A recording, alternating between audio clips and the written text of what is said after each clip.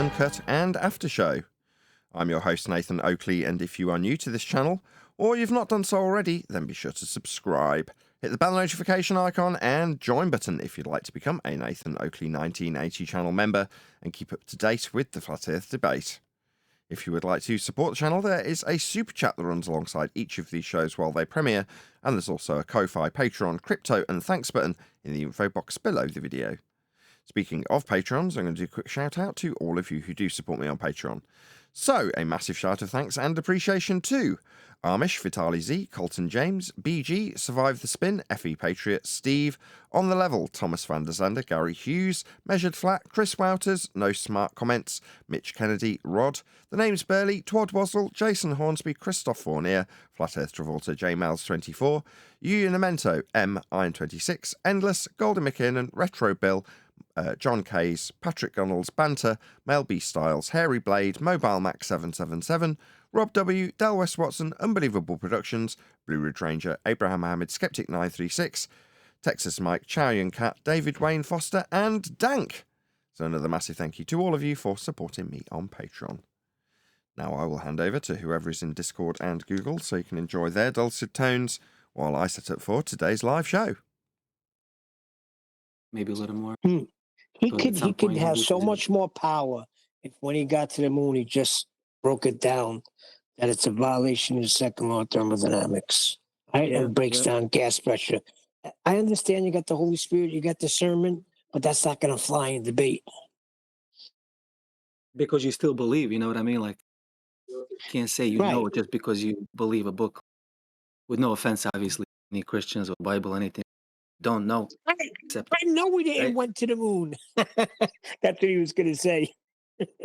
I know we didn't went. I know we didn't go to the moon. Yeah, the dude is super religious. Huh? He talks. These are the only two parts that are relevant to what. Correct him on that. Teach him how the Earth is measured flat and second law of thermodynamics. And if he somehow gets the message, he's gonna at least be armed with some next conversation. Because dude, the guy gets a lot of love from everybody, man. Even people who are not flat earthers. If you guys go in the comment sections, everybody's praising this guy for how good he is, how good of a guy he is. Be interesting. Now it could be. Listen, I've heard 10th Man talk about that too. That whole alien thing. That's what these sightings are.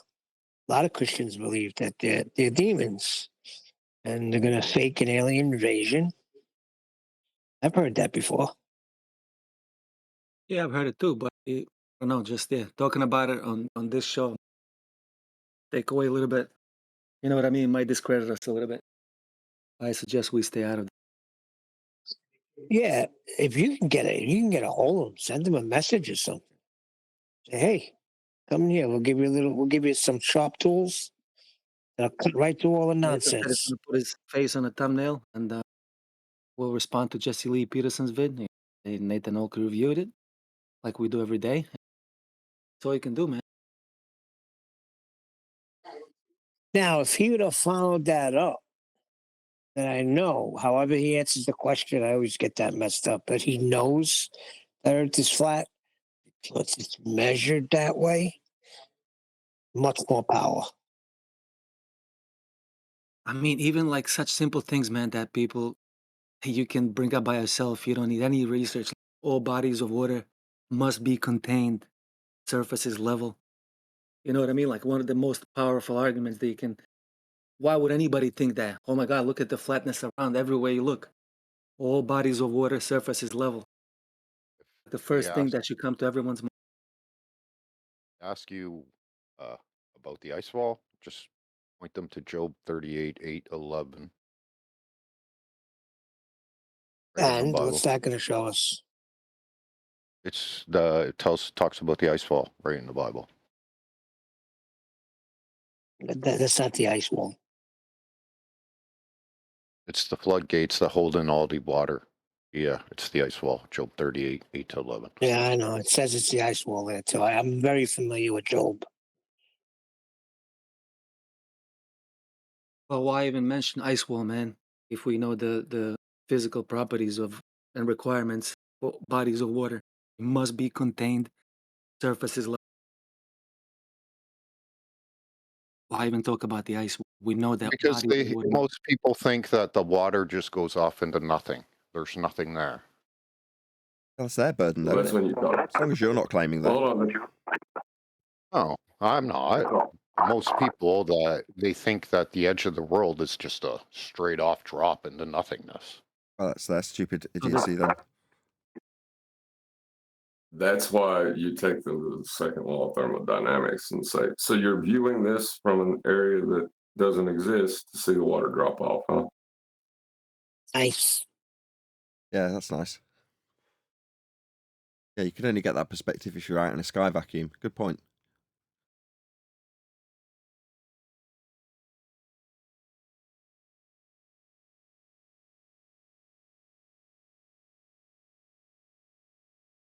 He prayed for discernment. Again, Mush, you broke up. Breaking up. No, you're not.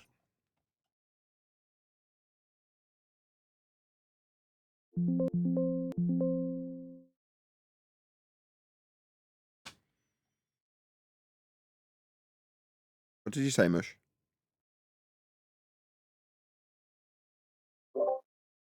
I said like when he said he prays for discernment, right? Like, and then accepts like what the book tells you. Like, you still can't claim that you know, right?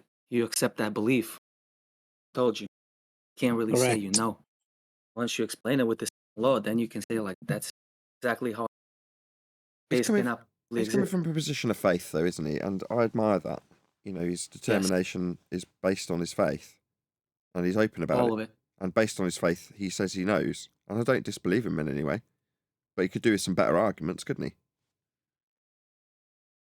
Not everyone's going to be as Yeah, but forgiving in that regard as Jesse Lee Peterson seems to be being with him. You know, he's been direct, he's given him his honest answer, and he means it, and Jesse can tell. That's why he's not grilling him like he grilled Dave Weiss when he dodged the question. Same question. Yeah, but he could follow that moon landing up and break down the second law of thermodynamics. And then he can validate that. Look, the Bible says this, but check this out here. Sky I'm just sure he vacuum is doesn't fake. know, honestly. Yeah, he just it doesn't seem like he goes past what the Bible says. I don't think he researches any other level That's other than fine. what books. That's fine. But if somebody shoves this video under his nose, we'll give him some concise arguments about those specific points that he's had broached with him and he's given his answers for. And there's nothing wrong with his answers, right? Based on his faith. We wouldn't give those Yeah. answers, but that doesn't mean he's wrong. We wouldn't use that as a Now- standard either. Doesn't mean his standard's wrong. It's his standard. He can do what he likes. But there are better arguments, and we can furnish him with those. Now, there's the difference, Nathan. I'm glad you brought that up. You see, you could take something like this and say, you know what? Let's equip this guy. I can't take nothing with ping pong golf balls and make it look right. I'm sorry. Thank you for making showing the comparison without even realizing it, unless you did. Right, it's just what we do every day, Neil.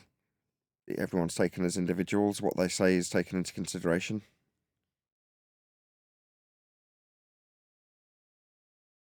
But you're right, there's not a lot you can work with when someone says something silly versus somebody who's got a different standard of evidence to us.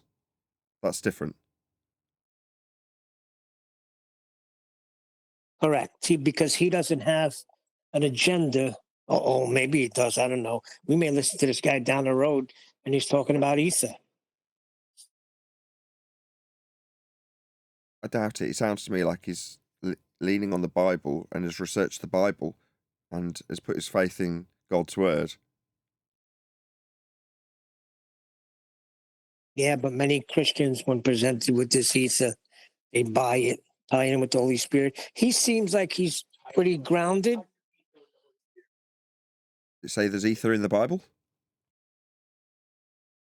No. They'll come with their crafty words and try and put it in with there was people that used to sit right in this Discord that were, I forgot the guy's name. He was he knew that free man law and all of that stuff. He used to come with that nonsense and try to make the Holy Spirit into ether. Matthias. Matthias? Was it Matthias then? No. It wasn't Matthias. Nathan, one day he had a whole show about the free man, and Tent was asking him, well, what do I say when I get pulled over? And he was being very vague in his answers. I can't remember who it was. Are you sure that ain't Matthias? Because I had the exact same conversation with him. No, it wasn't Matthias. Matthias is somewhat that, but there's another guy that was in here. I forgot his name. Slow? No, he's just an idiot, slow. I mean, it would be easy to confuse the Holy Spirit with a medium, the way it's described in the Bible. You draw some loose analogies to it.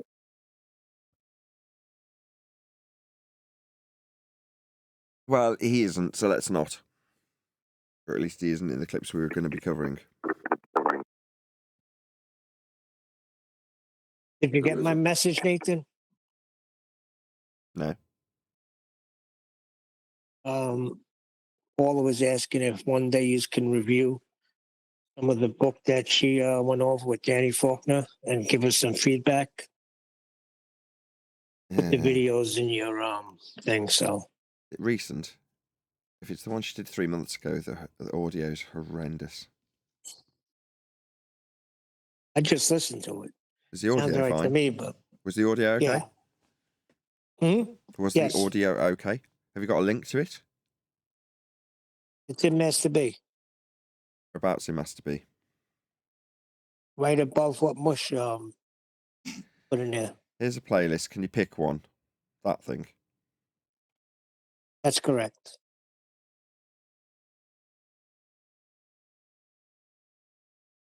Boiling Fat.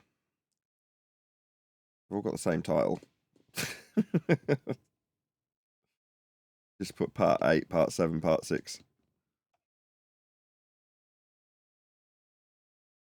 It starts at part 1 and just works its way down. I think there's 8 of them. I'm pretty sure the first one.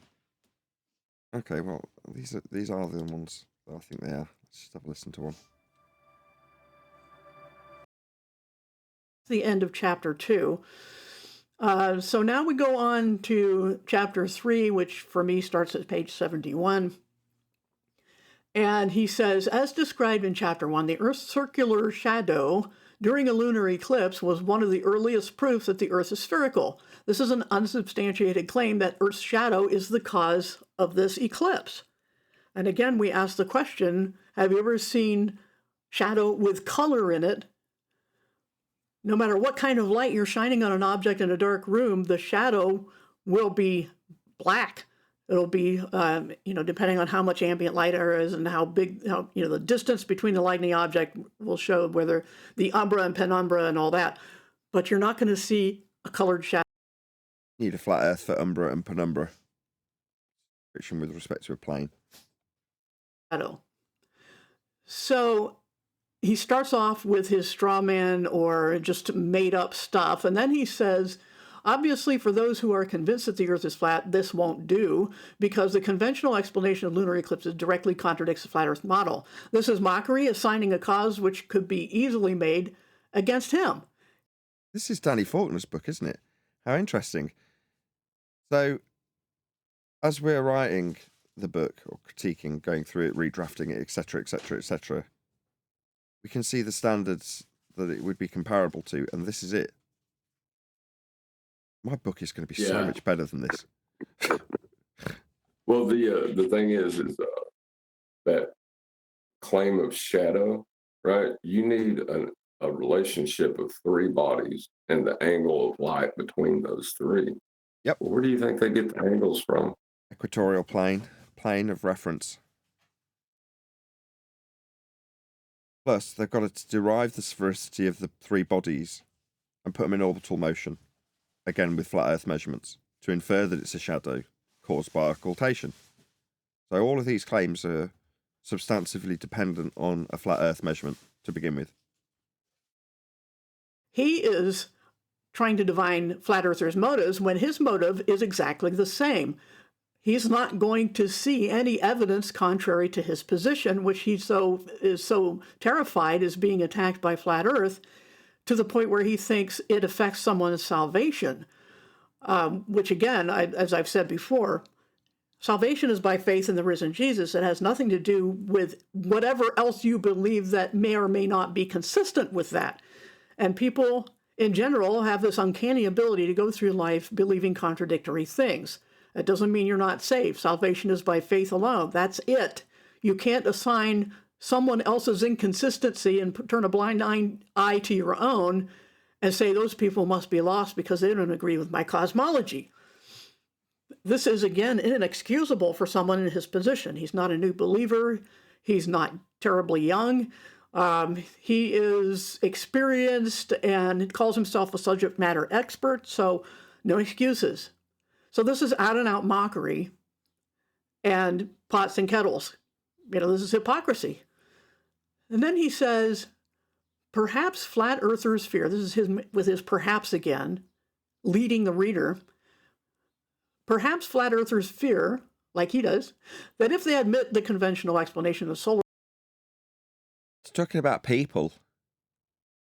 There's nothing like this in All Roads Lead to a Flat Earth, is there? It's all substantiated with facts and measurements and evidentiary standards. If you're talking about stuff in history, it just details it as it is.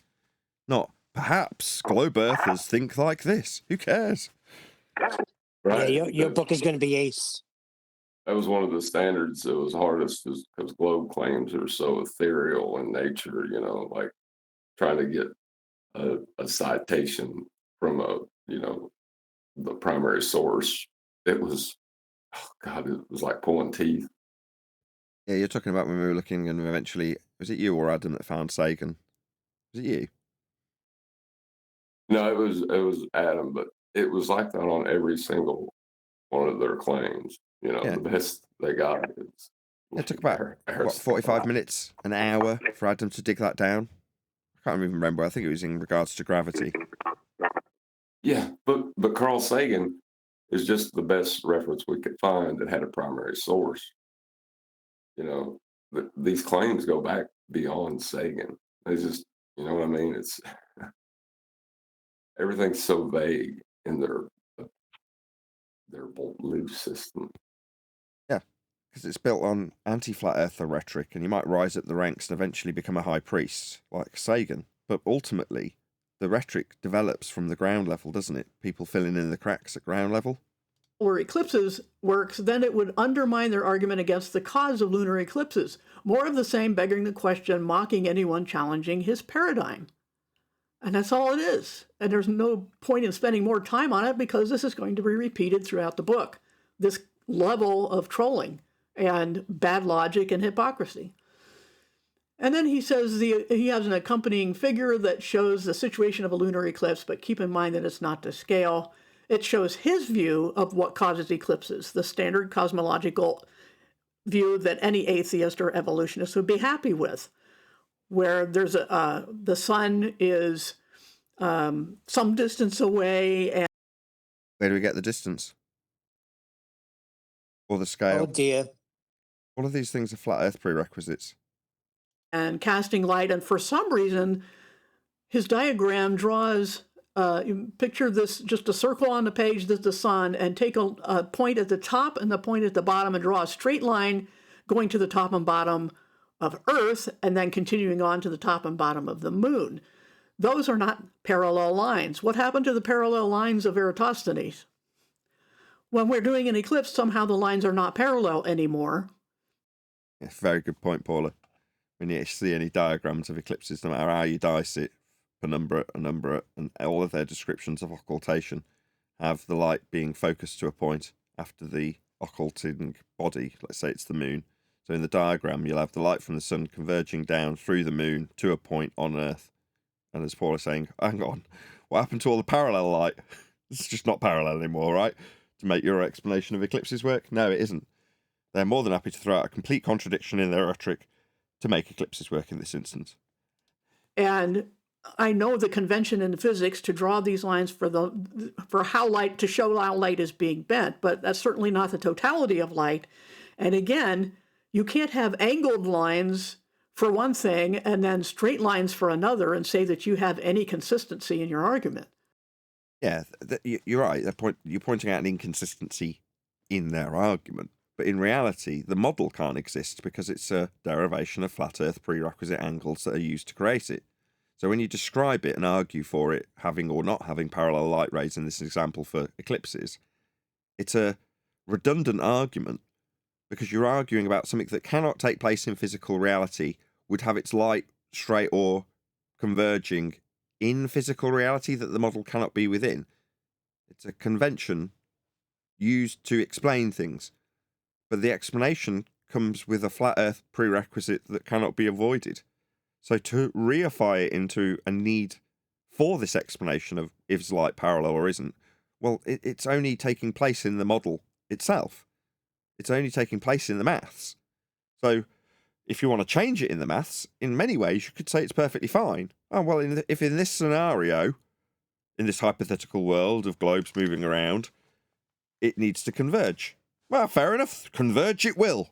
Because you're God in this scenario. You're deciding how the model will work. Not that there is one, but the one that you pretend that there is when you describe how light could, in physical reality, even though it's only taking place in this paradigm, may or may not be travelling straight or converging.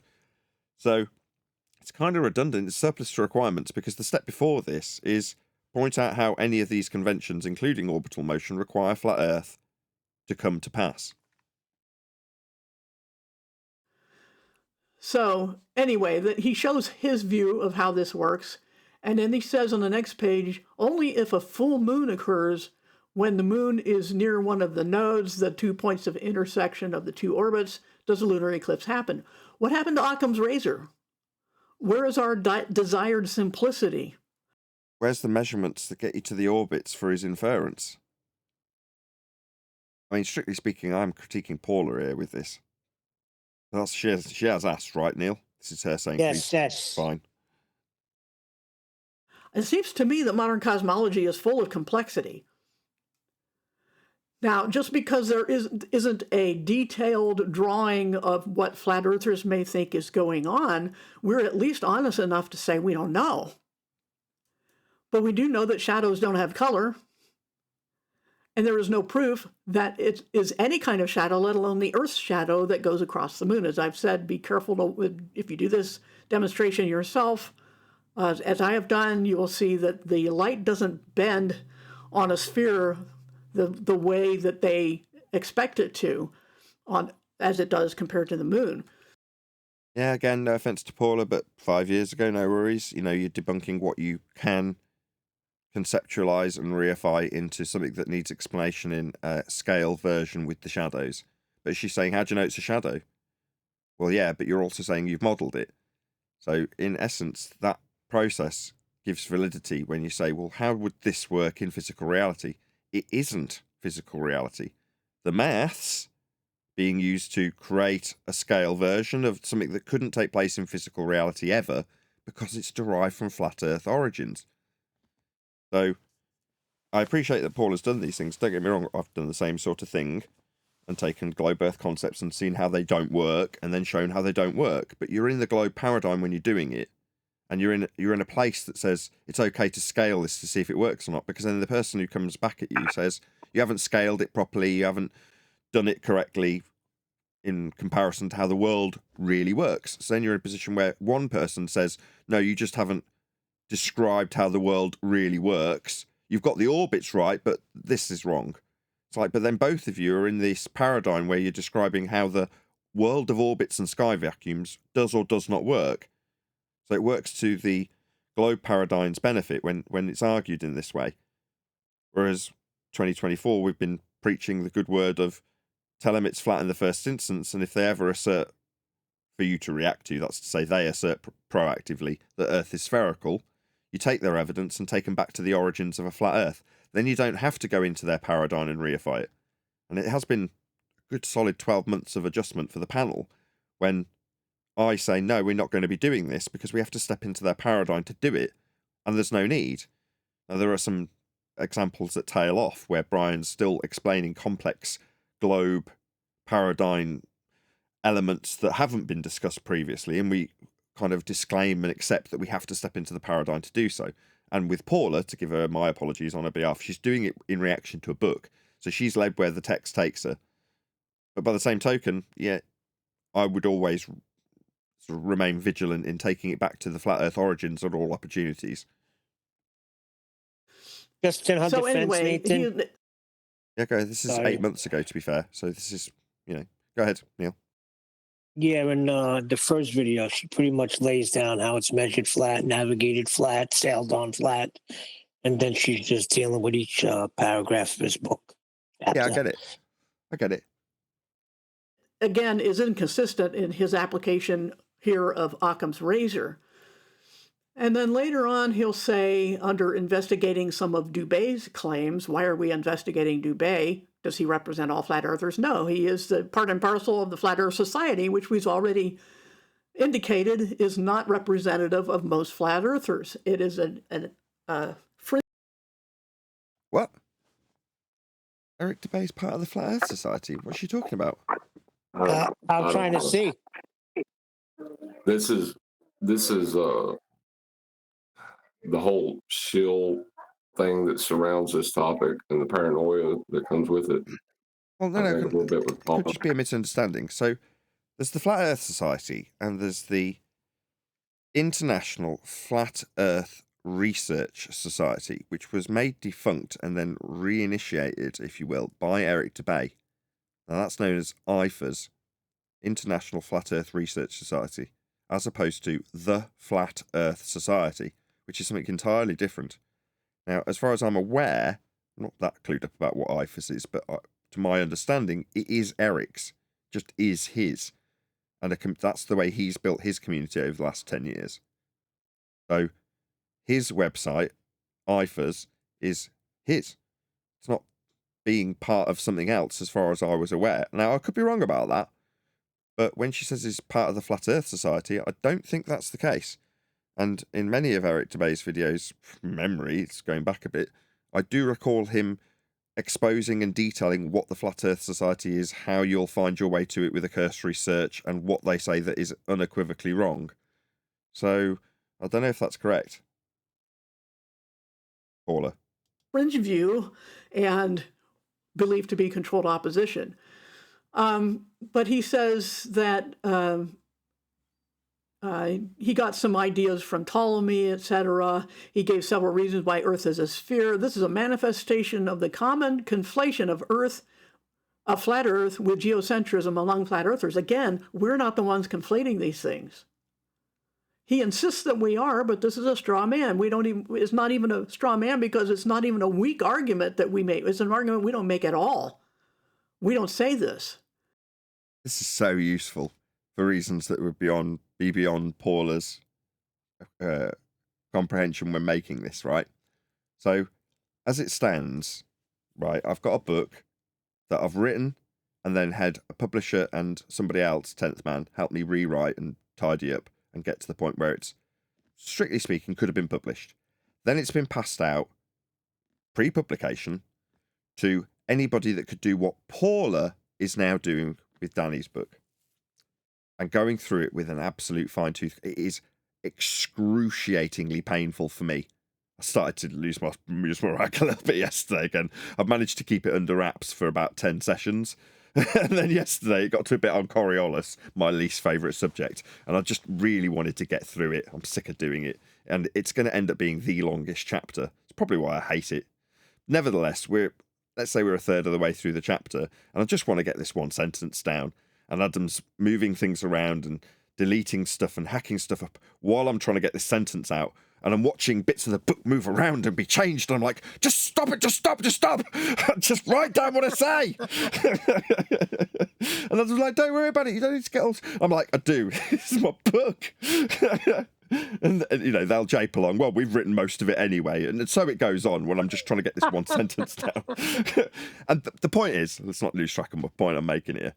Right, the whole point in doing this process, I think we're up to the 4th or 5th draft, is so that when anybody like, let's say, Danny Faulkner comes along to my book and goes through it online in a video, line by line, and tries to pick flaw, tries to find a dodgy source, whatever, they can't.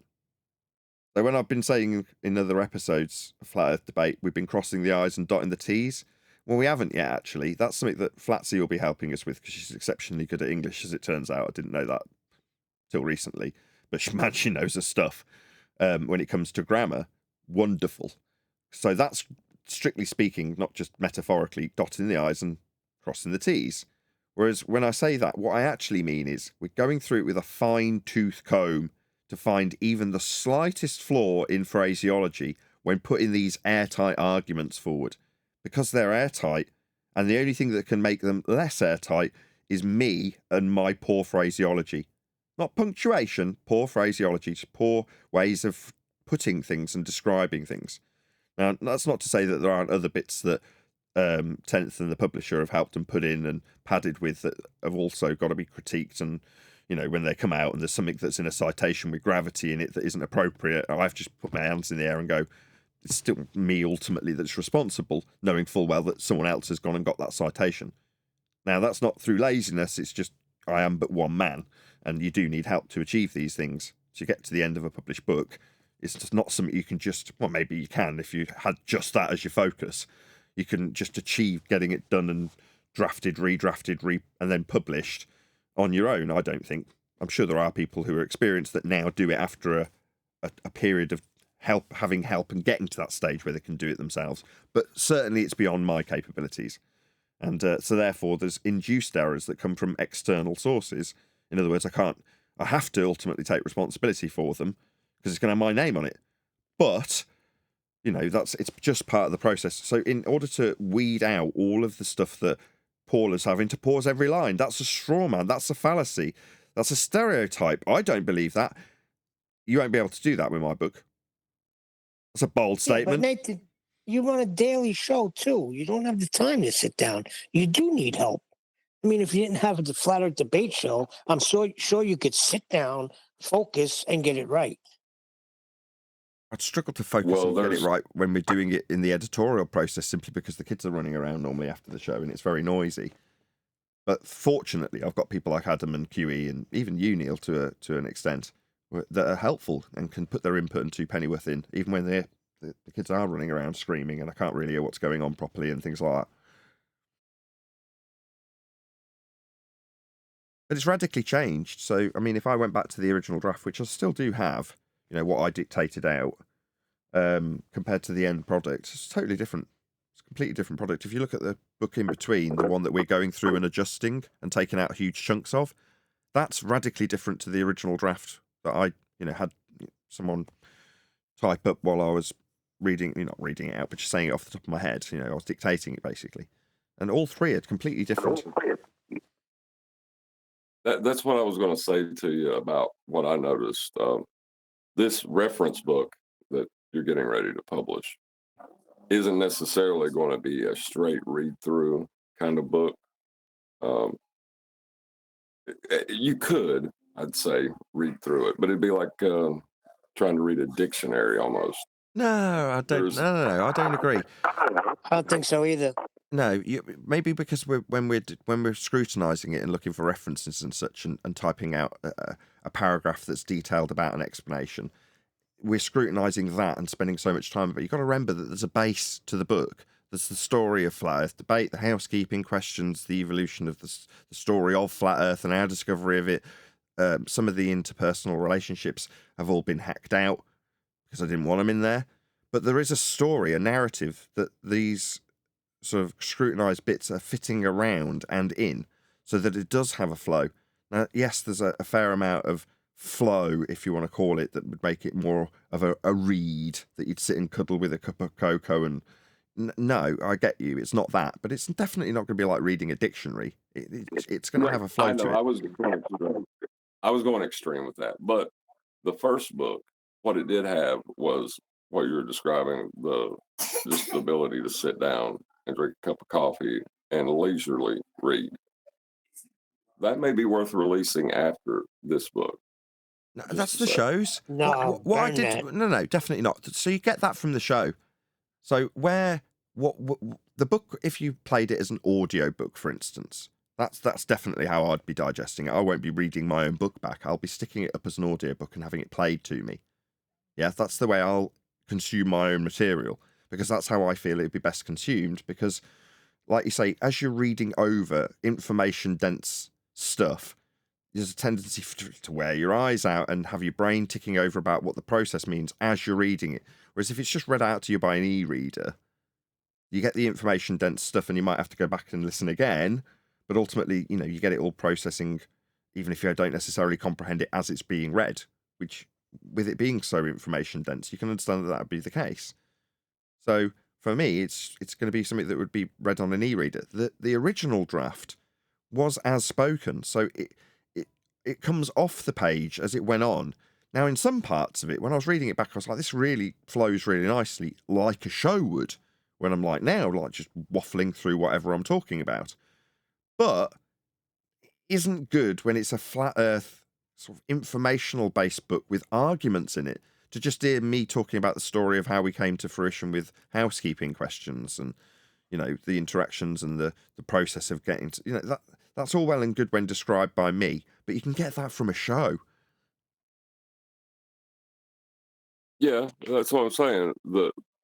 The other book, you wouldn't really, because this one, you could almost release it in the references. You know what I mean? Like, it is so information dense. The other book, There already is a book on the table. What's You that? guys may or may not have heard of it. What? Guy's been working on it for years, and he kept telling us it was coming out, and it finally came out. It's titled The Great Delusion of the 21st Century, Reality Unveiled, written by Flat Earth Data, which you may remember. Dude. Let me read a review from the Cool. Amazon page. Brilliant. What a horrible day to have eyes. Could try and read this, or you could literally do anything else more worthwhile of your life's precious time. However, if you like reading books with no formatting, no known form of grammar or bibliography, then by all means, this is going to be better to your serotonin levels than when your kids' first day they were born. That is absolutely scathing. In other words, he tried to do it all himself, right? Yes, he didn't have the skills like to actually curate a book. He had a lot of content, but he didn't have the skills to put it in a book form that a customer would be like, oh yeah, this is definitely a book and not just a pile of someone's nonsense. Yes. Well, there's a good chance if you the first draft I did that was typed up from whatever you call it, dictation, that if it was published would probably get a similar review. Let's read a different review. It will shake your perceptions on the world that you trusted and believed. It'll make you look at the world with a new set of eyes. Captivating, mesmerizing, and I highly recommend it. That person was focused on story aspects and the information that was being relayed, rather than the quality of the book as a standard of a book. Gotcha. And it's good hearing this because, again, as we're writing it, we're talking in different contexts for different readers as we're writing the stuff. So yesterday we're boiling down the Coriolis effect to the most. What was it? QE said second grade. I think he described how I was trying to describe it. Now that might sound like, it sounds like it's dumb or stupid. No. Describing something complex to the point where a second grader can understand and comprehend it was what we were trying to achieve. Very difficult, right? Took a long time. But once you're there and you read back the sentence or two that summarizes your point, that you've got paragraphs before and multiple citations to make your point valid, you read it back and go, yep, a second grader could understand that. And again, another term that QE's been using. It's like, to summarize what I've just described you, it's for the can't fog or Miriams, as QE has been describing them, right? The people who take a little bit longer to get any point that you put to them need it putting in really basic, simplistic terms that are a bit dumbed down so that the point can be made clear. Now, that has to be in the book, along with, in some cases, university-level citations that are difficult to read. Now, again, we've gone through multiple versions of them to try and find the best digestible ones, but ultimately they're written in a university style that some people may not be familiar with. So you have to go to the effort of trying to make each and every point digestible to a wide and broad audience that may be reading this book. Yeah? You might get to the beginning of a citation, recognize it as a citation as a reader and go, I'm not going to bother with it. And then just literally, not even scan read, gloss over entirely half a page of material because you go, I don't need the citation, I got the point. That's how some people read when it comes to books like this. But then the next paragraph must lead them back into that narrative, having not knowing that they won't have read the citation above, and get them back into the narrative of me describing what happens in flat earth debate, the argument that's being made, whatever it is that the chapter of the book is detailing at that particular moment. So all of these things have been considered and scrutinized, where as a complete novice, me, writing it initially, you go, I had no idea you'd have to consider multiple aspects of the types of people that could be reading one paragraph at the same time and how it's formatted and how that comes across when read as opposed to when said verbally or just off the top of your head. You know, there's all these things that have been considered, and it's stressful, very stressful. But if you don't, you end up putting your book on Amazon. Just last sentence. If you don't, you put your book on Amazon and someone comes along and says, this is garbage, which is what that first review said. Now, there might be the guy who can read between all of that nonsense and bad formatting and go, I still see value here. But you're looking for that one dude that's sought out the book as opposed to the random guy that just reads and reviews books. And I want to appeal to all and sundry. I want everyone to come away going, this is a good book, well written, well referenced, etc. I'm done. Well, you can't please everyone all the time. You know what I mean? You just got to kind of figure out what your target audience is in that situation. But the discussion you all had yesterday about Coriolis, you said was frustrating. Was it ever addressed how the Cartesian planes interact with each other and how we see and what we see are two separate things to make this argument to begin with? Yeah. Even in the second grade summary, the way I described it was taking some of the citations and removing out all of those concepts of reference frames and just describing it with the reference frames in the example. So, for example, you've got two people throwing a ball to each other. This is, like I say, in the second grade, if you will, example. Were you there when I did this? John? No, I had to step away. Okay, that's fine. So initially, it goes from me saying there are two people. So it starts off with me saying there's a roundabout, merry-go-round with someone sat on it, and there's two people either side of it tossing a ball. Now, when I say that verbally, it sounds perfectly reasonable. In the book, it looked like it went on forever. So that turned into two people playing catch. Yeah, that's how it got boiled down. That whole 2 or 3 sentences turned into two people are playing catch. Between them is a merry-go-round. Do you see how this is going? So we've got straight away in those 2 sentences, I've got my non-inertial and my inertial reference frame, haven't I? Make sense? Yes. Yeah. Yeah. The ball travels straight over the merry-go-round, but for the person, you, on the merry-go-round, the ball appears to curve because you are turning on a merry-go-round. Now, it was even more concise than that. I can't do it. It's so hard to verbally not pad, remove the filler words and the extra little descriptive bits and have it still make the same meaning in less words. It's so hard. But anyway, we got it down to literally 2 or 3 sentences that summarized the Coriolis effect so that we could then go, Earth does not have this effect.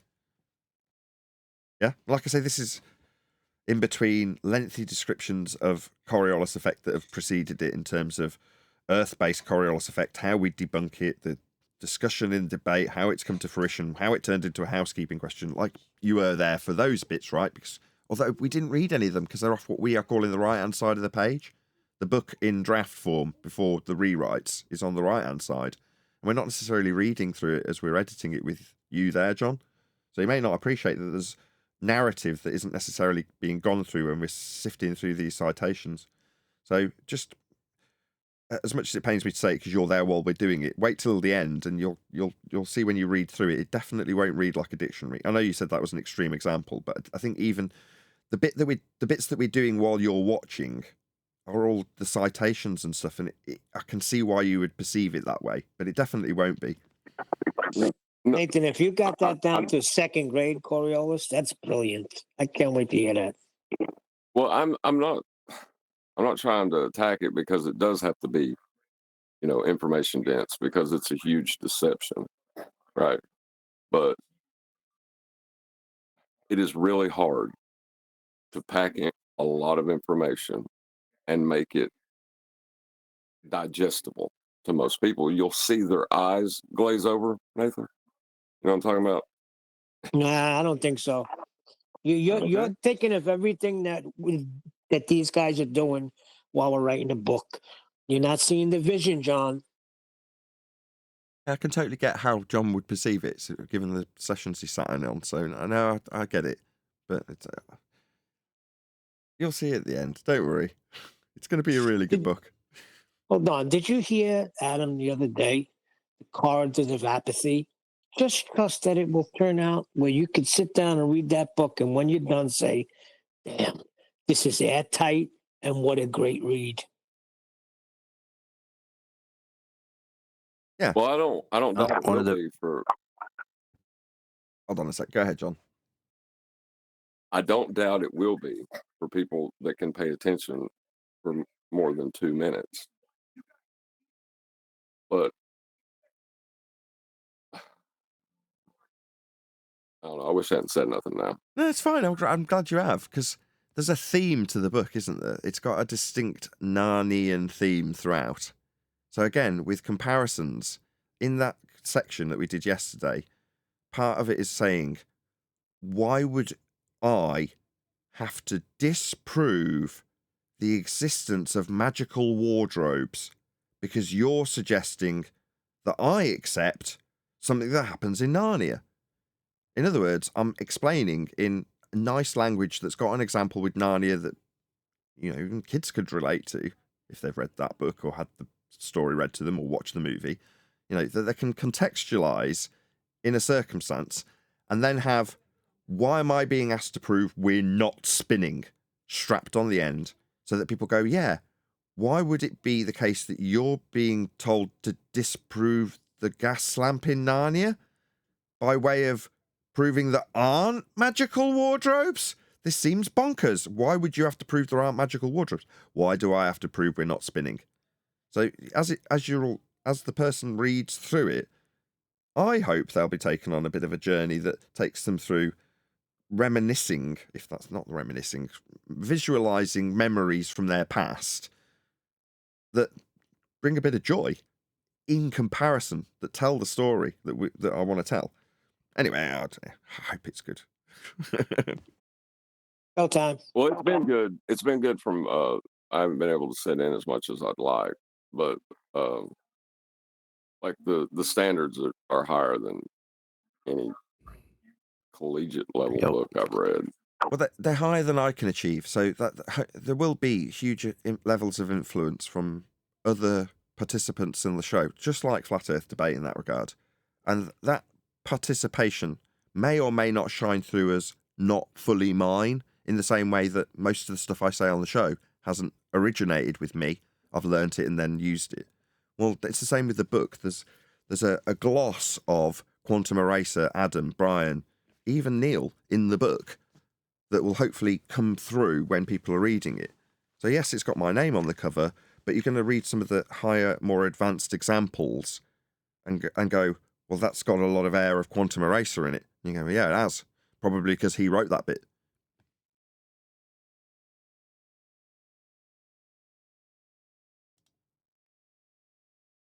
Good morning, folks. How are you? That rhetorical? I'm doing very well, Neil. How are you? I'm getting better day by day. Very good to hear it. It's always bizarre starting with a pre-show, having a moment of silence for the people in the panel while the music plays for the live audience. 34 people watching straight off the bat. They get to hear us transition from us chit-chatting, in this instance about All Roads Lead to a Flat Earth, which is the book that's currently being rewritten or redrafted for about the 4th or 5th time, and then transitioning into a live show. So when Neil asks me, how are you, given that we've just had 20 or 30 minutes of conversation, it's a little bit odd, but that's the nature of doing live shows. I hope you're all good in the live audience. Please share the show. Well, that's what I'm doing it for the live audience. When I'm saying, how are you? I'm talking to the people listening, not you. I know how you are. Yes. How are you all doing out there in YouTube land is what you're saying. Correct. Yes, but obviously, conversationally speaking, you are asking me, even if it's rhetorical, because you are asking me, you're talking to me. Yes. In any event, let's do a bit of... Go ahead, whoever that is. Are you, Ranger? That was my call. That was my call ending. Okay. No worries. Let's do a bit of... I'll take advantage of that segue just to tell everyone I'm doing awesome. Oh, well, I'm pleased to hear it, AI. How delightful. Jolly good. We're all doing well. Everyone's happy. Earth is flat. That's how it's measured. But we should do a bit of housekeeping questions just to keep our hand in. Is there any evidence of a self-perpetuating, molten iron core at the centre of a presupposed spherical Earth? What's a molten iron core? Core is like the circly bit that they're described in the centre of this diagram. It's core, it's centre bit. Molten, like dribbly and juicy and stuff.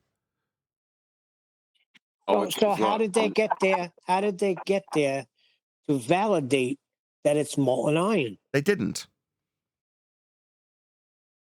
Pure presupposition. Go ahead, John. It's only a calculation. It's only a calculation based on the density of Earth, Neil. That's all it is. How'd you get the density of Earth?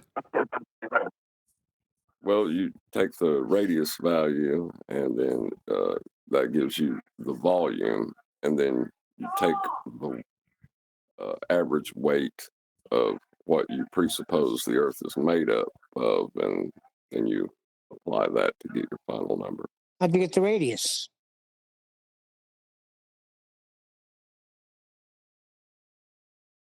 So, excuse me? How'd you get the radius? Yeah. You know what the tape measure? With a flat plane. Because of several ways you can derive it. If you want to have it actually functionally back engineer into anything practically useful, you're going to use the minimum elevation angle of Polaris as part of the latitude system. Now, if you're going to suggest that it's measured in some bull believer's story of either elevation angles with Eratosthenes or depression angles with Al-Biruni, both utilize flat planes of reference. Both need flat Earth for the story version of their derivation of an R value. Now, that's not to mention all the other things that were listed, but John declared them as presuppositional. The only one he didn't was the radius. So, hence he's being asked. But I might as well ask it in a bit more open of a fashion with a housekeeping question. Is there any evidence of the R value? Earth radius.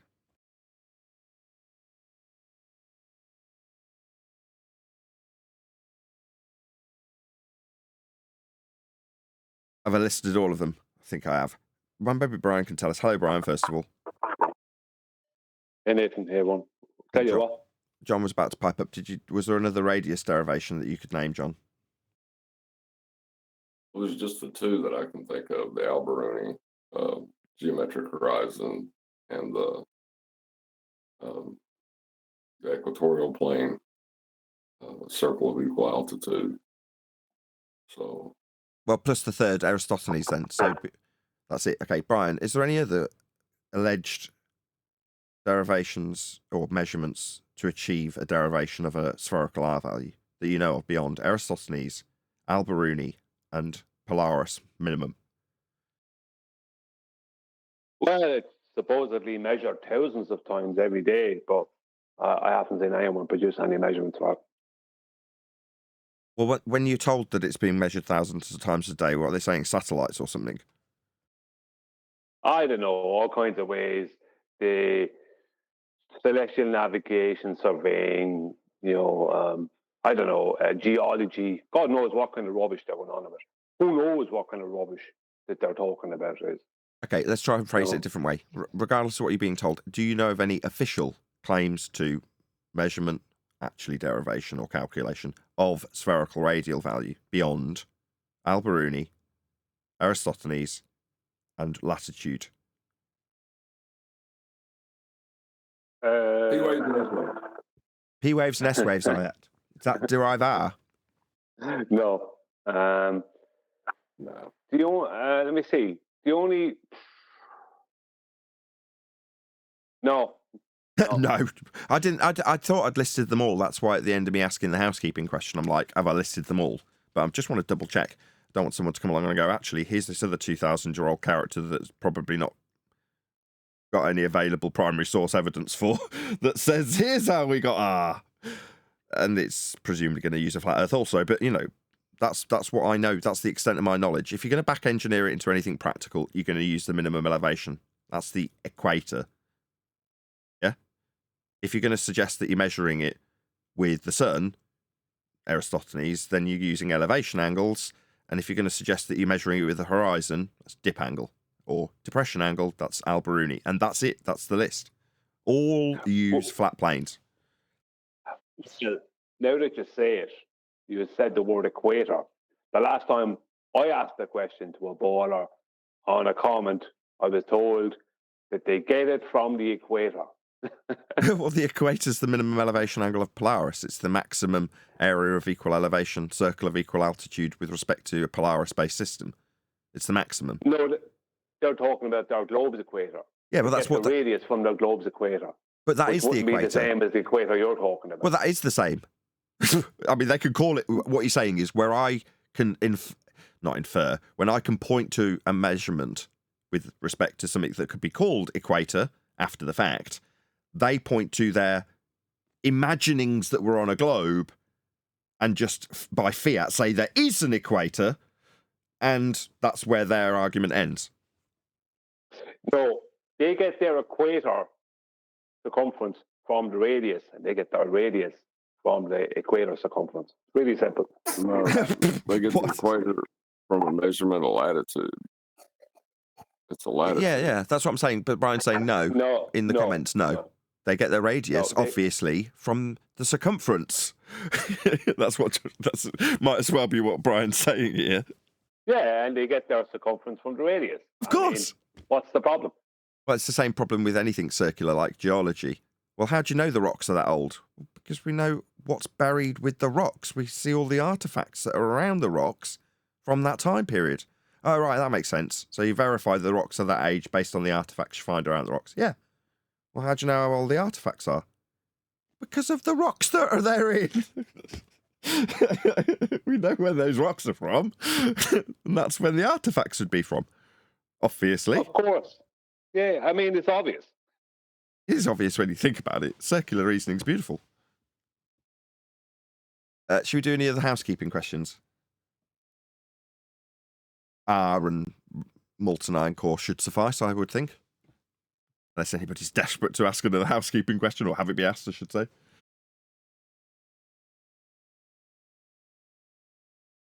Did you give any more thought to the, how did you have a globe before the Haversine formula? Yeah. I have actually, yes. Because it was suggested that it should be a housekeeping question. Good segue there. The problem is that you can show, even without practical application, the existence, even if it's an idea that can be shown to be an idea, of a globe prior to Haversine.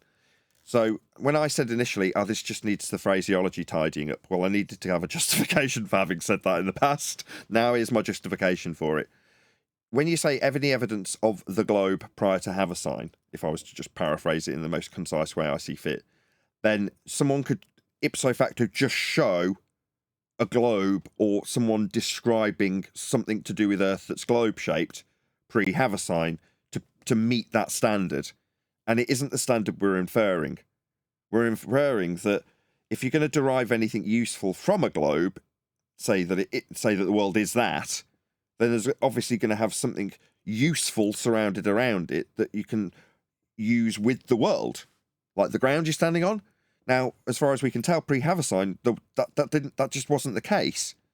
You know, they can infer some of these things like orbital motion beyond the ground, but that's the lights in the sky. So where do you have practical, useful, ground-based sphere assertions? Well, only after Haversine, when they can blag that the angle measurements off the surface are with respect to the centre of hell, and all these plotted points are actually the ground, because that's where it's been mapped and projected to, with Haversine conversion. Okay, well then it seems like, if you've got Mercator projections thereafter, you can actually, and you do actually to this day with Mercator, use these globe projections. So they're useful, right? Well, before then, what's being used about the globe as a surface for Earth? Nothing. But is there no globe before Haversine? Nah. Suddenly the phraseology can have us caught out and someone go, here you go, here's a globe in 1200. And you go, oh. So they've met that standard for the housekeeping question then, if it's phrased that way. Yeah, but how did they navigate the world if the world is a globe and they didn't have the Haversine formula and navigation of the world was happening and constantly happening? How did they navigate the world without the Haversine formula if the world's a globe? Yes, that's got a lot of caveats in it, but yeah, that's this what's the word? Sentiment of what needs to be driven home in that housekeeping question. So absolutely, because it's it's truly intriguing. Originally, when we discussed Haversine, do you remember what we were saying? Can you remember what our take from it was last time Haversine came up several years ago now? Can you remember? I can. I don't know, because I've had many conversations. Why do you need to convert from flat if it's a globe? Oh, yeah. If it's a globe, why are we converting from flat to globe if it's a globe? No conversion should be needed or required. Why are we doing this at all? That was what we took away from it. Now, further down the line now, we're saying, well, the wider reaching implications are, what is a practical use for the globe in a ground-based context pre-Haversine? And the answer is there isn't one. Well, all the Haversine does is convert basically rumline distances into great circle distances as much as possible. Because great circle distances are only north to south, you know, in reality. Directly north to south, what they call a great circle distance is just the full length of two opposing longitude lines. That they can't use them. Most travel, whether it be sea or air, doesn't happen directly north to south or south to north. So they end up using rumline distances. And that's basically the whole point of the Haversine formula, is to convert what they call rumline distances, you know, to fit a globe. But you can apply Haversine on the equator. I was just about to say exactly that. Obviously, you still have systems pre-Haversine, and they're just using the celestial sphere. So if anything gets cited, if we put that question out as phrased, and people didn't take the Weasley route of just finding some shitty reference that said that the world was a sphere before then, I think what people would come and present to us would be the celestial sphere. Not realising it's not a globe. Yeah, but go on, John. Go on. I was just going to say that's really all it is.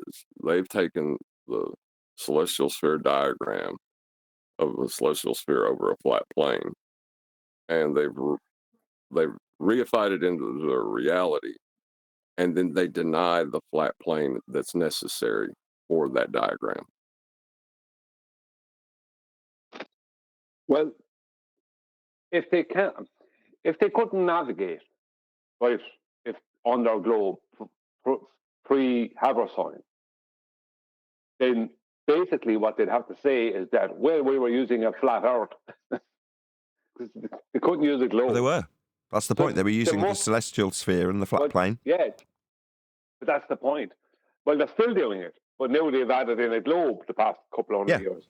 But that's the point. We really should take or come up with a housekeeping question from that, because there is definitely one in there. Absolutely agree. You just got to not let it die. That is to say, keep bringing it up, and it'll keep getting refined. And it's not that I don't want to refine it. It's just as we've discussed it now, inadvertently we've refined it by one step without even realizing it, just by asking. So yeah, just keep bringing it up, and eventually it will turn into a concise housekeeping question. And we need to do that. That's the other thing I was going to say about housekeeping in general.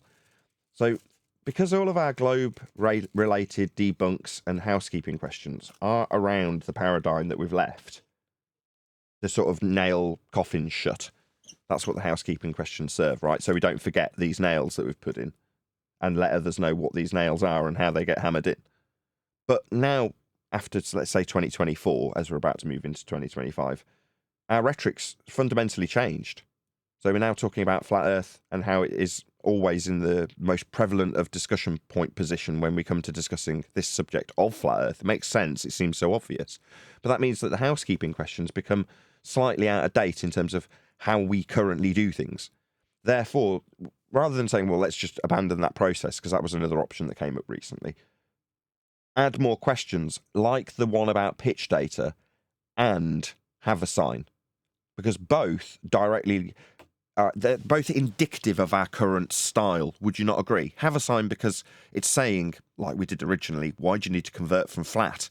Well, in 2024, we'd say Earth's measured flat for you to convert it to a globe. Absolutely true. It's just the opposite way of saying it when we first came across it. But in formulating that into a housekeeping question, it ties in with the lines that we're trying to encourage others that watch to behave like, so that they're more successful in their debating methodology if they ever had to bring up this subject of the Earth being flat. So I think we do have to keep banging these drums and formulating new housekeeping questions. What about how did they navigate pre-Haversine? On a globe. Something like that. On a globe. Well, yeah, I don't know. You could throw in the on the globe bit. I was thinking about that, or maybe you could leave it out. How did navigation happen before Haversine formula if the Earth's a globe? If the Earth's a globe, yeah, because then the answer is on a flat plane. I like that. Maybe that's just a question right there, because it's the most obvious one, isn't it? If the Earth's a globe, then how did navigation happen pre-Haversine? I like it.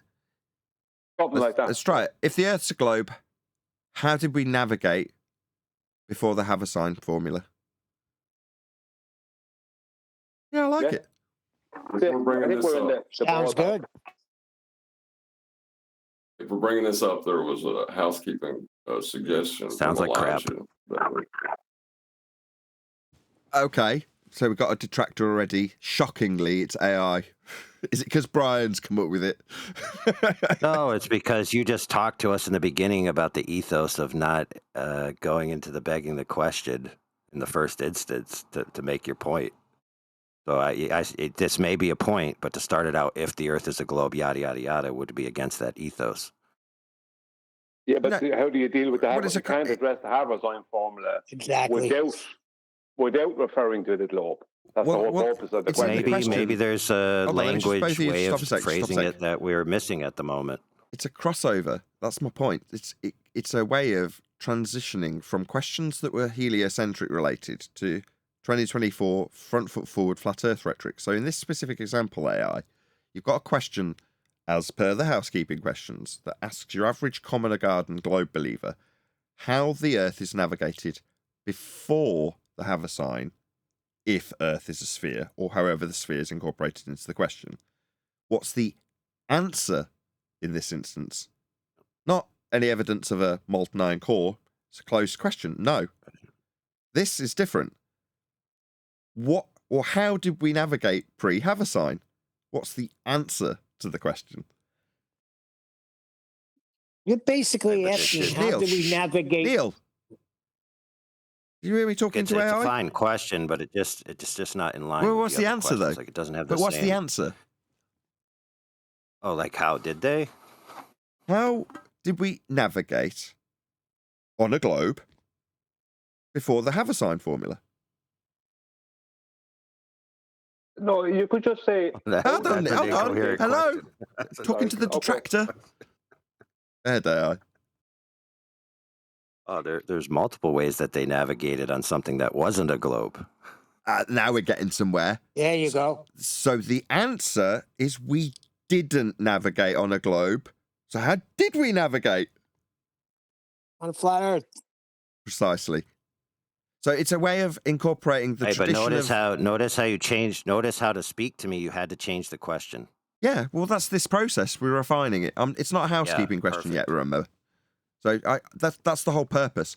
Just for Brian's benefit, in case he took that personally. Yeah, AI's the mill, just in case you think he was having a jab at you. I was being sarcastic. I was just going to say, Nate. Brian. Brian. My God, I Neil. wasn't taking anything. But when just on that point, when I first stated it to you, I said, how did we navigate pre-Haver sign? I didn't add in on a globe. Right? Now, it is inferred, I suppose, in a way. So you could say, if the Earth's a globe, how did we navigate before the Haver sign? I don't know. I understand the critique from AI. I understand that. But it does lead to the question. The answer is, we did navigate. We did need the Haver sign. So, you know what I mean? It's that watermelon hanging out there that Kiwi goes on about. Yes, go ahead, Neil. I was going to say, you're basically saying, how did we start navigating from a flat Earth to a globe?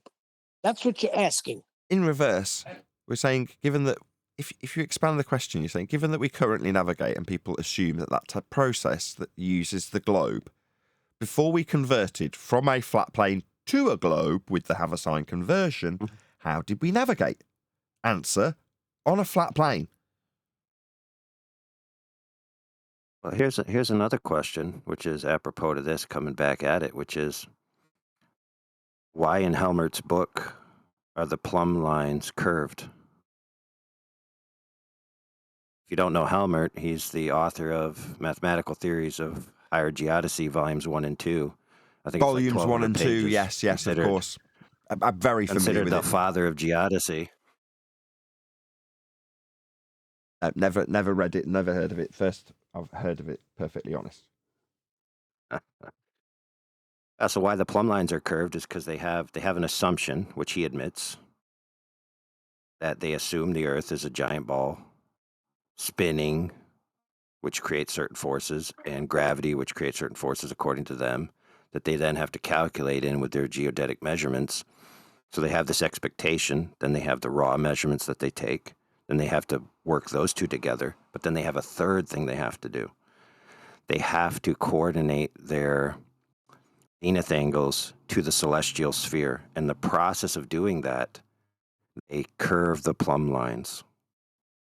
In other words, they're trying to force everything into a synergistic concept rather than just take it as it is. They're changing plumb lines from being perpendicular to horizontal and turning them into distance from centre of sphere, as argued by anti-flat earthers, correct? Oh, no, it's worse than that. They're wibbly-wobbling them. What? Wibbly-wobbling them? You never seen the wibbly-wobbly plumb lines? The plumb lines are straight. So this is an alien concept that you're trying to describe to me. Oh, you never seen it? You never seen those, bro? Anybody else familiar with this wibbly-wobbly plumb line? Let me post the citation from sure, Helmer. Have a look. Quick shout out. Hold on, everyone. I'll just do a quick shout out. Hey, hold on. Shout out to Eddie Wayne. Afternoon, lads. Let's hope all is well. Looking forward to today's show. Well, thank you very much, Eddie, for the super chat. Really appreciate your support. I had Neil, then Brian. And then Refracty's got his hand up. I was going to say, plumb lines are straight. There's no such thing as squiggly plumb lines. It wouldn't be plumb. Don't shoot the messenger, I'm only aware of the... Sorry. I was just going to say, don't shoot the messenger. He's just telling us what they say. Anyway, yes. Yeah, and I'll bring it, but to Neil's question. Neil, just think about what you just said. If plumb lines are straight, why would they be curved? But my question was, why do they curve the plumb line? To make it a ball. Yeah, Well, I that's understand your interesting you question, bring but up. you can't. It totally takes away the reason you have a plumb line. You cannot. When I use a plumb line in construction, it cannot be curved. Yeah, it's a what's the word when you've got a definition that violates itself when you define it in a different way? It violates the law of non-contradiction. A plumb line. Oh no, it's a law. That's the one. It's a law of identity violation. Yeah. Right. But this kind of falls under what Eli brought up probably a year ago as a housekeeping question, where he said, is there any evidence that level deviates from horizontal? That was the question, but that's not exactly the question that should be asked. Is there any evidence that level deviates from level?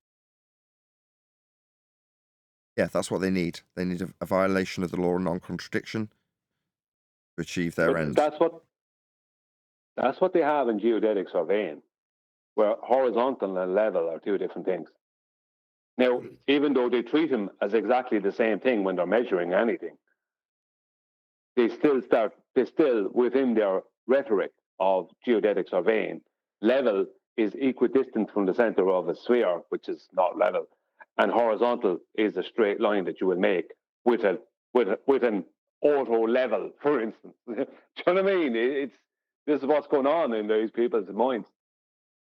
But yeah, that's the rhetoric. Now, I'm not saying the people are out there all day on doing geodetic surveying, talking about level and horizontal being different.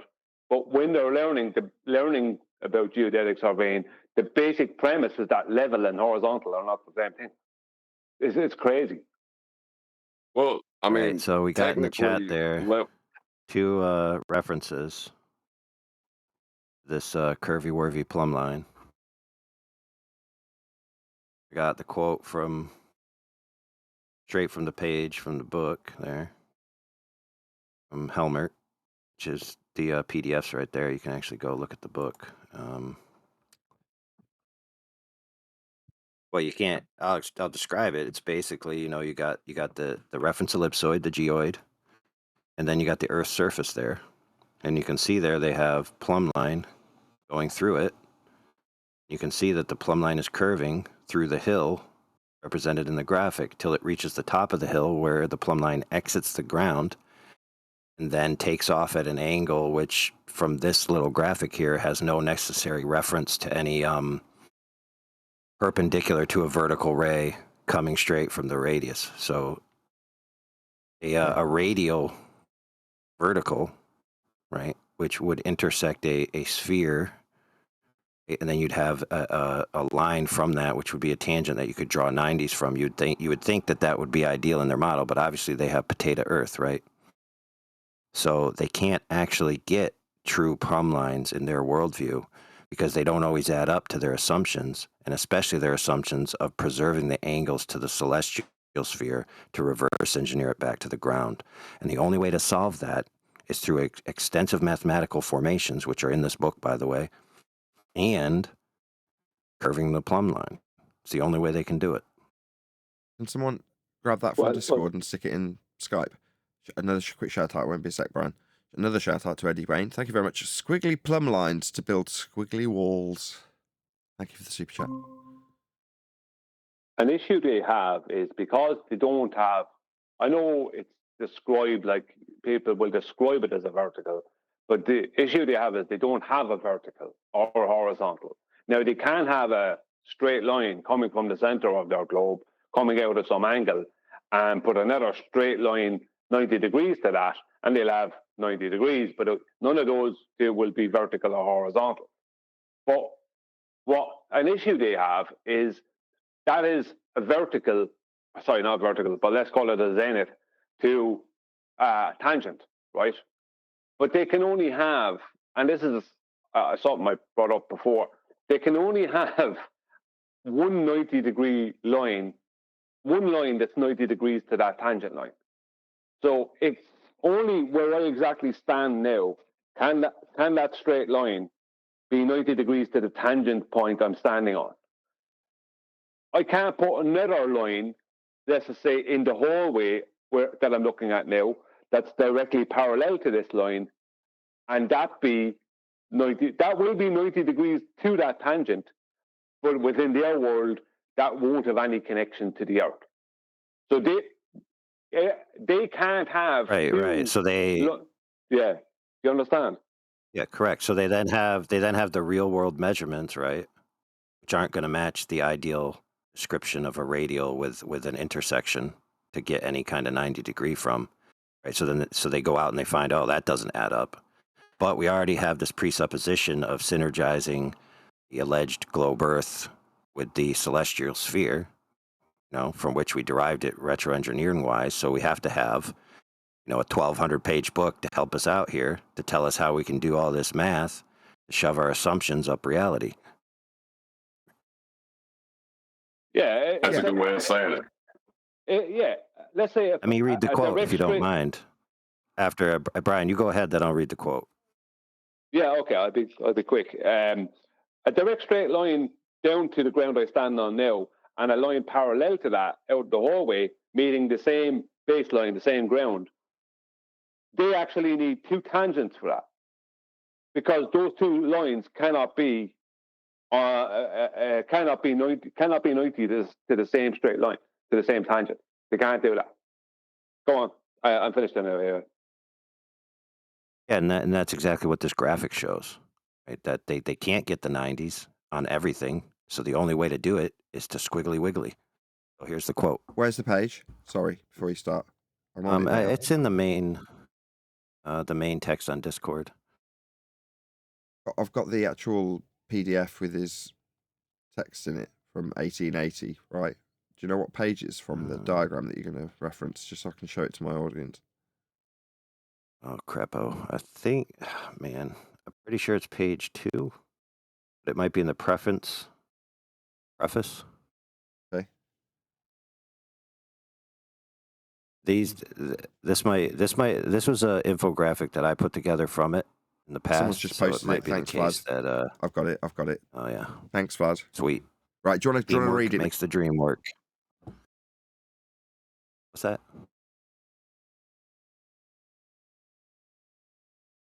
Yeah, I've got it up on screen if you want to read out your quote now. Feel free. Okay. In spite of the fact that the surface of the Earth cannot be reached everywhere, it has been made possible to have a general knowledge of the shape of the Earth through the existence of a simple law of formation of the shape of the whole body of the Earth. This is a law of formation of which the factors are the gravitation of mass particles and the centrifugal force created by the rotation around an axis. In other words, one big circular reasoning fest. Yarp. Jolly good?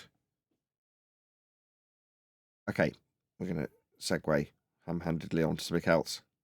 We will come back to this housekeeping question, though, in terms of Haversine conversions from flat to plane. From flat to globe, I should say. Nevertheless, in the pre-show, gone, reflected. Oh, I was going to bring it back to the pre-show. Never mind. You go ahead. Well, so was I. So Paula, or Bible U, as a YouTube channel, was something we were covering extensively in the pre-show. If you do want to see what we've covered in this regard, you can probably get the tone of it. It's a review of... Is it Danny Faulkner? It is Danny Faulkner, isn't it? Danny Faulkner's book, Falling Flat. So we've obviously watched and critiqued a little bit of it and responded in regards to the book that I'm currently writing in that context. So in the live stream chat now and a few minutes ago was the link to Bible U, because obviously when we're doing it in the pre-show, there's no audience to send a link to tell her we sent you, because there isn't anybody to be sending. But now there is, and the fact that we've covered it in the pre-show, I'll put a link to her. So please go and toddle along to Bible U's channel. Let her know I sent you. That's at Nathan Oakley 1980 sent me. And check it out. I will play a little bit of it just to give you a feel for what we were covering in the pre-show, and then we're going to move on to Bryce. Don't say this that I know of. And he knows that flat earthers don't say that. If there were a few people he may have heard that said something about that they were conflating the two, he had failed to document this, but it's certainly not a representative view in any case. And then, just my note there is that Faulkner makes Dubé's alleged falsehoods the cause of the unsubstantiated claim that confusing Earth shape with geocentrism is common. Then he says, on about page 74, but his method was based on the theory of a spherical moon orbiting a spherical Earth, casting its shadow on the Earth, talking about Ptolemy. Did Ptolemy say Earth was spherical or just the moon? You've got to always go to the source material yourself on the occasions he deigns to provide them and read it for yourself, because as we saw with Augustine, even when the quote that he puts in his book is accurate, doesn't even matter if it's accurate or not, it's how he understands it, and he twisted it inside out and upside down.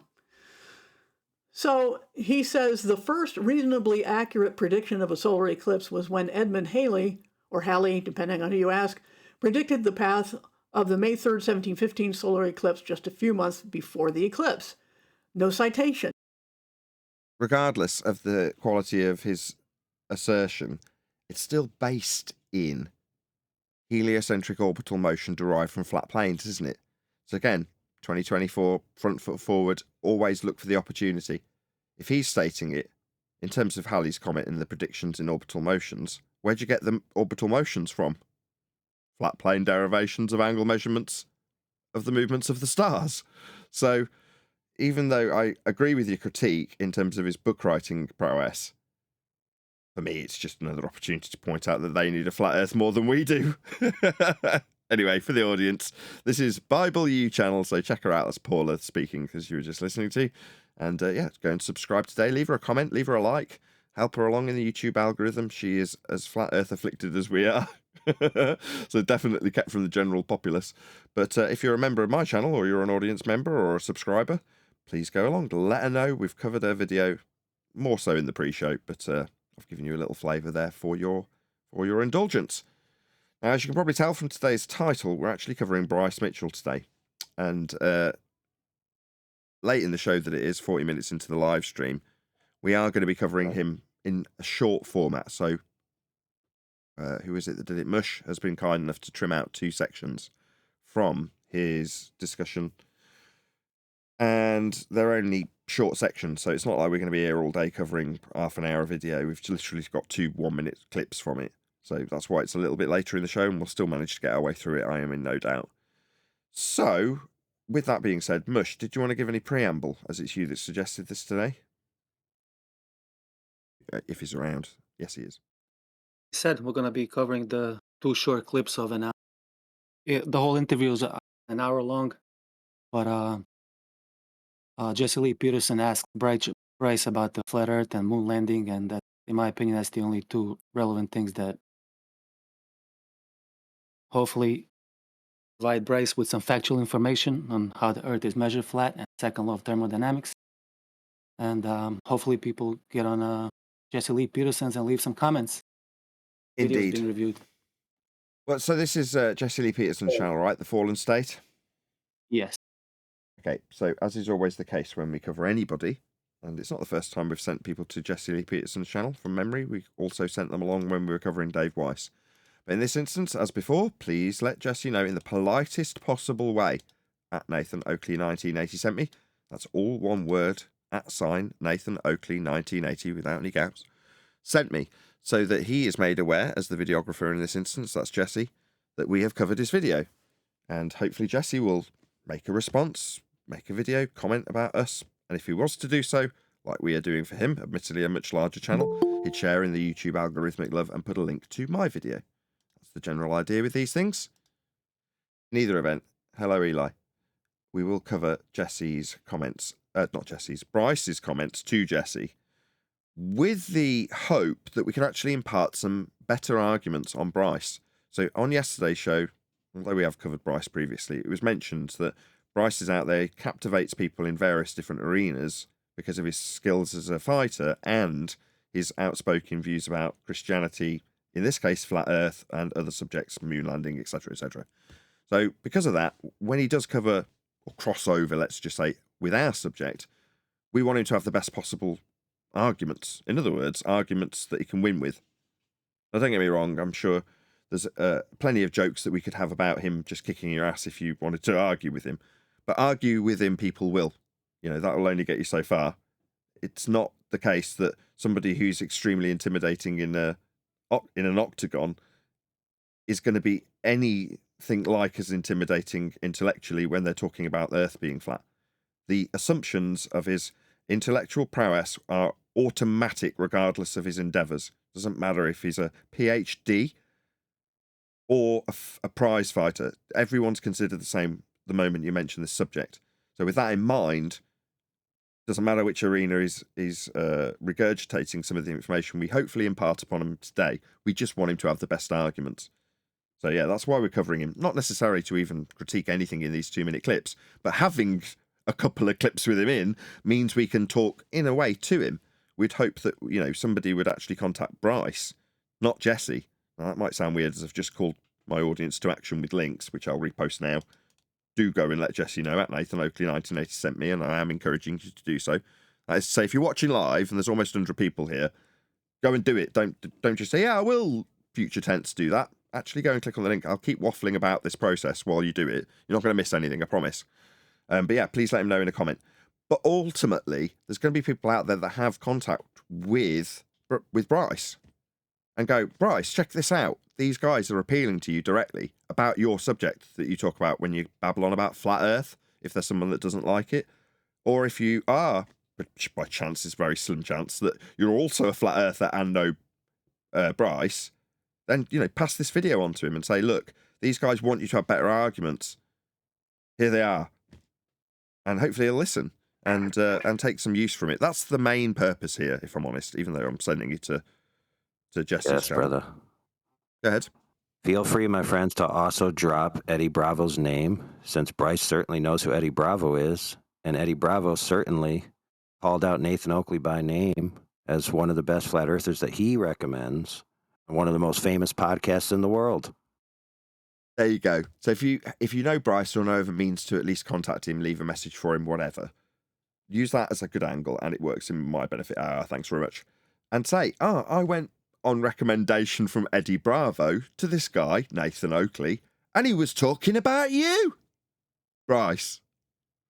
Yeah, 3 degrees. That's all you need. Right? And he'll be intrigued. Yeah. And more importantly, what did AI say about shoving assumptions down reality? Could you say that again, AI? Okay. So when you try to shove assertions and assumptions up reality's bum, something like that. It shows you have a bias. A bias. That's terrible. Oh, you love a good homophobic gag. Can't beat them. Right, anyway, let's actually cover Bryce on that rather deplorable lowering the tone note. And so do you believe that we went to the moon or not? I know that we didn't go to the moon. And there's a difference between believing and knowing. I have discernment through the Holy Spirit. I know for a fact we did not go to the moon. Neil Armstrong is a liar. He's about to make a baseless assertion, and I don't want to dwell on it too much, because how he's doing it now and his conviction, as discussed in the pre-show, are justified as far as his Christian faith is concerned. I'm not here to discuss that. And I'm not just going light on him because he's a flat earther. Believe me, that's just not my purpose here. He's lying through the grit. Did someone have something to comment on that? Oh, no, it was Jesse. Of his teeth, and Is he laughing? Oh, yeah, we'll listen to that again. Discernment through the Holy Spirit. I know for a fact we did not go to the moon. Neil Armstrong is a liar. He's lying through the grit of his teeth, and I know it. Yeah, he's laughing at the comment that there's lying astronauts. I think he's lying. I'm going to read between the lines. Don't normally do this, but what Jesse's done is. Go ahead. I don't typically. it really, really, really rubs me the wrong way when flat earthers lead like that.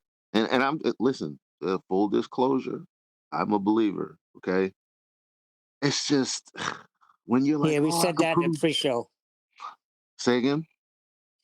Carry We on, had the Eli. same sentiment in the pre-show. Yeah, I feel just want free. to agree Feel with him. free. Eli, carry on. Yeah, because I know what I mean, and it's almost it's just opening the door for people to mock you because of their perspective.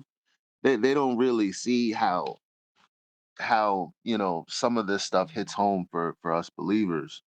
But it kind of coincides with everything. It's like, well, duh, this place was created. I just don't like when flat earthers lead with that because other people, even though they'll see Beyonce on stage and go, yay, Beyonce said thank God first and foremost, and everybody.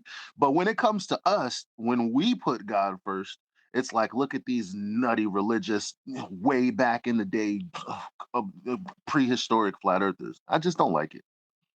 Shout out to Goldie for gifting a membership. Thank you very much for the support. But that's not what Jesse laughed at. And yes, I get that. That's what preceded it. But the point that Jesse laughed at was when you've got a claim that's presumably going to be unsubstantiated. I know it is. I've already watched this clip of lies. So Bryce is calling astronauts, not Neil. Who is it he claimed? I can't even remember which astronaut he named. Neil Armstrong. Neil Armstrong, a liar. Yeah? That's the point that Jesse laughed. Because it will not get substantiation from Bryce.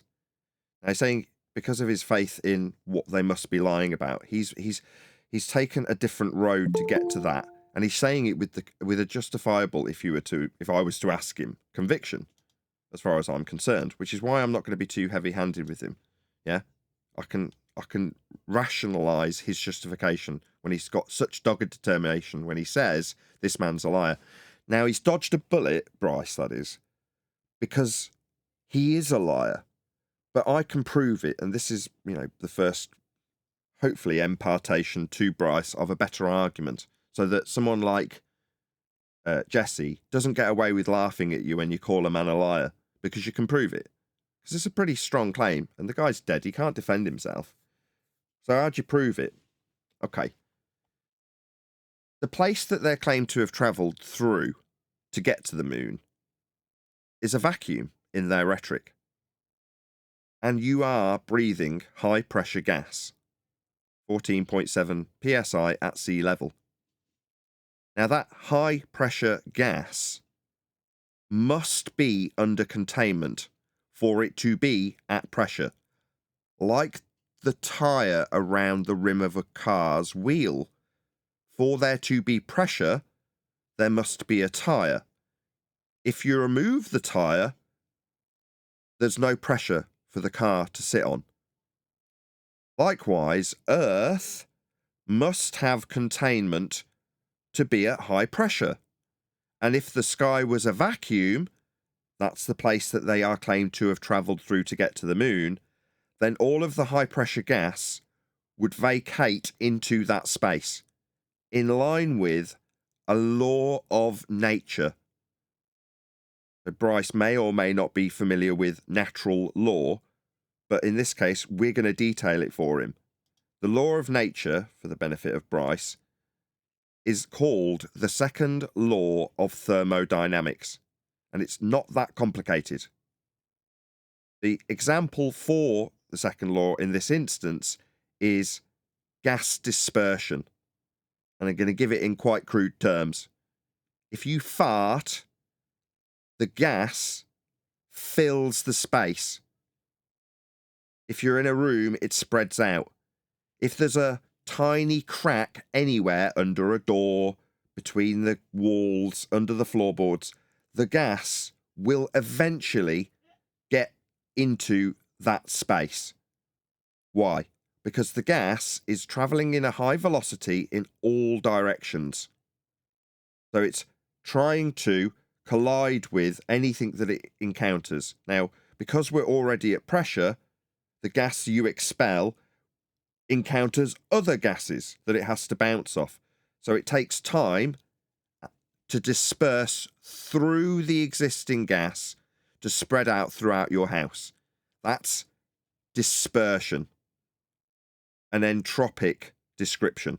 And entropy is essentially the second law of thermodynamics. It's entropic law. That's what the second law is. So in this case, high pressure gas dispersing to low pressure. Like popping a balloon, it spreads out and equalizes with the rest of the gas pressure. If we didn't have a container, like the balloon, the gas, for the world that Jesse thinks he's in, would fill the vacuum that Neil said he travelled through. Now, because we can't have a sky that's a vacuum, it automatically makes the claimed journey through the vacuum fake. And any man who claims he has taken such a journey, a liar. So Neil Armstrong's claim that he traversed a sky vacuum to land on a claim to be rock in the sky vacuum is automatically a lie. Because, like with Narnia, any man who claims to have traversed a wardrobe and spoken to a lion is automatically a liar because there are no wardrobes to travel through. Likewise, there is no sky vacuum to travel through. So you're right, but only by fluke. So your conscience is just about clear when you call a man a liar without substantiation. But in this instance, the person you've picked to call a liar, you are correct. Any astronaut, for that matter. It wouldn't matter which one you... Any man that's claimed to be in space. Go ahead, whoever that is. Not just saying good morning.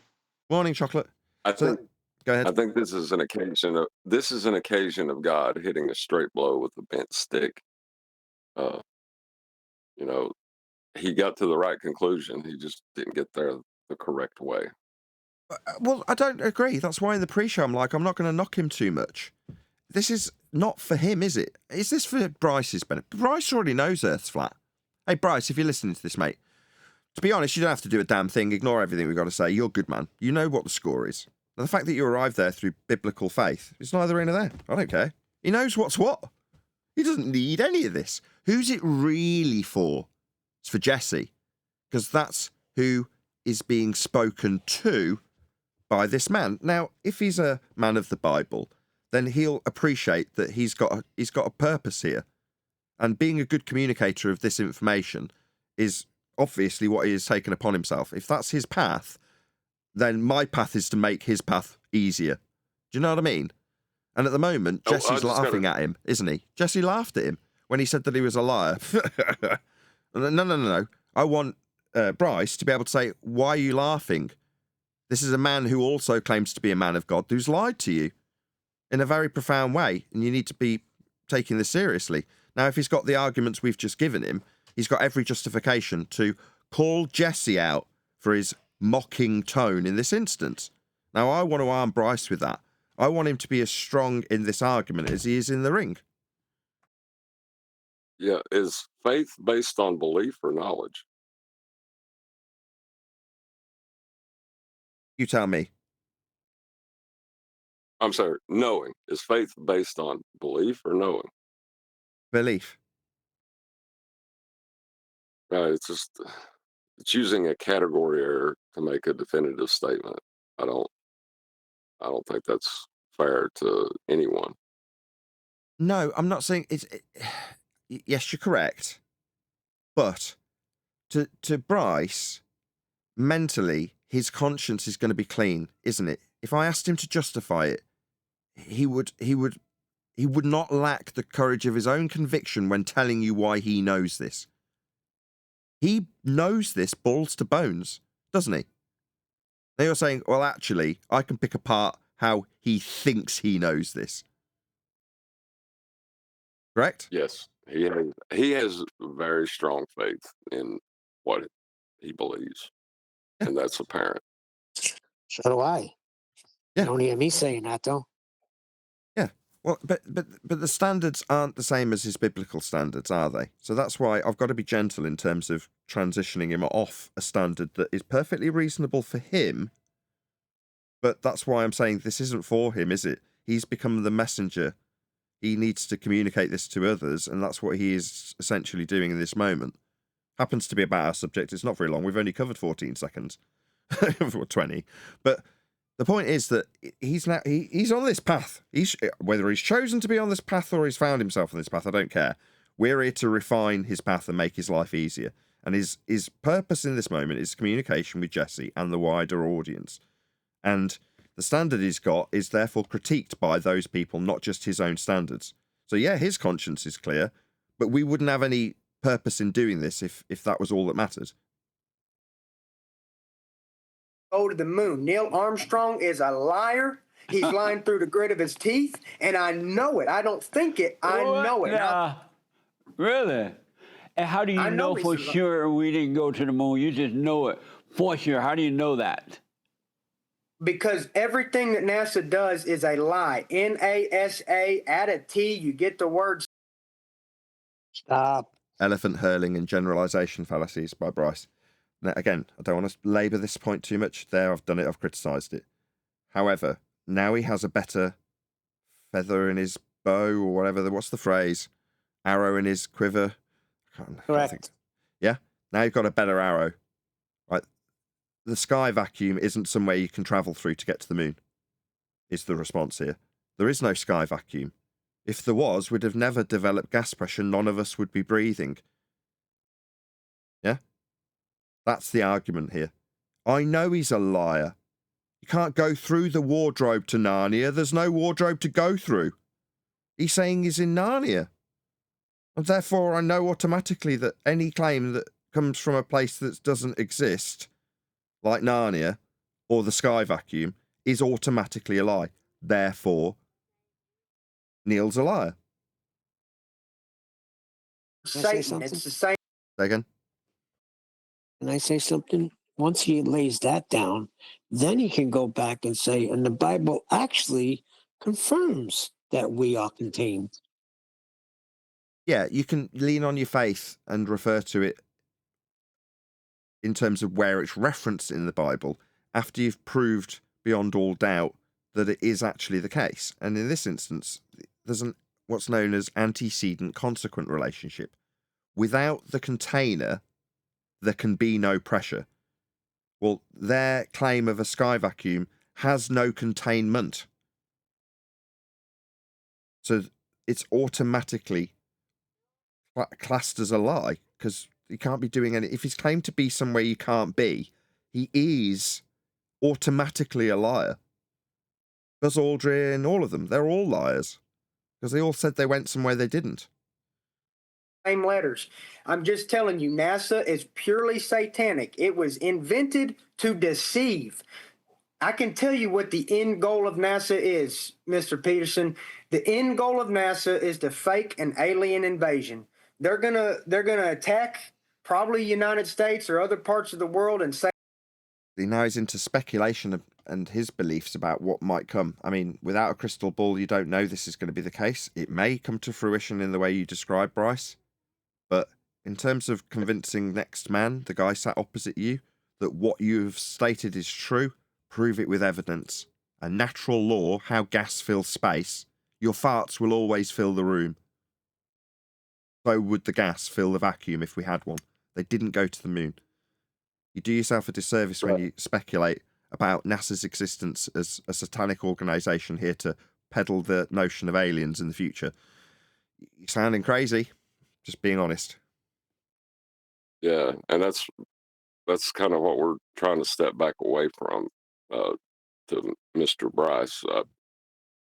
I don't want to insult you, but there's a better way to handle it than this, because it's extremely argumentative and it can get you nowhere. But putting a punctuation on the end of an absolute fact, in this case, they are liars. There is no sky vacuum. No men have been to the moon because it would involve traversing Narnia. I mean, a sky vacuum, which cannot exist. Gas fills space. Always, it's a law of nature. There we go. That's that one dealt with. There is another one, which is more up our street, if anything. And so it crossed my mind, do you believe the earth is flat or round?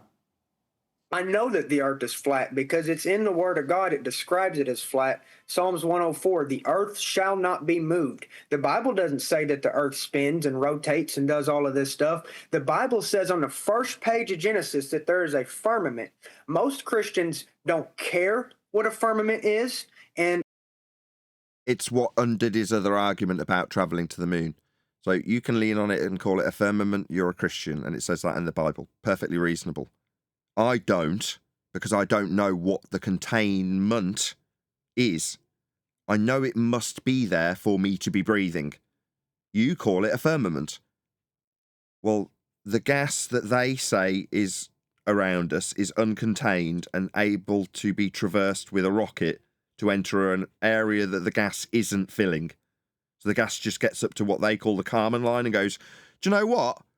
I'm going to go down, go boom, boom with a bent pseudo-Riemannian geometry known as Einsteinian gravity. Sod natural law. What do you mean carry on in whatever vector I'm travelling in till I collide with something? I'm going to go down. I'm going to eat some cakes. Go down, go boom, boom, go splash, splash. Because that's what I'm going to do. I am in defiance of natural law. I'm a free and independent gas particle. That story is copyrighted. Thank you. Anyway, gas doesn't behave that way. It just fills space. And a lot of them that do care don't know what the firmament is. I know what the firmament is because I prayed for discernment. So I know what the firmament is. I know that Isaiah 40:22, God sitteth above the circle of the earth. God does not sitteth above the globe of the earth. Yeah, this is bad on two fronts. So you're telling him why, he's asked you if it's flat. And you're telling him why it isn't a globe. So, again, you're not to know this, but it's been our 2024 rhetoric on flat earth debate. Our endeavours are to make people like yourself, you're a flat earther, right? Move forward on the front foot, tell him why it's flat, not why it's not a globe, and why the Bible doesn't refer to what he thinks is a globe. Tell him why it's flat. And in that respect, Earth is measured flat. In all regards. Now, right. Not, when you go ahead. I was going to say, when you take the default position away from them, the onus is on them then. When you can take that default away and say the Earth's flat, then they have to come up with a fallacious argument. Like, it's so big it's flat, which makes no sense, you know? But they'll go to that special pleading or whatever other logical fallacy, but make them go there. Yeah, so you can make a quick, sharp statement to represent the default position of a flat Earth in terms of how it is functionally used and measured. Bryce, speaking to him specifically. If you can conclude the answer, so when you're asked, do you think Earth's flat? I know it's flat. That's how it is measured. They can actually leave it there. If you're asked to justify, well, how do you know it's measured flat, which is typically the follow-up question on this particular channel, then you say, pick one in terms of it being charted, mapped, navigated, flown upon, sailed on, built on. All of the measurements of Earth are flat. Furthermore, and again, I wouldn't necessarily expect you to pick up on this particular aspect of the argument immediately, the globe itself is derived from those flat Earth measurements. Specifically, if you want to look at one, just to get you going, latitude.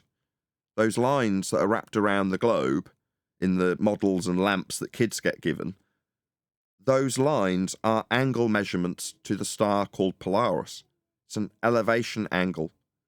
That's a flat Earth measurement of an angle with a flat baseline between you and the star Polaris and your angle to it. If you just look up how latitude is measured, it's an angle, a flat Earth prerequisite. It's measuring a flat Earth as a baseline for the angle. Can't have angles to stars on a sphere if you want to phrase it back to them reactively. But on the front foot, you just tell them Earth is measured flat.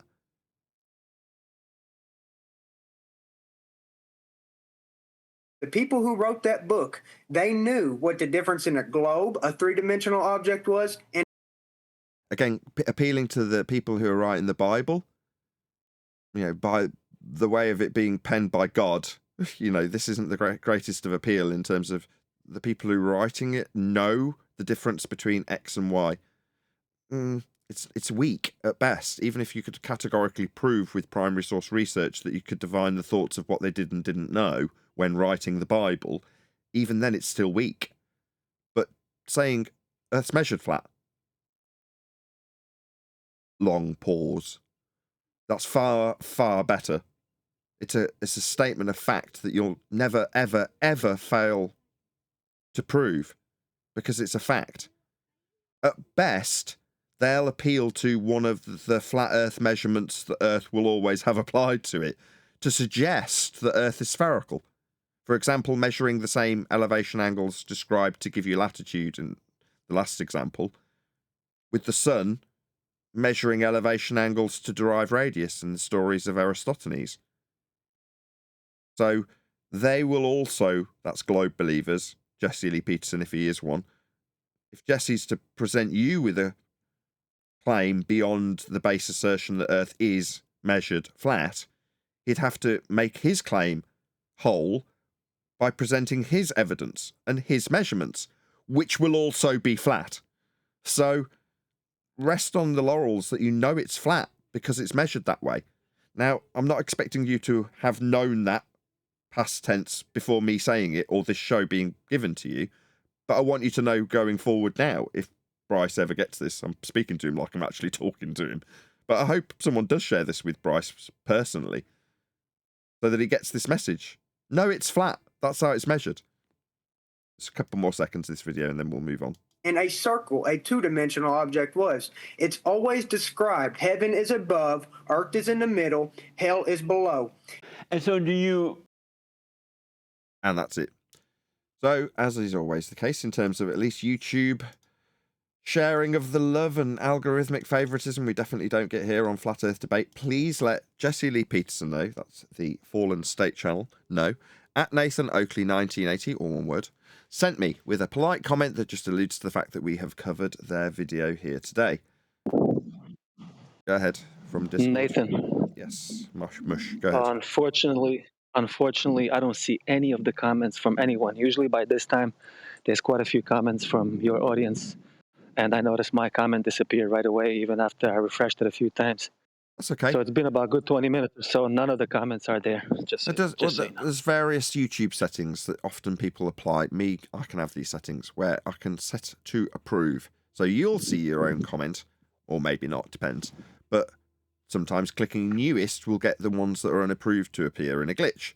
But unless the videographer actually approves the comment, there's a good chance it won't appear. Now, that's not to say that they still have to read your comment to say, no, I don't want this person telling my audience that they've responded to a video about Flat Earth. So I will not allow this comment to appear because it's got an @ sign and another videographer. How dare they want any YouTube love? In which case, that's his prerogative.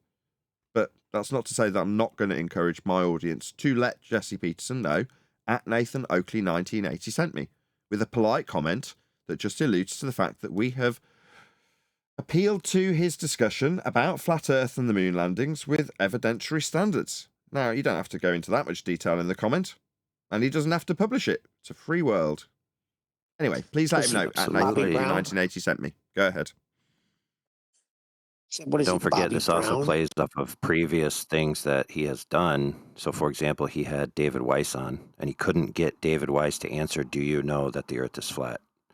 Now he's on with Bryce Mitchell here, and he's getting more into a biblical, spiritual discussion than a flat Earth discussion, right? So Jesse has now had two guests, which really haven't answered Jesse's questions. So Jesse has an itch to scratch, right?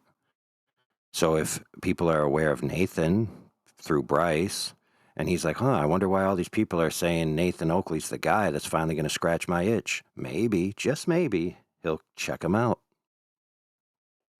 Who, Jesse Lee Peterson? Might check me out, you mean? Yeah.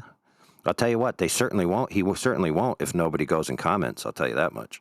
Exactly. Even if he's removing them, precisely. So yeah, please let him know. If you really don't want the itch scratched. Either way, please let him know at Nathan Oakley 1980 send me the link to the Fallen State channel, which is Bryce Mitchell Talks Witches, Flat Earth and the Moon Landing with Jesse Lee Peterson, open brackets highlight.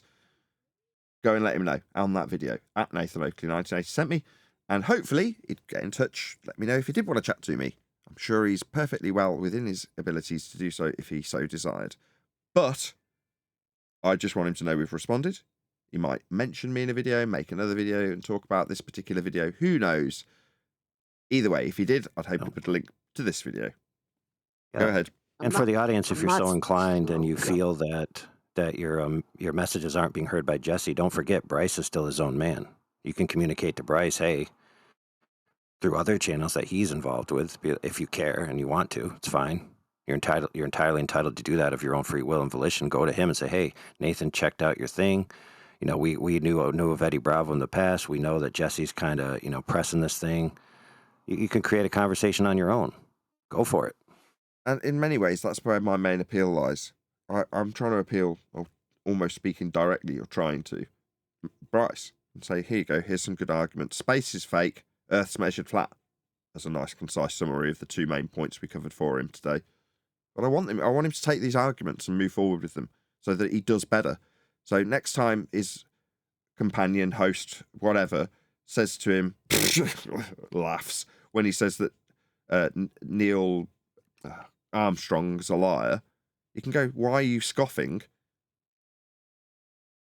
Space is fake. It's a violation of natural law. Gas fills space.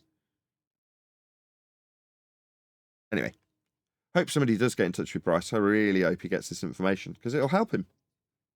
You really think after all of these years that they don't know, that they're not picking and choosing who they want to speak to? Really? Are we that naive? And the other thing is, we're being accused of, we're declaring that the sky's a vacuum. That's funny. Well, Neil, that sentiment may be well placed if some people are intentionally covering their eyes, but it is true that some people are actually ignorant. They're trying to reach out to flat earthers, and they get Dave Weiss, right? Because maybe, just maybe, in their circles of separation, they haven't come across any good content yet. So they think, look, I found a flat earther who's famous in the flat earth community, right? So the way to turn that tide is just like word of mouth, little grassroots things, right? Where the audience is required to answer you. For example, President of the United States has to read whatever you write to him if you get 100,000 signatures, period. It's mandatory. He has to read it. So, in other words, some people, once you get significant enough in their circles of influence, they have to pay attention to you. Indeed. And so every little step towards that is something good. Let's get to 100,000 subscribers. Subscribe today if you've not done so already. Any other comments on either Paula's video, that's Bible U, or Jesse Lee Peterson, that's The Fallen State with Bryce Mitchell? Well, I think that regardless of the innocence of him possibly only coming across David Weiss and Bryce Mitchell, I mean, if he wanted, concerning Jesse Lee Peterson, if he was looking for somebody who, let's just say, talks about chemtrails, right, or something like that, right, he would find somebody who has more in-depth knowledge than the Bryce Mitchell of, or the David Weiss of that. If you understand what I mean. Like, I find it a little bit, it's like, is it just innocence? He's just finding who he's finding, or is it that he's picking people that he knows he can argue with? Because Bryce Mitchell is just going to use it's also biblical standards. It's also in-group preference. For example, Jesse Lee Peterson is a celebrity. Bryce is a celebrity. And David Weiss, among people who are titled as flat earthers, is a celebrity. Right? Yeah, but what has that got to do with that? Either you want somebody who knows what they're talking about, or you don't. You're missing his point. I mean, I'm looking at it from Jesse's perspective, right? So if you want to be like I'm saying, it's like it may be the case that it's an uphill battle, but uphill battles are won one step at a time. Yeah, you could be right. Do flat out debate daily. Yeah, you could be right. Purely, he's just finding the David Weisses and the Bryce Mitchells, but he knows he can argue against David Weiss he knows he has his number. He knows that Bryce Mitchell, from hearing him in the past and anything he might be posting concerning the topic on X or anywhere else, he knows he's going to get basically the biblical standard of argument. That's where Bryce Mitchell is going to go to. He's going to go to his faith in the Bible. And that's fine, but it's not evidence. You know, it's not measurements, things like that. So it's, I just think that it depends. It depends on the next person he gets and who that person will be. Maybe he won't get a third person because there's only so many times you can get the Bryce Mitchells and the David Weisses, you know. Oh no, there's Say this much: he's never Jesse- going to get any good flat Earth. I'll tell you this much: he's never going to get any good flat earthers, right, or any of these other shows until we network significantly enough to where we can't be ignored. Because, like you said, if he's not coming looking for the niche parts of the community that have the good facts, the only way to get it out there is to bring it to them, right? And so everyone has to decide what they're willing to do if that's their goal, right? So some people's goal is to do that stuff. And so we make it a point on this show to make sure they know that there are opportunities like that exist if they want to take advantage of them. And some people are interested. Like a lot of flat earthers are really, really interested in MMA. They've been following all the MMA characters. We have numerous people in our server, 24/7 Flat Earth Discord, that specifically came because of Eddie Bravo, specifically because of the MMA connection, and Joe Rogan, who also has an MMA connection. So there's a huge community to tap into there. Or maybe the next, maybe not Bryce Mitchell, but maybe the next MMA guy who's flat earther will have gotten the segues. And so when that guy is questioned, he will have one step up above Bryce, So it's always an ever moving forward machine, and everybody is a cog in the wheel, or some people are oil for the cogs. Everyone does their part. Indeed. With that, I'm going to do a quick plug for the Quantum Eraser YouTube channel. So be here or be sphere on the Quantum Eraser YouTube channel for Quantum Eraser Live at 7 p.m. UK, 1 p.m. Central Standard. So check it out on the Quantum Eraser channel tonight if you are watching this live. Speaking of which, if you're watching this on either Nathan Oakley 1980 or Nathan Oakley Premiering streams, then stay tuned, as there will be an after show to follow. One of us was, or maybe two of us, I don't know, was supposed to go on to Jesse Lee Peterson's. This I seems still like the don't know only about kind of topic. someone's, sorry? It seems like the only topic that you can't get the real evidence. You can't get the real people. This must be the only topic. What are you talking about? I've tried contacting Candace Owens after sending an email to our emails and I've tried contacting her in different ways. So, and I sent her something through email, some stuff. So, you wouldn't know. You might get a hit on it somewhere. But Jesse Lee Peterson, I think Eli was saying that he was setting it up for one of us to go onto that through his friend. So yeah, I got a response from Joe. I got a response from Joe Rogan. Just one sec. Sorry, John. Right. First of all, I missed a super chat, so I was doing the round out. Pablo, anyone can call Jesse. Call him live 9 to 12 a.m. Eastern Standard Time. Thank you for the super chat, Paolo. I'm sorry I didn't start it out on the live show. Right. Let me just give you a couple of stats. Right. When I was in sales, there's the general rule of 10. If you've got 10 contacts and you phone all of them, you might drum up one to have an interest in the thing you're selling. Not that will buy it, that might have an interest in it. Now, if you get 10 people that have gone interested in something, there's a good chance one of the people who have an interest will buy it. It doesn't take a genius to figure out the maths of how quickly these numbers escalate into you having to reach out to a hell of a lot of people to get a small number actually interested in the thing you have to offer. What do we have to offer? It's not like in sales where I actually want people to part with money. They may endeavour to do so when they see my plight, but that isn't what we're selling. What we're selling is the information about flat Earth. That's what we're selling. And to get someone to be converted to that information, that is to say, take it on board, recognise it, or even listen to it, means that you have to go through all of those other 10 that aren't interested to generate the one that, oh, that seems vaguely interesting. And then of 10 of those, one of them might go, you're right. I've listened, comprehended, and understood how Earth is measured flat. Yeah? So when Neil says, I've contacted this person on YouTube. Yeah?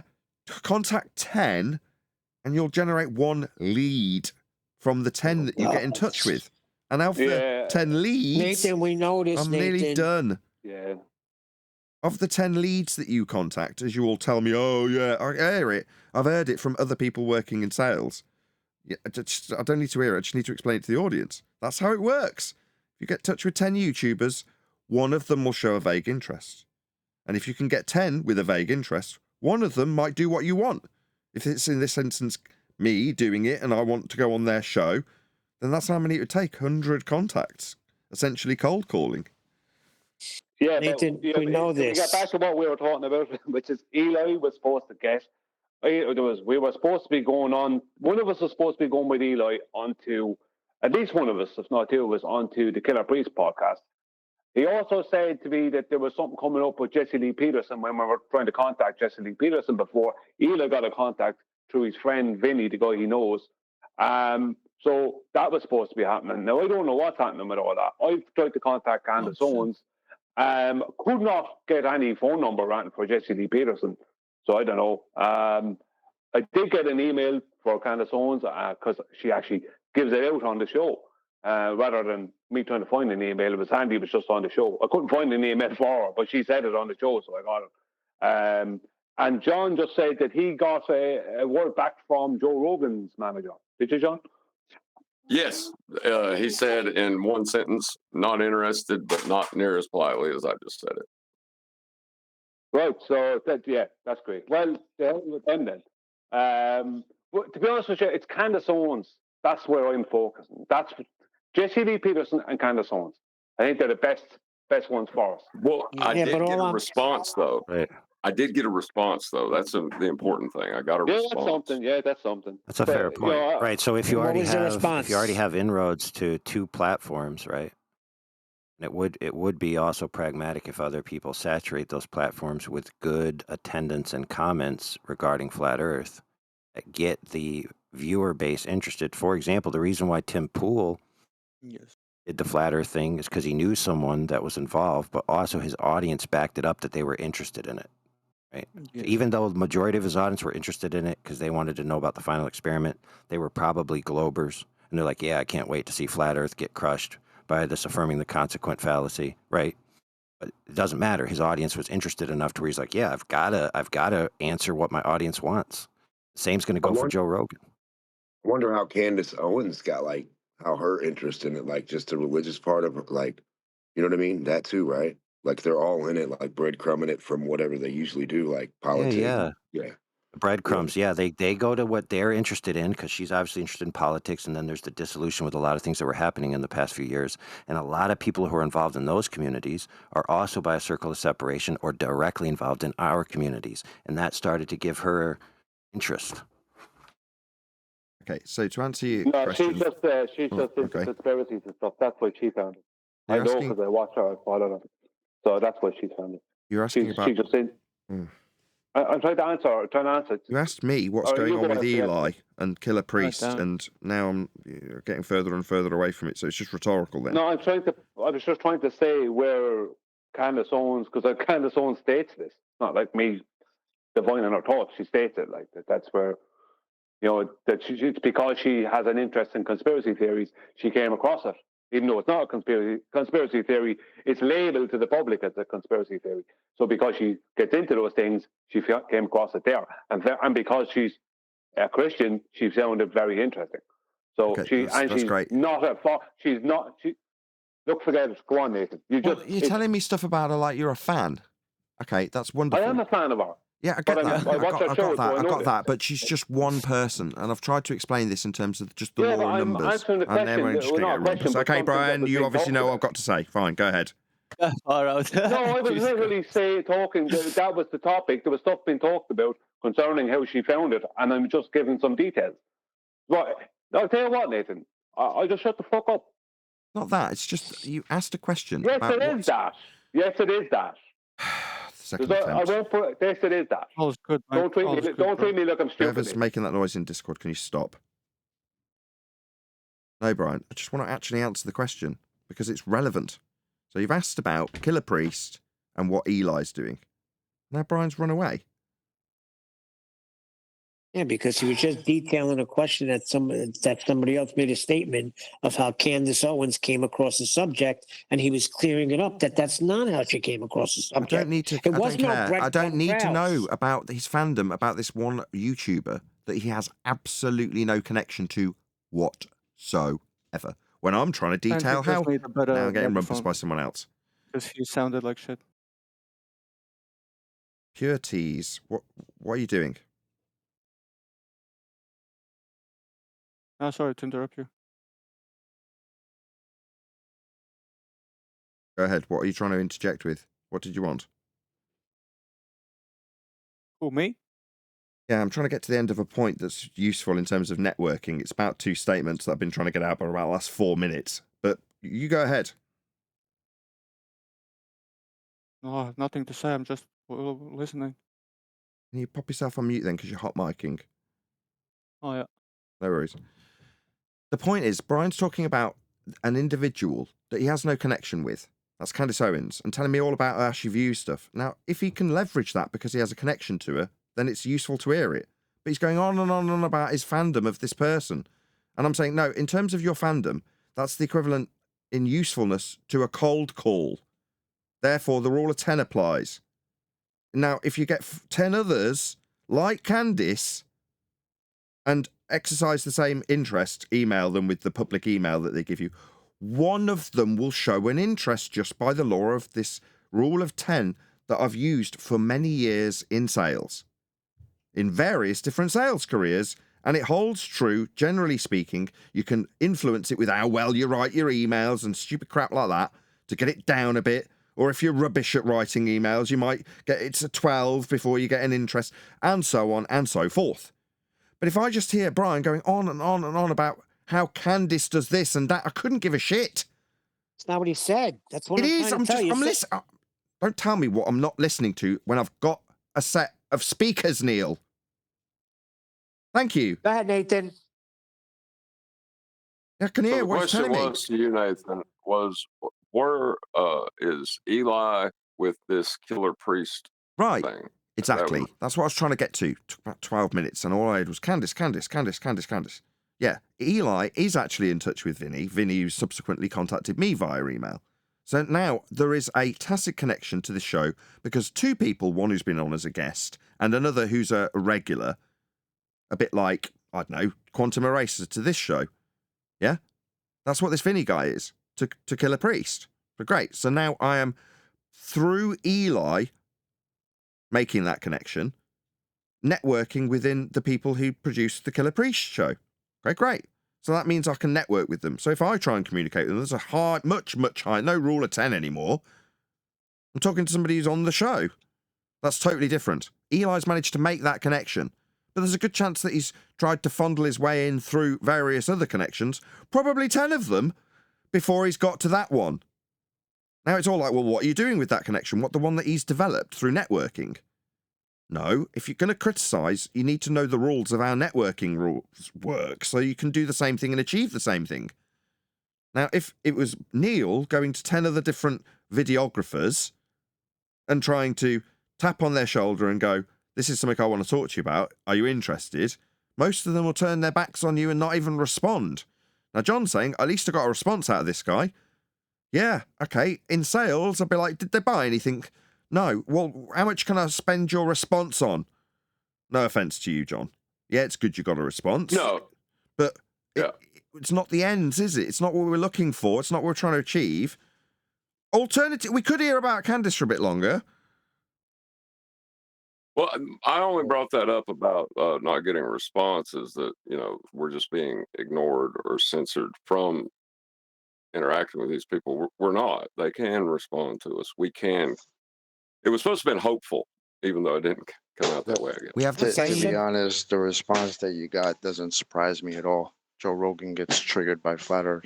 Not even his friend can talk to him about it without him getting triggered. So I don't. That doesn't surprise me in the least. As much as. Go on, Brian. Don't bring up Candace Owens. Fine. As much as any one man's enthusiasm for any given YouTube videographer is that they're just a number until you've got a contact with them. some communication with them. In the case of Killer Priest, Eli's managed to worm his way in there. Now he's worming me in there. It's just that's how networks expand. And Eli's doing his damnedest to do it. So when everyone's like, well, what's going on with Killer Priest? Well, he's trying to network with them is what's going on. And he's doing a bloody good job of that. And he's probably just not mentioning to anybody else, like a salesperson that's trying to work their way in with a client and they're being nagged by a manager nonstop. For who's going to buy something? Well, I haven't even networked my way into knowing anybody yet. What do you mean who's bought anything? Don't know anybody. I've only just got here.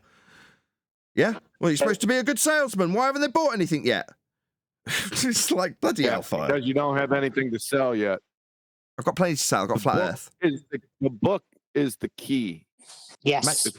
If what you want to do, I don't even know why we're talking about this. This is friggin' nonsense. But down this road, right? The book is the key. That is the product. So once the book comes out, you have to, at least the Killer Priest, Eddie Bravo, hopefully, right? Once they read that book, that is the key. That's what needs to be done. So can we move on? Well, please. Thank you. Thank you very much, Huey. I don't have to hear discussions on hours and hours and hours on networking, okay? Gag me with a friggin' spoon. Yeah, you do. You need a product. It's not our fault. It's not our fault. Yeah, that's right. It's not our fault. Flat Earth's a product. Yeah, the book is the key. It's not our fault. It's not our fault. Don't spank us. No, the book is a tangible, marketable product that has a dollar value. Doesn't mean that we're not selling something when we approach these people. Therefore, we still need to know about networking without a physical product, aka book to sell. I can say that I'm the product, or Flat Earth is the product. Snip. Getting rumpus to all shit. Oh well, you were doing it to us. Does the panel have anything to say anymore, or do we have to raise our freaking Say it hands? straight through me, I would, Neil, like I'm doing to you now. That's fine. Forget it. We still need to know about networking because our product is Flat Earth. Or Yeah, I know, because second time to charm with you chanting straight through the frickin' middle of me. Try that a third time. Maybe Neil will tell me that the panel have got nothing to say through the top of me. Third attempt. We still have a product regardless of if we have a book with a pound note value on it. Our product is either us, that's me, Nathan Oakley, I am the product, or Flat Earth. Those are the products. Don't have to have a value with a dollar note on it as a physical item like a book. Now that's useful. Huey's right. It's far easier if you do have a physical item that you want to sell. People can relate to that. It's normalizing. People go in with a film or a theatre production or a book to sell when they ask you to go on their show. It's normal. It will help. Doesn't mean I haven't got a product. Doesn't mean we don't need to know about networking as nauseous as QE finds it. It's important. Because if you just focus, no offence to Brian, on one videographer and how important they are and their views are and how you can get... No, you'll just lose yourself in one customer that doesn't want to buy from you. Move on. I'm not saying don't like that videographer either. I didn't focus on one. I was specifically talking about three. You focused on one, not me. I was only filling in somebody with more than the audience with information concerning that one. That's all.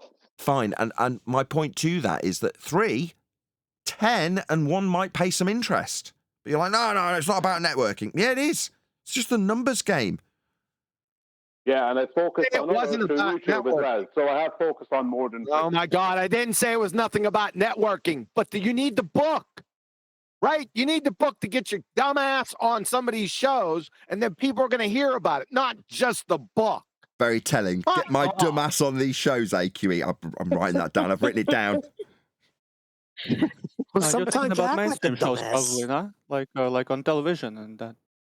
There again, pure tease. I was just doing a little comment here, not a big speech, I'm thinking like he was maybe thinking, for platforms like, Ellen's show or something where you go on, you need some kind of a book to be even worthy of being there, you have some physical object to talk about, I just wrote this book, it's published, you can all buy it, there's a reason for you to be on those shows, I would reckon, like Ellen, and that mainstream shit. Or but any like show. For us, of course, we are good. We are a big enough and community and solid to not need those platforms. You know, is that, am I understanding correctly? I get that, but when Chris Hemsworth goes out and promotes the latest Avengers movie, it's Chris Hemsworth promoting Avengers, therefore is there to promote Avengers. However, Nathan Oakley promoting Flat Earth is still a product I can sell. Now, I'm not disagreeing with you. Yeah, that's what Ellen or whatever The View would expect me to have in my hand if I'm going to appear on a TV show. And now the same rules apply with almost anything. It doesn't matter that it's YouTube. That's just how people treat someone. What are you selling? People are intrigued. They want to know that. So if you're just there going, well, the idea that the Earth's flat, you're selling a concept? Yes. It's actually how it's measured. I've already switched off. The Chris Hemsworth example is all of the people involved in that movie were promoting it before the movie was even finished production. We're doing the rounds. They were saying, this is what's coming down the pike. This is what it's going to be. This is how great it's going to be. You guys are going to love it. They didn't wait for the movie to be done before they started doing all of that networking. You know, they didn't wait to opening day to print the posters. Yeah, we got it. Did you say coming down the pike or down the pipe? Either one works. Pike. Pike? That's got quite gruesome connotations. Oh, the pike is the highway. Not here, it's not. Yeah, I hear. Here, pike's very different. I get you. Pike is a peak. Vlad the Impaler vibes. Yeah. You've got it. Coming down the pike means something very different where I'm from. You've got turnpikes and stuff, right? I got that wrong in a question one time in school. They asked me a famous pike, and I said New Jersey Turnpike, but it was Pikes Peak. Pikes Peak. We got parkways and driveways.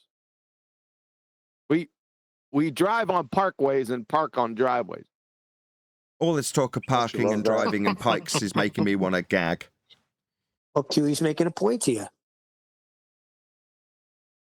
The book is the key, gentlemen. Thank you. That doesn't make any sense. The book is not a key. It's a book. Yes, the book is the key. What about we talk about networking a while more? The book can be a key. Get the book. No, let's talk about networking. That's what needs to be talked about every day. It's talking about going into people's chats and leaving chats a million times. No, we need to stop talk about rumpusing networking. QE talking about metaphors. How can a book be a key? You never played Zelda? Well, no, it is key, but the actual thing you're selling is you when you go on these platforms. So we know this. The book is your reason for being there. Exactly. Yeah. I promote Nathan every day. Doesn't matter. Keymaster. If you know the right people, like with it, you'll get on these shows without all that. Oh my goodness. No, that's ping pong golf ball. Get to know more people, the more you network. It's all one big confluence. You'll have to translate it. Depends on how you view networking. I know lots of people. I know on there. Start knowing people that matter into the venues you want to go into. There you go. Guys, we don't need to be nitpicking who's got the best strategy. Guess what? You can use all the strategies simultaneously. There's nothing wrong with that. I'll Wow. ask you again. Are you claiming the wits that got there via networking? Yeah. Yes, he did. Brian, I'm not here to discuss which is a better treatment for your condition, preparation H or Vagisil, okay? I'll ask you again because I couldn't stop hear that. you. No need. Right, stop. No. Wits that get there via networking. Oh, dude, I'm sick of this crybaby crap. So did wits that get there via networking? Yes. Yes. No, John, AI. Did Witsit get there via networking? Witsit got there by being in positions to meet people, So, who no were movers and answer shakers then. and other venues he wanted to be in, dude. That's called networking, duh. It's literally answering you. He's not. He's not answering the question, Nathan. Yeah, he is. I answered the question. Nathan's intelligent enough to recognize that I did, Brian. It's not my fault, okay? If you want me to write a book about it or something? You said that earlier on, only a while back there, you said that Witzer got onto the Tim Pool because of someone else got him on there. Yeah, that's networking. That network. Holy crap, dude. Yeah. Holy but someone else crap, got him dude. on, but he didn't do the networking. The other person did. He didn't go in mute having like sign language with Alex Stein. It's true networking then that Witzer got everyone. Yeah. Oh, Brian. Brian, give me your address and I'll send you some books. How to win friends and influence people, and how to network. 2 books you should read. Hold on, I'll stop Brian when reasonable, but hold on, AI. Go ahead, Brian.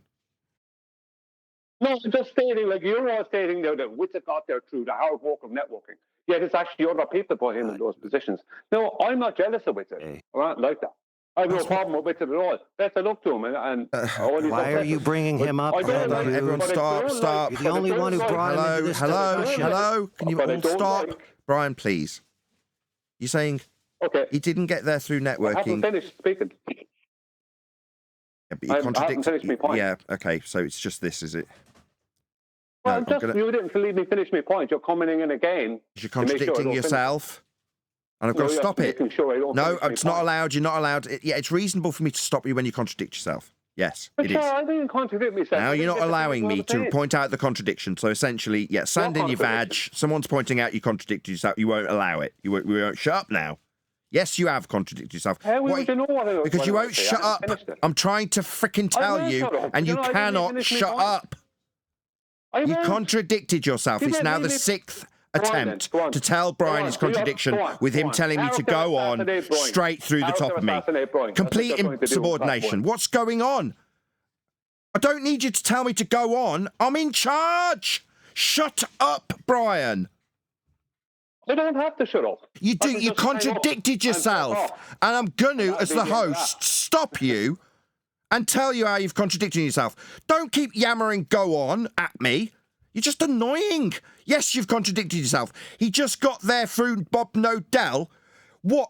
Networking? Yeah, that is networking if Bob Nodell put him there. Yes, that's networking, Brian. So when you say he didn't get there through networking, he got there through Bob Nodell putting... What, networking? Yeah, that's networking. No, Bob Nodell found them on Facebook. Yeah. Exactly. Not networking. He was not. On a social networking. Let me get it right. Hang on. Stop. Hello. I've heard you. You didn't hear me. Hello. Because once again, I heard. Stop me from finishing what I was saying. I heard. If you want to stop Neil from interjecting, because it's actually you I'm talking to, Neil doesn't seem to get the point. And I heard he found him on Facebook. What a social networking site. He was debating people. He wasn't out there networking. Neil, did the first non-subtle time I was telling you to shut your stupid mouth not come through? Maybe the third time I'll have to call you stupid. Shut up, Neil. Dumbass. Shut up, Neil. Your interjection was to say, no, Brian's defence of it not being networking when someone he's networked with put him somewhere. It's that he met him on a social networking site, so it's not networking. Yeah, it's a social networking site, Neil. Please, can you step off? Thank you, third time. Brian, you contradicted yourself. Him getting with Bob is a network. A network me personally, have been ejected from. Isolated from a certain network of people that don't want to promote us. Yeah, that's networking. Yeah, so he didn't get there through networking. Yeah, he did. New network. Hang on. No, I won't ever get to finish what I'm trying to say. He didn't get there through networking alone. He had to have the right people put him forward. That's networking. It doesn't matter. The point is that he didn't get there through just his own work. No, he got there through networking. In fact, he had very little work to lean on. It was only the socialising, networking, talking to people, blagging, getting talked up by other people to other people. That's networking, though. Yeah, can I finish what I was saying earlier, or is the rule that I'm in this, is the rule now this week that I'm not allowed to do that? Because you've done this to me in the past.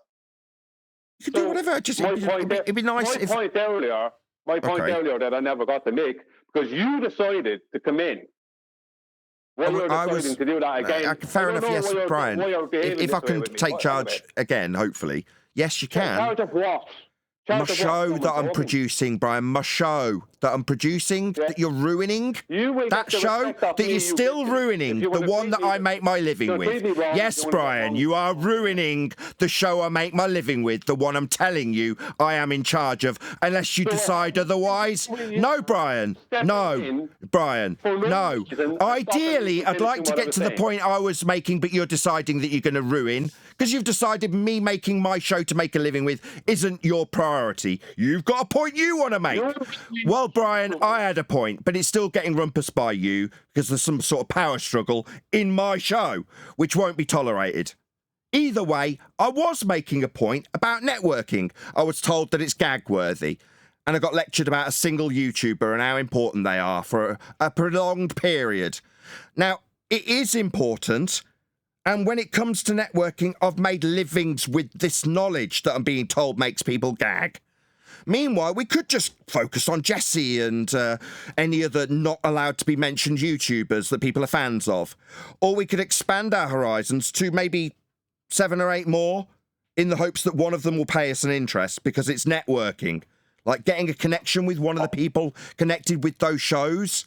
For example, Vinny. It's only taken half an hour to get to the answer to your question you put to me. Like Eli's doing. That's networking. He's now got a connection with Vinny. Now, to achieve that, again, he'll have to just go to 10 other random YouTubers he's got an interest in. Like you've got interest in them. Therefore, you can appeal to them in a better way because you know how to because you've watched them. But out of the 10 that you may go to, only one may show any interest. Or reject you, like with John. Say no. That's it. That's all I've got to say on this subject. If we want to expand out, that's the way we do it, through networking. So for the third time, that's all you've got to say. Again, the same thing. Go to 10 people. Like, wow, I didn't know that. It's like, no, but how is that how you network? Is that what you do? It's like, wow, that's ingenious. Yeah, that is what you do. It is as simple as that. Hold on a second, Brian. Well, Hold I on a never second. knew those things. I could never know something as ingenious as that. I'm not suggesting you don't know it, but I'm suggesting that we do it. Yeah, with the way you're speaking and the way you must go to 10 people. Yeah, we know. We're not saying networking is gagging us. Hearing about it every day is what we're gagging over. We freaking know. We do this every day. Okay. Good. Can you network by yourself? John, stop trying to freaking support somebody, all right? He's being sarcastic. We don't need to hear about it. You just sound crazy, Neil. We don't need to hear about it every single day. We know. Stop trying to support Nathan. Stop trying to support Nathan. Is that what I just heard? Oh, don't start. That's not who I was talking about, AI. It's ridiculous at this point. Dude, Neil, this is ridiculous that everybody's crying over We got to being hear it suggested every to go out single and day network. from you. To Change say it your on a freaking live song. Change your tune, AI. Well, cry about it, Neil. Feel free to borrow your wife's tampons. I mean, I don't know what to tell you, You bro. managed to get your claws in everybody. Change your tune, AI. Why? What tune? My tune is to promote You don't the need to hear about it. We know this. Players. You ain't came in and said we know you don't want to this. hear about it, but guess what? Nathan likes it, and so does the audience, because they want to actually spread the message, dude. Hey, don't triangulate me with Neil. To spread the message of Nathan and FED. Yes, that's the most important thing, Brian. Where are you going to do this? Because you keep telling everyone else to do this. So where are you going to do this? I'll tell you. So I'll tell you. No, I'm not going to tell you. Brian's decided the answer's never going to... Maybe the answer will come in 20 minutes when Brian can shut his mouth after asking me. Maybe Brian's answer will come in 20 freaking minutes. You asked, and now you're still talking. I'm asking you. I didn't ask you. Is your name... So, AI, where did you go to network? Where did you go to push forth flat earth debate? You know, what big podcasters did you go to or whatever? Where did you go?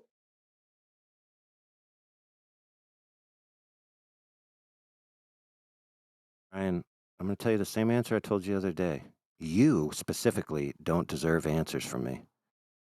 Yes, that's what you didn't go. Because you didn't actually go anywhere. You might have gone through some Discord nonsense, but you didn't actually do anything. Oh, so I didn't go anywhere, but I did go some places. So where's is it, Brian? Nowhere or somewhere? You've never done anything, AI. You just And go why don't you around stop telling crying, everyone else dude? to do Why don't you stuff. stop crying about it? How about that? Not crying Stop about it. crying I'm about just it. pointing out who you are.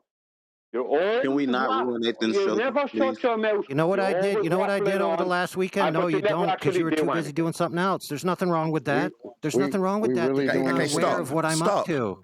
Okay, hold on. You've caused this to extent by telling him you won't dignify him with an answer, and then when he's retorted, casting aspersions on you. Now you're chanting through each other. You're partially to blame. Let's just step back. He's asked you what you've done. You're saying you've done something this weekend. Unfortunately, we're not hearing it because Brian's now annoyed at you telling him he's not worthy of answers. Can't you just tell him what you've done this weekend that's specifically going to address him? Go on, tell us. Can I say something? Let's see how much Neil. I'm sorry. Yeah, I want to say. What? Yeah. Can you hear that someone's you. just been brought back on track? It's just taken me considerable effort to calm these two down and get an answer to Brian's question. That AI has alluded he has, but you think in the middle of me getting him to nearly answer the question that he's teased and told Brian he's not worthy of answers for, it's now time for you to interject, Sasha. Read the room. AI, could you just tell us what Brian's asked? You know, you say you're alluding that you did something at the weekend to answer his question about what have you done. I supported multiple debates, sometimes with my own money, sometimes with networking. We had multiple shows, even helped some flat earthers better their arguments, proliferated the 24/7 and the FED by proxy because there are sister servers on different venues. We had 2 broadcasts which reached over thousands of people that were proffered by our crew, curated and assisted by me and some of my other peers on our crew, which, by the way, has been a sister server of this server forever. And the fact that anyone on this panel is ignorant of what I and we do in the background shows that they're the ones that are not networking, not me. I can confirm that, yes. I give a response to that. 1 second. Yeah, I give a response to that.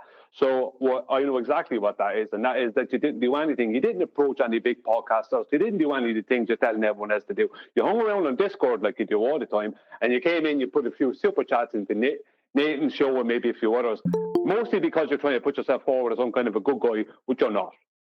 You're telling people what to do constantly, but you never actually do anything. You never step outside. Goodness, dude. You never step out of your own. Here's Brian's point. You do nothing. Here's some of the things you do, but you do nothing. Wow, Brian. You don't. No, you don't do. What you did there is what you do all the time.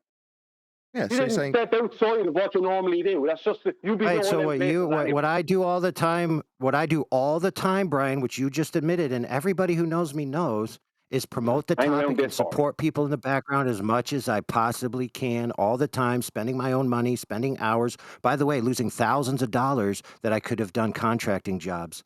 Yeah, I put a lot of effort in here, Brian. The fact that you're not aware of that shows how dumb you are. You only put effort into your thousands of dollars. Running your mouth, that's all you put effort into. Hold on. Both of you stop a second. Just let me try and take charge for a sec. He's put to you all the things he does, Brian. Now, they're not specific to the thing you asked about a contact to a specific or any specific podcaster. No, but he has detailed the things he's done. And because they're a standard now, you're saying, well, what have you done beyond the things that you consistently do towards those ends? Which is a bit unreasonable. Now, he's charging you with not knowing any of the things he consistently does, and you're decrying him and saying, no, you don't do those, you just run your mouth now. Yeah. This is why I've stepped in. Nathan, if I can answer that. Hold on, I just want Brian just for a sec, AI. Just for a sec, AI. Go ahead, Brian. I know what he consistently does, because he's always doing it here. He's always doing the same things. He's putting forth what he basically does all the time as him doing something different and really doing something. He's looking for other people to do something different and go off and network and contact this podcaster and that podcaster and do all the stuff. But he's not doing any of that. He's just hanging around on Discord. That's what I do. That is what I do, Brian. Let me explain. It's very simple. Hold on. Brian, he's challenging you. Stop. Now he's saying, yeah, I do that. So please yield and let him challenge you on. You're saying he doesn't do any of that stuff. He's saying he does. Go ahead, AI. Yeah, sure. So John Refracted gave us an explicit example of directly contacting a producer of a famous show and saying, hey, whatever John said, I don't know what he said or how he worded it. He got denied harder than a ton of bricks. Okay? Now, that doesn't mean he shouldn't have done it, because that producer should be getting those types of reaching outs. However, there are other ways to reach out to the same type of thing by proffering people to engage with the community to where they have a swelling within the community to where people start to notice. So there's many roads to the same result. So just because I didn't write a penned letter to a specific person doesn't mean I'm not around the same end, for goodness sakes. Now, you may say, oh, because you didn't write a pen letter that got denied with a big red stamp, denied, you haven't done anything. Brian, you got this myopic vision, right, of what people do and don't do. Okay? Everybody does what they do. And part of what people do is to encourage other people to do things as well. So, for example, when I said, go to Tim Pool's and spend your own money and make some arguments and get in there, I did it. Over that weekend, that's what I did. And I networked with other people, and they did it as well. And during that weekend, we put forth some live streams in light of some of those people that came to our server. And we had thousands of viewers over the weekend. Okay? So this idea that you think in your head you can just state to a community that I do nothing and that they're going to be so dumb that they don't realize that you're wrong, it's just silly, dude. Why don't you just give it up already? So you're a motivator. So your response was that John did the thing that you never did. You didn't do the very thing you're asking everyone else to do. Oh my goodness, it's called an example, Brian. Did you ever hear of those? Both of you stop. I was quite for you. Hold on, Brian. So John did the thing. Thank you, Nathan. John did the thing that you didn't do, that you're telling everyone else to do. And what you did, well, your example of what you did was hang around on Discord and go in and try and clean up Twit's mess. No. Yeah. That's not what he It's a put mischaracterization, Brian, and I take umbrage with that. If you are going to put forth that that's what I was doing, you're a liar, bro. Hold on, AI. No, that's not what he said. You're asking him specifically what podcasts he's approached. And he's saying, Tim Pool. I'm trying to network with them. Now, it's perceived, mainly because I put it into the mix initially, that that's us cleaning up the mess. That's my term, not AI's. I've said that to you before. That's my sentiment, not his. It's my sentiment originally, not even yours. It's mine. It is my sentiment. I said it before you even said it. Either way, it's not AI's sentiment, is my point. His sentiment is to try and expand his networking, as he's put it. I know that's the word of the day. But he's out there doing it with super chats. He's doing it by other means other than emails, is his point. But he is doing exactly that in that example. We're turning it into, instead of satisfying, well, what have you done? Which podcasts are you getting in touch with? Well, Tim Pool is saying. You're going, no, that's us Witsit cleaning. No, not for him. AI, that is. Yeah. Now, just AI can get it. Yes, go ahead, AI. So, no, previously when I said it's good for people to do that, right? Like what John did. I also said that some of these people will not address a topic unless there's enough, let's just call it, for lack of a better term, interest or upswelling within their own ranks and their comments and their forward-facing media to which they get responses from. So part of what I like to do is try to get those responses into their community so that when they again get a message from somebody like John, they're like, oh, there's been an upswelling in my community. Also, there's this guy writing me who says there may be a guest I can interview who's actually really knowledgeable on this topic, right? And that gives an opportunity for synergy. Just me writing to them a message to be like, hey, there's an expert in flat earth. You want to interview him? Now, I'm not saying that that's what John did, okay? But I'm saying that I can support John's message in that specific regard by being involved. So for example, Joe Rogan. Joe Rogan is very deeply into MMA. A lot of MMA people are very deeply into flat earth. So there's a synergy there that could be taken advantage of. A lot of our customers and our people that come to us from the outside in, whether they be guests, people who are just interested in the topic, they're going to find us. They're going to say, oh, you're interested in MMA? Me too. For example, we have a lot of Globers that hang out with flat earthers and watch MMA together because they're interested in that topic, right? And so the Globers themselves and the flat earthers themselves can use that as a network to segue to get an interest for the host of the show to want to have it on and countenance it, right?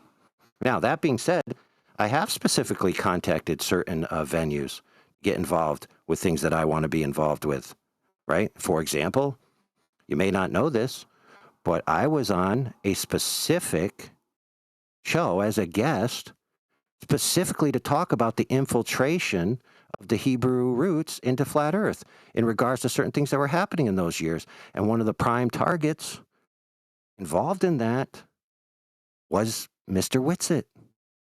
So people tell me, oh, when have you ever gone to task against Whitsitt? Oh, la, la, la. I have a record recorded that I have, okay?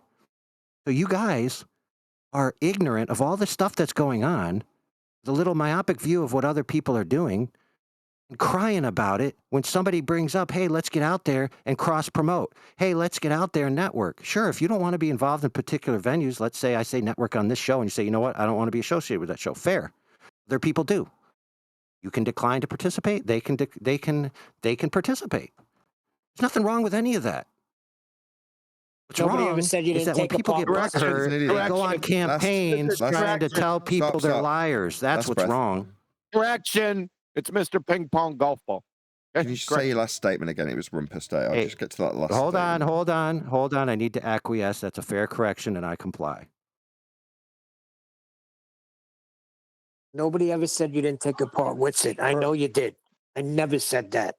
My question to you specifically was, why are you constantly answering for Whitsitt when someone asks him a question?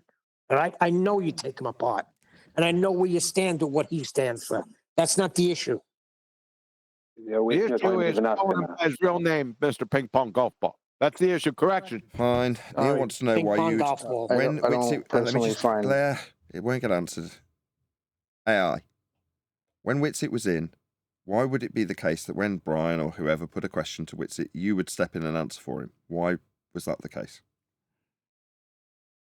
Because I have a greater agenda that's larger than Whitsitt, and all this little stuff about Whitsitt sometimes annoys me because I'm literally waiting in the wings to talk about cross-promoting our platforms and stuff like that. Like, there's all these times where people interject, and I don't agree with the way they're taking it, and that's my opinion, right? And that's my right. Just like everyone here is indignant when they think they have something right to say, like Brian. He makes sure we all know it and talk straight through us, but when I do it, somehow I'm a villain.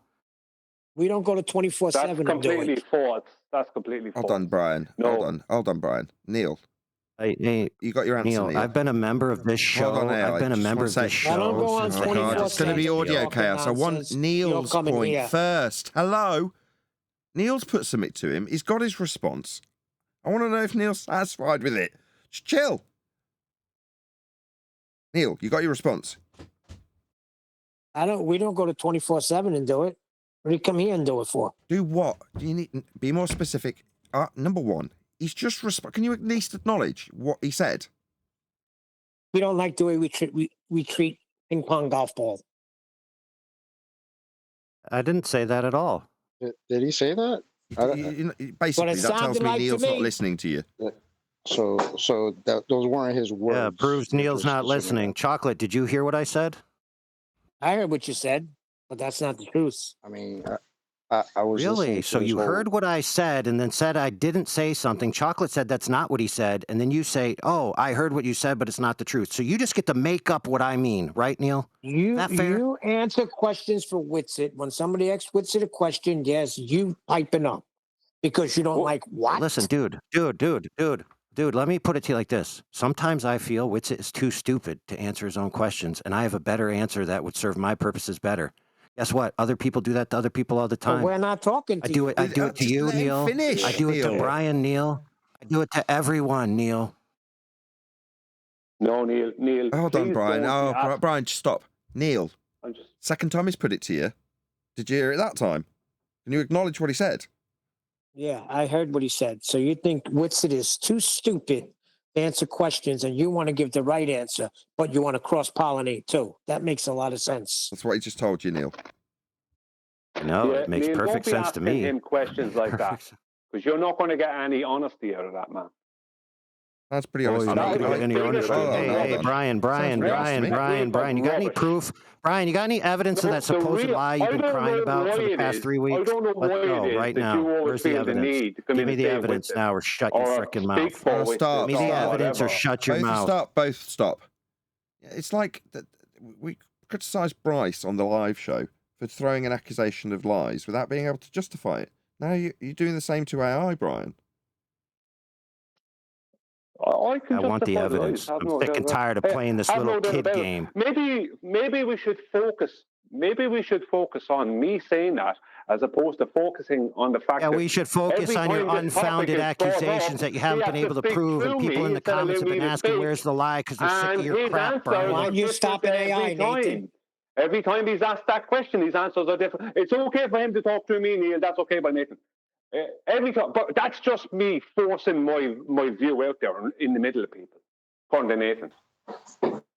Maybe Nathan wants you to present the proof of your supposed nonsense. Everyone but Brian, stop. I thought we were going to get through the end of Neil's point, but go ahead, Brian. Yeah. There was no point in asking him those questions, because each time you'll get a different answer, right? Why he decides to do what he does and speak for Whitsitt, I do not know. All I know is that it has been shown to be a continual thing. Right? There's audio from different days of it happening. Okay. So I don't know why. I just know this much. I know that there's wasted time asking him why he does it, because you won't get a true answer. Okay. You get all different answers each different day, and you can't make head nor tails out of what it's all like, oh well, I just do this because of that, and well, it's just the way I say this thing and that thing. And it's very simple. It's very simple, Brian. I think that I'm smarter than you. That's how simple it is. Problem solved. Okay. No problem. Okay. Thank you. I don't want to have to keep stopping you both. You say it's continual. He's addressed it. He said, no, I was openly against Whitsitt in a slightly different debate arena where I had to contest him. So, yeah, but it doesn't matter if he sometimes corrects Whitsitt or whatever. I don't care about any of that. I've heard him correct Whitsitt and critique him a million times. Who cares? When several different times when Why are we talking about this at all, dude? This went from a diversion of let's network Nathan's platform, let's network flat Earth, but instead we're talking about Brian crying like you're talking straight through him. It's chaos. Just to let him get to the end of his point, it seems that you find it egregious. I get it. The past 3 times that Whitsitt has interacted with us, when he was on QE Live and afterwards when you recorded it, Nathan, and then twice when he's been over on this show, AI has been coming in to answer for him. When he does that, I don't know. I don't know when he does it. I just know that we got it 5 times. We got it. I got it. Please stop. I don't need 6 more renditions of it. You don't know why he'd defend Whitsitt. Even though literally in the last 3 minutes he's given an explanation, and the response was he's always got a different explanation. Okay, so he's got multiple explanations for why he'd want to defend Whitsitt then. So then if he wanted to defend Whitsitt because he feels Whitsitt doesn't come with the right answers and stupid, then why did he say that to me? No, when I asked him, well, why don't you lay down? Wait a second. Hey, no, Neil. Let me finish. No. When I said to Whitsitt, why don't you come right in? Not defending Whitsitt, you retard. Let me finish, AI. When I said, why don't you come right in and lay it down that Earth is measured flat? You jumped in. Well, what have you done, Neil? Where have you gone? What have you done? That's not answering for somebody that you think would not answer the question correctly. Ryan and Neil can't decide whether to buy Preparation H or Vagisil. I get it now. No need. He was calling Neil a retard a moment ago, and he called me dumb twice earlier. Yeah, exactly, but that's okay. Sending into chaos on all sides. It's okay. It's okay to talk to us that way, Nathan. I just like a correction. It's Mr. Ping Pong Golf Ball. Okay. It's Whitsitt. See, he won't say nothing to you, QE. Okay. You guys realize you're attacking him, right? But hey, QE didn't call me some kind of dishonest, double backstabbing agent. Did you notice that? Why would I rebuke him? Stop. Yeah, chocolate. Go ahead. Yeah, I'm just saying. Yeah. You go ahead with that, bro. Again, you're attacking him. So if he attacks you, I don't understand. I haven't called him a retard one time. Chocolate, I haven't called him a retard one time. By what? Never. That's irrelevant. Because you do attack him. It's like you nitpicking to say that you're not doing the thing you are doing. Like, let's just stop it. Grow up. What's happening? I'm attacking him. Am I? Where were you? No, when he was attacking me for the past 2 years. Where were you? Brian. Where were you? Where was me body? This is what happens. The you and the Neil. The you and the Neil are showing your feelings that you stick up for each other and then drag each other down these corridors. No, I can see what happened, Eli. You refused to address it. Brian just asked you, where were you when he was what attacked? We need is moderation from everybody else that just heard what happened. Not everybody, but Nathan, what the hell are you doing? What do you mean, what am I doing? Pay attention to the conversation. And whenever people start dragging things out, like, how are you going to let Brian respond when I was talking to Neil? Yeah, Neil. Wasn't Chocolate talking to Neil? Yeah, what you're telling me is while you're trying to explain something to them, they're desperately trying to highlight that you haven't answered their question, therefore they're ignoring you. Yeah, I am paying attention. What do you want me to do? Hold on, I'm talking to Eli. Say that Mr. Eli. What I want you to do is I stepped in because they're ignoring Chocolate. Yeah. What do you want me to do about it? I can't force their attentions in one direction when they feel like, no, you haven't answered my question, therefore I'm going to talk indefinitely till you do. Not listening to anything that you say. I can't do anything about that. All right. Chocolate came in and told me I sound like a crazy man one time. You're not the moderator. What question needs to be answered, Nathan, so we can move this conversation forward? They haven't listened to your question. If you want to repeat it, feel free. It's not my question. You just said there's a question on the table that's not being answered. So what is that? Well, it hasn't been heard because it's been rumpus. It's your question. It's why you're moaning. Therefore, I can only invite you to repeat it. Oh, okay. Neil, I don't understand why you have to give examples of when you're not attacking AI or when an AI is attacking you as a refutation for when someone says, hey, but you're attacking AI. You do attack AI. It's not a big deal. It's something you do. It's not something you have to defend. That's it. Does he attack you too? Yes. Yes. Stop being a baby. I'm not being a baby. I'm tired of him coming in here with the same thing. I don't want to hear it.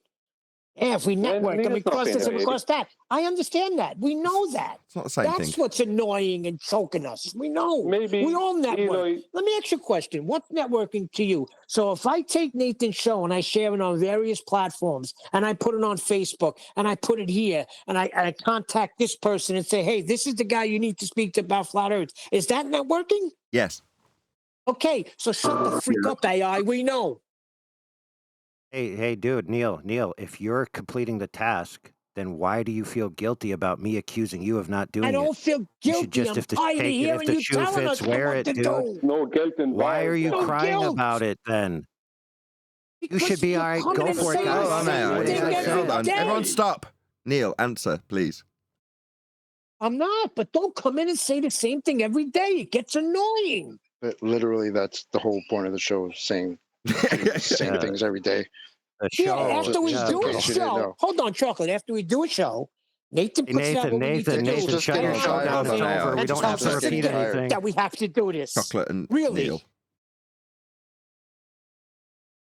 I didn't hear any of that. Man. Yeah, we just need Chocolate and Neil to have their conversation. Okay, Chocolate. Nathan lays it down every day before the show what we need to do for that particular show. We went over this before. Do you tell Nathan that you're tired of hearing the same thing every day? It's Nathan's show. We heard it. We know it. We do it. So why does AI have to come in after the show? Hold on, Chocolate. Let me finish. Why does AI have to come in after the show and say the same freaking thing over and over and over? Okay, Neil. That's cool. How long have you been on the show? I don't remember. What's the point? Okay. About 4 years. Are there things that you say every day? Exactly. It's not about promoting the show. Excuse me? We talk about the nature of reality, and we repeat things over and over again. What is the problem with him interjecting his ideas? Do I tell anybody don't understand, what to do? especially when they're not wrong. Do I tell you what to do? Yeah. Okay. Why are you telling somebody else what to do then? Exactly, and that's what AI is doing. Coming in every day. If you can't hear that, Chocolate, you can't hear that, Chocolate, then you're deaf because you're part of two camps. Completely wrong. I'm still speaking. Neil and chocolate. AI is Nearly giving there. suggestions. Just Neil, just chocolate. Yeah, AI is giving suggestions, none of which I heard anything wrong with. Now, I'm sorry. I don't know what the contention is. Again, we're back to this, but I don't get it. I know that. Hold on. Exactly. We know you don't get it. That's surprising to us as panel members. Oh, okay. Shocking. All right. Good. Stop. Right. It's 3 people in the queue. Got AI, then Brian, then QE. AI, go ahead. Yeah, I just want to address this to chocolate. I find it interesting that people have been on a panel for so long when one person has a differing of opinion that they're being accused of some kind of lack of discernment or judgment or something.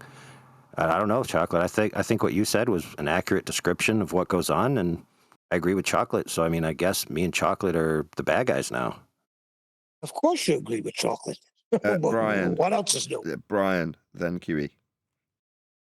Yeah, I said to AI on Saturday night, chocolate, I said, stop telling people what to do. You're always telling people what to do. You have no business telling other people what to do. Stop telling people what to do. He said, I won't stop telling people what to do. I'll keep telling people what to do.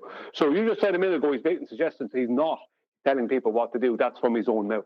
So that's number one. He's giving orders. Is this a joke? So he's Hold on, giving chocolate. Just one sec, chocolate. Hold on. Is that a joke, Brian? Are you kidding? No, that's fact. That's a fact. But he said that to me. Do you not see the irony in what you're doing when you tell him not to do something?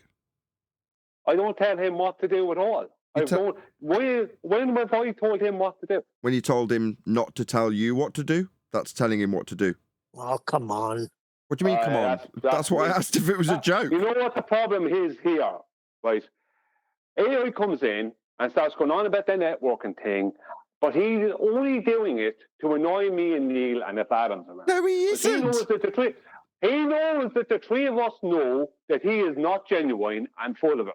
He knows that you don't know that he's full of it and not genuine. You got any evidence of that, Brian? And he enjoys it. Okay, QE, you're going to have to hold. I have evidence of you not being genuine.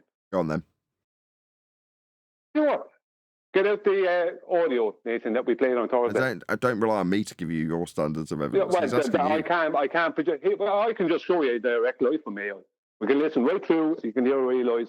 It was up to you. Nathan. Yeah. Let's see it, Brian. Why don't you curate that your own evidence? Imagine that you curate your own point, bring it, and let's see it. How about that, Brian? Do you ever think of that? What? The audio that Oh no, did I accidentally tell you what to do? I'm sorry. You make accusations, I tell you bring the evidence. Is that telling you what to do? Maybe that's why you haven't done it yet. Wow. As soon as that's public, I'll have it. It is public, isn't it? It already is, dude. People can go watch it right now. They just pay the $2, dude. Maybe you should pay the $2, bro. No, it's members only. Members only is not public. Yeah, it's called you pay $2 and you're a member. Are you that dumb? No need. I am a member. Stop. Okay, so you're saying this constant deception is evidenced on one members only video, correct? No, it's evidence though. It's evidence on loads of. Forget about it. No, well, I'm not going to. I don't need 50 million things. I just need one. Saying forget about it, fine, but let's see the one, homie. There is a specific subject that you're taking umbrage with, which is networking. Everyone's going to hate that word by the end of the show. No, it's not. It's not networking. No, Nathan, it's not networking. It's that AI is a fraud. He knows I know, but he knows evidenced you by what? Goodness, as evidenced by what? By Brian? me encouraging people to network, and you get butthurt when I do it because you think it's a direct slight against you because it's all about you and yourself. Do you want to go play the audio of him coming in, right, for no reason at all, trying to speak for Witsit when other people are asking Witsit questions? That's not fraud. That's number one. That's number not fraud. 2 is in the background. That's not fraud. No, I said hey, guess what? I did it to QE too when he was on 24/7. I took the mic from him and Witsit. Oh, wow. I didn't hear QE do a bunch of crying. I didn't hear him ask his wife, I need therapy. I don't know what you're talking about. You're throwing out these accusations. Hold on, everyone stop a second. Hold on. Nathan. We've gone from dishonest to fraud. right? But no, I said he is a fraud. Where's the evidence of this, Brian? Exactly, It's time where's for you the to give the evidence, dude, because this is getting embarrassing for you, I just tried to brother. relay some information. And Nathan, I don't know what happened with you, and AO, you came in speaking over me. It's kind of hard to do it. But I'll go back and say it again. So there's audio, loads of audio out there of you, AO. Hey, dude, go get it and bring it already and quit talking about it and making accusations you can't back up, dude. When I'm about to relay the information, you stop it. So there's loads you don't have any information, dude. You just have a bunch of conjecture and your claim on repeat. Go get the evidence and bring it in your hand. There's loads of audio out there of Brian, you coming in. 1 minute to get the information. No one else talk. Go. There's loads of audio of you coming in, AI, right? And speaking for Witsit when me and other people are trying to ask them straight questions. Now, it's happened a lot with me, and you've even come in and attacked me, right? Calling me all kinds of names because of basically, you tried to say it was for a different reason, but it wasn't. It was because I was putting Witsit on the block.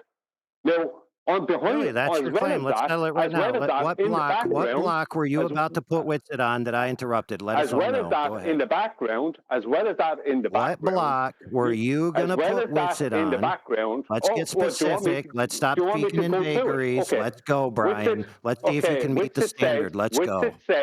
Witsit used the term stream when speaking about light, right? That means a movement from A to B. Then Witsit created havoc, a little bit of havoc. I didn't bite on it. Nathan bit on it. And then you come in over the top of that because you heard me say to Nathan, no, Nathan, don't leave him get away from stream. Because in the middle of the havoc, he was trying to switch from stream. Right, yeah, I agree. That's the facts. That's what's happened. Correct. Still speaking. He was trying to switch it from stream to ocean to lake, which is not movement, right? Yeah, and exactly. you knew we all heard that. Every single person there heard it. Yeah. You came in to save his bacon, and that's what you did. So let me ask this question, Brian. So now that you know that, let me ask this question. Okay. Let me ask you this question. You've said the facts already, for goodness sake. Keep speaking through me. I've been asked to, and I haven't got to the second part yet. This is only two. Just do one at a time, dummy. How can you respond to 50 things? We're going to go through it. We're going to go through it, right? We're going to go through it. So no, we're not. We're going to focus on that one block alone, dude. Of many reported instances of you doing that, coming in and saving. Oh my goodness! Blah blah blah. Right, stop. Both of you stop. Both of you stop. Stop. Just write stop. It down. Brian. Just write it down. Hello. Everyone else. Oh no, AI dude, and Brian. Hello. Hello. It's hard enough taking control of just 2 of you. Everyone else, just stop. Right, Brian. If you put multiple claims to him, he's just going to end up rumpusing you. He wants to address I'm not putting multiple claims to him. He's asking me questions about the very first thing I said, and then he's not allowing me to answer these things. You're not paying attention to what's going on here. You said there's a second part to it. I was asked, right, to relay. Brian, please. That's what I was asked. Can you not let him address what you put to him thus far? So I'm not going to relay the information I was asked to relay. Well, there's been a certain amount that he wants to address already. Well, it wasn't the case of I say something and he addressed it. It was a case of I was asked for the information. Oh, it's just a case that you just keep going on forever. Look, if you don't really want the information out there, Nathan, that's okay. Look, Neil asked you for the information. You were allowed to give the information, but you gave no specifics. I specifically said what was the specific block you were talking about. You spoke straight through Holy the middle crap, you can't even keep track of the same things that happened in the past 2 minutes, dude. Let you do it. All we're hearing is your protestations rather than his address to what has been said by you thus far. Brian. So you didn't hear him speaking straight through the middle of me then, Nathan? You're okay with that? I'd heard your claims, and then he started to address them, and he said, "Oh, you're not going to let me get to the." Now you're talking straight through me. Point, Nathan. Brian, There's no point in communicate with you. addressing this guy. He's literally intolerable. Thank you. I don't need help. That's intolerable. Either way, Brian, I've asked you, can you not let him address what you've put to him thus far? You're saying there's more to it, there's a second part, right? But he won't allow you. He won't. Now you're doing it again. Now I haven't finished that statement yet. I haven't got a second part. I haven't got through the end of the first part with you talking, Brian. It's intolerable. What? He said there's no specifics. Your claim gets more specific. Yeah, okay. He just lied. That's a straight out lie. I literally was giving specifics. He was speaking straight through me, and you were saying nothing. Who lied? Who lied now, Brian? Let's try again. Not only did he just straight out who is lie. that guy? Neil. Oh, Neil, we don't need your help, bro. No, I've tried. Did not even the first time. Nathan, just let me address Nathan a second. Not only did he straight out lie, but he also spoke through me, and nobody cared. You're both doing it. I'm trying to take control. No, Neither of you will he yield. asked me, and I was asked. Why did he just bring me up? I didn't say a word. I will go. Oh my goodness, Neil. Contrary to popular belief, you're not the only person in the world with the name Neil. Imagine that. Not you, I didn't know there was When you said I didn't give any specifics. AI. That's what you said after you spoke through me. Oh my goodness. Do you want me to address it, or do you want to filibuster through everything everyone ever says, dude? What did I say, AI? If I didn't give specifics, listen. And we'll see. Listen to me. If you're a lawyer or not. Are you going to be quiet? Yes. Or are you going to filibuster? Yes. Go ahead. Go ahead. Answer that question. Go ahead, AI. Okay. I'm going to say this again, just like I said it. Mr. Neil, with a 1 in his name, who has a nice big beard and is a very handsome guy, asked, hey, why don't we give some time to let Brian say what he has to say, or the accusations, whatever it was. Brian went on with generalities. I then said, you didn't give the specifics. What specific block were you talking about? He then started to talk about the Stream Lake, which is the specific block he was talking about, which he didn't previously state. Otherwise, I wouldn't have asked, and he wouldn't have then said it. So I am correct. There's no lie there. So I'm sorry, Brian, you're wrong. What block? You asked me what block I was talking about. I gave specifics, and then after that, you said you didn't give any specifics. That was a lie. No, when I said you didn't give specifics, it was specifically during the portion of time which Neil asked, which preceded when I asked, are you stupid? Or do you have a bad memory? Which one? You asked me what block. Are you stupid or have a bad memory? I'll forgive you. Either way, I'll forgive you, Brian, I promise. Stop. You asked me, right, what block was it that I had with it on? And what was it that was the block? And I started giving literally specifics. And then after that, when Nathan came in, correct. I agreed. You were speaking straight through me, giving the specifics. Then afterwards, you said I didn't give any specifics. You just speak straight. You ask a question, you speak straight to the person answering. This is getting pathetic. I'm going to hear the answer. Let me explain it. Let me explain it for the slow kids. Let me explain it for the slow kids, which includes yourself. Okay. You just lied. Let me explain. It's very simple. It's called chronology. Do you know what chronology is? It's that certain events occur at a specific point in time, and then other events occur in the future from that point in time. So check this out. It's very simple. Very simple. You're accusing me of lying, and rather than allowing me to defend myself, you're filibustering. You know why? Because you have a bulvaristic campaign against me because you can't actually argue with anything I say. The only thing you can ever hope to do against me, Brian, is impugn my character because you're pathetic. What specifics did I not give? Because you said I didn't give any specifics after I I'm going to explain myself, not let you try to put the words that I need to explain myself with, okay? So when you're ready to stop filibustering and holding everyone hostage, I will explain myself. When you're ready to stop holding everyone hostage, I will explain myself. I don't need an explanation. I need you to answer my question. You keep saying that, Brian. I've heard it 6 times. So are you okay with the fact that he lied there, Nathan? Are you going to keep filibustering or let me reply? Which one is it going to be, dude? I'm asking Nathan the question. I was trying to clear the airwaves for him to reply, but you're never letting him. He's right. Why do I even waste my time with such a pathetic loser? I don't get it. I mean, it must be because I care about this topic.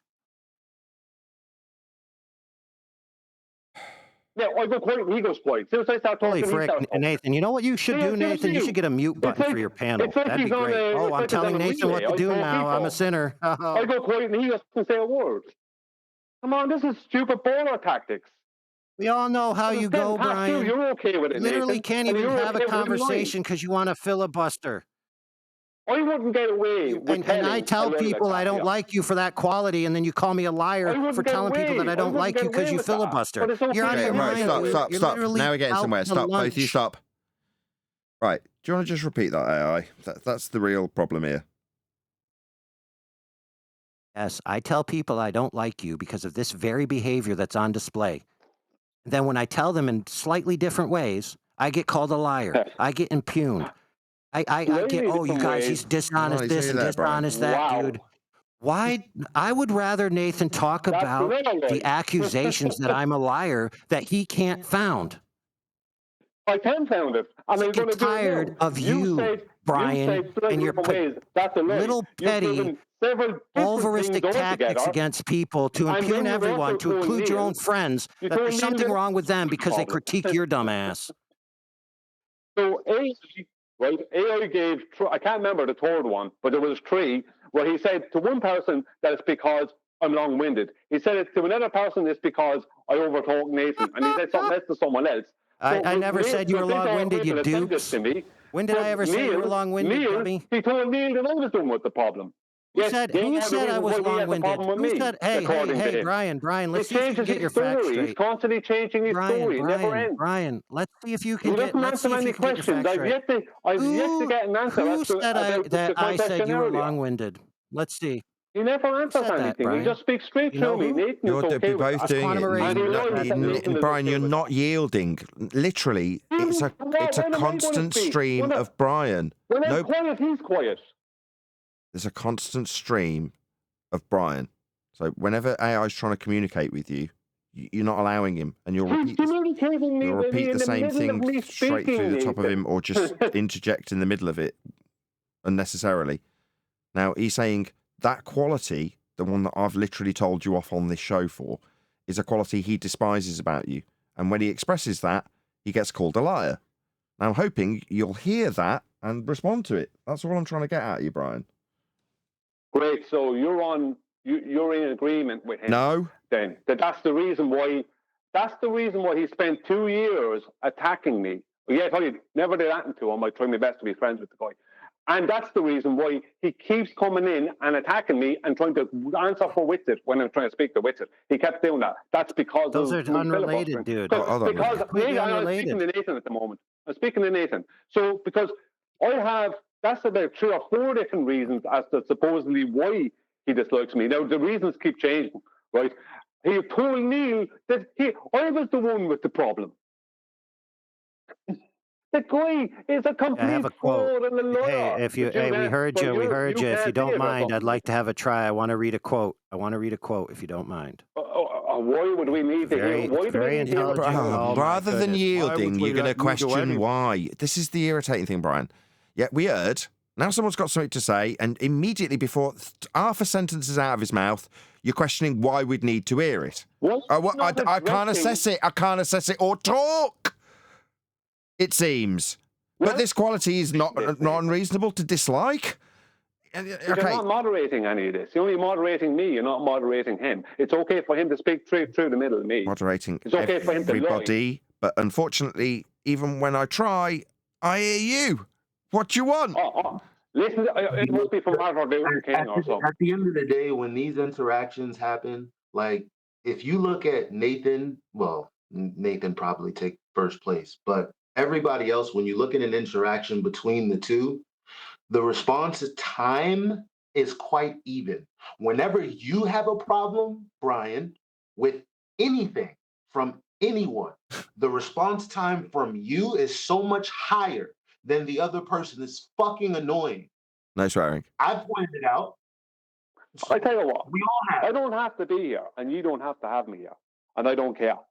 And you don't have to respond to a justified criticism. I'm talking about real data. If we were to pull it up, you would be talking the most, and we're just saying stop that shit. And now you're crying, talking about if we don't want you here. We not crying at all, Eli. Just stop crying. Not crying at all. Just give me the option. I don't have to be crying. That's it. No crying. You just make up the mind. Take a vote. Go to the vote. Whatever. I don't care. I'm done with it. I'm still reaching the enemy. Be done with it, dude. You can't even take a basic criticism from a friend without trying to destroy everybody else, hold everyone hostage that you're going to leave. Dude, you're like some kind of freaking borderline weirdo or something. And you're speaking straight through me. I know that much. You've gotten away with speaking straight through me. No, because Nathan yielded the floor to me, and I haven't yet been able to speak, Brian, because it's all about you and yourself. God forbid if I find that repugnant. I must have gone quiet several times, and each time I go quiet, you're quiet. Nah, we started this off with you asking the validity of him offering something. Why would we want to have to listen to it? Straight through the top of him. Half a sentence in after I yielded the floor to him. Now he's explained that to you. No, he doesn't answer the question. He goes off into red herrings and nonsense. That's the problem. He's not. You ask him a question, and he goes off talking about something. If anybody can get control of your mouth, Brian, I'd be able to actually give an answer. You ever notice that? Sorry, I'd say that if we checked out the amount That's why I had to kick you guys off from politics, dude, because you wouldn't yield to Nathan telling you to be quiet. And the bigger problem, Brian, in case you didn't know, the reason why you had to leave politics is because of you, Brian. You. Eli's going to PR for you there, Eli. Yeah, I am, because number one, you've done me wrong personally. I didn't do you wrong at all. Every time I try to address it, you start talking. You didn't. Your PR and you. Let Elijah tell you when you've done him wrong, or filibuster through him. Which one are you going to choose, Brian? For AI. Well, this is AI told Eli that you've done him wrong. Right, Eli? It's almost AI told you that Brian's done you wrong, Eli. No, wrong. Wrong. Eli is his own man. Let him speak for himself, Neil. Bruh. Anyway, it's okay for AI to lie. That's what's been. Oh, it's Eli's turn to speak, Brian. It's Eli's turn to speak. It's not about you anymore, Brian. Eli, please speak, and we'll all be quiet. Nathan, are you the show host now? Yeah, no, but I was talking though, Brian. I was. Yeah, go ahead, Eli. Yeah, okay. I take that on board. Okay, I talked in there, Eli. Okay, I apologize. I forgot. Fine, go ahead, Eli. Thank you. All I'm saying is, I'm sorry, but I'm not exactly always focused on the argument you're trying to make, because your argument goes back 2 years, like you just said. Unless you're going to give us a grandmaster presentation of all the, like we're doing with Witsit, honestly, I don't want to hear it. But there are things in between these communications throughout the days that you've done. Now, specifically, just now, when I tried to give you criticism, you basically said, well, if you don't want me here, I'll just leave. And so the point is, why would you do that? When someone is trying to give you a criticism and your response is, well, I'm going to just blow up the whole chat. You have a whole bunch of friends here that's not fair to. No, I think you'll find that some of the people here are much more friends of AI. Now, let me address what you just said. I literally was asked earlier on to give details, and I attempted to try to give them. Right? AI spoke over me. Eventually, someone else had to come in and say, no, leave Brian speak. And then AI came in again. Then I was asked for some details about what I was saying, and I went to give details, and AI spoke over me. And then he said afterwards that I hadn't given any specifics. Instead of addressing what I said, he said I didn't give any specifics.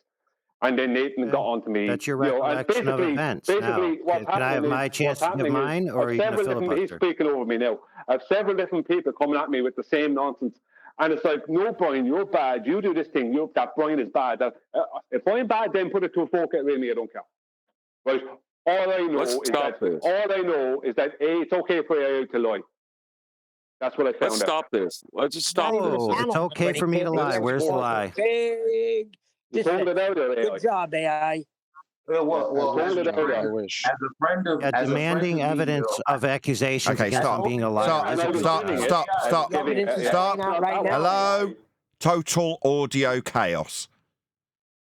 Thank you. Details about what, Brian? What have you been precluded from giving details of? Please just give whatever details, apparently. No, Nathan, you're missing the point. You're still ignoring the lie that was told. But I'll go through the details of the whole situation. I'll go through the details. Oh my God, now I've got AI rumbling. He's been you accused don't seem of... to care about the lie, Nathan, for some reason. But anyway. What lie? I'll go through the details. Earlier on... Oh, no, I'm just stating facts, Nathan. What Earlier lie? on, right, the lie that AI told... Which is what? Which is when he said I didn't give any specifics, as opposed to he didn't address that, and I said, because he said you didn't give any specifics when I had literally given the specifics. And he spoke straight through them, but he knew I was giving them, and he made a point of speaking. And you didn't say a word. You didn't say a word. I didn't hear the specifics. I want to hear the specifics. Yeah, me neither. Go ahead and give them, please. Right, but what's the point? What about the lie? What about the lie? How come no one cares about the lying? Look, I'll give you this. If nobody heard the specifics, if nobody heard the specifics, because he was speaking through me, but he was hearing them. Please then repeat. They're asking you now. They're asking you now, dude. Okay. I don't need you to speak to me, AI. Thank you. You're nothing. Anyway, I was detailing when just one of the many instances when AI came in to jump in and speak for Witsit, right, or to basically take me off my point and stop me making my point to Witsit, right. He could see havoc was ensuing between Witsit and Nathan, right. Witsit was trying to create havoc.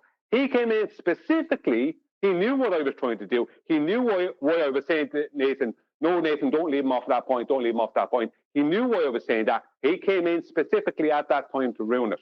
Now, I stated that when I had Witsit on the block, that he was coming in to save me in that particular instance. I just gave that as one example. And he said... Stop.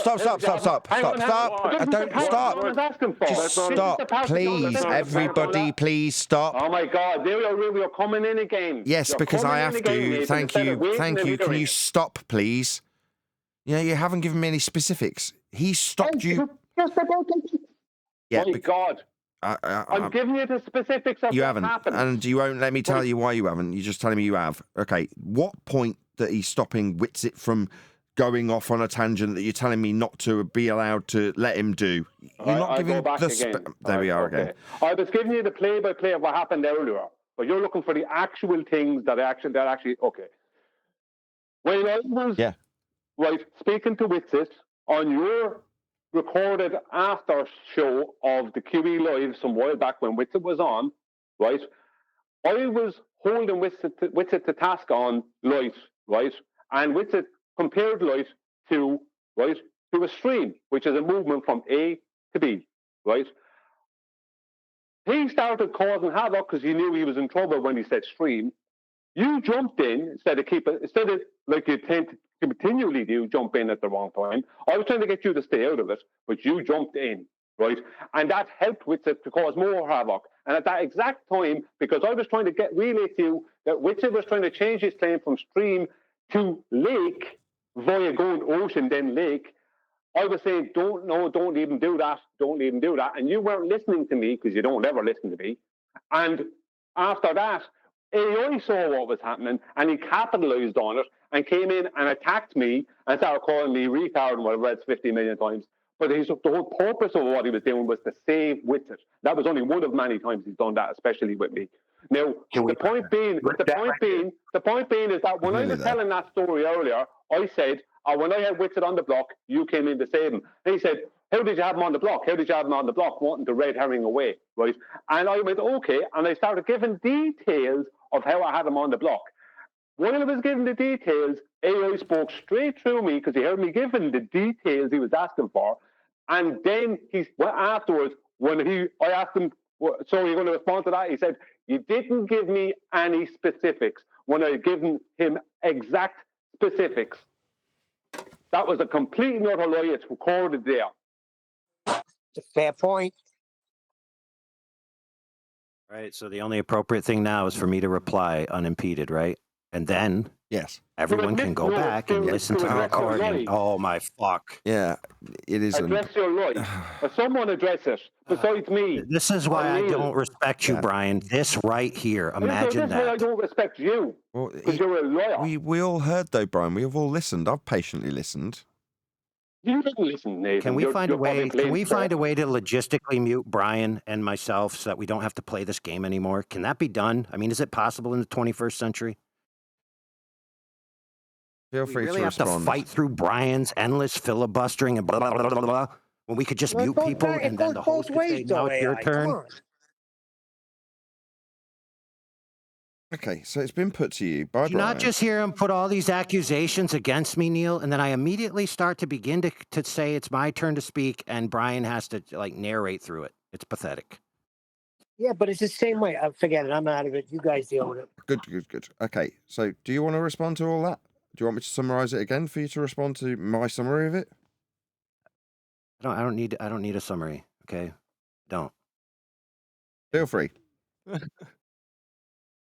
Matter that he's speaking about was already adjudicated in the past.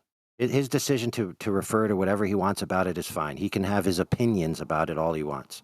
Now, what we're talking about is a present accusation of a lie that occurred here within the last 10 minutes, which he is claiming is recorded, which, by the way, anyone who's a member can watch immediately after this. So they can go back and listen to the account of affairs, whether I am correct or Brian is correct.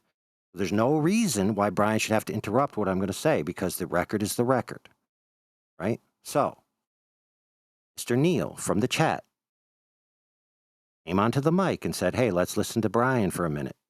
So we listened to what Brian said. During that exchange and that exchange only is the exchange I was referring to where specifics weren't given, which is why I asked him, what was he on the block, the specifics? Then Brian started to tell me the specifics.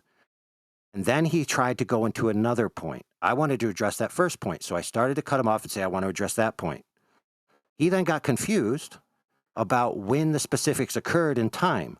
I repeated, no, it was about that specific time. Now, anyone can see that if they go back, that's what I did. There's two blocks of time. There's the time before I interjected, and then Brian gave the specifics about the block, then a time after that. I never referred that he didn't give specifics after he gave the specifics. The only time I referred to that he didn't give specifics was during the initial block of time, preceding when I asked when was Whitsitt on the chopping block that I interrupted. Now, that is an accurate representation of the facts that I'm being accused of being a liar for, and Brian is saying that the evidence is in the recording. Now, every single person listening to me can go back to the recording and see who's correct. Are you finished? I'll make a motion and we table that we shouldn't be discussing this in public. Hold on, Brian and John, just 1 second. Okay, but we've still got to the point where Brian, in the last 5 minutes, has detailed those specifics and why he questions your motivation in this subject matter or whatever. Hang on, Nathan. Hold on, Brian. Sorry, Bloody Nathan. hellfire. What about the lie? I asked him, is he finished? No, not allowed to So summarise. what- Just Brian's just decided it's his point again through the top of me. Okay. Are you going to address the... No. Yeah, what about the lie? Just carry on. Just say it 16 more times, Brian. It's all that matters. No, That is all that matters. No, it's not, because again, the audience is going to decide who lied, and they'll tell you tomorrow. There's another piece of information we have to get to, and that's this dumbass Lake Ocean stuff, which I know AI has a rebuttal for. Correct. Yes, thank you, Eli. Thank you, Brian. Yes, Eli, exactly. So the specifics are now on the table in regards to why, when that's being described as Whitsitt on the chopping block, you'd come in to defend his honour. That's the crux of the issue originally. We're finally at it. Sorry. AI came in and said a lot of stuff there a minute ago, and I'm not being allowed to address that, and he's at the same. We just summarised. Is that the case? We just summarised where you've There's no accused him. addressing it. The recording is what will adjudicate the matter. Yeah. He just lied again a minute ago. Just lied again a minute ago. We're not doing this. He is filibustering. I'm tired of it. No, we're moving over. We're moving on. Moving on from what? Where are we moving from and to what? We're moving to the other thing that you have a gripe about, the lake ocean thing. Yes. Specifics of why he'd be accused of foul play. AI's being accused of foul play for defending Witzit's honour when he's on the chopping block with waves and lakes, described originally as a river. You've tried to stop me from dragging the red herring that Witzit wants to get away from when he changes what he's claiming. We've got it up to this point, but that involves AI responding to that. Now that it's on the table, we've got it all clear.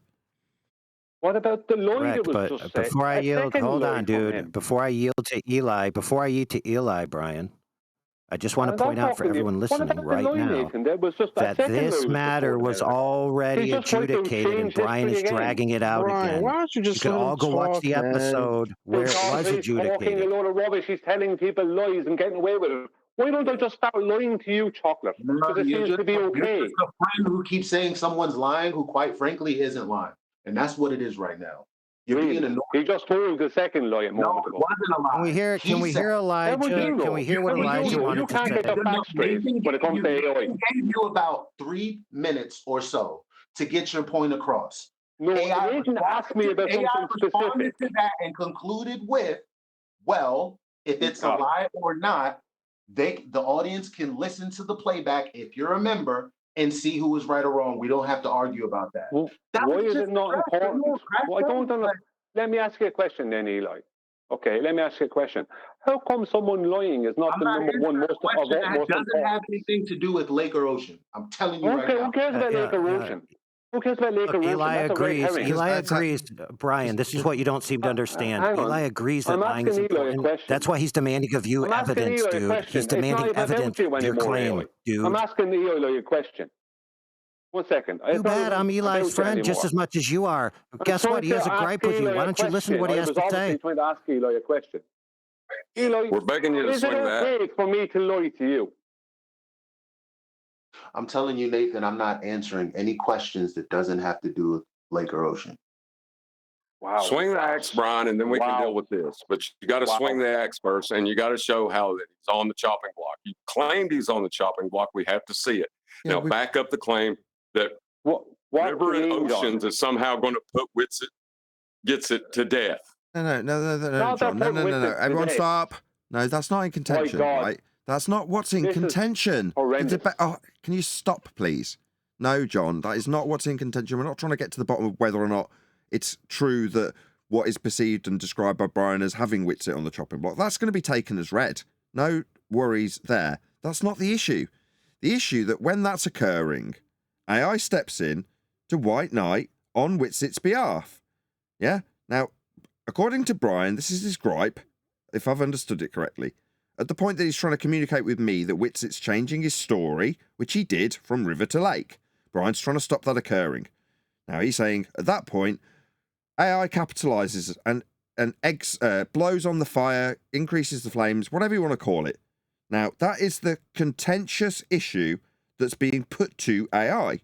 Now, at some point, I hope that we can get to a point where Brian feels like the lie that I've heard about 16 times on this show that must be adjudicated immediately when we've finally got to this point about why initially AI would be deemed a liar, deemed a shill, deemed whatever he's been accused of after the fact because of this one event. We've already adjudicated. I know, but with all due respect, we've already adjudicated this matter ad infinitum. How long are we going to allow Brian to keep bringing it up and holding everyone hostage with it? It's getting pathetic at this point that we're even countenancing this nonsense. He changes history all the time. I don't think you understand my position here at all, Nathan. Right? AI is a complete fraud. End of story. Evidence, please. Evidence, please. I see it. He's told 2 lies here this evening alone. My God. Evidence, please. Evidence, please. Evidence. Can we hear what Elijah has to say about the topic like he was going to do 2 minutes ago, Brian? You tried to change the history of what happened or when you lied just previous to that, 10 minutes before. History's recorded, dumbass. The history's recorded, dumbass. This is recorded. This is recorded. Stop it. Just stop that. No need. Dude, there is a need because this is ridiculous. The way he's acting is ridiculous. It deserves ridicule. When someone's a lawyer. It's obvious. That's ridiculous. It's a. Didn't we have court? Didn't we have court over this? That one thing that was adjudicated. No, it's not going to happen. It's already been handled. Like, so that's the problem. The problem is every time we try to address something from 5 minutes ago, Brian feels slighted about something that happened 2 minutes ago. So then we have to go into that. No, then it's like, okay, we're addressing the thing from 2 minutes ago, and he's like, well, I'm seeing that a minute and 30 seconds ago. Like, he's so nitpicky, man, and we're just trying to nail down one thing, and when we get there, it's something else. When we get there, it's like we're babying Brian. I'm going to start lying to you, then. That's right. Eli, then, if that's the case. So you're okay with lies?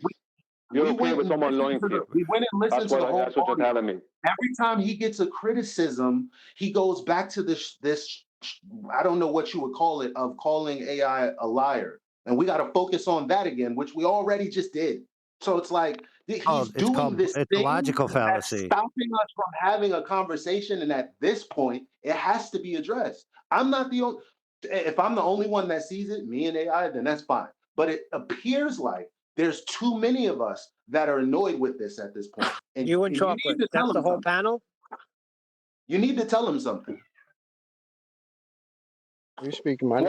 I don't feel that way. Adam don't feel that way. Why don't we let everyone speak? Why don't we let everyone just go down the list and they each get to say what they think? How about that? Is that fair? Why do we allow you to come in here and sow discord? That's what I want to wonder. That's what I'm wondering. Because last I checked, you were not a panel member here, but you managed to get in here and freaking cause problems. And with it behind the whole thing. Just Eli and Neil simultaneously, I think, would be ideal. Yeah, because Neil, this is our nobody could see it. What do you want me to tell you? I was already talking before Neil started. You're ruining my show.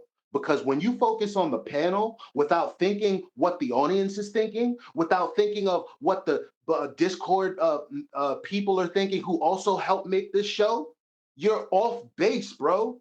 You're ruining I'm on base, Eli. I'm right on relationships. Nah, I agree with Eli. That's wrong to say. People on the same base. You see, you keep going back to that shit, Neil.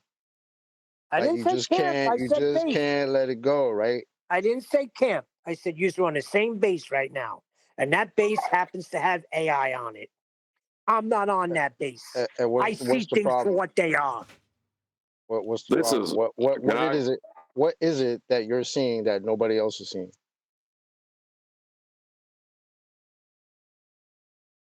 He's seen Chocolate. If you want to put him in the corner. He's seeing what I'm seeing. That it's okay for AI to lie in him. It's okay for AI to behave that way. It's okay. But I mean, what I'm hearing is that it's okay for someone who's come in and just lied to us. That's what I'm hearing. But what happens is I don't think anybody's saying that it's okay to lie. Chocolate, you're responding to so you're tolerating you're responding to a road that they've successfully got us on again. It's called Red Herring Road. And the bottom line Red Herring Road. And the bottom line is you already said you're sick of the shit. There's nothing else to hear from Brian. We're telling you what we're telling you as your friends. You've been mugging us off the entire time. So I'm telling you, if you don't correct your mistakes, there's going to be some unintended consequences. Now, we can talk about that in the background because I don't want you to misread what I'm saying to you because I am your friend. I'm never an enemy to no one because I'm God first, which means I love you all first. So the bottom line is, if we don't get to the bottom of this, you're causing collateral damage, whether you're right or wrong, whether you like it or not, and it has to be fixed, and it can't continue, and it can't just be, well, AI's knock it off, Eli. Brian's causing collateral damage? Brian's causing it, right, Eli? You better wake the freak up. Look, what's going on here? Are we going down the list, or are we, what are we doing? What's going on here? John, please say something. Just say something, because this is just getting ridiculous. I like to hear what you have to say, refracted curvature. I think addressing in an internal manner, something like this, the way we're doing it right now, is the absolute worst possible way we could ever address it. More. we should possibly table this to another time and speak about it in private or have personal discussions one-on-one between individuals to try to get to the bottom of it. That would be great. But what we're doing right now makes us look like shit. I agree. I don't care how I look. I agree, and I well love past you. that. I love you to all of our fans, all of our friends, all of our family, those that have met some of us, everybody that's listening right now, those that are in Discord that have fought alongside of us, and understand a lot of us are upset. Understand that Brian's also upset. You guys know Brian, you love Brian, you know Brian has good content. So just don't fault us for being human, please. It's always been aired out. Some of us are going to try to get this off of the public. But it's for always now. aired out. That's how we air it out. I'm just It's saying, as much as I can remember. I agree with This is how it's refracted. done. I just agree with refracted. You can have another opinion, but it doesn't have to be through mine, bro. That's all.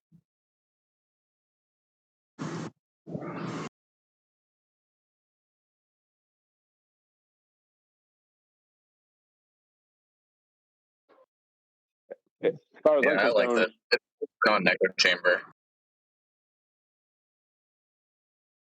all I know is that it seems to me that someone can come in and tell 2 lies within 20 minutes, and nobody else wants to call them out on it.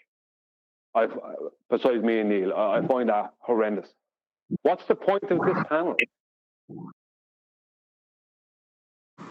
What are the lies? No, don't do it again. Just let it go. Everybody just let it go. Yeah, but everyone, All right, we're what done. are the lies? As if they, you know what I mean? People are, what are the lies? So no one else heard what was being said then. This is the thing. This is a double standard. Problem. This is a double They did standard hear situation. it. They did hear If it. was, That's what you don't seem to get. You're not giving your friends the respect of listening with their own 2 ears. If it was with it, you'd be crucifying it. But it's okay for AI. Which is what you want. You just confessed, Brian, that you want them to crucify me just like Witsit by accusing me of a liar by proxy, which is a logical fallacy known as Bulverism. You finally confessed to what you're actually trying to do against me. Literally there. So all your Bulverism super chats were directed towards us. That's nice to know. We knew it anyway. No, they were directed towards anyone, dude. You see, because, Neil, when people are misbehaving, you should be called to task. That's all but that you is. can't fool me because I know real people, and you are not real. No, you're not really. Whatever. So you're Go for to it. point out that I'm a murderer, eh? Yes. So what if they were, Neil? So what if they were? No, Eli. Eli, I never said you're not real. I know you're real. No, Eli, that's a completely ridiculous comparison. I'm pointing out someone as a liar listen, the girl. They've literally lied. Yeah, right, Brian. We've heard you a million times. Why don't you give some evidence? Anyway, well, it's the girl on the show that we critiqued the other day, she was committing Bulverism. I'll go through. When I was he was committing Bulverism. Lots of people over these past months, including Will Duffy, have been committing Bulverism. Okay, just because Brian's guilty of it, that just happens to coincide eloquently. I'll go through it. Yeah, no bother. When I gave the details, when you were asking me how did I have Witsit on the block, I gave you the details, and you then started speaking Let Eli give you his opinion. Let Eli give you his opinion. He was going to give you 10 minutes ago before you filibustered him. Go ahead, Eli. Let him know about that. Your response to it is I don't respond to because I didn't give any specifics when I literally gave. Explained myself, Brian. Why don't you go watch the clip after the show airs, pay the $2 and find out the truth, Brian? Everyone's sick of you, Brian. They're sick and tired of your unfounded claims that you can't prove with your blah, blah, blah, yada, yada, yada, yakety, yakety, yak, smack mouth, bro. See, it's okay for you to speak straight through me and no one says that. Brian, you're not getting it yet. We're sick and tired of your mouth. Suddenly, I'm a bad guy, and everyone's like, well, how about you, Brian? Oh, you're defending yourself. Why don't you get the evidence of your claims, dude, instead of holding us all hostage to your feelings? How about that? I'm waiting until the audio is released, and I have it then. I know. I Has can nothing get to do with loads of it. feelings. I'm waiting until the damage of my slander is already done. I only that's need real one, character. but I can get more than I can get loads. You're constantly doing it, but people don't realize it. I know. I've listened to it all, Brian. I've cataloged it all. I have screenshots and notes on it all, dude. It's not going to work out for you. I've been warning you, bro. But you don't listen to anyone's advice. I'm sure Even your own friends. You impugn them and accuse them rather than just imagine that they're giving you advice from a friendly position. Holy crap. I can't imagine why I don't like you. Yeah, because you don't like me because I point out who you really are. That's why you don't like me. Oh, yeah. I know Who what am I? you are. I'm a kind of guy that when you accuse me of lying, I demand the evidence. I'm the kind of guy that when you insult your friends, I tell people, dude, why is he insulting his friends? That's the kind of guy I am. What a guy. Manipulation, bring in other people, red herring away from him. That's what he's at now, Neil. An innocent man wouldn't behave. Your guys' attempts to attack me have caused you to attack your friends. I find that repugnant. God forbid. If anybody stays in AI, I can stay in Discord for 2 hours too and tell people stuff like you do. For 2 hours. What was I talking about? Yeah, what was I talking about, Neil? You were there. You heard it.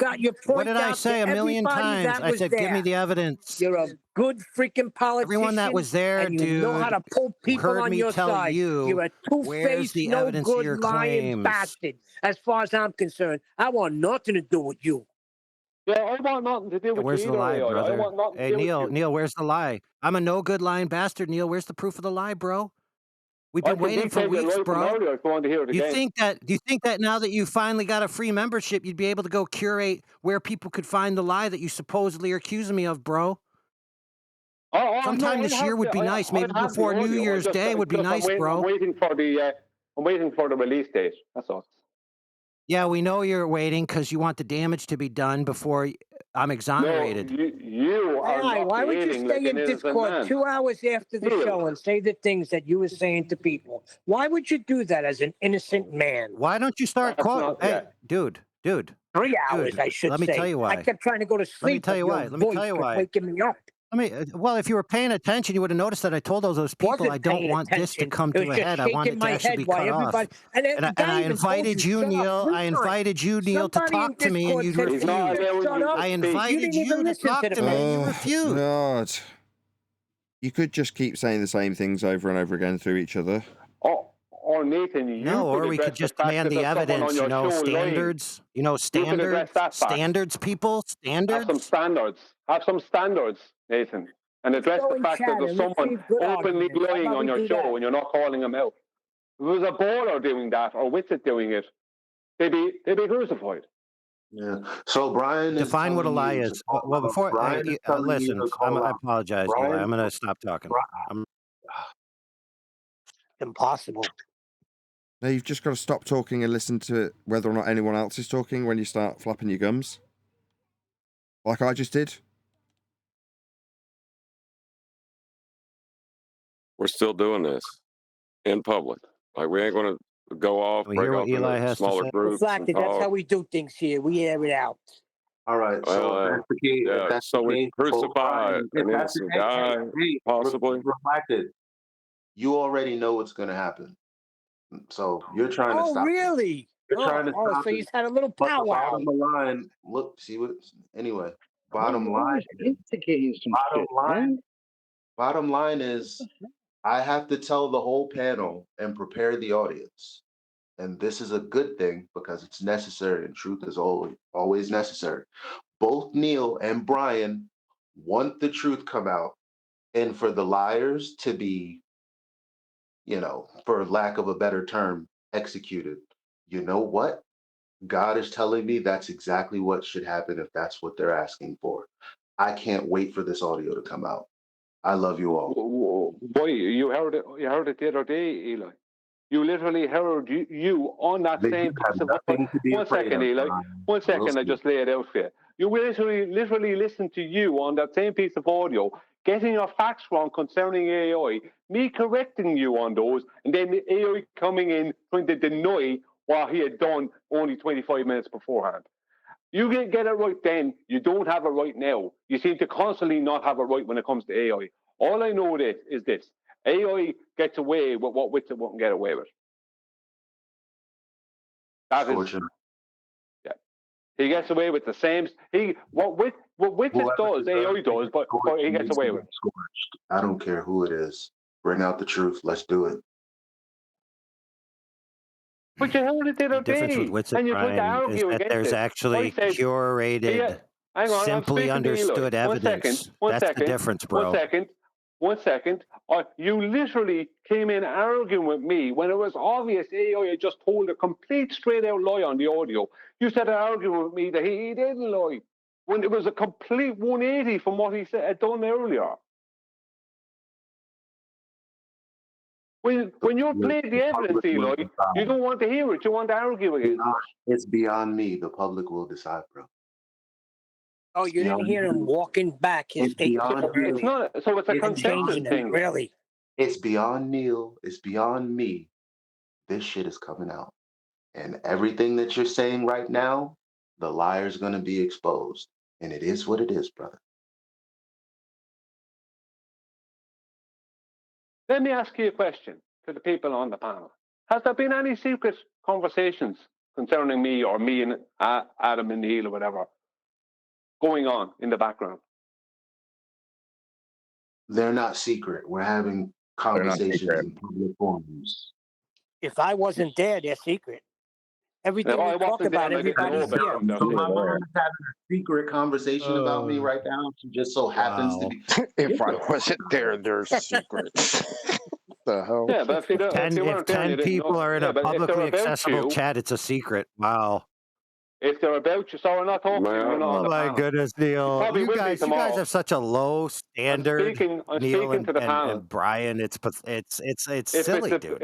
I don't know, excuse me, you're not part it's of the panel. embarrassing at this point. If you're not part of the panel, go away. Oh, you sure about that?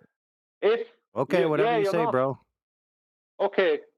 This is a panel discussion. I'm clearly here. I mean, I'm a part of it. You're going to be added, but up until today, you asked me.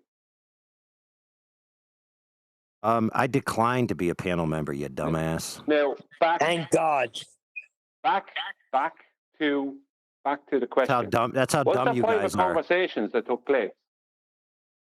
Yeah, had to be. Yeah, you want to know? I'll tell you. I'll handle this one. Yes, there absolutely was. Let Refracted go. There absolutely was. Yes, I got to hear a private screening of audio, which holds you to the same standard you're trying to hold AI to. And it's a horrible mirror to look in, Brian. You don't want to really. How does it hold me to the same standard? Lay out what it was in the audio. I will talk to AI and beg him right now to let him hear the audio so that he can understand where this is going. Me. No, I want you to give the details. I don't want to hear about AI. I want you to give me the details. No, that means you're accusing me of being a lawyer. Brian, the details. No, I'm not. Hang on, John. John. Look, I'm not taking away from what I said. John, hang on. Why are you stopping this, Eli? John just said that it would be a mirror for me. That would mean that I'm on that audio telling a lie. That's not John, what he said. Can you lay out that lie for me, please? That's not what he said. He just said that's exactly. Please, John, why are you PRing again? Why are you in PRing for someone again? Leave John speak. Because I literally didn't say what you just said I said. You literally did not say what I said. So you're not accusing me of lying then? You're guilty as fuck. You're not accusing me of lying then? All over the audio, and it's going to be out there, bro. So you're not accusing me of lying then, John? I am. Absolutely. I'm not. No. Because I don't have the same standard for a lie that you don't want to hear me. You want to hear me or not? The original question was, what's going on in the back chats? You know what's going on? The only thing that's going on is not what we do when it's like, oh, we're going to pause every 2 seconds. People have watch parties, listen to the entire thing, and just decide what they heard. That's it. So you said I was a lawyer. So you please lay out the details. No. So you said I'm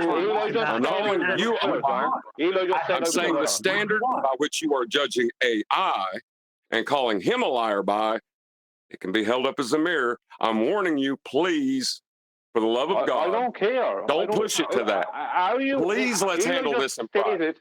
Eli just called me a lawyer. It needs to be handled in fucking private, Brian. Please. No, John. What needs to happen is right now. Fine, whatever. Do what you got to do. You employed. From what I heard, you implied that I possibly was a lawyer. Now I asked about it. You said no, I'm not calling you a lawyer. Eli then said, I'm calling you a lawyer. You're saying the so standards. What is the lie? Stop. What is the lie? No, stop. You're saying the standards you're holding AI to and calling AI a liar with are the standards that you could potentially be held to. I'm fine about that. I want everyone held to that standard. Everyone. That's the standard that you're not adhering to. That's my problem. None of you are adhering to it. You're supposed to have standards. This panel is supposed to have standards. But only when it comes to someone you don't like. When it comes to someone you do like, you don't want to have the standards. Now, Eli, I don't like AI. Me of being a lawyer. I don't like AI. Me and AI have been in more arguments than me and you, Brian. I don't like AI. This has nothing to do with me liking AI. It has to do with me loving you and not wanting something bad to happen to you. John, you're very. I don't care. I'm fine. Don't worry about me. Nothing bad's going to happen to me. Even your own enemy tried to warn you. Now it's your friends telling you what AI was telling you. Your friends were telling you. Lay out the lie. Please tell me what it was. You're saying if I'm being accused of lying, lay it out. You're saying we've been AI'd. Brian is still stuck when I called him a liar, so he's not even engaged right now. He doesn't even understand that. No, because you called me a liar, and now I want you to support that. Bottom line, back to Neil. Is that too much to ask? It's almost. Is it too much to ask? I'm not as good as Is it too much to ask, Eli? Brian, forget it. You got his hooks in, Brian. Forget it. Yeah, Isn't it interesting how he's demanding that you give an account? Wow. I would like to say no. He went in, had his little watch party, had his little 2-hour show. Brian to shut the fuck up. Stop swearing, all of you. I'm not going to shut up. He got his little hooks in on everybody. Right now. Nathan, can I appeal to you for a second? They need to both be quiet right now. Yeah, you've chanted straight through Eli, Brian. So you're appealing to me, but Eli was in the middle of something. He's being asked something in the middle of the at the middle of something? He accused me of being a lawyer, and he doesn't seem to want to address that. Yeah, and we're gonna keep babying him because I'm more mature and gonna let you mug me off and go, okay, let's appeal to Brian for the millionth time in the show, which is why AI hates him. Oh, so Brian's a baby now. Okay. Yes. So Eli, I'm going to be quiet now, Eli. I just want to know that you want to address what you said. Yeah, I heard you. 1, 2, 3. I'm going quiet. Please just give me the details so I can defend myself. I'm not giving you anything. I'm going to say what I want to say. So you're going to just accuse me of being a lawyer? Yeah. Without any details. That's you're what I'm not doing. going to give details of it, like. That's what I'm doing. Why, like, would you do that? No, I'm not giving you more time. That's what I'm doing. Respect it. Why would I respect that? You just called me a lawyer. Or stop me from continuing. I'm telling you, I have something to say. I'm not addressing you. And now I've heard about this threat against me as well. I've heard this threat. Nathan, he's doing. I've heard AI going on about it. I've heard you mention it, or John mention it. I don't know what it is. That bad things are supposed to come my way. Brian, they got something on you. They're trying to say they got something on you, and they don't want to embarrass you, right? What if I just stop coming? If they had something, they should come out with it. Hold on, Brian, hold on a second. Which is coincidentally what AI's problem is. You're saying if you address it, I don't even remember what I was trying to say. Eli, just one sec. I think he's trying to say if he addresses it to you, Brian, there's a good chance there'll be lots of interjections. He just wants to make his points, right, Eli? Yeah, which had nothing to do with that singular moment. I don't know what's going on here, but I know that people have employed to me. This is about the fourth person back into a ramble, bro. This could be in danger. Rein in. Really? Well, all I know, Eli, is that you call me a lawyer and you've yet to address it. And also people have employed that might be in danger. Well, whatever. Grave danger? How do you know So I'm not in danger today? Well, my response to you is you'll be either exonerated or grave danger. Hold on a second. Are you there, QE? No, he's not. We'll find out later, Neil. What will we find out later? Well, he's saying that he's in danger, and I'm saying grave danger. And I'm going to ask QE. Is there any other kind? I'm going to ask QE later if he ordered the code red. We'll find out later. Finally. Yeah, but could be what, Nathan? How come someone on your panel can accuse someone else on your panel of being a lawyer, and you don't demand that they? I'm still trying to, because we talk about these mirrors. Brian called me. If I get any of his words wrong, he's gonna fallacy me. So in summary, basically what he told me was he doesn't trust my discernment and judgment. So therefore, I could be lying right now unwittingly at best. And so my whole thing is, at that point, I don't have anything to say to you because you just told me everything that I'm going to say to you, you're going to be in opposition with. Everyone can hear from the very beginning and all this shit going on. Excuse my language. Eli was the one saying, can't we just go back to the recording? But you keep talking about it and stopping people from actually getting there, bro. That's what's bothering me right now with you. That made no. That I don't know why that had. What part of that was where I lied? Didn't I tell him I wasn't addressing that? He doesn't even listen to his friend, bro. He don't listen to me. I don't think he listen to his own friend. Imagine why I don't like the guy. Can't imagine. The audio, what audio? The audio that I asked for to be played live several times. That was not. I have to wait till the 18th. Hey, Brian, the burden of proof on an accusation is you have to bear the burden yourself, not try to curate it. It's not even about you anymore. I don't care whatever your opinion is of me. I don't mind. Too bad. Eli, I don't care. Eli. I don't care either. So whoop-de-doo. Eli. Yeah, you don't care about your opinion of me. Great, Graham. Oh, I care about what I just said, which is it's the burden of the prosecution to prove their case. Yeah, and I don't have the audio to play until the 18th. Eli. No, you ain't got nothing, dude, because you didn't even try to curate your own evidence. I have the audio, and you know what? I'm going to go get it. I have the audio, but it's not. Publicly, the audio can't be played till the 18th. It's members only. No, That's I the don't deal. mind playing it. If you tell me what you want to play, I don't mind. See, this is the problem, Nathan. We got a problem. Just listen to what I have to say. Listen to what I have to say.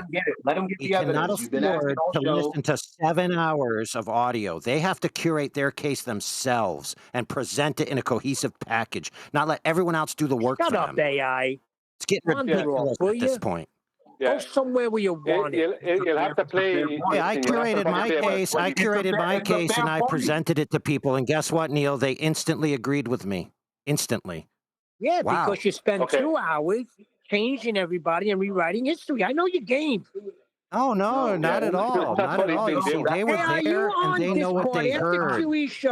Stop judging other people, Neil. They can make up their own minds. Yeah, Nathan, Eli, you're too stupid to make up your own mind, Eli. Eli, saying, you're too. You don't have enough honesty to make up your own mind, Eli. That's what I'm hearing. Well, all I'm saying is now, Nathan, what Neil is saying right now is not accurate. Okay, and because of that, the people in the background that do support this show are going to take issue with the type of shit Neil keeps saying. So at some point. I mean, what was not accurate about what Neil said? About what we say on this show, which means you're going to have to be more present to know how to deal with it. You have to be more present. How did you validate that what Neil said was not accurate? Because he's saying he's been here the entire time, dummy. This is me answering. Because he's saying that AI is somehow rewriting history. Now, my response to that is all AI is doing is playing audio. Now, my experience is that you're rewriting history, which is why I'm the one that keeps saying go back to the audio. AI's played the audio, and I'm like, okay, I'm not crazy. I remember exactly what's actually there on the recording. So what the hell is going on? I'm not going to speak for anybody else, but that's my position on it. I've heard everything, members only, all of that, and I made my determination. That's what it is. Nobody switched shit around for me. I just went back. Can we just get to the audio there, please? So through my conclusion, right, Brian? Well, it seems to be that as soon as the audio was mentioned, we're not going to play hours and hours of audio that you have no idea where it even is, Brian. We're not going to entertain your bullshit anymore. Yeah, hello, just let me just answer that. Yeah, if Neil wants to go and get it, Neil said, oh, I can go and get it. I'm like, if you can get me a timestamp, then I'll play it. I'm not going to sit through hours and hours of footage as AI is moaning about. And I agree. No, I'm not going to do that. We did that last time. God, thank you. For God's sake, I already sat through all of a lot of audio. Just for me, hey, me and Nathan know that we both sat through tens of hours of adjudicating this stuff in the past. And forgive us if we're getting impatient with it being drug out time and time again. Excuse me, I'm trying to talk to Nathan, the host. Don't need to hear from you. Yeah, you're excused. Nathan. You're excused too, brother. Nathan.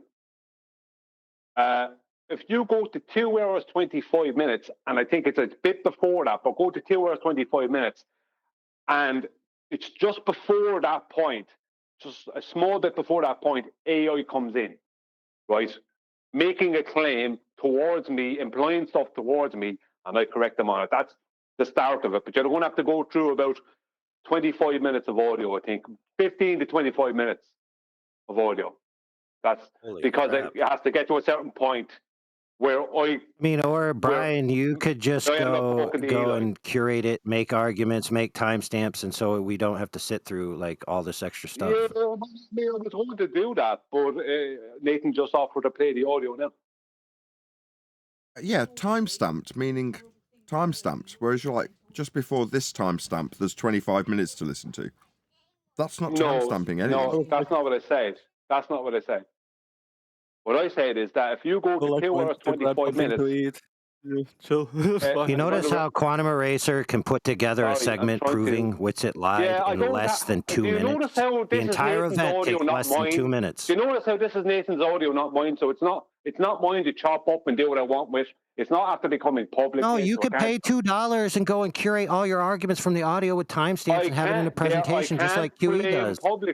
I can't play any of that publicly because it's you can curate it and then ask permission to play it like in a place like this. You could have done the work. You could have done the legwork already. I was going to be doing the work, and it was coming out in the. I was going to do the work when they got it, and going putting it out in the 18th. You know, it's only the 10th. What's the show number? 8 days. That was. What's the show number? See, what Eli's trying to tell you, is that he already went to the members area and watched it himself. What's going on here is you're not Holy crap. Neil is getting the it's a members only stream, and it's 2 hours 25 minutes. But just play it at 2 hours 25 minutes, and you'll have to go back a little bit before that. AI was talking and you cut him off, bro. That's what I'm speaking to Nathan. You and AI don't want this audio played, it seems, because we've yet to get to how according to you. Like you're consistently fine with it. I just want to curate it for. The whole panel was here to listen to that. It had nothing to do with AI. AI wasn't here. Frankly, you're unbearable. I didn't say. What are you talking about? Yeah, you were talking through me, and now you're gonna. This is what happened. I didn't say whether the one was here or not. That's a mad red herring. I never said anything about it. Moves his mouth faster than Witsit and slower than a snail is his brain. AI was here for that. It's 22:30. No, it's the members only. It's the members only. It's the members only. It's not the 22:30 live and after show. It's the members only stream of that night. I listened to it yesterday. Yeah. I know. Yeah.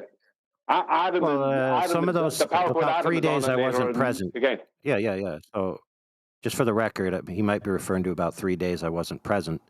I specifically removed myself so I could enjoy my family and so that my enemies had an opportunity to make mistakes. No, which they you did. was there. What are you talking about? I didn't mention you was all AI.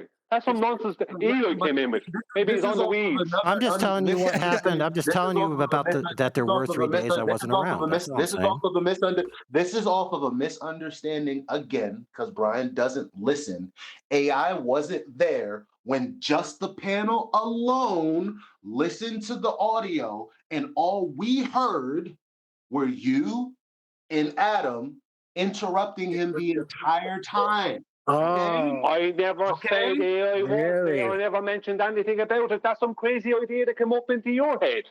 Okay. I didn't mention. I'm trying to organize this audio to be played. You're right. The whole panel wasn't there. I'm just, and on the 18th. I never said that AI was or wasn't there. I never mentioned whether he was there. I didn't say any of that. It's so dumb because you can't follow. Yeah, I'm dumb. You're going to regret that. Eli, you're going to regret. Listen to tell you, I've had real threats towards me today. I've been called a lawyer, and now I'm called dumb by Eli. You see what I'm saying? You're going to have to prove that I'm a lawyer.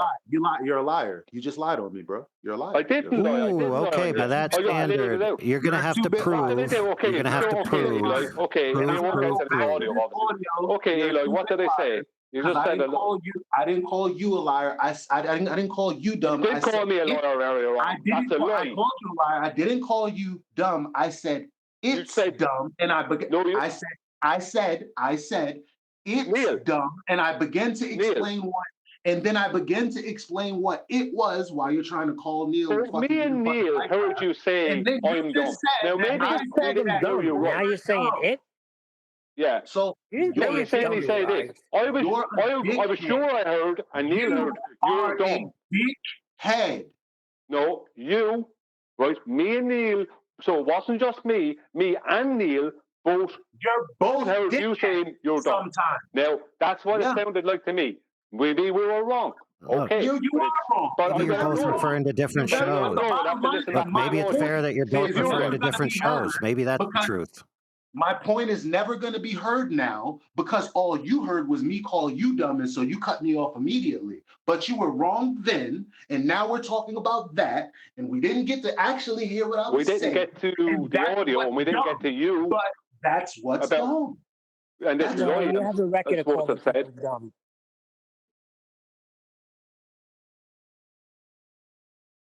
Right, Eli? Yeah, guys. Well, let's keep in mind where this all started. Dumb, I don't know. Yeah, but this all started because they got butthurt about me talking about networking with Nathan. Imagine that. First of all, AI with your butthurt. Nobody gets butthurt, AI. Nobody's butthurt here. We all got thick skin. We all witnessed it ourselves, Neil. Don't try to gaslight us. The problem is you constantly. You know how this started, AI? I used to like to hear from you. I did. But when you started coming in every time answering for Wixit, it started to annoy me. That's where this all started. And then you came in out of nowhere, supposedly you, I guess. because Brian was interfering to maintain control of Nathan's show.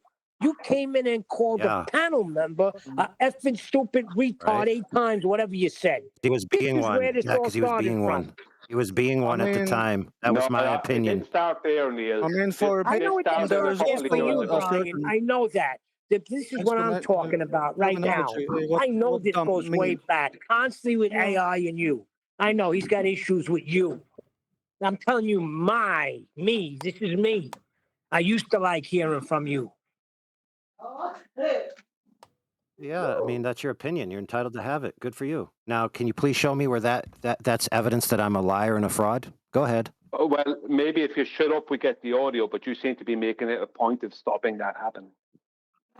Yeah, dude, we're waiting. We've all been waiting for it, dude. We're waiting on the audio. We want it now. Did you post that? Did you post that to Nathan? Didn't Neil say he was going to go get that? Did you get that to Nathan? You guys are supposed to curate your own evidence, not us do the work for you, dummy. He just Neil was posting it to Nathan. Right, he did send him a 2.5-hour video. We don't have for 2.5 hours, dude. We have an estimation. Well, I gave Nathan a timestamp. The timestamp was, I think maybe it's 25 minutes in then, Nathan. No, dude, friend. If you tell someone when to start playing, that's not a timestamp. A timestamp is where you actually create a hyperlink that goes directly to where you want to play it. Maybe, okay. Right. Give me a minute and I'll come back. I got the exact, right? I'll be back. I'm just going to go and put on that audio. I'm going to get the exact timestamp and I'll be back. Awesome. Finally, after a month of waiting, we finally get Brian presenting his own evidence. Shut up, AI. We don't need no freaking color commentary from you. Hey, Neil, guess what? Neil, when you're significant enough to shut me up, someone will let you know. Oh, that's right. You're a trained killer. Let me watch what I say. Jerk off. He is the accused. We can't exactly silence him, right? Exactly. We're not that kind of people. That's what they would like to do, John Refracted, because what they're doing is engaging in bulverism. Here we go again. Should we go Brian into said chats? it. Why don't you crucify AI like you crucify Witsit? I called AI a liar. Why aren't you treating him like Witsit? What's that, Neil? What was that, Neil? Nobody heard you because I was talking through you. Why don't you go ahead and speak? I'll be quiet. Go ahead. Unfortunately, Reflected, there's nothing we can do. This panel's done. Unless you have another start working on a new Oh my one. God, Neil. Neil, the airways were just cleared for you. You left stony silence. Now Eli's talking. Is it only when someone else is talking? Go ahead, Eli. I'm just saying, I'm referring to Reflected because we both spoke on how we could kind of fix this, stop exactly this from happening, because we've done like what our friends have asked us to do, and we've combed through some things, and secretly we've come to a determination that regardless, which takes a little bit of dirt and puts it on our soul, we want to figure out how to move beyond this, which is honestly not a move beyondable kind of thing, if you get what I'm saying. But we wanted to figure out how to move beyond this. And obviously I've lost my temper first. I can hear Reflected back there trying, and I'm just like, I did say that I was gonna. And it's, bro, what if you have any ideas, let me know now. I am not. You're poisoning the audience. What was Reflected trying to do? I'm not trying to do anything but save my friend from what he's trying to do to somebody else, and he doesn't even realize it. Oh, because you sat down and allowed AI to present some sort of evidence.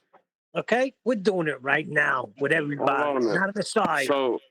So I allowed someone to present evidence to me, and what, Neil? I came to a conclusion based on that evidence. Is that a problem? It's on the secret corners in the dark. We're doing it right now, right in the open. And I'm begging you not to. You're like, you're just ready to run out there naked in front of everybody. 2 hours. I was there, bro. It Reflected. I was there. I'm telling you because I love you guys. I love you guys. I don't say it because I hate you. It's hard to tell. In the interest of balance, I love all of you except for Eli. Thank you, brother. I relish on that. But I just don't understand how you could say that to Reflected, you know, and be his friend and not consider you saying that to him. I was there for the whole thing. Let me tell you something. What does that have to do with I listened to the whole thing yesterday. I listened to it 3 times. But what about what you allowed AI to come in? Wait a second, Eli. Wait a second. You allowed AI to come in and let you hear Brian telling you that he can't trust you. That's not what Brian said. I'm gonna give it to you as Brooklyn as it can. No, Neil. That's a mischaracterization. Brooklyn. I don't care about any of that. My nigga, I was there when it actually happened. And then as you guys mischaracterized, misplaced, misremembered things, I tried to stop it and clear it up. But QE gets annoyed with me. Nathan gets annoyed with me. When you guys are rumpusing, I can't get in. My points aren't typically as important as other people's unless no one's talking. So, first of all, I had to set aside all valid points, Eli. All valid points. Eli. I had to set aside my own personal feelings about that because I knew in my mind, regardless of how I'm feeling, I remember how the conversations went and where it devolved. At every point, I've said, let's just go back to the recording so that we don't like do more damage. And you know what's been done? More damage. And you're a part of that, Neil. Yeah, because you could have done it right here, right now. You don't have to have AI do it for you, and AI tell you, look where he's at. Is this your friend? Well, look what he's done to you. He's a member of the show, and you're not. So, what do you want me to do? That didn't happen, Neil. That never happened. What you are just described, Neil, never happened. Eli just told you it didn't happen. He told you he was present. He heard it with his own ears. I didn't tell Eli what he thought he heard. He was present.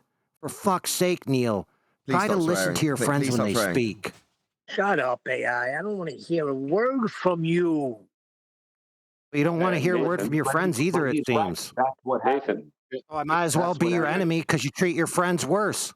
True, they fellas care for each other. Yes, Brian.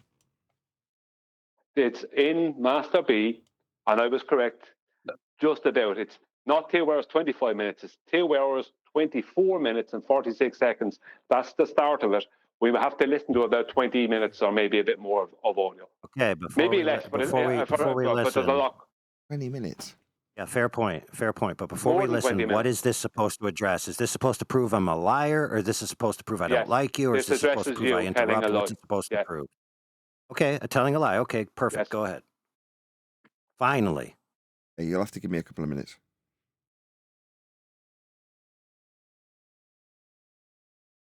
Now, I want to set the stage that hopefully everyone will be able to give their input on it without being filibustered. Because there's multiple people in the panel right now that might want to speak up about it, so we got to at least let each person have their turn. You don't have to. I didn't say that. I said after we listen to it, let's let everyone give their opinion on what they heard. Okay, that's all I said. What's wrong with that, Neil? I think he was addressing the let me set the stage. Just don't do that. Exactly.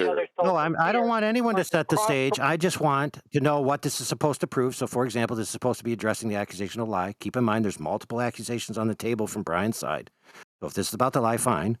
Then it would be great if everyone gets their unimpeded opinion on what they just heard, so we can hear from a diverse group of people what's going on. Just what you said you were going to do. That's not PR. That's not PR, you dumbass. He's asking He said he's not ready yet, dumbass. I'll play it once everyone's calmed down. Told you. Fair. Perfect. We can hear him now, finally. Don't rumpus here, Mello. Finally hear his points being made. At least let him get to the end of it. Dude. Got no freaking points. Yeah, my point is, Brian wants to jump over all the work Witsit put in and show up at these top forums. It's not going to happen, dude. You're daydreaming and delusional. Sorry, I just wanted, I need to clarify something. What's this about Brian? Hold on, let Brian. Yeah, no, it's okay, Adam. I'll clarify the shit out of this. What is it? I'll clarify the shit out of this right now for this. Please stop swearing. Low life. Let me tell you something now. I'm in this. Let's tell you something. You tell me. Right, I've got to take control of both of you. Right, before this carries on, right, both of you. Right, so I'm just going to reiterate each point as it starts being rumpused, so that the person doesn't have to get rumpused again. So I always put a point to Brian that if you think that you're going to get on these platforms when the only reason Witsit's being invited on them is because he's done the work and maintained a spot on modern day debates or something along those lines, that's how he's in the position he is. You thinking that you're going to get to be in that position is never going to happen. That's what you've had put to you so far, Brian. Please can just, Brian, respond to that. Thank you. Yeah, I will. I'll respond to that. I'm in this arena 9 years. I did loads of debates. I stopped debating for free at the start of 2022. because I was having my time wasted by the very people that you'd be debating with on modern day debate.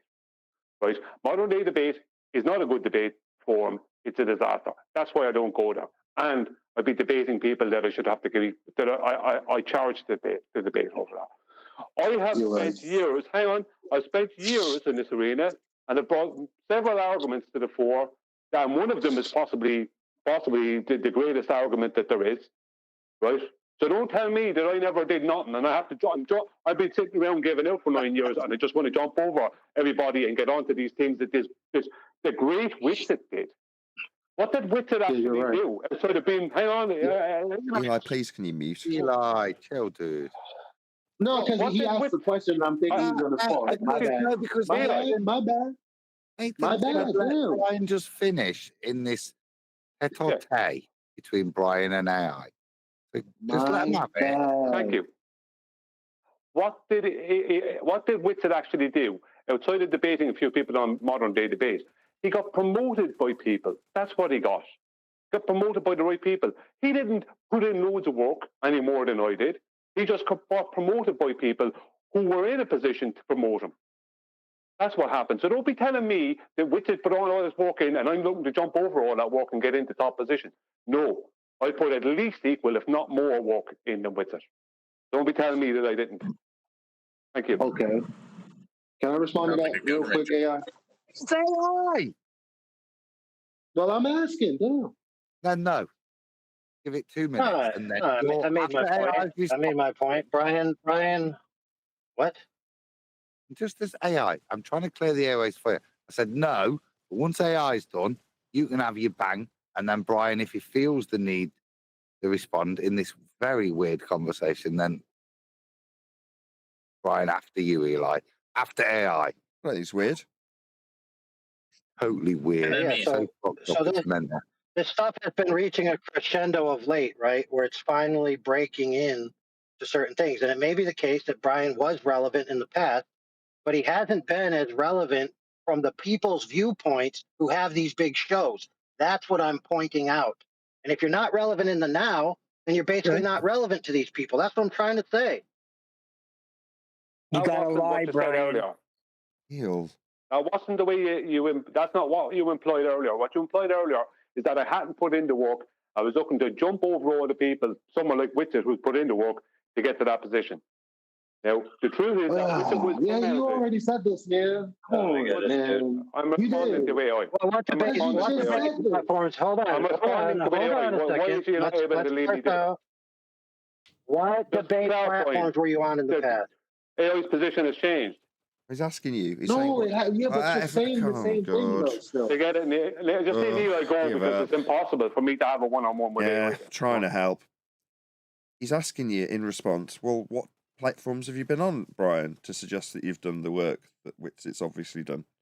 That was what you were being asked. Who asked me that? AI. I didn't hear him ask me that. Yeah, I know, because you were being rumpus by Eli, but unfortunately you can pay attention. He's saying, well, what platforms have you been on? I've been on lots of platforms, Brian. Not that he said that, I'm paraphrasing. Well, before modern day debate, there was I was over on Fight the Flat Earth. I was on Jose several times. I was on Rampy's and I think Brandon's. I was debate, and there was somewhere else. So and I remember those. I remember those, and they were good. Modern day debate. Yeah. But were you ever on any like modern day debates? Before they were around, correct? Those days. Okay, that's my point. That's my point. Modern day debate at the time. A lot of us have been in debates. Just check this point out. It's a very good point. A lot of us have been in debates in the past that were kind of in an internal sphere. So they were flat earthers, globers kind of thing. They weren't any kind of segue into mainstream. So by shelving yourself before that happened, you took yourself out of the game to where another person then fills that vacuum and rides that to where they are. And what I'm saying is that present thing can't be skipped over unless you're vouched for it. Like the only way to skip that is for somebody to expressly vouch for you. And the only way for that to happen is for you to have a good enough relationship with them for them to pull you from where you are and take you where you need to go.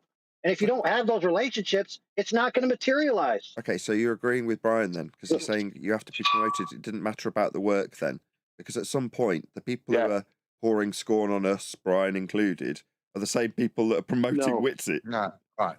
No, it is the work. It's the work. It's the work in the relevant Eli, come on, guys. Guys, Eli. Otherwise, he's going to burst. Eli. Yeah. No, Let's let Eli go. It's fucking annoying. Guys. It's annoying. Don't because, think about it. Just get on with it. like, I already explained this earlier. And then he just re-articulated his point. Yes, Brian, it appears to be the same people, but every now and again throughout the days, months, and years, it's more like a revolving door. So there are the norms, there are the usuals, and then there are new people. At first, it was very hard to get to them, but then we started branching out. Some of us did TikTok. Some of us, we're doing different things. You weren't in any of those places. So the conversation carried on where you did not meet those conversations in those places.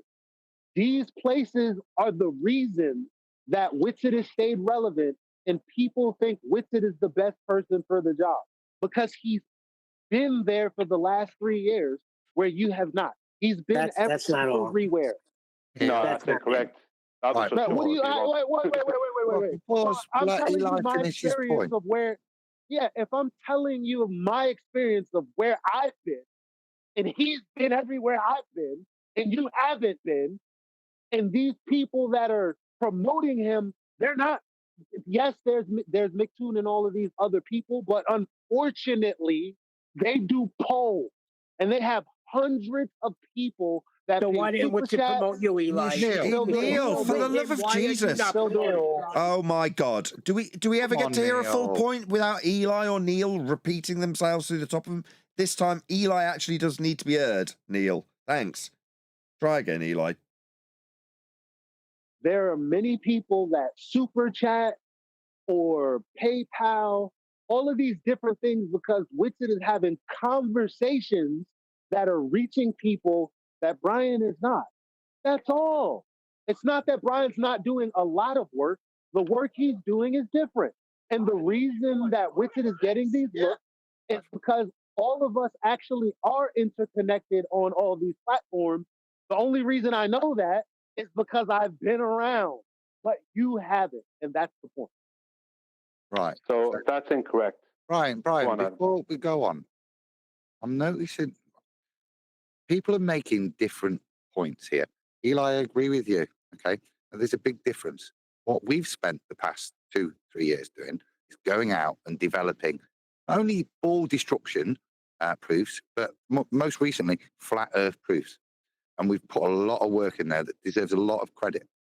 What has been admitted here is, and the reason why this guy is prominent is, he's been out there, and don't use this, not in a disparaging way, but being a media whore, not necessarily developing any argument, but making his presence known. Maybe using our arguments, maybe not. Yeah. But that's where he's invested his time and energy, and that's why he's where he is. Not through argumentational merit, but through effort to promote his brand. Okay, so my question is, Eli, you've been to the places with Eli not? Brian, can we recognize the differential, gentlemen? Sorry. Are you talking to me, Adam? Yes. Well, all of you. Can we recognize we're arguing at a difference, and that difference, meritorious or it's galling because and this is why I said I don't care. Go out and bloody use it. The effort we've put in, it's there for everyone, isn't it? But unfortunately, there is a reality to what people have been saying, and where Witsit has invested his energy isn't developing proof for a flat Earth. It isn't developing form destruction. It's been investing in his brand, so that on the back of stuff, he is now the prominent figure. I've got no problem with that because he's invested time by choice in that, and he is where he is. We can't have beef with that. It's the reality. Hold on, I don't have beef with that. 1 second, Brian. I'll be real quick. Eli has said just now that Brian has not put himself in the places that Witsit did, but you have, Eli. Why has he not promoted you? Well, let me tell you what. And I'm so glad that you segued me back into this because guess what? Witsit didn't come here because it was you. He came here because I took you to the people and annoyed the shit out of everyone who wanted to agree with him. So he started to come to FED. So just like he put a little poison out there, I put a little truth out there. And the only reason that our arguments have reached is because Chocolate has been in 24/7, Jock QE has been in 24/7, AI has been in 24/7, and every time I said, "Hey, this is like a turning point, something important, something I would like you guys to come in on," you guys said I couldn't give a talk. So don't be surprised that this is happening. You didn't answer my question. Why didn't he invite you on one of these platforms? He did, but your beef between him kind of separates. It didn't allow me to do that. I literally said, "Then have me on. Have me on, Globalist." He said, "Sure." You think that's why he didn't put you on? But after you guys made an enemy out of him and he started crying in my inbox and lying to me, that's when I said to hell with Globalist. The problem is you bought that line, Eli. We don't need you guys. We don't need. You're not here's the problem. You're not getting Neil, yeah. Let me handle this. Let me take a shot. Let me take a shot. One sec, Adam. There I draw a conclusion. See, this there's like this thing about like we need Witsit to bring us along with him. If certain guys who critique Witsit and say they can do it better, we're actually pressing the flesh in all these relevant forums that are relevant in the modern era. They wouldn't need Witsit to promote them. They would be promoting themselves. You totally missed it. If that's what you think, what we said. Okay. You totally missed it. Adam, then Brian. Let me reply to all this. Well, you can after Adam. Adam, then Brian. No, Brian, off you go, mate. Go ahead. Good. Thank you, Adam. No, I do not decry Witsit his success, right? And I am not trying to be in competition with Witsit. My point was there has been a few incidences in the past 18 months alone where I put myself forward to people, right, YouTubers who have nothing to do with the topic, who are delving into the topic, and they have ignored me, right? And they've chosen Witsit, right? I understand that Witsit's out there, right, in places like Modern Day Debate and this, that, and the other thing, but Witsit has gotten to where he's gotten to by other people promoting him. And I'm talking about Bob and people like Bob and Alex Stein, Flat Earth Dave. They have been promoting Witsit. Even Mark Sargent has been promoting Witsit. So he's got promotion that I don't have. So even if I spent it, look, Eli's been in the same places as Witsit, yet Eli's not where Witsit is. Hang on. No, Eli's not where Witsit is. Hang on. Hang on, Eli. I was quite for you. Eli's not where Witsit is. So yeah, I'm not on Modern Day Debates because it's a load of rubbish. But that doesn't mean that Witsit is where he is now because he was on Modern Day Debates. Lots of people are on Modern Day Debates. They're not where Witsit is now. So I'm sorry. Okay. There's a few lines being blurred down. Okay, so check this out. Guess what? Like, I've been invited by one person or another or asked to do the same venues Witsit has done because they wanted the FED flavor. I didn't have time for it anyway. The only difference is I'm not crying about the result. Like, what I'm trying to point out to you is I'm not where Witsit is because I didn't do it either. But the difference is I know why Dave is pushing him. I know why all of these other big names are pushing him. You guys are forgetting that you guys are calling it a cult problem. Well, guess what? The reason they're pushing him is because, like a good cult following, you have a bunch of people that jump from platform to platform to say, hey, this is the best guy. So Dave pushes him because there's an entire sea of people in the comments everywhere all the time pushing him because he's constantly cultivating that audience. So those are the people. Yeah, I don't get the crying thing. Yeah, don't major on the minors. Just hear what he's saying. He's saying all these people who push Witsit push him as he cultivates this audience. It's essentially summarizing what has already been said. He's not out there focused on the arguments. He's focused on self-promotion, and the people who are out there that have developed a bit of a name push him along the way. That's what is being said, right, Eli? Yes, it's like, yes, it's the popularity of the people that are allowing Dave a legitimacy to even say, hey, he's the best debater. Because the people in the streets are already saying that because we're not in the streets. There we are. We're in the worst street. No, you're not. The people in the streets. Hold on, who's saying no, we're not? Hold on, who said no, we're not? Me.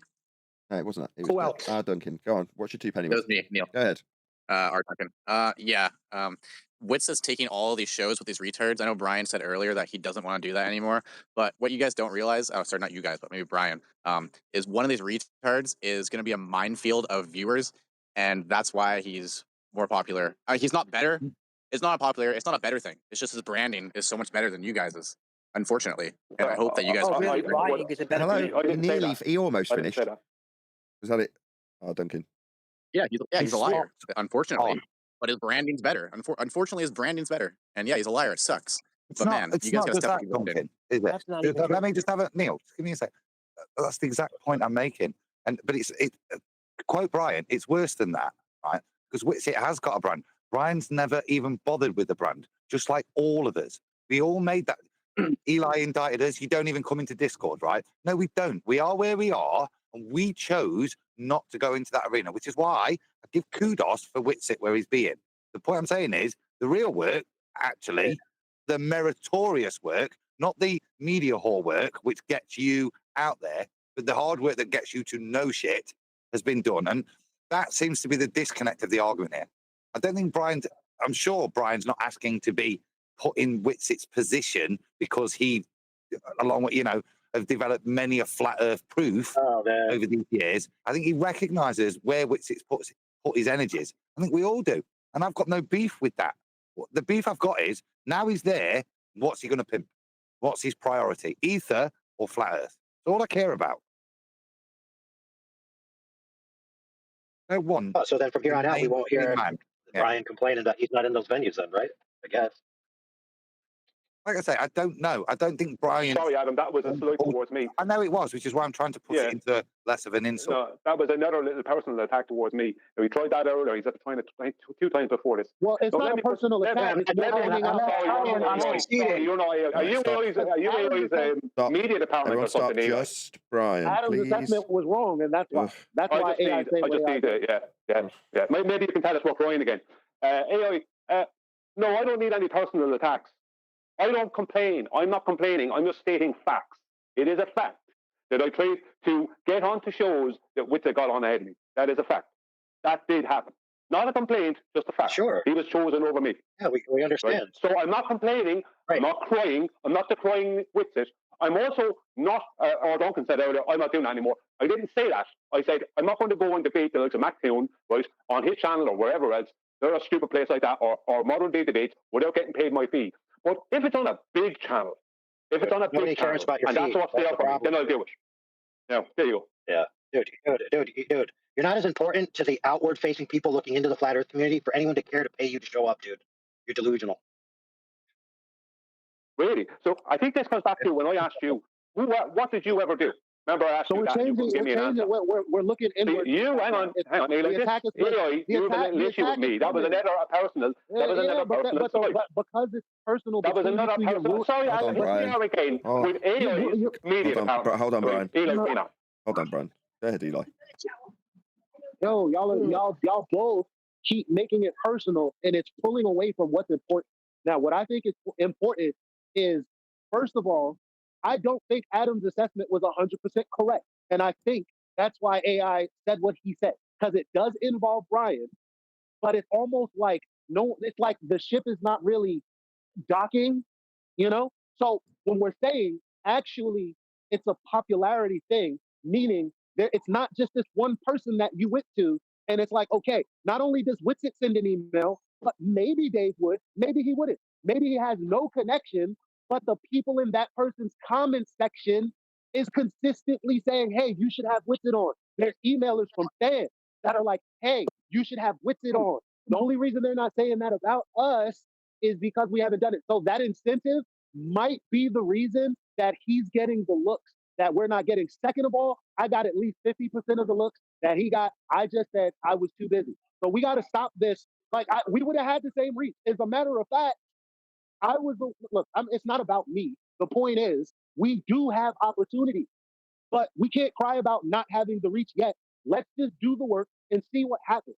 But it's not going to be magic. You're not going to just, because you're the greatest debater on earth, Brian, message someone and they're going to go, yeah, I'm going to have you on our platform. But they may do it because of a bias of the people that are in their inbox. Eli. Okay, that's 26 minutes I won't get back.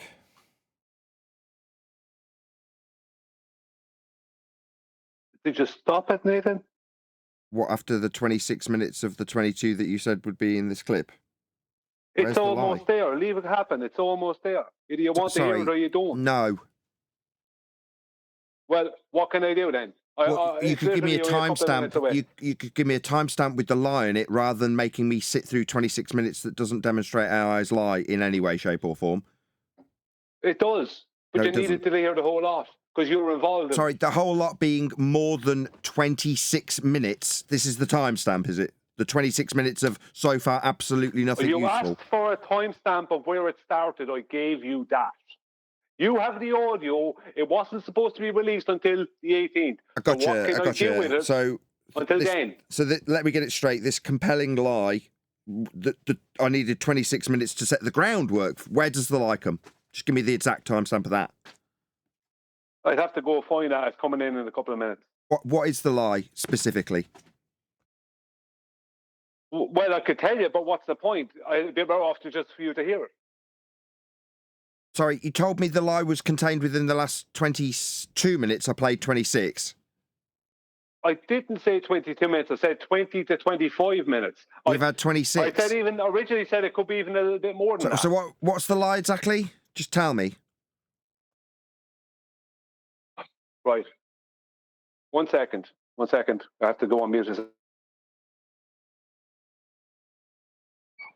The lie is that in a minute, Eli states, right, when he's speaking to me, that he says, when we go, me and Eli have a to and fro a bit, and he says, so nobody was even saying that you weren't putting in any work. And I said, no, that's incorrect. I said, AI specifically came in attacking me, stating I wasn't putting any work in, and I expected to leapfrog or jump over, catapult, whatever, over other people, over Witsit, all the work Witsit had done to get to where Witsit is, right? And I said, I corrected all that. And then AI tried to walk it back, which he did. You even commented on it. And then AI came in and said, I didn't try and walk it back, when he literally tried to walk it back. That was a straight out lie. That's the lie. Okay, so can I? What? Well, can I It's respond? coming up in a minute. Okay. Why can't we just play the audio? Yeah, let's just play it. Because here's, you know why? Let me tell you, Nathan. The reason is because this clip is going to be missing context. Now, this is going to be talking about what the hell are you doing in PRing for him again? He's doing just it. Go on mute. He's doing it. He's doing it. Go on mute. Nathan. That's great, Eli. You really enlightened me, though. Just before we go on, just a quick question for Eli. Which part of my assessment do you think that AI had an issue with? Well, I mean, your assessment isn't really addressing that Ryan is not letting it go. Well, yeah, I'm telling you what the problem was. Like, you want me to use your words too? I'm telling you. I was using your words just as a ridicule of what you actually said. Which part of my assessment do you think that AI had a problem with for you to chip in, even though he hadn't voiced his? But we can move on a bit. The problem is Brian's not moving on. Not moving on from what? This premise of, well, there's something wooey going on because he's getting these looks that I'm not getting. I'm trying to ease that. I didn't say that. All right, well then never mind. I can literally, but I do. I can't say this. Just say that. If that's true, then I don't. Just a while back. Okay, let me give an example. Just a while back. Your man Lore Lodge, right, addresses the flat earth topic. I see his video within 17 minutes of him uploading it because I was subscribed to him. I went straight in there and commented to him. He ignored my comments for 3 days. Then he announced that Witsit, or maybe for more, and QEs. Then he announced he was going to debate Witsit, and then he tried to respond to me. Right. So in that instance, he was having nothing to do with me, and that's fair enough. Right. You can say that Witsit is more well known. That's fine. I understand that, but that doesn't mean that Witsit will do a better job, and it doesn't mean that Witsit wasn't chosen over him in that situation. That is exactly what happened. Lore Lodge was fully aware of me from the start, and he didn't want to deal with any of my comments. Right. There's no problem. Everything you're saying is totally correct. But you're not giving a reason. Any different, so I don't know what you are on about, and AI is on about. All right, so if you're not insinuating anything, then why are you saying, well, I'm not getting that look that he is? Like, because it leaves other people who don't have enough information. That's happened several times. It's just facts. Have you a problem with facts? You and AI? I'm just saying, because if you have a problem with me pointing out the fact that you haven't been there, then that's I mean, you can say what you're saying, and then I'll just... All right, so we're square. I have a problem with personal slights. I have a problem with that, because they're unnecessary. Look, well, I just personally... You said crying, right? You threw that in earlier, but AI is shown in several. But I just did it just now. You didn't have a problem because it was true. But that was kind of the point, the way I said it. No, there's a difference between trying to be personal about something and just stating a fact. There's a marked difference between those two things. And they always try to make it a personal issue.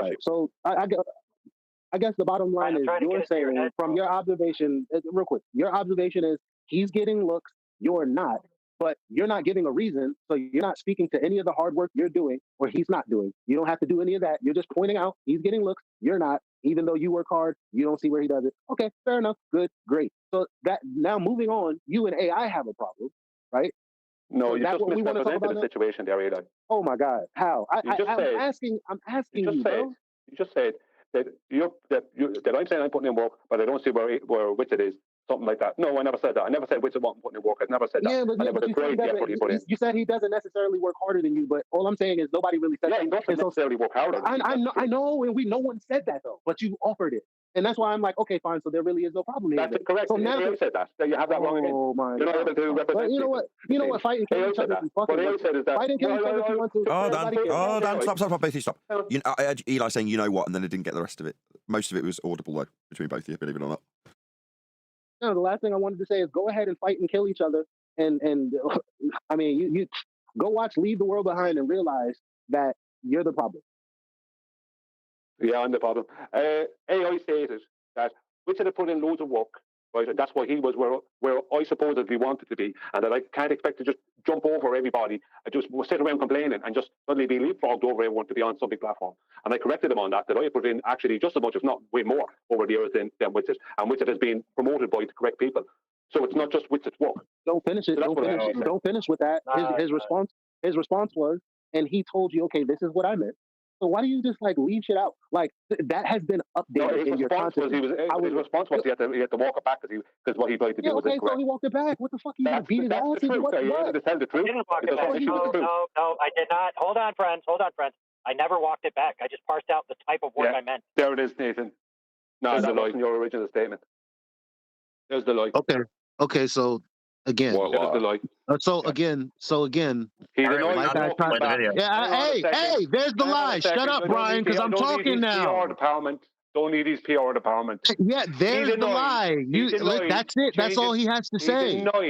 He denied that he tried to change the context. You're a fucking liar, bro. Because when we watch the whole show, you're gonna get caught out there like a wet fucking dog. You're not allowing me. You're here for right. Okay, just hold on. Let Eli get to the end. You should have listened to the whole stream. Why not me? Oh, now you want to listen to the whole stream. What are you talking about? I've been saying that. I've been said that. Hello? Total chaos. Can't hear a thing. Eli. Just Eli. Why? So why not we're Brian? having because Brian keeps on cradling this conversation every time it gets to. I'm the one who has the accusation. Okay, Nathan, let Brian do it again. I don't know. What do you want, Nathan? Me to respond or Brian to respond when I start talking? What do you want? What? Like Why are you going to listen to Eli when I'm the one placing the accusation down, Nathan? It's between me and Eli. You did it already. What the fuck else do you want to do? No, Eli, let him put his foot in the mouth. Let him put his foot in his mouth as much as he wants to. You came into PR for Eli. Nathan, can I ask a very simple question? A favor of you. Can you please play that part? I don't know, maybe the next 20 seconds of it. The part that was accused of being the lie itself, because we didn't really get to hear it. I didn't get to hear it after you put your position to him, which is fair enough. I said work in relevant platform. There's a big difference between doing a lot of work in a microcosm of a community where we're all already engaged with each other, all already in each other's social sphere, versus cross-promotional platforms that get you new viewers, which increase your segues and decrease your circle of separation. That work hasn't been put in of late. And if somebody else is trying to get you on the show and they're turning around and looking back at the community, they're going to see a filter of who's been putting in the most relevant cross-promotional work lately, because they're not adept enough to pick the people that are the best. They have to rely on the community's feel from what they're getting with the vibe of the members. And so if that person who's always doing the cross-promotional venues is sticking out like a sore thumb, they're the one that's always going to get picked, because the people doing the picking, they don't know who's the best. They don't know Adam from Steve. We got to start talking about ether. That's Neil, what it is. Can I have a minute? So where's the lie then? He said it earlier. He tried to say that he didn't try and walk back his position. He's trying to recontextualize his position. He came in and claimed that I hadn't employed, that I hadn't done any work, and I expected to just leapfrog over all the work that Whitsitt did to put him where he got to. And I corrected him that I had actually put in more work and that he had got to where he got to because of being promoted by the right people. He then, when that was pointed out that he was wrong, when it pointed out that he was wrong, right? When it was pointed out that he was wrong, after that he tried to add in caveats and recontextualize the whole thing because he was shown to be wrong. And when I pointed out that he was trying to walk it back, he said, "I didn't try to do that." You're asking me a question. You're speaking straight through me because you're here for your body AI. In the story, he lied. That's a straight out lie. Why don't you keep talking through me? You're asking me a question and I'm answering it. I'm saying he lied. Straight out lie. That's a lie. I mean, if you can't hear that, I don't know what else to tell you. Because you're going to tell me because he recontextualized it? I'm waiting for the conclusion. Refracted. No, refracted. Not yet. I'm still waiting on the conclusion because I need to not be spoken through. Brian, keep going. Continue. Yeah, he straight out lied. He said he didn't try and walk back his position. He didn't try to recontextualize it, and he did. Even Nathan pointed out. So you're saying then that it has nothing to do with work, because that's why you tried to recontextualize it, didn't Nathan said, so you're saying that it has nothing to do with work, which was your original claim. You went, well, yeah. So it's promotion, yeah. And then when I pointed out that he tried to walk back his position, right, he came in and said, I didn't try and walk it back. I didn't try and walk it back. That is a straight out lie. Now, if you can't hear that, if people here can't hear that, I don't know what to say to you. Because if you replace that situation, take AI out and put Whitsitt in, straight away you'd hear it. I'm sorry. There's double standards happening if you can't hear that. After the way AI's talking to me, reflected, I swear to God. Bro, reflected. Bro. Peppered through so many days following this situation, including the day of, and on the day that Nathan was like, do you want me to rewind? Do you want me to fast forward? We had already, Brian, I swear to fucking God, if I see you come off mute again, I just asked you. Are you going to address this? Are you going to waffle on? Well, every time I try to bring this up, he when I does was in the field of daffodils, nobody cares. Nathan, I need your help because every time I try to address this, just get to the point. Yeah, every time I try to, I'm pointing out that I've tried to address it so many times, and you guys have talked through it each and every time, it's on video. Now, so the bottom line is this. There was context for what AI actually said. Oh, it's what he actually said. Say no more. I'm out of here, Brian. Well, it's what he actually said. Nathan! What AI actually said was this. Yeah. What AI actually said, what he actually meant, what AI actually meant was, give me a break. Eli, I'm done with you. I'm done with you. What? Yes. Eli, I can't believe that you listen. You are so we biased. did the same thing. We heard the tape and you're saying that was a lie. I heard the tape and said, yeah, the thing that he's saying AI lied about, let's go back and hear what he originally said. That's what I keep saying. And you guys keep saying, no, don't do that. No, that's why I want you to go back. I've been saying that. Because it was about the Did you not hear it the first time? He was doing. Brian, do you realize that networking takes work, right? That's irrelevant. That's irrelevant. Nathan mischaracterized what AI said, and Brian thinks that AI said something that he didn't. Now, all I'm saying is to actually prove it wrong, we need to go back and hear the mischaracterization, because we have to hear what he said originally and then what he said as an update. Now he's saying that he didn't walk it back, and you're saying he did. I want to hear that shit, not fucking hear you anymore. This audio, I don't want to hear you anymore. I want to hear it. I can't believe you need to go back and listen again. I don't want to hear you tell me about it. I want to hear it. That's it.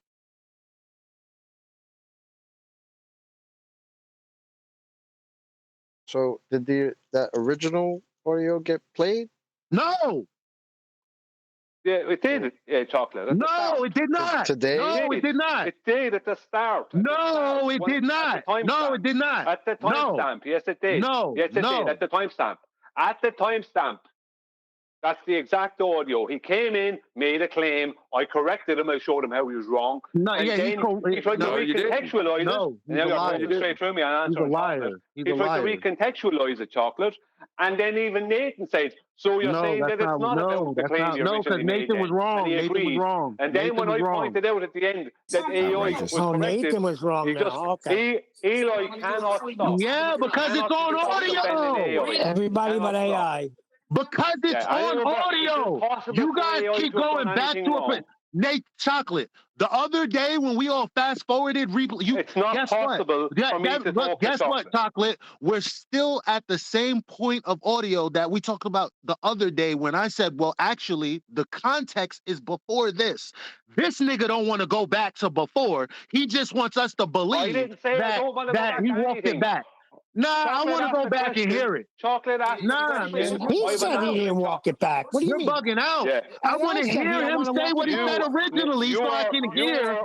I want to hear him say what he said originally. This is very strange. I want to hear what he said originally. No, it's very strange what you're doing because you're trying to stop the truth from coming out. I want to go back to the beginning. You're trying to stop it. No, you're a liar. The concept, we need to go before that.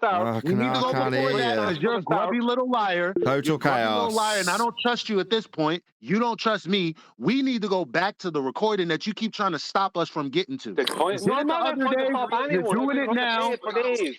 I'm the opposite for stopping. Did not come to be served but to serve. So the will be what he comes to do on earth. You're off mute, mate. The timestamp is 2 hours, 24 minutes, and 46 Yeah, that's not all the data. We already did that. That's not all the data. We already did that. Yeah, that's not all. Stop. Hello. That's the start. Hello. No, we've already done that. We listened to it all. So the point, Nathan, is he's saying something in that right there is a lie. In order for us to confirm that it's a lie, we need to go back to the full context before that and hear where AI originally said the first thing, and then hear where, okay, well, he actually said this. Brian is saying he's lying because this is how he changed it.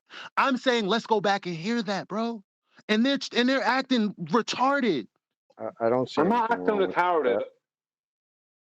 It definitely listen, it needs to be pointed out, right? Because I got where the lie was, but now I need to hear exactly where the original audio that was lied What was the lie? You just heard the whole What was the lie? I want to hear the statement. What was the lie? He basically said that AI said that he didn't what was the way he said it? He said he didn't try and walk it back. He didn't try to walk it back. He tried to parse it out or something like that, right?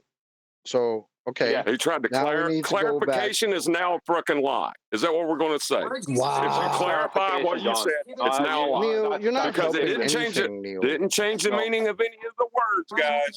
It didn't say let me clarify. Pointed to a certain type of work, and whether you like it or not, the man is not a liar for doing that. He clarified his point, and you are acting like he's lying because of that. Even Nathan, you lost your mind. You've absolutely lost your mind. Put them on it, John. This is Neil. I don't know what's going on here. It's like we're in a different, some kind of a twilight zone.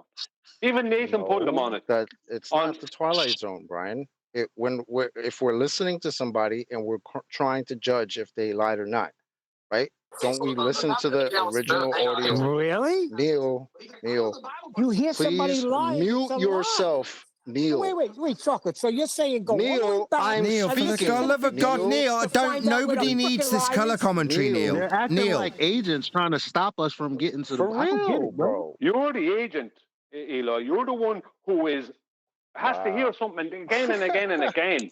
It's like you've just listened to it, and I need to listen to it What are you again. there for, Chocolate? You just call me an agent. The minute the audio He's stops, acting like we need to listen to it again. Neil? Chocolate, he didn't hear me say that what we listen to doesn't have the context. He said, Okay, so here's we what I have to got listen for to you. Everybody, and I'm supposed to believe that he can remember all of this that happened. He's missing it, bro. Maybe He's Nathan, literally look, that's missing Nathan it. to go And back. he's like, Nathan. he's forcing us to do like ballers. Like ballers get something wrong and then they go back to the point. nothing. And then you go back to the point where it's like, okay, so the point I was talking about was when we were already on a globe. Forget the fact that it proves it's flat. Like, sorry, no, I want to go back. I want to go. Are you No, the context. Just stopping us from going back, Eli. It's crazy that these niggas. Really? Now we're calling each other agents. That's we're trying to go back. No, because they talk for a million hours, and then when somebody, supposedly their friend, has something that they disagree with, they talk further. Hang on. Can I ask Nathan? Nathan, will you go back to that exact timestamp I gave you? 2 hours, it ain't good enough. 24 minutes and 46 seconds. It ain't good enough. We did that the other day. We did that the other day. What other day? What who? That's not his original claim. You're a liar. That's not his original claim. You're saying that is an altered claim. You said that is an altered claim. Altered claim. My God. It can't be the original. Eli and Brian, can you not control yourselves? No, because it's not us. It's Brian and Neil. And you're not doing shit. I'm asking Nathan to go back to the first thing you're talking like a baller, and you're not doing shit. Well, Nathan, you're losing your mind as well. Eli. Please, Nathan, would you go back to the everybody on the Chocolate tried to talk. I tried to talk. They keep taking the mic, and you're not doing it. Eli, calm down. Calm down. Right now, Eli. Calm down. Where you asked to go back to. Calm down, Eli. Calm down. I can understand Eli's frustration because, in all honesty, Brian and Neil are my friends, but it's really difficult right now because this is I don't I don't understand why it is we can't just have a cordial conversation. I'm really trying to calm this shit down because it's getting out of hand and it's ridiculous. Yeah, absolutely. Okay. I'm trying to get Nathan to go back to the thing that both you and Eli wanted to hear again. No, I don't. I don't want to hear it. I've said this continually. You guys want to thrash it out. I'm allowing it. Yeah, can I speak for myself? I was speaking for me, and I've heard nothing but you. You've just yelled at me for the last 2 minutes, Eli. Maybe you could start yelling at me in the middle of this statement and tell me how unreasonable go ahead and I am. Respond to I'm talking, Eli. Shit like you always do because you're off making a coffee. Oh, here we go. Like, now attack Nathan's me. bad. Listen to it. I've tolerated it. Things sometimes because he's not paying attention sometimes. Walk away from the phone, dude. Walk away for a minute. Walk away. Sorry, Nathan. I've heard it. I recorded it. It's mine. Do you think I know what's contained within the audio that's just been played twice? I've been referred to it previously. I've already made my assessment on it. Now, the fact that it needs to be continually thrashed out, like there's some egregious lie that needs to be dealt with here, I don't think so. Absolutely not. That's my opinion on this. For whatever reason it's being thrashed out, it needs 5 hours of dedicated airtime, or 10 or 12, for this utterly heinous crime that's been... Okay, Eli, it's our bad, my bad. You go ahead.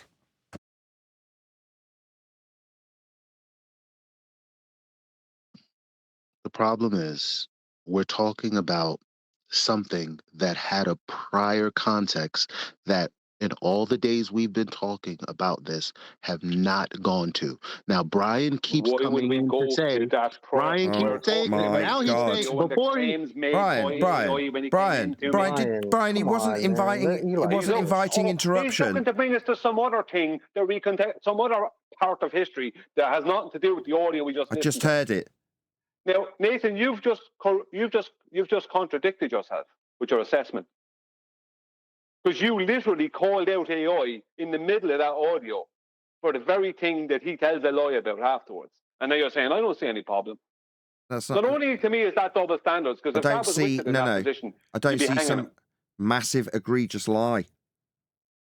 Oh, I do. I see it directly. It couldn't be any more clearer. Brian, it's a little white lie, Brian.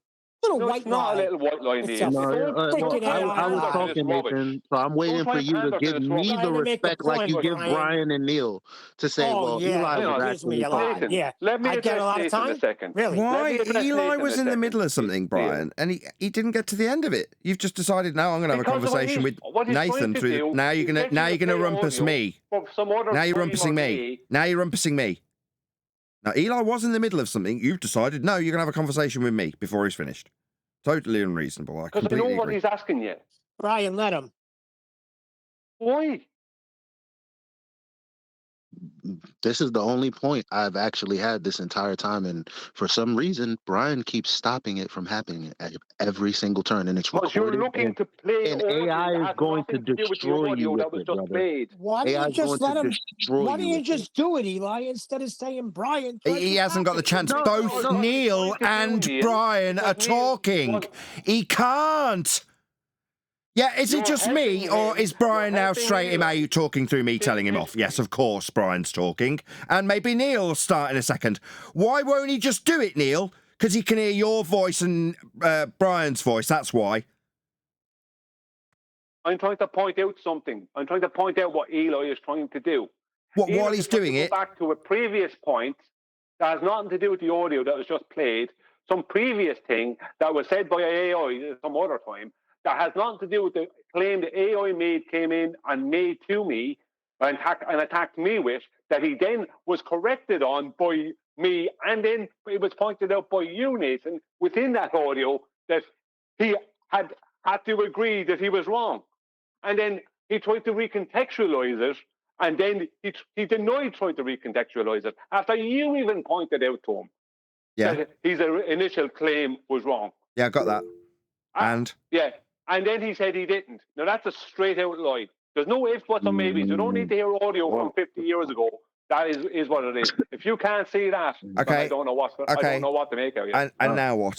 Okay, and now what? Okay. And now what? Now we're going to hang up. Now I'm going to hang up. Good luck. Good luck. Get the hell out of here. What you can do, Nathan, I just addressed Nathan a second, Eli. You can all say what you want then. What you can do, Nathan, right, is you can tolerate lawyers on your show. Because of the lawyers you like. Boy. So, yeah. All right. Let me just get back to the reality of this real quick. Elijah, I know you got mad and triggered. I wish you hadn't have done that. And I still have a point to make, though. I'm not mad now. I understand I'm still that, waiting. and I understand that. I just wanted you to calm down. It didn't have to devolve to that.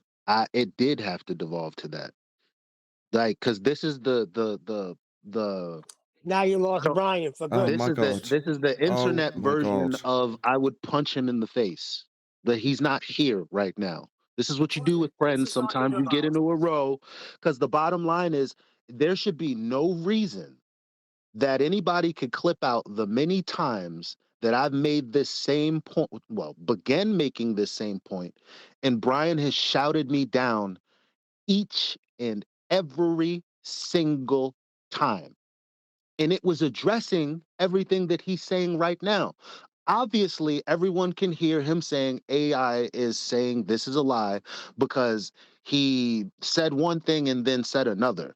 What I'm saying is, well, actually, I remember the whole conversation, not this clip. And so I know what led up to us talking about what Witsit does, the kind of work he does, and how he does it.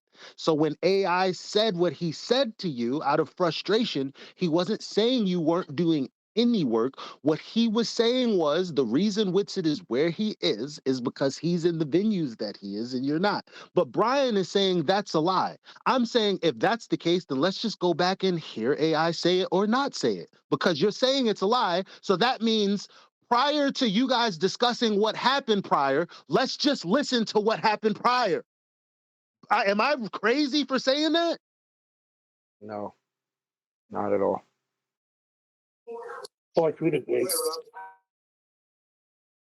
Ew. You have something you want to say, bro?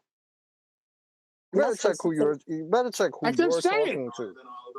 Check who you're talking to, I'm Neil. talking to Chocolate Chain, a fellow panel member. Check yourself, bro. Check yourself.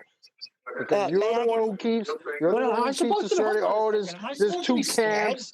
There's two camps. Oh, you're on his side. Oh, because I don't agree with you 100%. I'm on some other camp. Chocolate, how long you been on here on this panel that you keep saying, oh, this is our panel? How long you been on this panel? You want to put rank on here? Chocolate, hold on. Bro, I've been here since 2015, my dude. Don't tell me I'm on some other team. Okay? Calm the fuck down. I explained what I meant by the two camps, and there was nothing egregious about it. I even made an example. Every time, Neil. Hold on. I even made an example. Chocolate, I kid around too. Come on.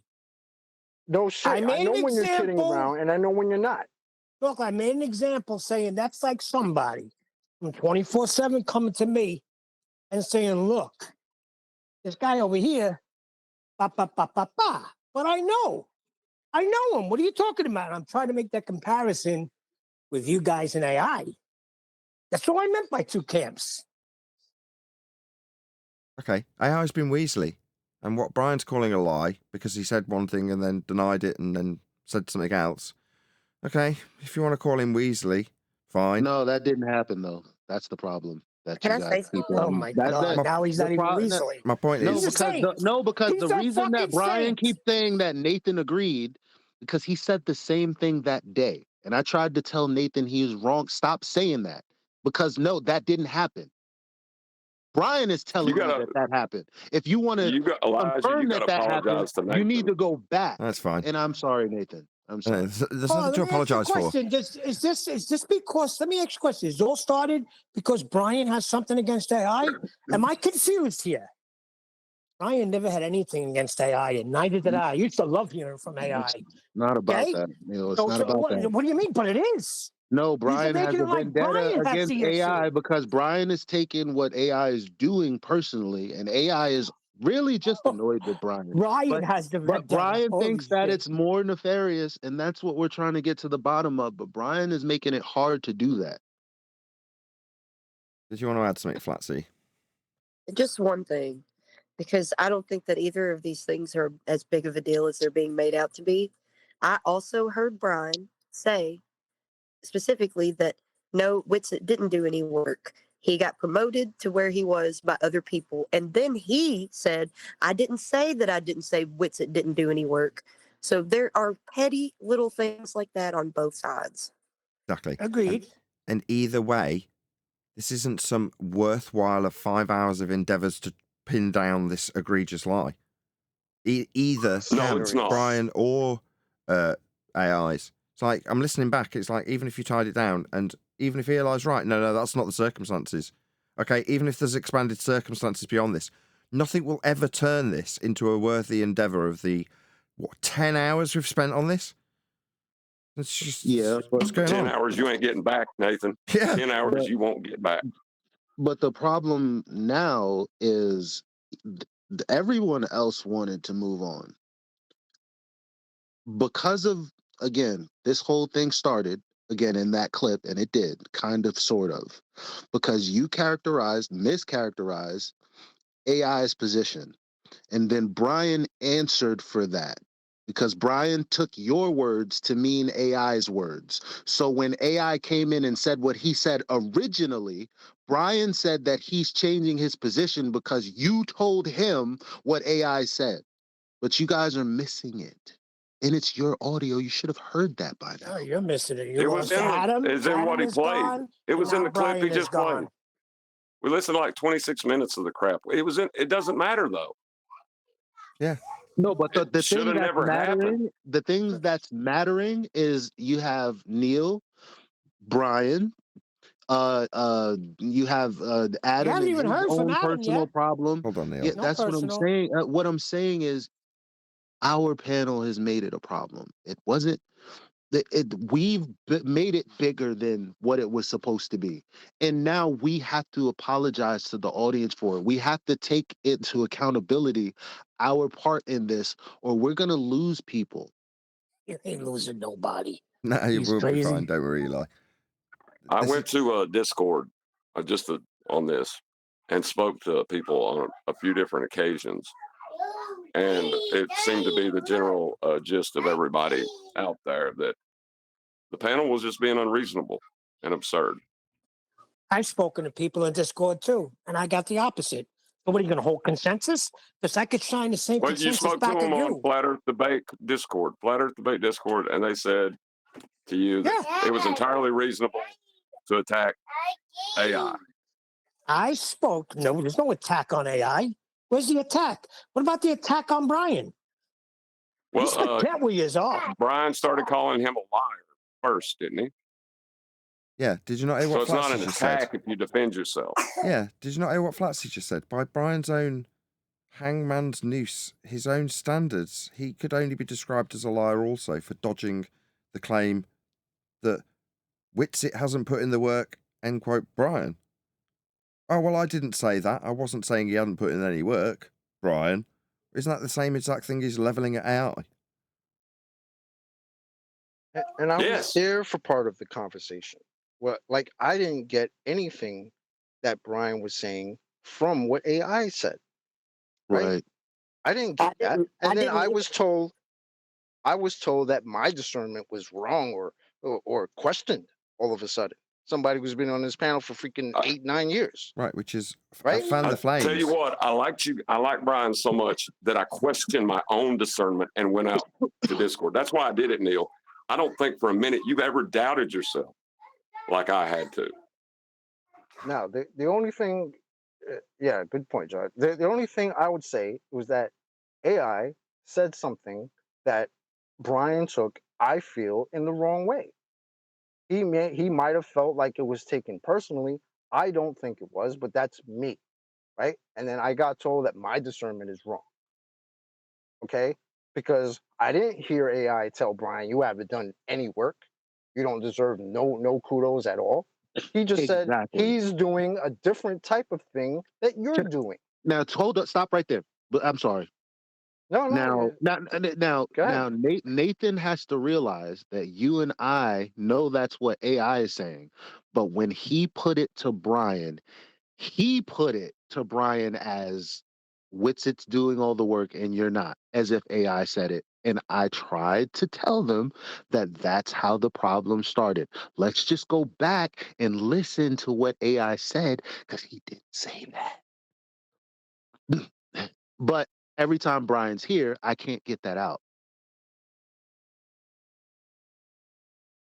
If he didn't say that, why did I, a few weeks ago, need to clarify the point and feel the need to explain to Brian and to AI that it's different types of work?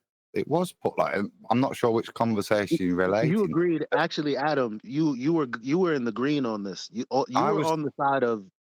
You agreed with AI. No. Yeah. I didn't. No. In the audio we listened to previously, but you weren't here though. I'm sorry, bro. I'm just trying to explain to you. Let me just explain. It's recorded. It's recorded, bro. Yeah, brilliant. So you can see that, and that's what I said. I felt the need to interject at that point because I felt there was a difference of argumentation. Now, that's not to say I sided with AI. I didn't attack AI. I did feel the need to point out because there seemed to be a misnomer of what the work was. That was AI's point, though. So basically, what you said was what AI's point. Yeah, but then Brian told you no. Without it being insulting. But then Brian told you no. He's a lawyer because when you were saying that, and I was saying that that's what AI was saying, Brian was saying no, that's not what he was saying. He's a liar. Well, he is, but maybe not in that particular point. Okay, but that's how all this shit came off, bro. That's what started all this. Oh no, it didn't. They started long before then. I know it started long before, but this particular thing, this thing right here that leaped into one second, Eli. Yeah. Adam, can I ask you a question? Of course, bro. During that conversation, did you hear, like, from what you heard, did you hear AI tell Brian that he has put in absolutely no work and doesn't deserve to be in the venues that Whitsitt is in? Well, you've rephrased it. You've not in rephrased that. it to absolutely no work when it was hasn't done the work. I think it was phrased. It was put in a very different But that's what way. I'm saying. I think If, Brian took it that way.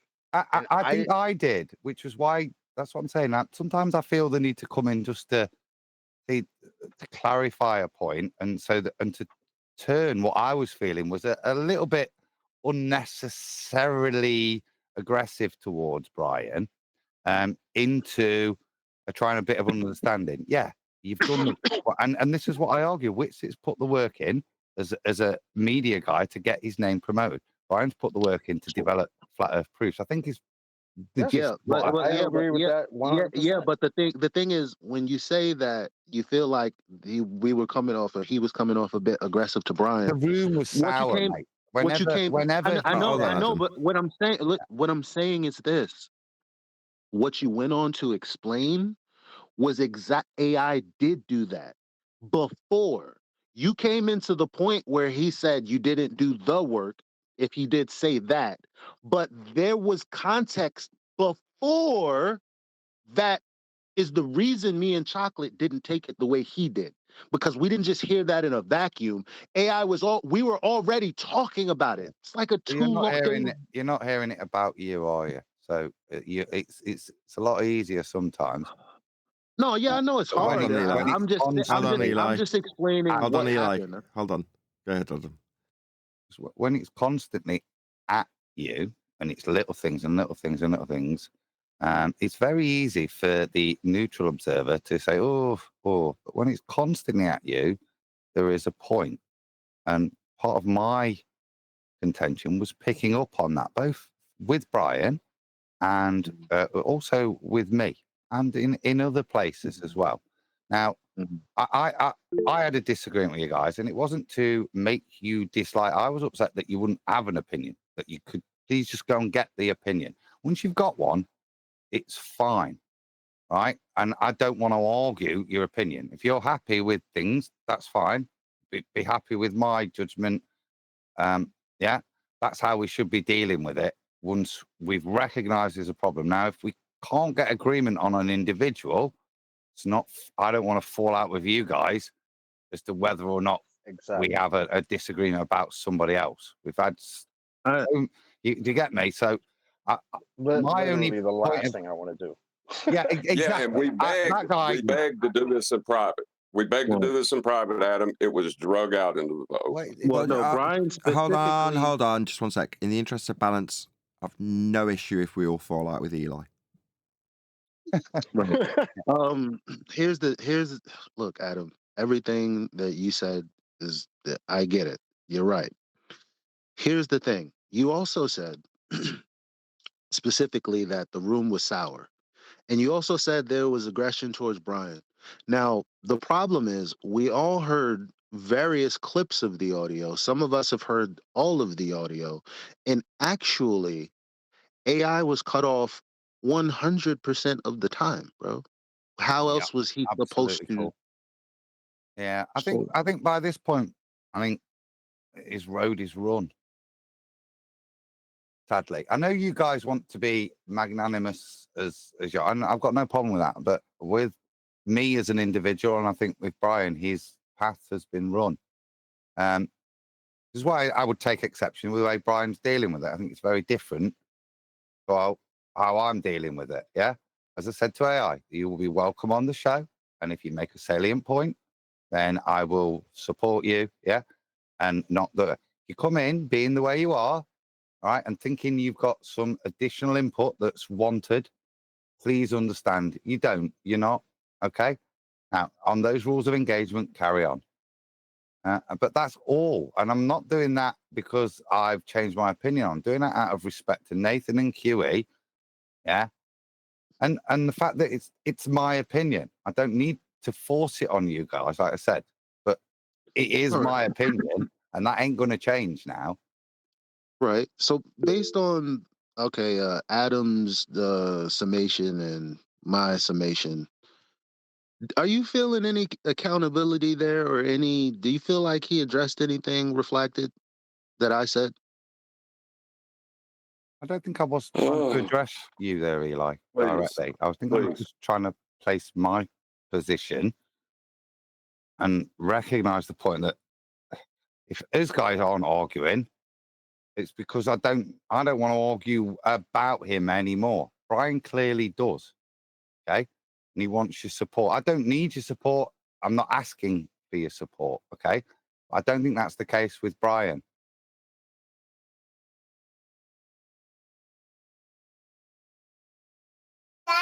See, the thing is, what he wants me to support him on is something I know is false. I can't do it. And then you shouldn't, should you? But just recognize that your friend. And then I begged him not to do what he was doing. And he kept doing it. So what do I do with that? In the little bit I've heard, I don't think he's helped his case at all.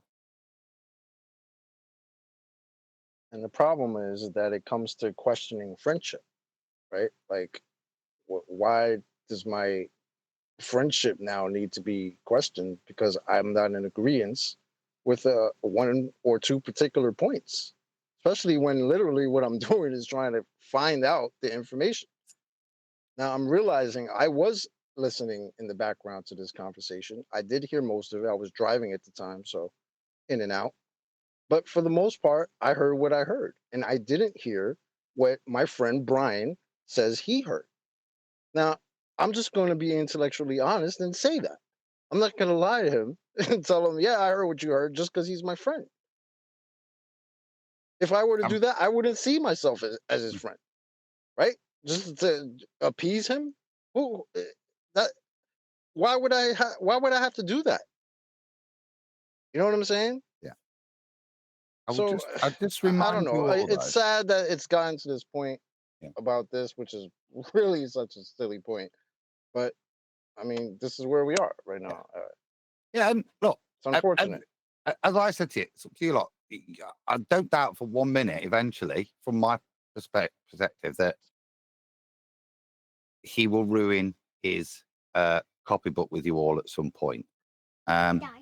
Okay, so we are going to have to transition across at this stage to the Quantum Eraser live stream. So, unfortunately, I'm going to be departing from the Flat Earth debate after show and leaving the guys in G+ to thrash it out amongst themselves when we join the Bullbusters live stream.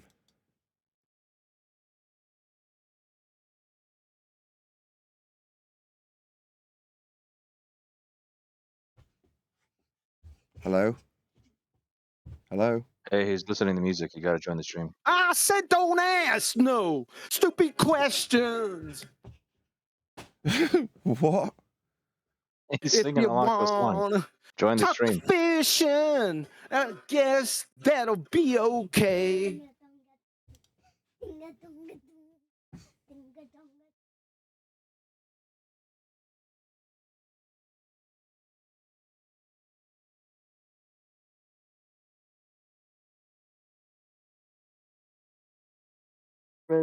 Thank you. All right, let me get my act together. Heard Nathan interrupt me. Don't ever interrupt the Skynyrd song, dude. Ever. Was it copywritten anyway? I'll have to leave the show. Bye. Bye. No, you ain't. All right, I got to get out. So radio check 1 2 1 2 1 2. Check 1 2 1 2. Nathan is ace. Subscribe to Nathan Oakley 1980. Yeah, that's what I figured. Stop streaming. All righty then. All right, let's get ready. 4 minutes. 4 minutes to kick off. Let's share that screen. The next song, you all know what it's going to be.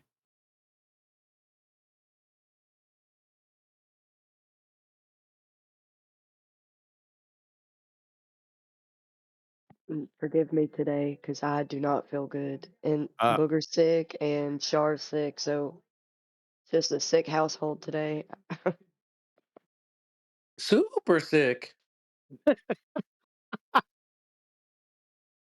That happens, man. I feel for you. I remember those days, especially with all the kids sick. Oh, boy. What a nightmare. And then they give it to you.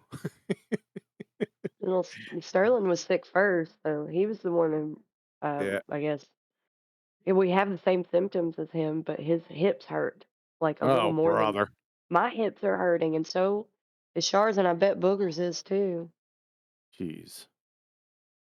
What a symptom that is. That's a pretty strange symptom. That I think that falls down an Alabama way, right? That's an Alabama sickness. Sure, I don't know. I don't know. All right, debate. Yeah, we got that one on. Okay. Look like we got 2 minutes. 2 minutes. All right, catch you guys on the other side. Put you on mute. Mute.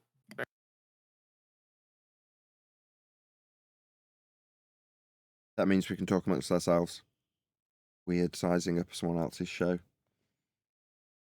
Awesome. I enjoyed that previous show. So good for me. It's amazing. More beef. I loved it. More beef. More beef. Now, some people have to go back and listen to these shows. Come on.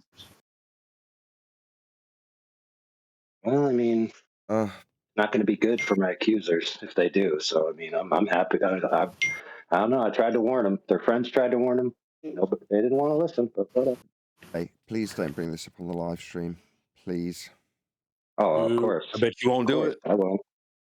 I bet you won't. I won't. Do But it. I do want you to notice, Nathan, that the last Ballbusters episode, Adam brought it up.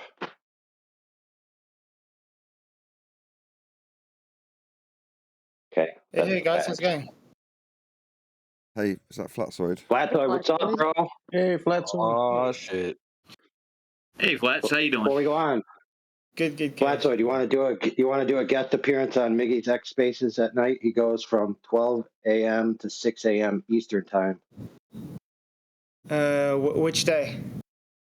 Random days. I'll coordinate with him. Yeah. I'm just letting you know that that's his usual time block. If that's something you could be available for.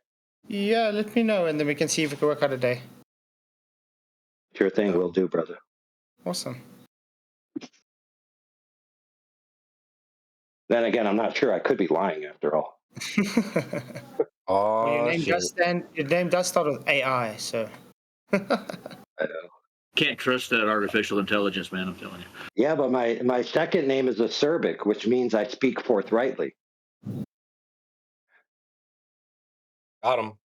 So how could you doubt me? How could you doubt me when my name says that? I'm honest.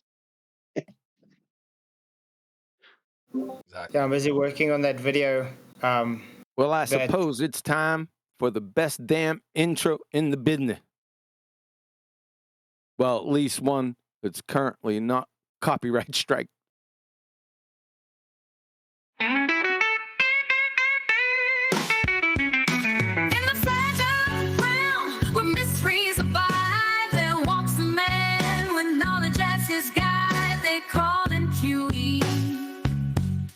Quantum eraser.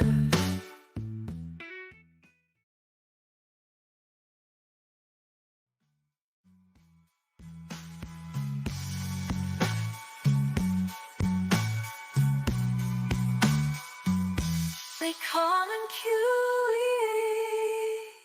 QE. Damn, son, where'd you find this? That's a mighty fine picking and a grinning. Welcome to the show. QE Live. As usual, if you'd like to support this channel, there are PayPal, Patreon links in the info box below. Let's throw it on over to Discord and see if there's any available VCs in the VC. Do we have any VCs in the VC?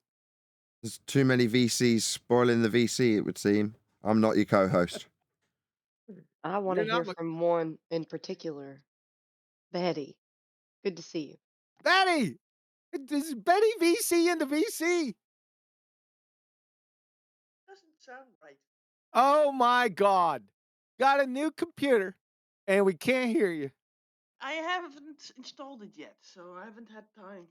You haven't installed your computer yet? No, the thing is, new things sort of lay dormant for a while, and then I suddenly go and work at it. So that's the thing with me.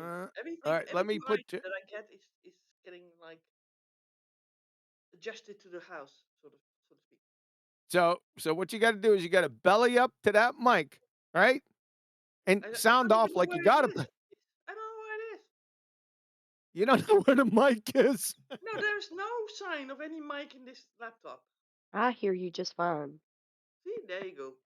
I got to turn you up. I turned you up to 200%.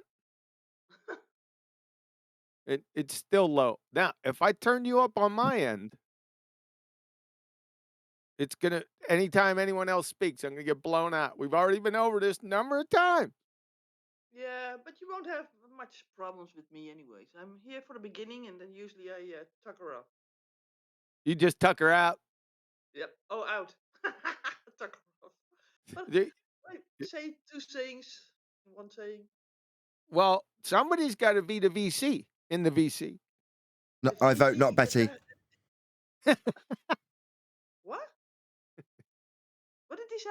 He said he votes not Betty in the VC for the VC. Misogyny. It isn't. When you say, did you say it correctly that time? No, hell no. Did he say misogyny? It's not a piece of wood. All right. Where's the VC? Where's Adam at?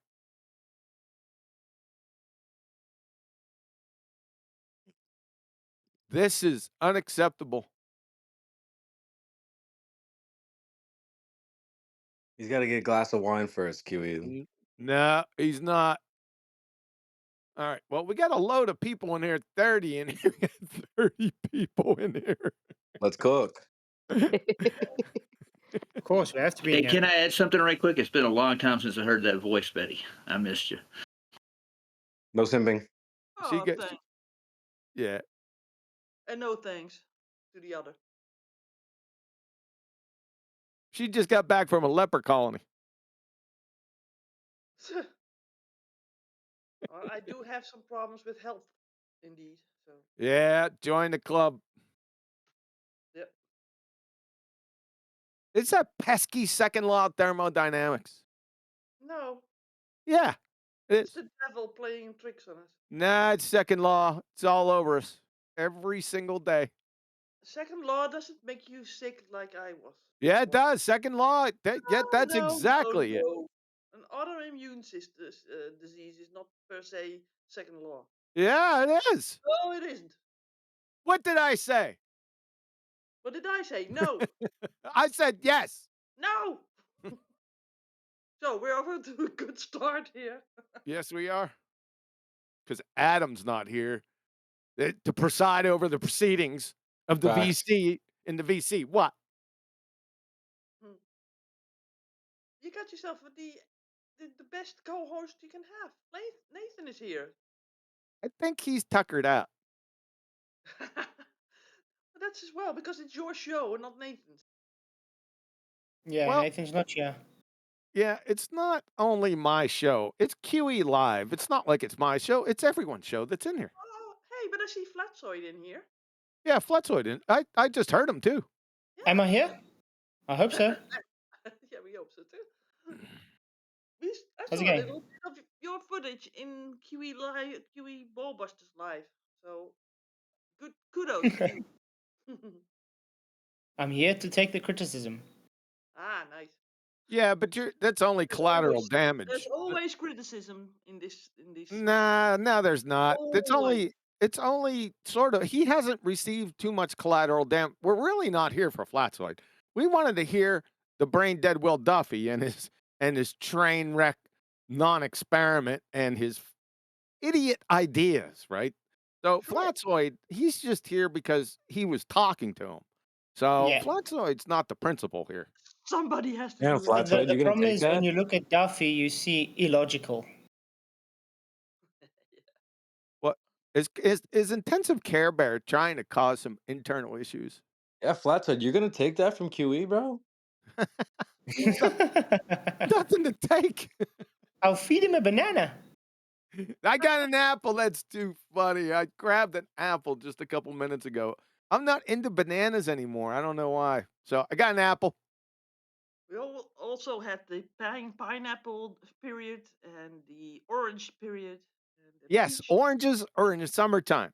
So And pineapple is raspberry and all the other berry issues. pineapple is, dude. I got kiwis and pineapples in the fridge. All right, but they're kind of weak because we're out of season. And I'm pushing it. Yeah. Yeah. But you got apples. They're still good. Yeah, apples are usually good. Really good pears out there. Well, what? Don't worry about my snacks, my fruit snacks. Don't be concerned about them. I am.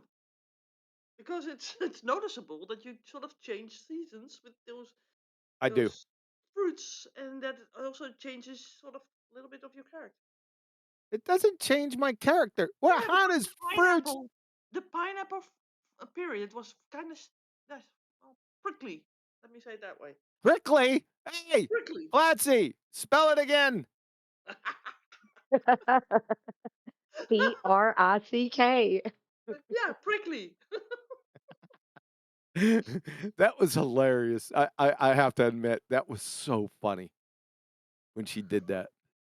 Yeah, they're not gonna forget it, Flatsy. No, I won't let It'll be her. all right. I'm not in the business of caring really today, especially. Betty? Did you know that Flatsy and Booger and what's his? It starts with an S. What's his name? No, Sterling. C.H. Shar. No, not C.H. Shar. I don't know who that is. Sterling. They're all sick. Well, Sterling's not sick anymore. I said that it was Booger, me, and Shar that are sick. And Shar is his daughter. So that's your stepdaughter. Yeah. Okay. So Shar's sick. So everyone's sick. Okay. It sucks. Good vitamins, vitamin C Oh God. and zinc. Here we go. We got Yeah. some. We got some grandfather's oranges. cough medicine. We got some oranges over here. Yeah, that's good. Oh boy. Well, at least they won't get scurvy. Good.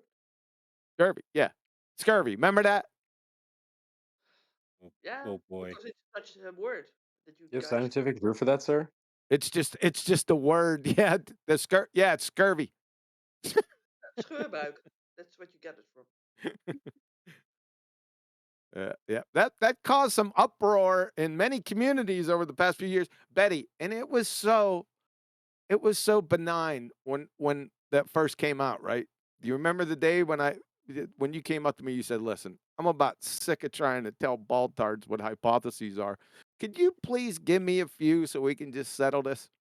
So yeah, you remember that day, right? So that day, I had 4 or 5. I just came up with 4 or 5 on the spot. I said, "Okay, here you go." So heat causes water to boil. You know, the diabetic That gave a lot of problems. ketoacidosis. Huh? Wow.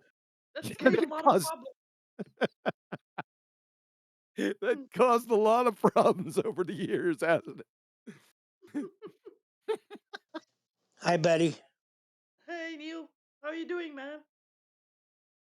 Good. Long time no hear. Did you hear I almost died? Yeah, I did.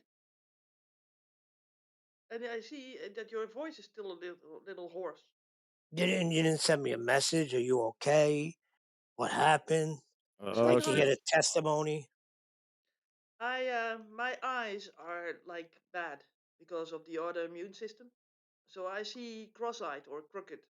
Yeah, Does that she's affect? even more of a victim than you, Neil. Yeah. Does that have anything to do with your voice or your typing skills? Yes, because when I type I make many mistakes now. And I You can't find do. typing. I have to admit, you do. Yeah. I understand, Betty. Yeah, I'm okay. It was a horrifying experience that I can't get out of my head. But let's just put it this way. The angel of the Lord took me out of my seat and put me in the back to prevent me from dying. How you like that? Yeah. And I had my seatbelt on. Oh, that's good. That was smart. What's the other lesson you learned? Not to do an 18-hour drive at 59 years old anymore. And along with what? Along with what am I missing? Okay, not to Oh do. yeah, I got it.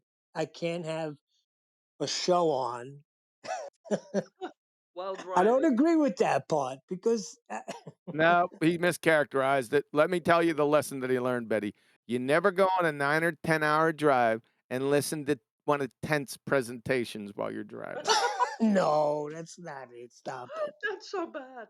It was a good What- one. What Let me present? put it this way: Tent has been very good to me. What were you listening to when the accident happened? Oh, the show that was on was the one with celestial navigation when he was going back and forth with the AI. I think the first one that he Okay. did. Who was given the presentation that you were listening to when you crashed your car?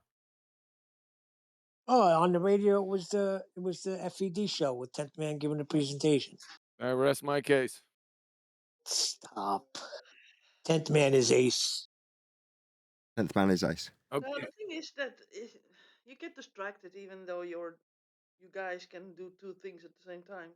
I do admire that men can drive cars and listen to conversations and be in it. So I can't hear. Not after 10 hours of driving. Can't hear you, Betty. I genuinely can't hear you. Again? I can't hear what you're saying. You're so quiet. Well, you have to turn me up, Nathan. I have. I can't. I can't. There's no mic that I can sort of shout. Jump in and drop out. That was helpful. The other Neil. Appreciate that. Well, it's more helpful if you say drop at. Oh, she can't drop at and come back in because her issue isn't dropping at. It's her new. Boomer detected. Her issue is her computer, but I would have figured because she's got a computer a couple weeks ago, the new computer, and I would have figured. Now I didn't ask her, and I didn't deal with it. I said hopefully her mic will be better. So in the interim, I figured that she squared that away before she got on the show. No, there's a lot of things I have to take care of. That. Boomer detected. Shut up. No, there's no. Yeah, a bit. Yes, I can admit that.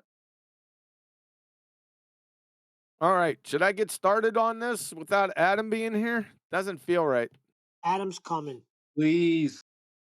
Please? Adam's just sorting a few things out with the lads. He'll be right here. With the lads? What lads? The lads. Lads? Lads. Lads, you know. Yeah. Lads. Lad McConkey? Let's go.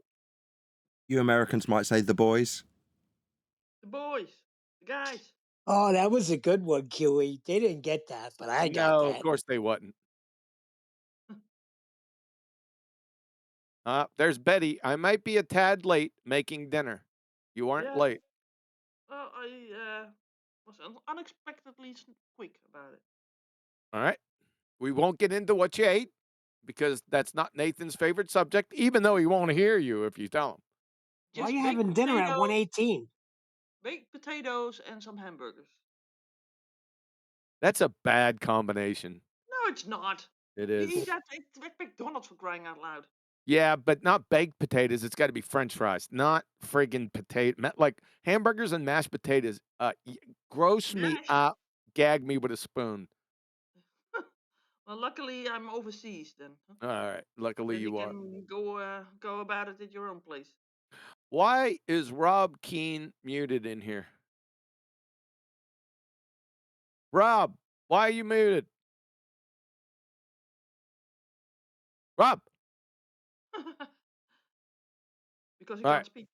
I took him off mute. He had a red mute.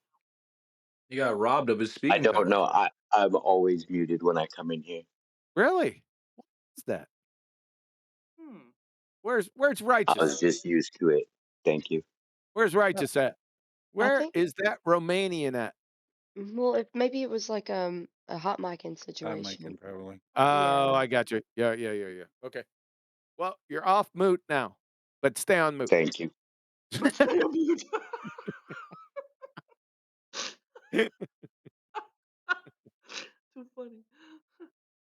Okay. All right. Let me get my act together. We're going to start without Adam. I'll tell you what. He better have a good excuse. I know what it's going to be. You have an act? It's a it's a figure of speech, Betty. I was finally thinking that Don't you come had in here being overly pedantic with a quiet mic. Who are you to say anything? You did the same thing to me, remember? Because I said boss, and you were overly pedantic. And I said the same thing that you just said to her. It's just the saying. You said what? Bog? No, but boss. Boss. Kiwi has standards for different people, so. I There's know, a but it's so funny that he said that. It was like the same scenario, but reversed. He was arguing for my position when I came in here. there's a No, certain what we there's a call certain that, we rule. call that hypocritical. Sorry, Betty. There's a certain rule that applies here. It's the rule of do as I say, not as I do. Not as I. Exactly. The most hypocritical rule that we got. Well, that's what they do in cults. They're a bunch of hypocrites. Ah, so you admit that you're in a cult then, huh? Never admit anything. You already did. I did Da, not. da, da, da. Yeah, you can't triple stamp a double stamp, Betty. Oh, I did. See? All right. Let me get my act together and then we'll kick it off here. 1 second. Adam is going to get it. I'm telling you. About tired of his tardiness. All right. Radio chip. Oh, this is going to blow my friggin' eardrums out. Just tone me down. I'm not gonna remark anyway. No, that's okay. You can remark. I'll just have it right here. We'll see, and then I'll adjust if need be. Okay. Let me share it in Discord. I hope that's the right one. Okay. Discord, you can tune in, turn on and tune in, or tune in, or you know what. You know what to do. Tap in. Tap in. This is a family show.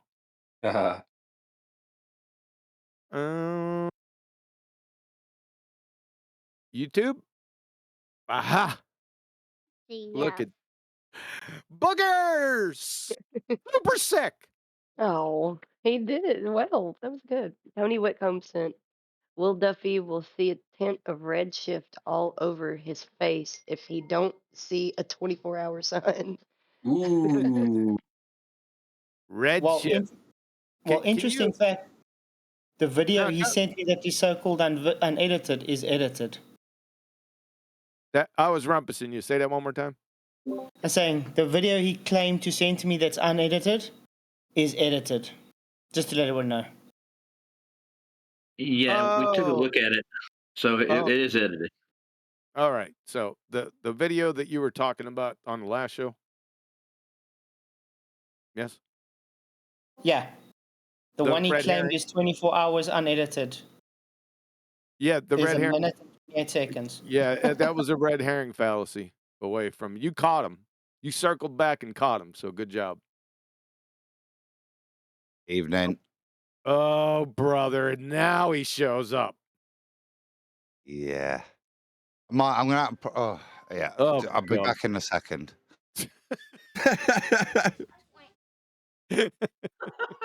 That's fastest visit I ever saw. For the boys. Oh, I got to turn you down too.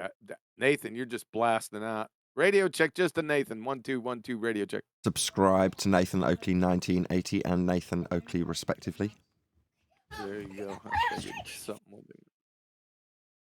Stop laughing. You're enabling him. You enable him. I am not an enabler. Yes, you are. Well, that's true. I have you on the show. There you go. Prove yourself wrong. So we're gonna have to wait for Adam to come back. We could do a little admin. Says who? What's going on, sir? Says who? Radio check. 1 2 1 2. Yes, sir. Just working on a car. What are you doing? Working on a show? yeah. I hate that. Speaking of cars, I'm dropping too much loot into cars. I'm not doing it anymore. Just not gonna do it. Well, that's what they do. They're for spending money. They're Yep. losing money. All right. So says who? coming up in January, towards the end of January, somewhere around the 20th, be looking for a message. Now, I'm probably going to message you somewhere around mid-January. Okay? Okay. First archery shoot. Now, it's going to depend. If the temperature is below 40, guess what? You're not going. Exactly.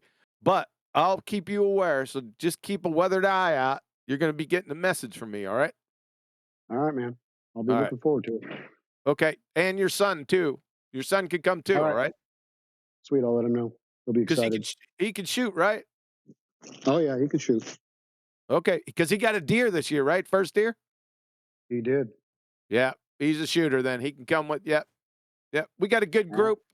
Got a good group. He is welcome. Terrific. Thanks, man. And our group is not foul-mouthed. No worries. Neither am I. Save for me. Most of the time. Yeah. All right. So we taking care of that business. I was thinking about you yesterday, and I figured, I said, next time I see him, I'm going to let him know, just keep a weathered eye out. All right. Yeah, no We're problem. good. We're good, says who? I'm back. Oh, all right. I'm ever so sorry. Next door neighbour's just been robbed this afternoon. They've had to go through my shed as well. I've got police coming and stuff, so I'll be dipping in and out. I'm sorry about it. You've been robbed? Oh, you're kidding me. You've been robbed? Yeah, my wife's been on the drive. We've got like a shared drive. And she's been in and out. And just at some point during the day, they've been in, robbed next door, dived into my shed. They've had a look round, hit me tobacco, not touched any of my models, not one of it. I'm so, thank God, I'd be upset. Yeah, they've robbed next door. He's had his Rolex nicked, all sorts of stuff. Well, you are quite far. It's only so close you can get to Liverpool and Manchester, you know. You are pretty close. Oh, yeah, we're stuck in the middle, aren't we? Between London and Dodgy North. Pretty close to Birmingham and all, mate. But yeah, so sorry, QE. I'm a little bit... I'll try and stay focused. But... Sorry to hear that, Adam. Yes, Bryce. That's an excused absence. I mean, if you get robbed and stuff, I mean, that's Yeah, what are you doing getting robbed? Bloody hell, Adam. Selfish. What do the cops do there when you get robbed? They just show up. They don't got any guns or anything. What are they going to do? What are they going to do? Yeah, catch the robber and give them really strong language or something? Stern letter. No, I mean they're not going to do it, but they've got to come and give you a crime number and stuff so you can claim. I just have to point out the robbers were probably Globers. Yeah, the percentages state that. Yeah, I'm guaranteeing they're Globetards. Well, that narrows it down. Like, I will use that later. Thanks, Flats. They're gonna write them a very stern letter. Is that what you're saying, Adam? They don't do anything. The police don't. I don't know what it's like for you guys now, but crime of any description like that, they don't actually deal with it. They give you a crime number, so your insurance, but there's no pursuance of stuff like that. There's no investigators working round the clock? I tell you, when I had my pharmacy robbed, it was hilarious, right? So 4 o'clock in the morning, the alarm's going off, and somebody's jimmied the whole back door and got in. So I'm ringing the police on my way down, alarm's going off, blah, blah, blah. Do you want to turn up? No, not really. It's a pharmacy, they realise, yeah? So they're probably bringing drugs in. I'm just going on my own. I do pay for this. Finally get there. No, they don't turn up, so I ring a mate to turn up. And they've had the back door, luckily not to nick too many drugs. Ring them, report what's going off. Is anyone do? Oh, here's your crime number, tar, right? 3 days later, CID ring up. Oh, can we come and dust for fingerprints? Said, are you lot on crack? Said, I've had to put a new back door on. They must have been on them drugs that were robbed. Fingerprints. Those cops are Voltards, ain't they? 3 days later, don't they figure that there's more fingerprints set down by everybody else that's been in there the past 3 days? There's a new frigging door on it. Oh, they were just doing a door. That's worse. Adam, what that is that they had no intention of going doing fingerprinting. They were purely just going through the motions and knew that you were going to say, what's the point? And they go, okay, then. They had no interest in turning up. They knew what it was. Probably smackheads or something, broke in, robbed the drugs. That's it. The morphine, whatever. What are fentanyl suppositories? Is that what you were talking about, Adam? That's what that this guy bottom left's on, isn't it? We know that it takes 31 minutes for a fentanyl suppository. Yeah. Let's go straight for this superior hemorrhoidal vein, kick in really hard, and look at his eyes. You know that boy's at full effect right now because he's not in the game, is he? Who are you talking about? The modern day debate guy. That's what the fentanyl suppository. You're accusing the modern day debate guy of having a suppository stuff at him. What it kick in? His eyes go, man. He does have a stash, just to let you guys know. A stash? He showed it. FTFE showed it live. Hey, Neil, what's up, man? How are you? Good debate the other night. I enjoyed it. Sure, thanks, man. That's what we're saying, Flats. He looks really baked, was my point. Yeah, he's got his own stash. That's why he's baked. FTFE showed his stash live by accident when we debated, so. See, another good spot by us, guys. FTFE. Can you pick a dumber person to talk to?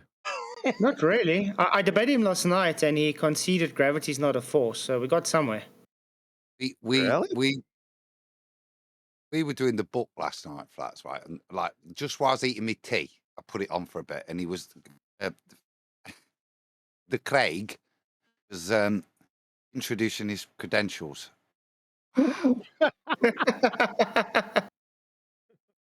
Booger eating, Klon is friggin' physicist, picking up cans. Physicist, yeah, he's a physicist, all right. That's what he said. Something like, I got a degree in physics, this, that, the other. Yeah, and he has students that he teaches, and they all do so well. So, yeah, really. Can you imagine people dropping their kids off to Craig? Especially if they're female. Well, they do bring him walking sticks for his birthday, so. Oh boy! All right, let's get. But Betty, you should have reoriented us to focus because we lost our way here. That's not my job anymore. I said yes. Hey, Betty. Hey, Adam. Hope you're all right, mate. I haven't spoken to you ages. You're all right.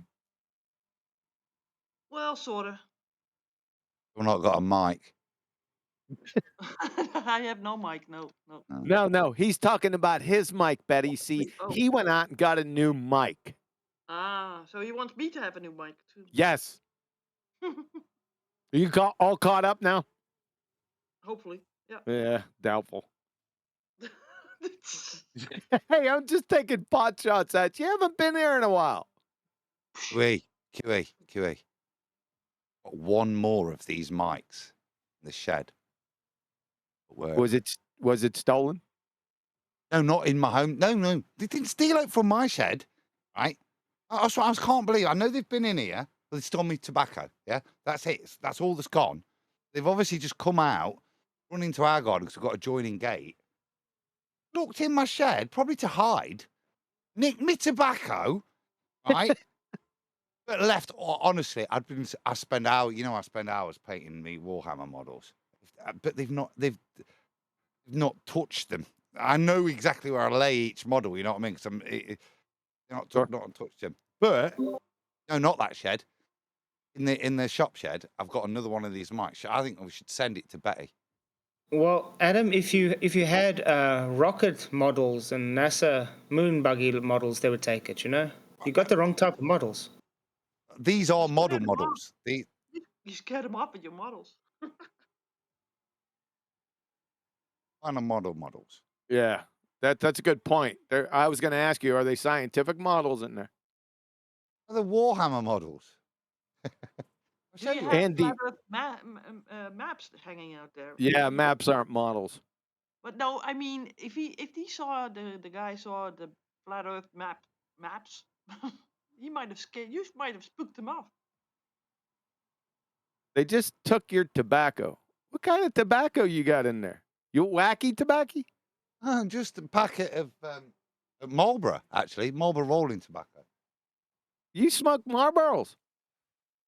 It's less, it's less chemicals than most of this. You're a smoker. I didn't know you were a smoker. That changes things, Mr. Unkept, no soap using, no deodorant using because it's unhealthy, but you smoke. It'd be better if you shoved those things right up your ass. Let's hope he doesn't find out I'm a heroin addict. Smoke rollies. It's all natural, Nathan. Heroin from one of God's given plants. Fine. Tobacco, same thing. Yeah, it's all natural. So it's psilocybin. Crack. Yeah, psilocybin, absolutely fine. LSD, on the other hand, different matter, isn't it? Yeah. All right. Yeah, actually, there's a huge. I was looking at this as an investment. There's a huge psilocybin company that's coming out. So it's using analogs of psilocybin in treatment of depression and anxiety and all sorts of other things. Tip, market investors. There you go. That's a pro tip. Hey, Betty, did you hear that? No. They're called Cybin. Cybin. Anyway, Betty, do you want a mic? I think I'll box it up and send it to Dutchland. Send it to Dutchland. Yeah, she does. No, you gonna give her? Are you, Adam? Are you gonna give her your substandard mic? No. The one, this new mic that I've got a few of them off the auction, and I've got this one. There's another one. Didn't need to bring two home. I know there's another one in the storage in the shop. So I'll. Did you do a BOGO? What? A BOGO. Buy one, get one free.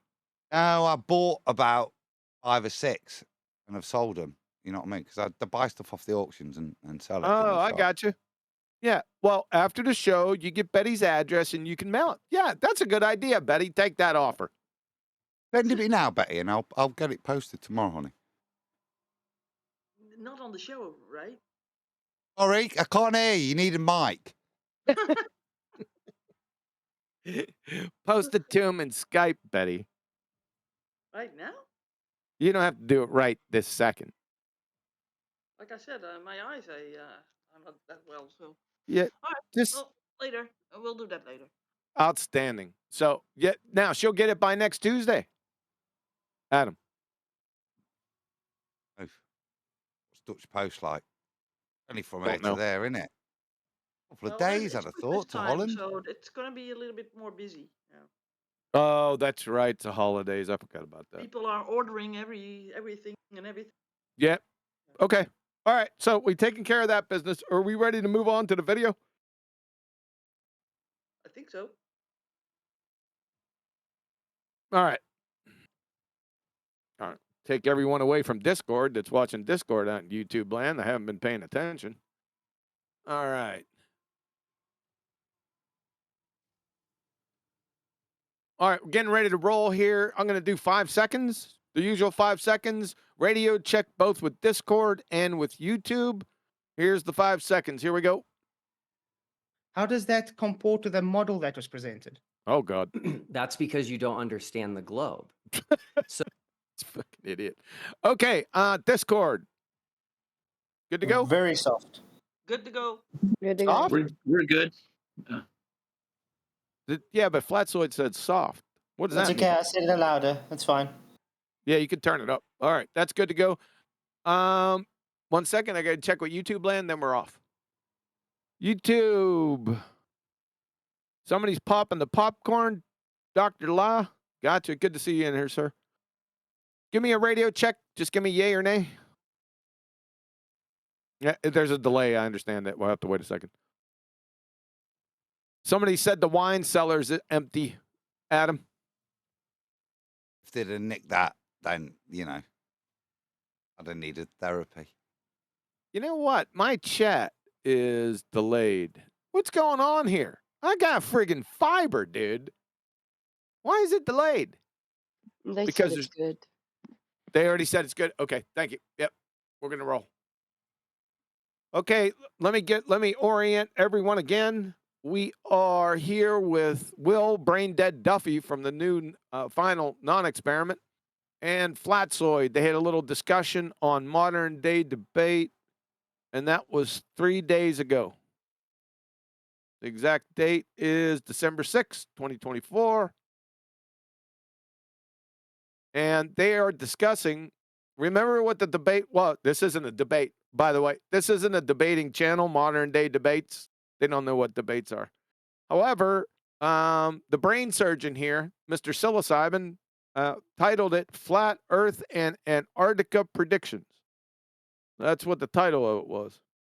So we're still waiting to hear the Antarctica. He says, they say predictions. In this genre, that means hypotheses. So we're still waiting to hear the Antarctica hypothesis from the brain dead Will Duffy. And we've been going for 21 minutes, almost 22 minutes.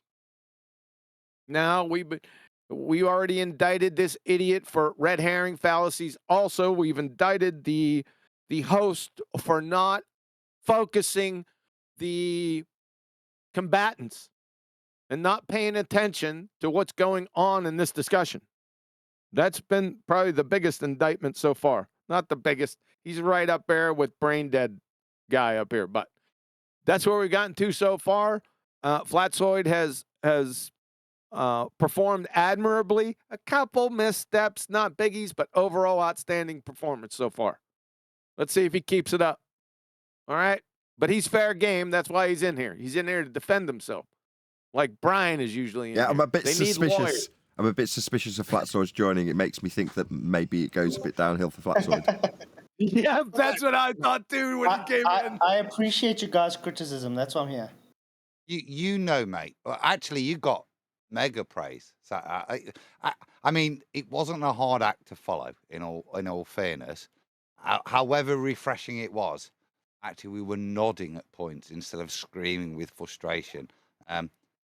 No, there was plenty of critique.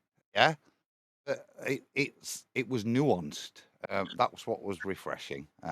No quarter held, sir. No, Flatfoot used to always come in here, but now he's too busy for us. This is my only off night in a week. I'm only hacking on you. Yeah.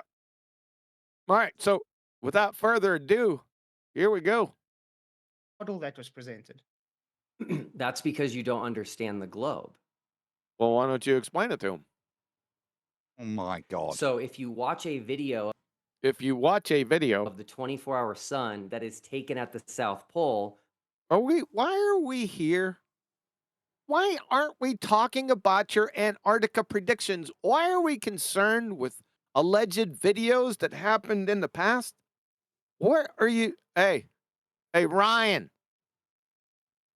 Get a clue there, brother. The sun will not go up and down.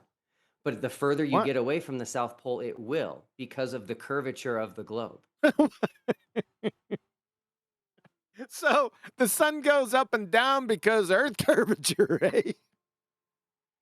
I don't know. That sounds a bit non sequitur to me. Can you break that down for us? I was thinking to myself that your brain is wobbling, dude. Yeah. That made no sense. None. Zero. That's just a misunderstanding of the globe model. Now, again, what we can globe make model? these. Now we're into the globe model. What did the sun going up and down having to do with curvature have to do with some globe model? Where's this globe model? Is the globe model, is this behind you? Is that what it is right there? Where is it? We want to see it. Very specific predictions. Look, models, scientific models make predictions. Correct. Where is your globe scientific model at?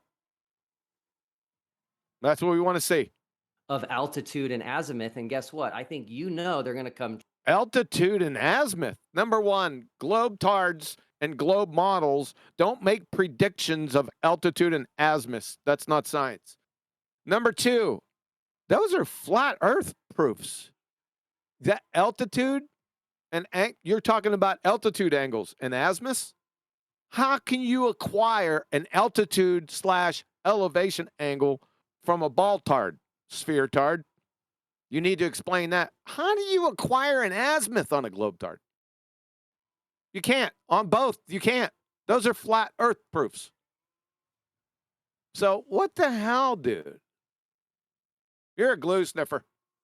True when we get to Antarctica. So how is it all of these people who have never been to Antarctica? We're back into this. All of these people who've never been into Antarctica, where are they at? And what does that have to do with Antarctica? Can make these predictions. They're not making any predictions, glue sniffer. They haven't been there yet. They can't form hypotheses. And why would they have to form hypotheses? These nameless, faceless people, why would they be forming hypotheses for your non-experiment? This is making no sense, sir. Glue sniffer. That will come true if the predictions that will come true? What? If you know they will come true, the non-predictions, then why are you going there? What the hell are you on about? Globe is false. Sorry, let's get the full thought. Sorry about that. I'll let him get the full thought out to you. So how is it all of these people who have never been to Antarctica can make these predictions that will come true if the globe is false? Explain that to me. Explain to me. If the globe is... That's non sequitur. The whole thing's non sequitur. It doesn't make any sense. Adam, has he invested in that psilocybin company? Adam. Yes, in a northern accent. Yeah. Yes, in a northern accent. The coppers must have got him, though. They probably answering questions. I forgot about that. Sorry. All right, here we go. To me, how we can have dozens of predictions of what the sun will do in Antarctica. You don't have dozens of predictions. Predictions in this context are hypotheses. You don't have dozens of hypotheses. You called it a final experiment. There's only one hypothesis, and that should come from you. Not these nameless, faceless idiots that are conjuring stuff on psilocybin. Well, I'm sure he didn't give one hypothesis, though. Yeah. What is he talking about? These nameless, faceless people that never been to Antarctica. This is non sequitur. It's nonsense. What is he talking about? Antarctica. You claim there's no videos of it, and you claim that the only videos that exist are. Who cares what Flatzoid's claims are? Who cares what color socks he's wearing or what fingernail polish, the color fingernail polish he uses? It's irrelevant. Who cares? Huh? Fingernail polish? I want to know. Yeah, I'm sure you do want to know. What is your malfunction, brain dead McDuck? Oh, because you're brain dead. How is this proving your case that you don't have? Oh, I get it. That's why you don't have a case to prove. So you're going at Flatzoid, right? To try to get a little piece of Flatzoid. Deuce 7 offsuit much. The hilarious thing is you don't even realize it. That's the truly hilarious part. Are faked. So how is it that these people can make an accurate prediction of what the sun will do in Antarctica? How can they make accurate hypotheses when they haven't been there yet? Non sequitur, you're delusional. Antarctica. Okay, first of all, I said the videos I've seen are faked. I'm not saying all videos are faked. Secondly, again, you are trying to reverse the burden onto me to make a claim I don't need to. You the one with the claim. You are the one making a... Actually, he's not the one with the claim. He's claiming that he has these nameless, faceless people that are making predictions. He's not talking about his claim. I realized that you're trying to get him to focus on his claim. Let it go. His claim is he might have some claims later. That's what his claim is? Yeah, he might have some claims later. He might have. Okay. Statement here by claiming because sun in sky, therefore globe. Correct. Flatzoid, you're all over it here. Yep. Because sun not in sky, therefore flat Earth. Yep. It doesn't disprove or prove anything. Yep. You got two affirming the consequent formological fallacies, one on each side, and a false dichotomy. Not even speaking to it, not being an experiment. Will Duffy. It's literally a waste of money and a waste of people's time because you're pushing something that is a false dichotomy. Okay, so you didn't answer my question. I can't let you get away with. You can't let him get away with your nonsensical question. You're going to repeat it again. Glue sniffer. Guaranteed he's going to just harp on this, right? About his nameless, faceless minions that have predictions that are not predictions about a place they haven't been to yet. And clown. With this. My answer is I am not going to be bullied into making a. Go ahead. Somebody had to say something? Or am I hearing things? The second one. Thanks. Claim because of your insecurity. Okay, hold on. Let's clarify the question, and I'm not bullying. I'm not bullying you. The fentanyl suppository speaks. So you want him to ask his dumbass question again? What? Sleep at the wheel, aren't we? Asking you to make a claim yet. I will be, because you agreed to do this to make predictions of what we will see in Antarctica. But I'm not doing that with this. Why is he making Number one, you don't know what a prediction is. Glue sniffer. Well, Duffy, brain dead idiot. It's not Flatzoid's prediction. It's not Flatzoid his hypothesis. It's yours. What the hell did we get ourselves into here? Did somebody tell me? Well, if you saw the confusion on my face when he said that, I was like, this is news to me. I never made I see it. Flatzoid, what's up, man? Good to see you, Chuck. What's up, man? Kiwi, what up, man? Sky. Thanks. And from what I just heard, your sister? Question. My question is very simple. How can dozens of people around the world who have never been to Antarctica... Here we go again. Okay, can anyone... What? Huh? How can dozens of people, these nameless, faceless people again, that never been to Antarctica, have been making predictions that are accurate? You should be institutionalized. Super institutionalization. Theo Megawordy said, Mr. Sun, what is it you would say you do here? Yeah, exactly. Yeah. What is it that you do here? Shout out to Betty. Accurately model what the sun will do if they've never been there. How? Accurately model what the sun will do if they've never been there. Number one, you don't know what predictions are. Number two, you don't know what models are. Number three, when you say models in this genre, that means scientific models. Don't know what a scientific model is. This is like listening to Elmer Fudd give the keynote address at a metabolic pathway convention. You're a stone cold dumbass. You're retarded. And you know who's enabling this? Mr. Fentanyl Suppository down here. Mr. Asleep at the Wheel. That's what we got going on here. And the abuse is done on Flatzoid. He's got to put up with this shit. Right, I've got to draw the line. We can't let that stick. We can't call him Mr. Fentanyl Suppository. Please, please. That's just a step too far for even us. No, even you. Not me. It's not a step too far. Betty. Look at his face. No, okay, I could change it. Betty, you need to be standing. You're my lawyer. I thought we were in holiday mode. Hold on. My lawyer has something to say. Betty. I agree with Nathan. You made a promise that you... Son of a bitch, you're fired. I will sue you for this. No swearing. Damn lawyers. Technically, that's not a swear. You know that. All right, here we go. All right, I'll stop calling them. You know what? What do I want? What do you want me to call them?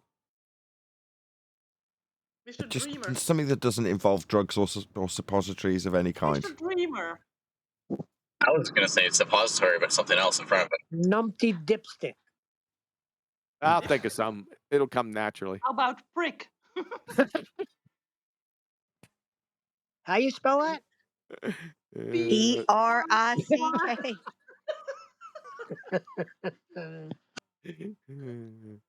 Fair enough. How is that possible? How is your glue sniffing dreamland fantasy possible? That's how it's possible. A model is a model. They can accurately model a black hole in space. Scientific model, Flatzoid? I'm thinking. No, but he doesn't know what science is, so it doesn't even get into that. Oh, I'm I just got you. doing it very rudimentary to him. I got you. I'm tracking with you. Yeah, when you're in this position, yeah. I got it. Does that make a black hole real? No, it doesn't. A model is just a model. You can put data in, you can make it. You can make a model of a donkey Earth and get the same results. That was pretty good, I'd have to admit. Good one. It doesn't make it reality. A model that you're claiming is reality is the reification fallacy. Now, again, you are trying to push me to make a prediction and me to make a claim which I've never made. And no, I never agreed to make predictions. What are you laughing at? Did you see him? Watch this. Look at his face. Watch, I'll stop make it. a claim which I've never made. And no, I never agreed to make. What have you noticed him? We've done this goober a few times, and he smiles at inappropriate, at like non-smiling junctures. He'll just smile like that. What does that mean, glue sniffer? Other than You ever seen Say Police again? Academy? You ever seen Police Academy? When Commandant I was just Lassard... going to say that, Nathan. Thanks, Neil. Just ruin it as I'm saying it, I would suggest. I was thinking one of two things. It's like a coping behavior. Smile to, I don't know, get through the pain, or he's reading the chat. He's not. He can't read. No, he's pleasuring himself. So, Police It's nervous Academy. smiling. Yeah, I got you. Maybe I should, when I ask these questions, I should say that if they're rhetorical or not. That may be helpful, right? Was that rhetorical? Next slide. That's what your sister said. Hey, QE, can I say something right quick? The whole thing. When I actually met him, he was. I met him. I'm thinking no. Oh, okay. No, go ahead. No, go ahead, Roger. His demeanor in person is completely 180, dude. I don't understand. When he gets on camera, he becomes something else. It's like Dr. Jekyll and Mr. Hyde. I don't understand it. He's fake, in other words. Yeah, I went and talked to him in person. Yeah, I did. I went to his church. Was it a good sermon? Let me ask you something. Is that Denver Bible Church? No, it's Agape Kingdom Hall. Is the name of the place. Is it close to Denver Bible Church?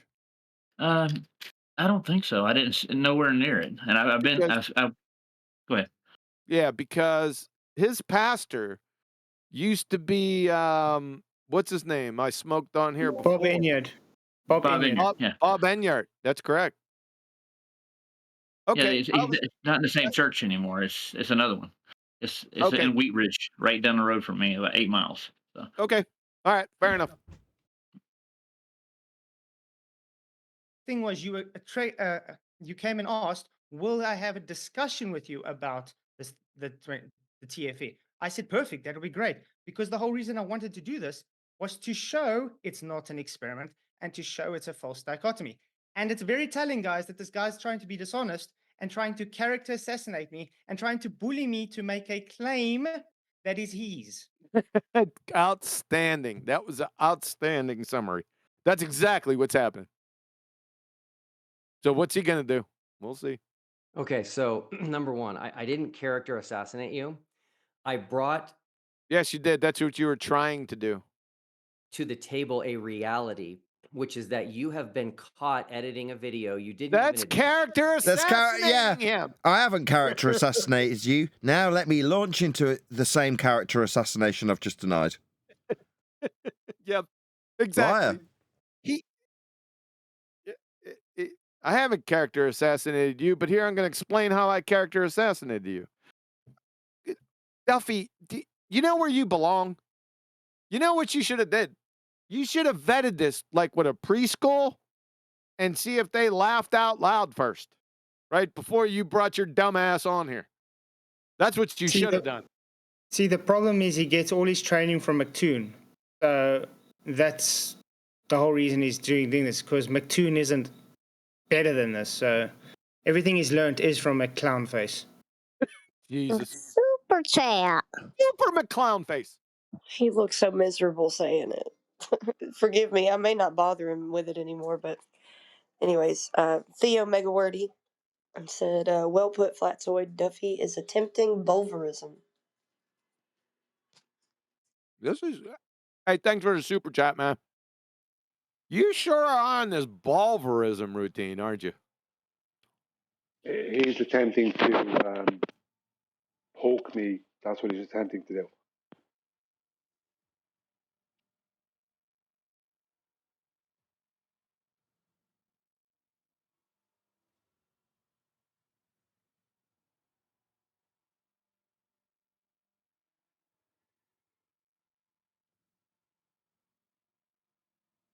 Admit to it, you were caught.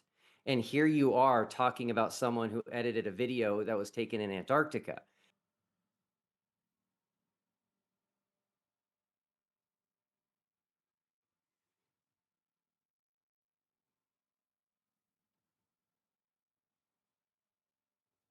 Huey, you're on mute. Damn, I'm talking on mute. I hate when that happens. All right, let's go back. Thanks, Flatsy. Which is that you have been caught editing a video. You didn't even admit to it. You were caught. And here you are talking about someone who edited a video that. What does this have to do with your Antarctica trip? Nothing. That's why Flatzoid's giving you that dumbass. He's looking at you like you're a dumbass. Remember, he's not character assassinating me, just to let you know. Yep, I know he's not. That was taken in Antarctica. And so there just seems to be a bit of a double standard. Now let's. Double standard. What's the other part of the standard? You said double. Can you name one standard? Let the record show you have not explained. Let the record show you're a moron. Explained how it is that dozens of people who have never been to Antarctica. Oh my God, he's going to repeat it again. Hey, Ryan, Mr. Dreamland Fantasy. Is that better? Nathan? Yes. You're welcome. Antarctica can accurately predict the sun. There's no accurate predictions. There's no accurate hypotheses of a bunch of morons that never been to Antarctica. It's non sequitur and nonsensical. Sun's movement through the sky, including altitude and azimuth angles. And altitude angles are elevation angles. That is a flat earth proof, sir. How can you acquire an elevation angle off a curved baseline? You can't. That is globe chart. Can't. Welcome to Flat Earth, Will Duffy. Yep. There you go. So Azimuth. Yeah, I said that before, Brian. Yep. You can't get azimuth off globe chart either. Azimuth angles. Impossible. And where the sun will be based on the mountains at Union Glacier. You haven't said how. Based on the mountains at Union Glacier? What do the mountains at Union Glacier have to do with the damn sun? No idea. It sounds like he's trying to weasel in some sort of get out into this discussion. Because I don't know what he's babbling about. Anybody else know what he's babbling about? I was as confused as you guys are. I think it's the height of the mountains and Glacier. They're really elevated. I think he's counting on some kind of observation that's going to be 24 hours from the height of it. No, it's just, will we see the sun for 24 hours? That's according to their false dichotomy on two different models that are both utilizing a flat Earth in the origins of them. Both I see what you're saying. Both globe projections. But I think what he's doing here is trying to weasel in some disclaimer that he might need to use after the fact, because no one knows what he's talking about. Even Flatsoid, who he's talking to, he's putting it to Flatsoid and he's shaking his head right. He doesn't know what he's on about. Strange. How they can accurately predict that if they've never been to Antarctica. So that's just stupid. Like I said, you don't know what predictions are. Predictions are hypotheses, and these nameless faceless idiots that never been there wouldn't be making them. You're delusional. Maybe you don't understand this. It's not my burden. I don't need to make a claim of it. I'm not asking you to make a claim. You are. You're saying, how are they doing this? Because you want me to make a prediction. I don't need to. Secondly, a model is just a model again. Like I said, anybody can create a model, and that doesn't make it reality. Again, the 24-hour sun works on a flat Earth too, just like it works on your globe. It doesn't disprove or prove the other. Now, you claiming it doesn't because of your ignorance and saying, a EMAP strawman model doesn't make it false. You are trying to reverse the burden onto me because I showed everybody that the final experiment is nothing but a waste of money and time. Let's like I say, if we're gonna keep circling on this one, You're allowing the circle jerk. He's got a non sequitur simply, and Flatsoid's bringing the topic back to the actual topic.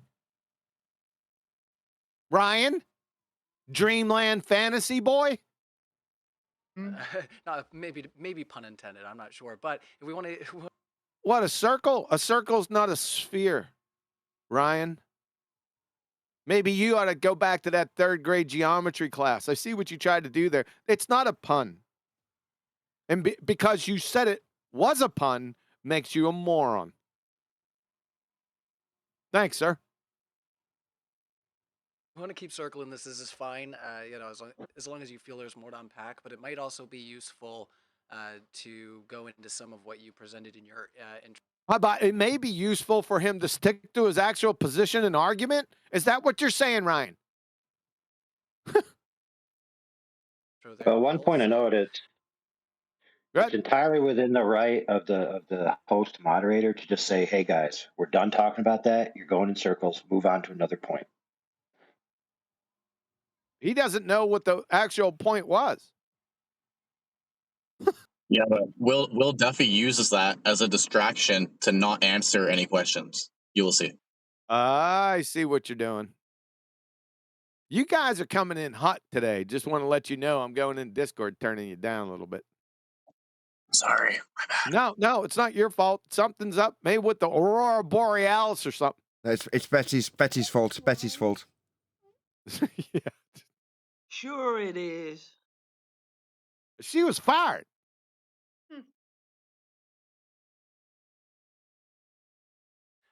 questions I've got about more. Antarctica, so we can let's try to go down that one for a little bit, if you guys Let's go try down that road or down that line. What line's that?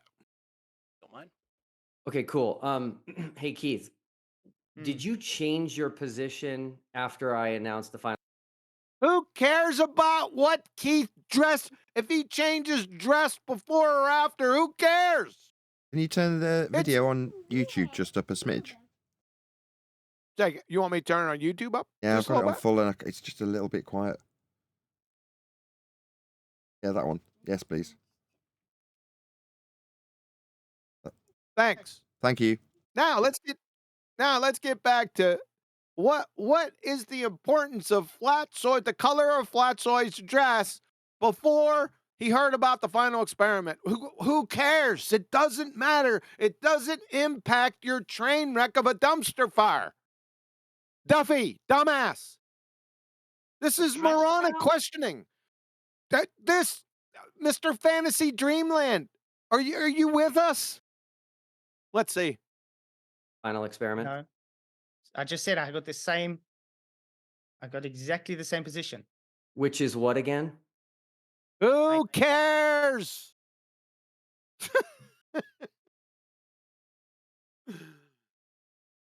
Betty, what was your position 6 years ago before you heard of heat causing water to boil?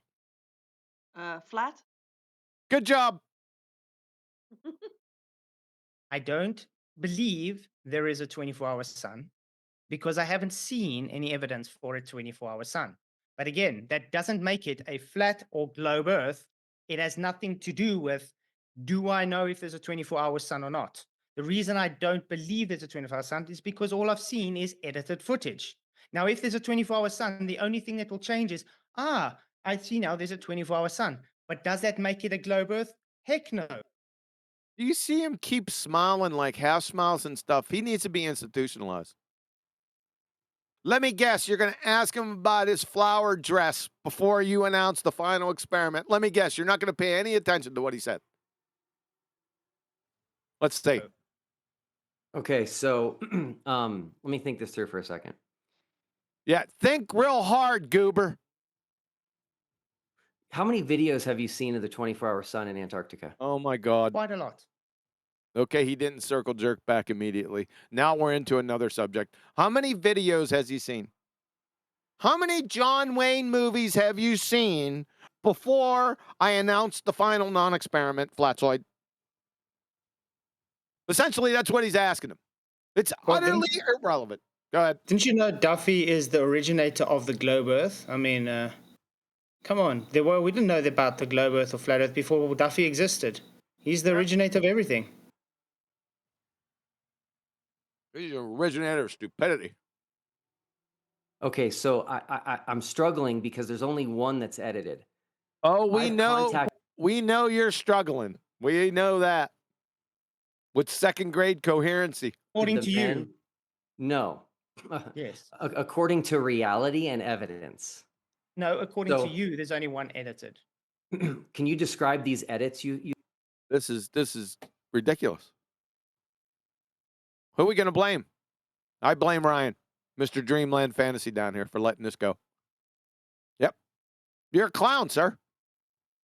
That's why we got to put up with this. You saw in the videos? Yeah, just like the one you usually see, overlaid clouds, lights. That's the only one that has an edit. What other ones have you seen? There's one with a watch. There's one. Who cares if there was one with pink polka dots? It doesn't matter. It doesn't impact your train wreck of a dumpster fire, sir. This is pure diversion. This is a red herring fallacy of red herring fallacies away from your point. Antarctica predictions. You see that? That's what you're supposed to be talking about. But now we're on into edits of these unknown videos from these unnamed people. This is just a circle jerk. That's it. Just wasting everyone's time. And showing that you're a glue sniffer at heart. And do 7 offsuit because you don't have anything. You have no position. No coherent one anyway. This is just a smoke screen. One without a watch. There's one with a smokestack. There's one without. Smokestack. Smoke screen. How you like that? Come on. Which one are you talking about? None of those have edits. None of them have edits. Why? See, that's your claim. Well, no. You're actually making the positive claim this time that they have edits. You're so claiming they're not edited. Oh my word. Yeah, Okay. you just claimed they're not edited. So. Hello, Ryan. Any day now. We get back on topic, please. Can you please? Okay, so I want everybody to see here. This is a tactic of flat earthers. He made a positive claim, That's a which stereotype was that a video fallacy. that was presented as Stop real the was edited. Fucking video. I have to point out as well. Remember, Duffy is always claimed to be neutral and not for globe or flat Earth. From here, he just tries to attack all flat earthers constantly. Even Nathan personally later, by the way. Yeah, that's what people were saying. We haven't gotten there yet. But this, yeah, gotcha, Flatwood. This is a stereotype fallacy, and this just another diversion, right, away from your claim. Duffy Doofus. That's it. That's all this is. This is just another in a long list. Can I ask a question? Why is he attempting to make some sort of claim about some sort of video when literally the whole point of this is to go actually get this in the first place, this observation? Yeah, it's irrelevant. Yeah, you got So it. you're talking about videos that might have or not might have been edited or whatever. Like, yeah, all of those are moot point because you set up an entire thing that you yourself called an experiment to go get this thing. Why are you talking about things you haven't even gotten yet? This is exactly. insane. Yeah, it's insanity. Yes, it is. And Hey, who am I? this is a Go ahead. personal attack on Flats that he's I know. bringing the edited videos up. That's all he's doing. But see, this is his tactic to just get off the topic as much as possible. I mean, I've been trying for the last half an hour just to get it back, and he's trying every playbook he can to get it away from showing it's just a waste of time. Haven't I been saying that?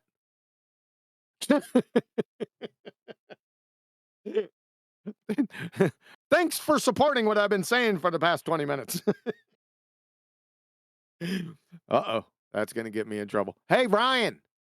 You know who I blame for this? Guess who? Super He made a positive claim. Super blame. I blame Betty. Himsake sent subscribe to Nathan Oakley show and become a member. Be there or be square. Should have said be there or be sphere. Be here You're or muted. be sphere. Thank you, him. Which was that a video that was presented as real was edited, Who and he cares? can't show where it's edited, and so he's cares? going to turn it on me and say that Irrelevant. I'm the one making the claim. But that's Irrelevant. okay. I'm going to share a video with everybody really quick here. Oh, no. This is bro. Who? Okay, bets. who think this is going to be off topic? Super bets. Super bets. I can't take part because I know. Sasha sent, if you avoid sea level and traveling, then sun is okay. And then Tony Whitcomb sent willful ignorance. Got that. I see what you did there. Thanks, guys. Yeah, willful. Exactly. I don't think it's willful ignorance. I really don't think it's willful. I think he's actually that stupid. I mean, he's a stone cold dumbass.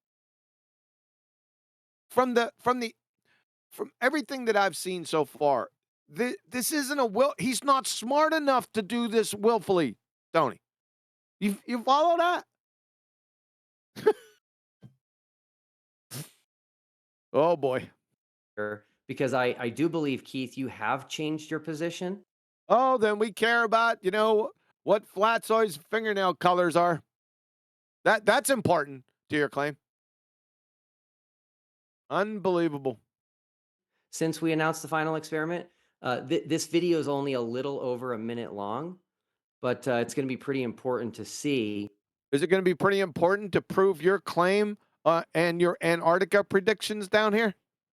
Or is it going to be another feeble attempt at character assassinating Flatsoid? We're taking bets. No, we're actually not. Because again, I don't understand why people are changing their positions before we even go. So, well, at least they have a position to change.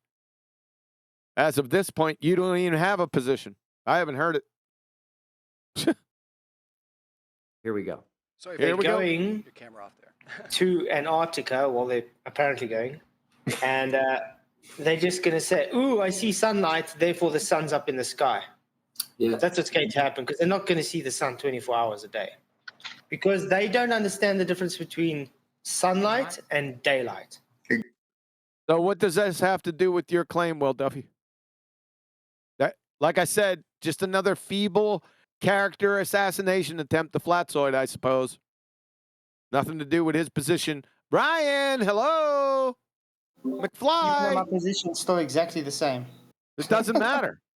It doesn't No, matter it in the slightest, because Flatsoid, even if like a week ago you thought that actually there were 15 suns, it's kind of irrelevant to why he's going there. Whatever you thought is this is fallacy use. What is it?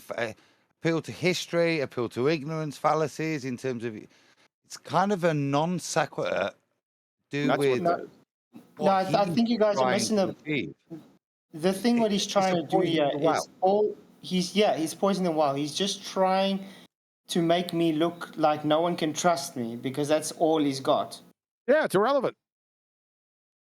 Yeah, that's all he's got because he has no position. So this is just a continued feeble character assassination, and that's what it is. It's non sequitur and ad hom, continuous ad homs, and a red herring fallacy.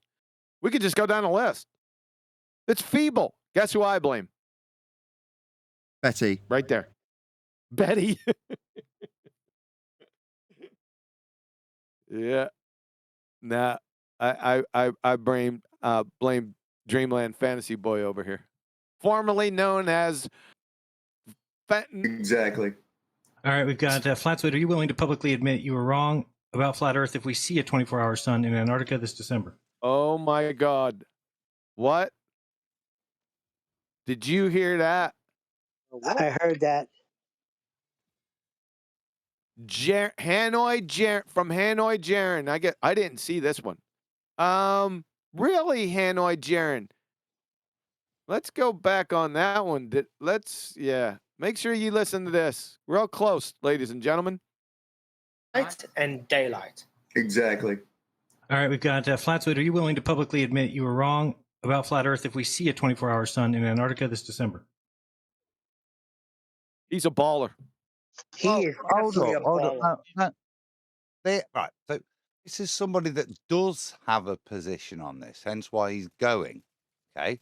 Very different. If you want to hold somebody who says, yeah, definitely, it'll prove it's round or flat, this, and that's not what I heard Flatsoid say. He just made a statement. You ain't seeing that. You might see a bit of daylight, but that's it. Now, even when he said that, he didn't imply that it meant flat or ball. What you've got in the middle there is a guy that actually supporting the false dichotomy. Yes. Hmm? Yeah, but now they use this as a misrepresentation by saying, "Oh, I'm going to say it's not flat," and that's not what I meant at all. Yeah, there's 2 points. There's two. He wants Flatsoid rocking on Jaren's on his boat. He wants him to say if they witness this 24-hour sun, that it means the Earth is curved. Yes, literally. that's his position right there. Yeah. Yep. Hanoi Jaren's position. Yes, there's 2 points here, Flatsoid. We got your point, but we're more focused on Mr. Flat Earth over here, Mr. Fraud, Mr. Scammer, Hanoi Jaren, Mr. Rocks Cause Waterfalls. In the middle of a debate, you're supposed to be a flat earther, sir. In the middle of a quote unquote, what's this, debateism? You don't even know what a debate is, Jaren. I'd be shocked if you knew how to tie your shoes without a fleet of slobber nurses. You glue sniffing fungus muncher, you. You understand me? I'm gonna get nuclear with this clown. I see him. I want to punch his face in. Okay, get a grip. Freaking traitor! You freaking traitor! You fucking traitor! Now. That's hard for QE. I'm impressed. Anger management, please. The anger management would piss me off. Can I get a J done. just on the question? It does sound exceedingly duplicitous. You got Bob, the pseudoscience fallacy guy over here. Don't even know why you have this ass hat on your channel, and you have the balls to say that to Flatsoid? I'll rip your tongue right through your asshole. He was reading a super chat, though. Get him. This. Was he? Yeah, he was reading a super chat. Then that means actually no. QE's comments need mitigating for. Mine doesn't. As I said, he's a guy. So hold on. Let me get this straight. That's not coming from Jaren. He's reading a super chat. Yeah. Yeah, QE. Bloody hell, Mr. Drama. Doesn't matter. You shouldn't be reading that out anyway. What's wrong with him? But QE. But the thing is, he has asked people that in the past anyway. So because did you hear my lawyer? That's already his position. He's already. Yeah, that's already his position. So Did you hear my lawyer laughing in the background? My fired lawyer? He's going to Well, sue you. rehire her. Son of a Yeah. bitch. Can I add one thing? Bob was not there to debate. He was there to teach last week. He wasn't there to I was debate. laughing. We were debating flight dynamics, and he comes. He's like, "I'm not here to debate." While we're debating, it's like, okay. Super Jaya. Super Jaya. Super embarrassment. The book is so pitiful, but he's still being silly. You gotta love it. Him's sake, he sent Jaren is a Home Depot earther. I think this. You guys set me up with this.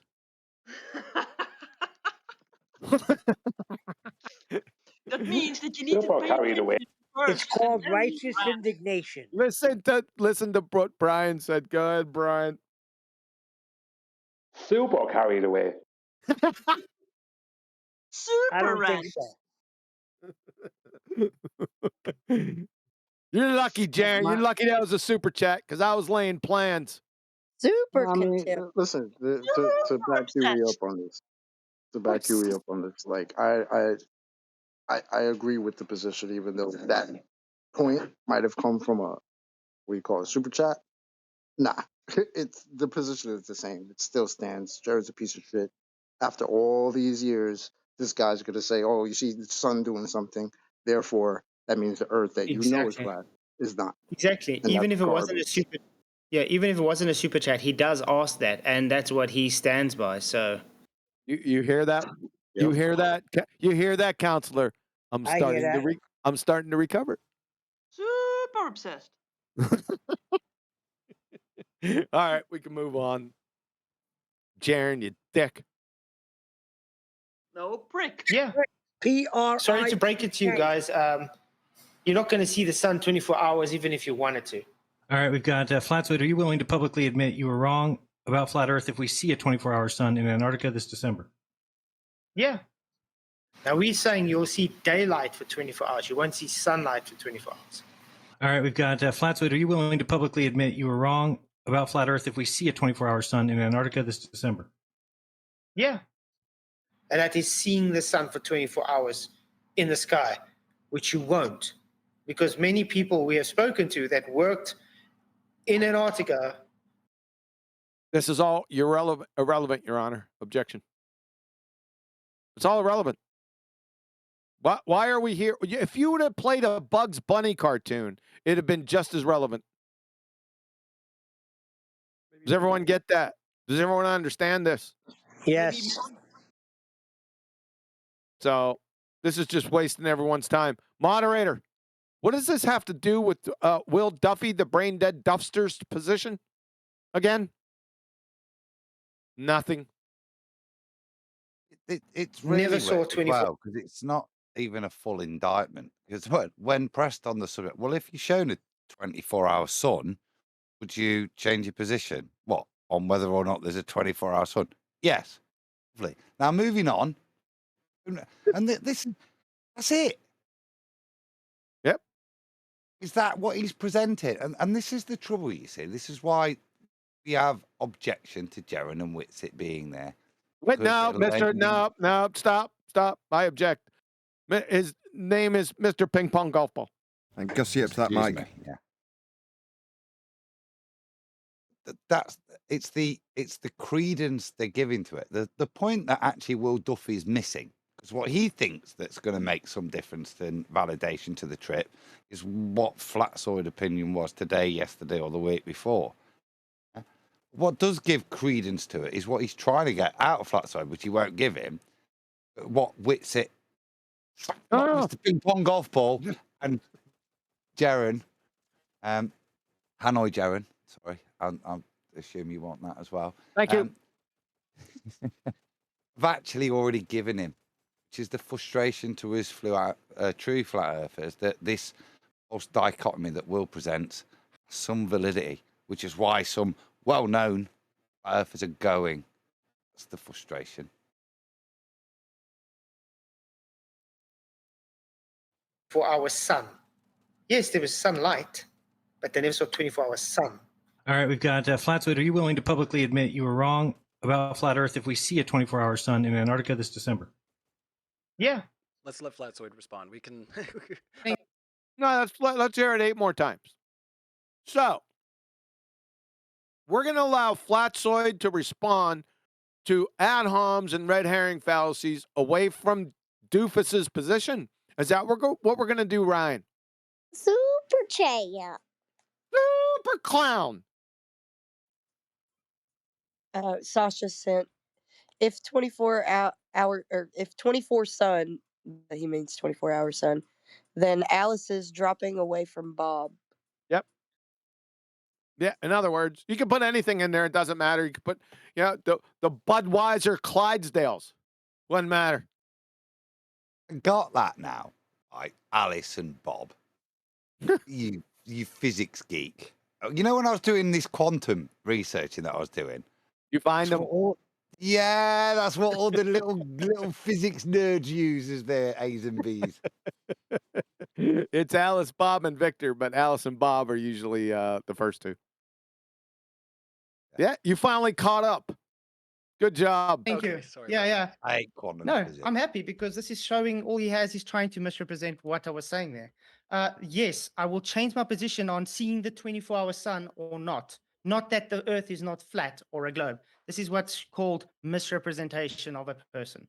Thank you very much again, Will Duffy, for showing more dishonesty. So can we get to the actual conversation now? Flatsoid, good job. Bring it back. Let's see if Ryan gets it, because Will's not going to do it. He's just going to continue down this road. Why? Because Ryan's enabling, because he hasn't done anything. So it doesn't matter. But Flatsoids, I can see the you don't need to be a rocket surgeon to see the pattern here. That's what I'm trying to say. But you guys know what I mean. We'll just continue.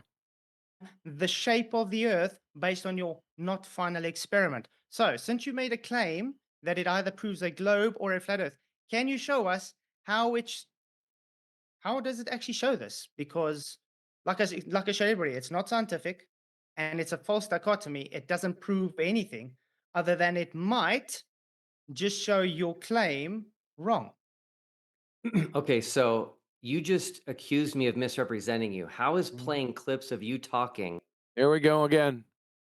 Wow. Like I said, Dunning-Kruger deflector shields up. Scotty. And we're just going to go. It's just round and round we go. Go ahead. Somebody wanted to add something. It's just full ball of tactics again. What are we talking about? What's the title? Yeah. Going to Antarctica, the prediction. He doesn't even want to talk about the nonsense Antarctica predictions. The weird thing he's tried to introduce. Yeah.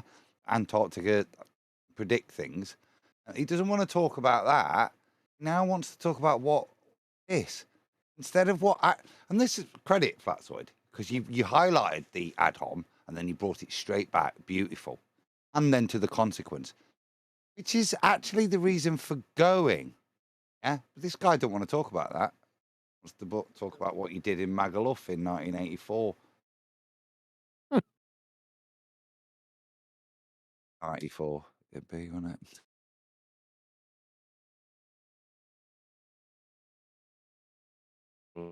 Misrepresenting you. You playing it and saying I'm changing my mind about the flat Earth. My mind is about the 24-hour sun on the flat Earth, not the flat Earth is going to be a flat Earth or not. This is called misrepresentation, Will. Well, it's okay. It just means you changed your mind. The question No, I haven't. was. I've got the same. And also, stop telling me what I do and what I don't do, because I'm keeping the same argument. I don't believe there's a 24-hour sun. Okay, the only thing that can change it is if you see a 24-hour sun, but that doesn't make a difference whether it's flat or a globe, which your whole experiment is about, is it not? Of course. Yeah, Beautiful Flats. Yep. Clear, concise, in the face of bullshittery. Nicely done, mate. Well, just notice he's not going to answer, though. Yeah. Really, after 30 matter. It doesn't matter. Do you see what I mean? You can't make him. If you get frustrated at him being him, yeah, the timeshare salesman that he is, you'll lose. All you've got is your opportunity here, and you've took it really well. I'm the listener, not your contestant. There's only one contestant. There's lots of listeners, and they got that. And anybody of a reasonable intellect he's brought what I've said in the past. This guy wants to talk about why you're going. You want to talk about what he thinks, yeah. It's brilliant. I don't think people have got it. You're quite focused. I think you're very focused, actually. You're not responding really to him. Really a very good tactic. If mental gymnastics were an Olympic sport, Flatsoid would have a gold medal. Dude, you're a glue Shieldbot sniffer. 1649, yeah. Yeah. Just absolutely destroyed. Will Clinton destroy a wet piece of toilet paper? This is what I'm talking about. Well, you're not going to influence crayon munchers. Well, you do know half of those comments are probably just bots anyway. Yeah, I don't really care about him. I'm just going to a point with Adam, and I don't really care what other people think. It's obvious that what he's doing here. Yeah, but that's why I say the only reason I do this is to get through to actual people who's honest, because there are people that actually came to me and said, thank you for this, because they saw the side of Duffy, which was a snake. Just scroll it down again, just on that point. See, when I'm talking about the listener, I'm talking about people of competent cognition. These are people, these are people obviously aren't listening properly. Like even other flirfs, flirfs. I mean, there's your giveaway, Lord. This is just ad hom, and this is paid out. This is just like any other, like scrolling through Brian's comments. Yeah, it's just ad hom and very little actual. Who bothers to type a comment?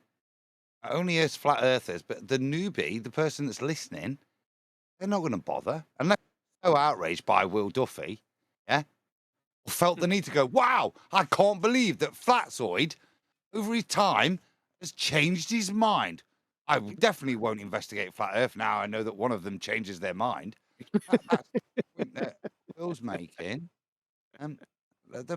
Give credit to the listener is all I ever think here. I don't know, dude. Have you been, down to Walmart lately? Yes, because that was the frustration in going through the Witsit files, the pong golf ball file. Who? I corrected myself. It's gonna be like moot and mute for a bit. I'll get there. Yeah, I know.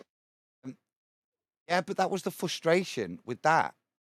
Actually, even to the neutral listener, what was this guy talking about? He certainly wasn't discussing flat Earth. He hand waved it away. Ping pong golf balled and said, "But I believe electrostatics." That was the frustration. If you give credit to the audience, that anyone with any faculty of competence, would realize this guy's not a flat earther if they're actually listening to him. That's not the comment you got there. Which it was brilliant. Way, he's the flat earth savior. Oh hell, the new ping pong golf ball. Yeah, that's what if you read the comments. But I tend to listen and think, well, what would another reasonable person say? Gotcha. I'm listening to it. There's not too many out there, Adam. I hate to say, but credit to. Yeah, that's a topic that's out of our control, or a subject. Come on, hit play, friggin'. I just want to make this clear for a second because Is it not? I think everybody heard it. Can you just ask? Question- Is Hold on it there, about? Flatsoid. Wait. Flatsoid, you gotta let Is him it respond. about? I got enough. What? Flatsoid, you got to let him respond. Oh, Coma Man woke up? Respond to what? Ryan? My word. No, no, he's doing the It's same okay, thing. I'll over and answer. over. I'll answer. I just got to ask. Thank you. Is it about the globe and the flat Earth or not? Yes. There we go. False dichotomy. Thank you. Okay, real quick. The question asked of you is, will you admit you were wrong on flat Earth if we see a 24-hour sun in Antarctica? Again?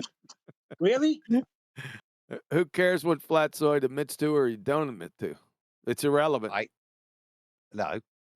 This is where Flats has to say to him, No, of course I won't admit about flat Earth, but I will have to give Ad 30 quid because of his Chinook sun theory. Yeah. Ivy said yes if that has a meat together. That means 24-hour sun must have some kind of meat together with the spherical Earth axis, everything that is happening because of this and this and that.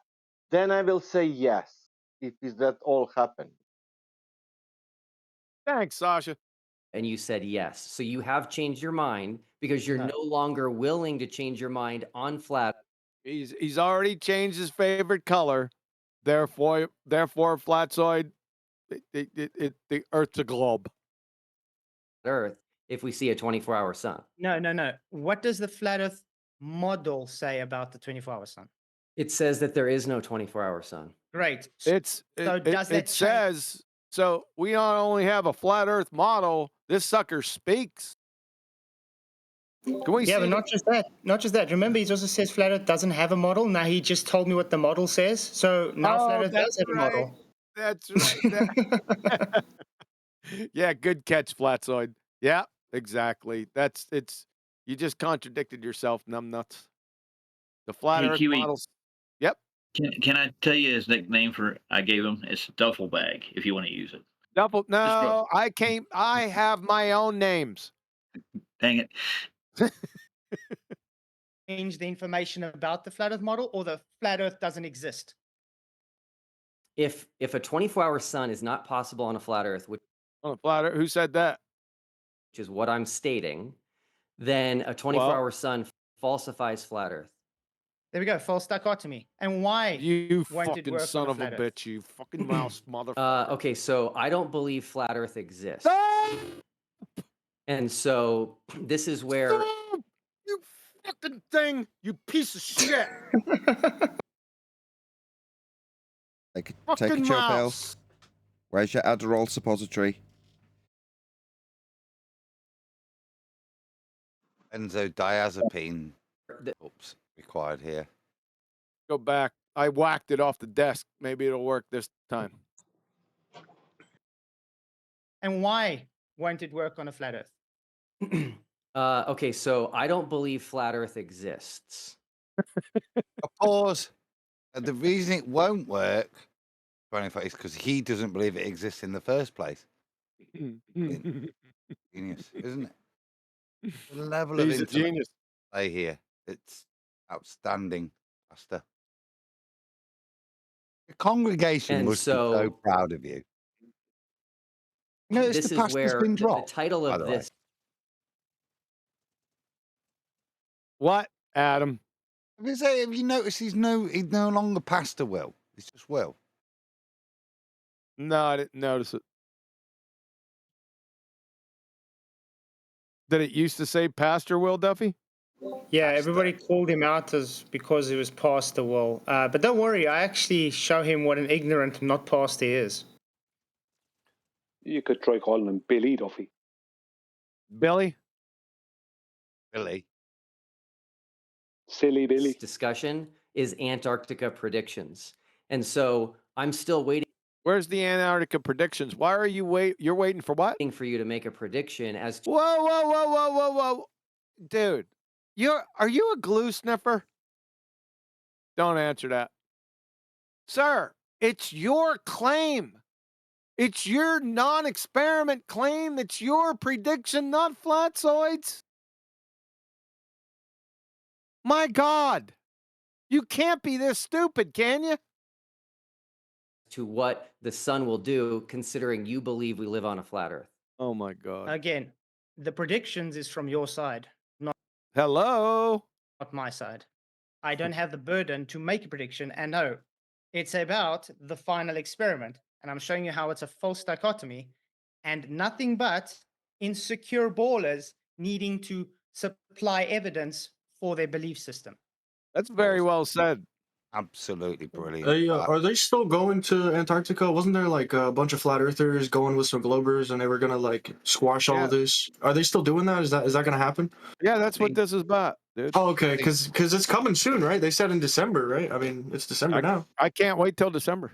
I can't wait till Tomorrow, December. actually, guys. 3 days. Isn't that 3 days or something? They're leaving tomorrow, I think. Oh wow, that's amazing. Leaving on a jet plane, gathering all that Going out back they're not again. going. How would that plane be flying anyway? Level. Over a flat Singing plane. Neil.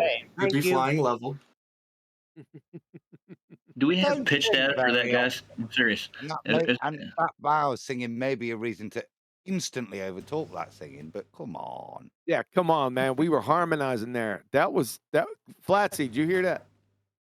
That was me. I'm sorry. Continue with the harmony. It sounded brilliant. They've ruined it now, Nick. The moment's gone, mate. The moment's gone. Yeah, it's gone. It was special.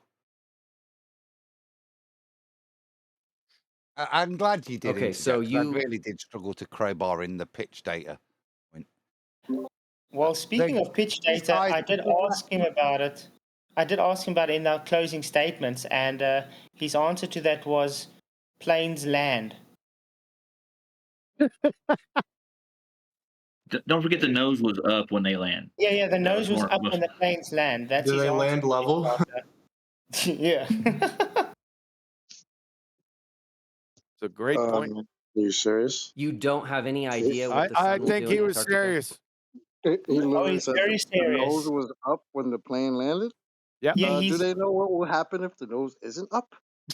Yeah, he's like, well, this is the problem I see with flat earthers. You should speak to actual pilots. My uncle, he worked for Delta Airlines for years, and if you understood how they land, the nose is up.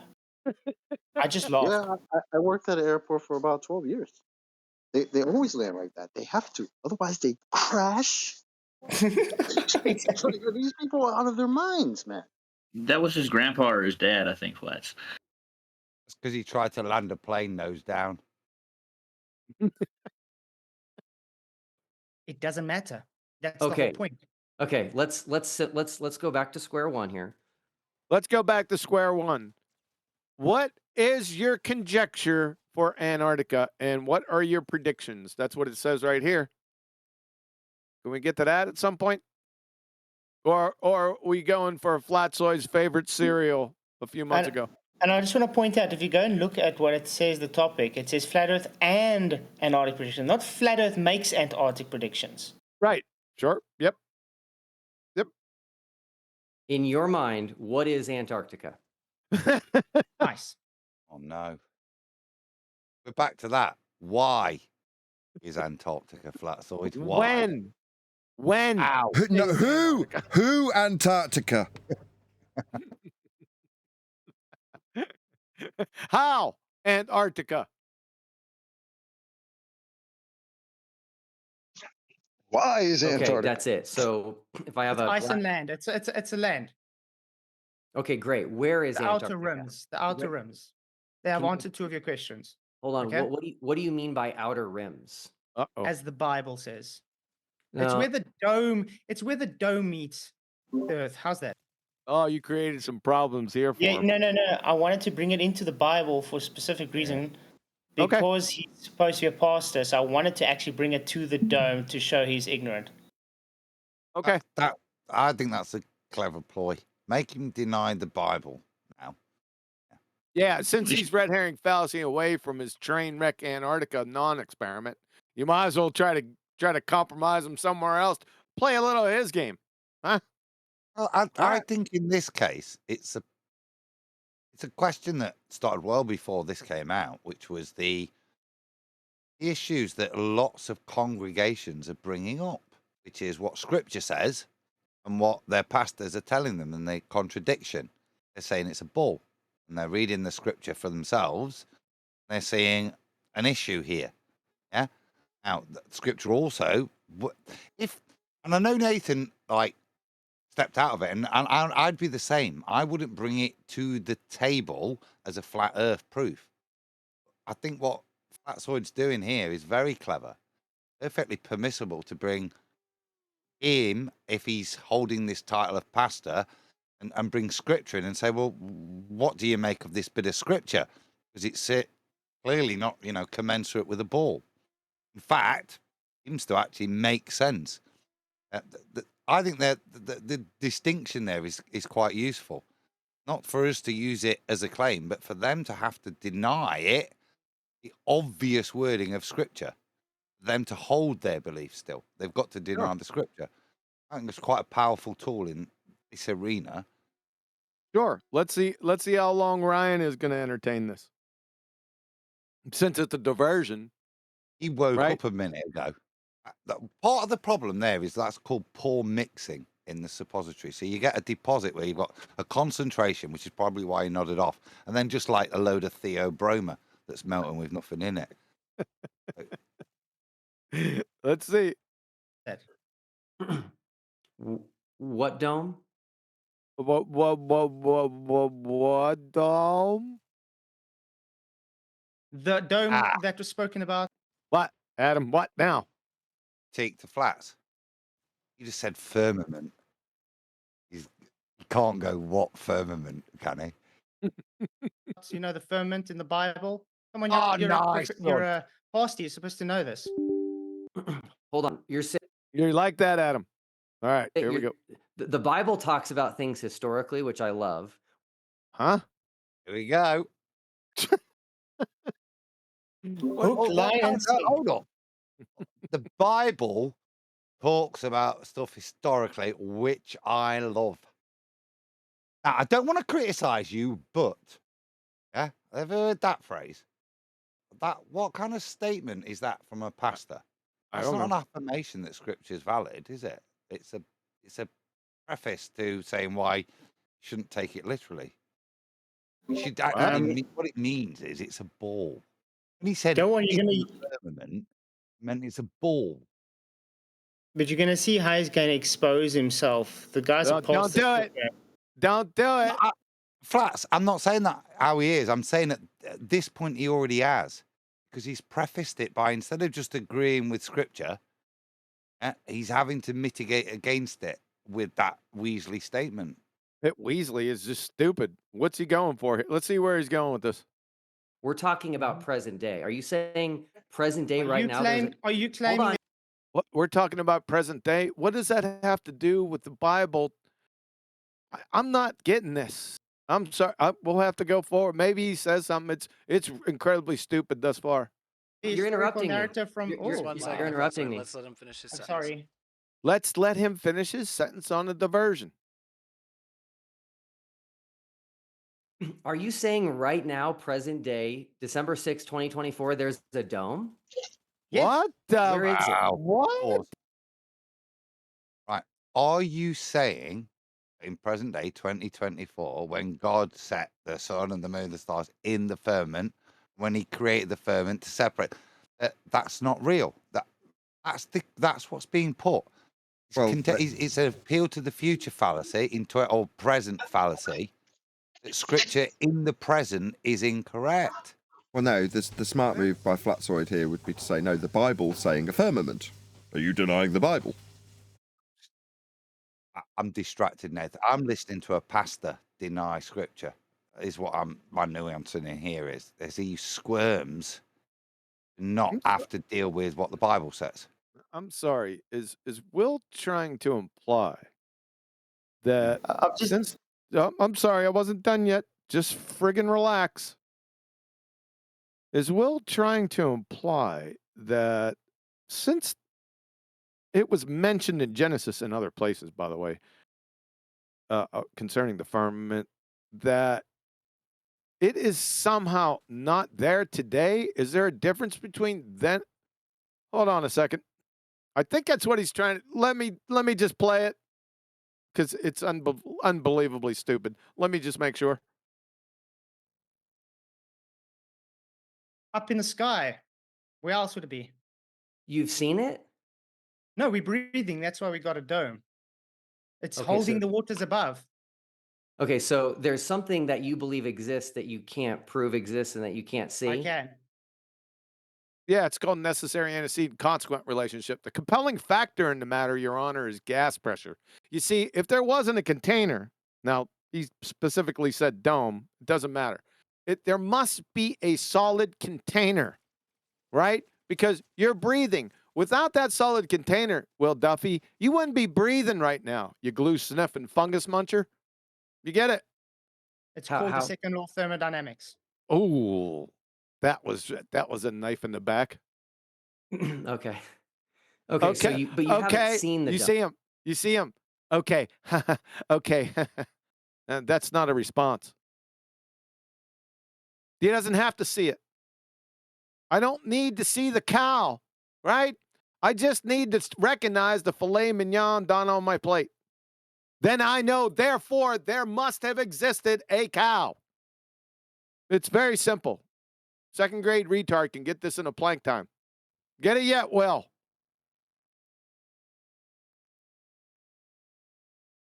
Dome. Well, do you see the Eiffel Tower from your home?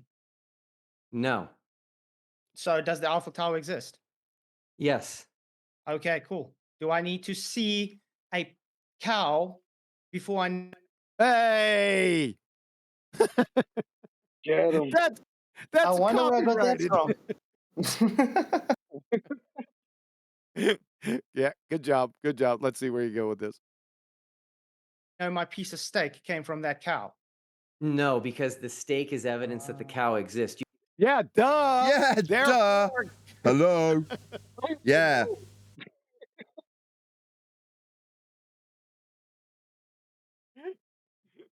Yeah, duh. Thanks for confirming it, you idiot.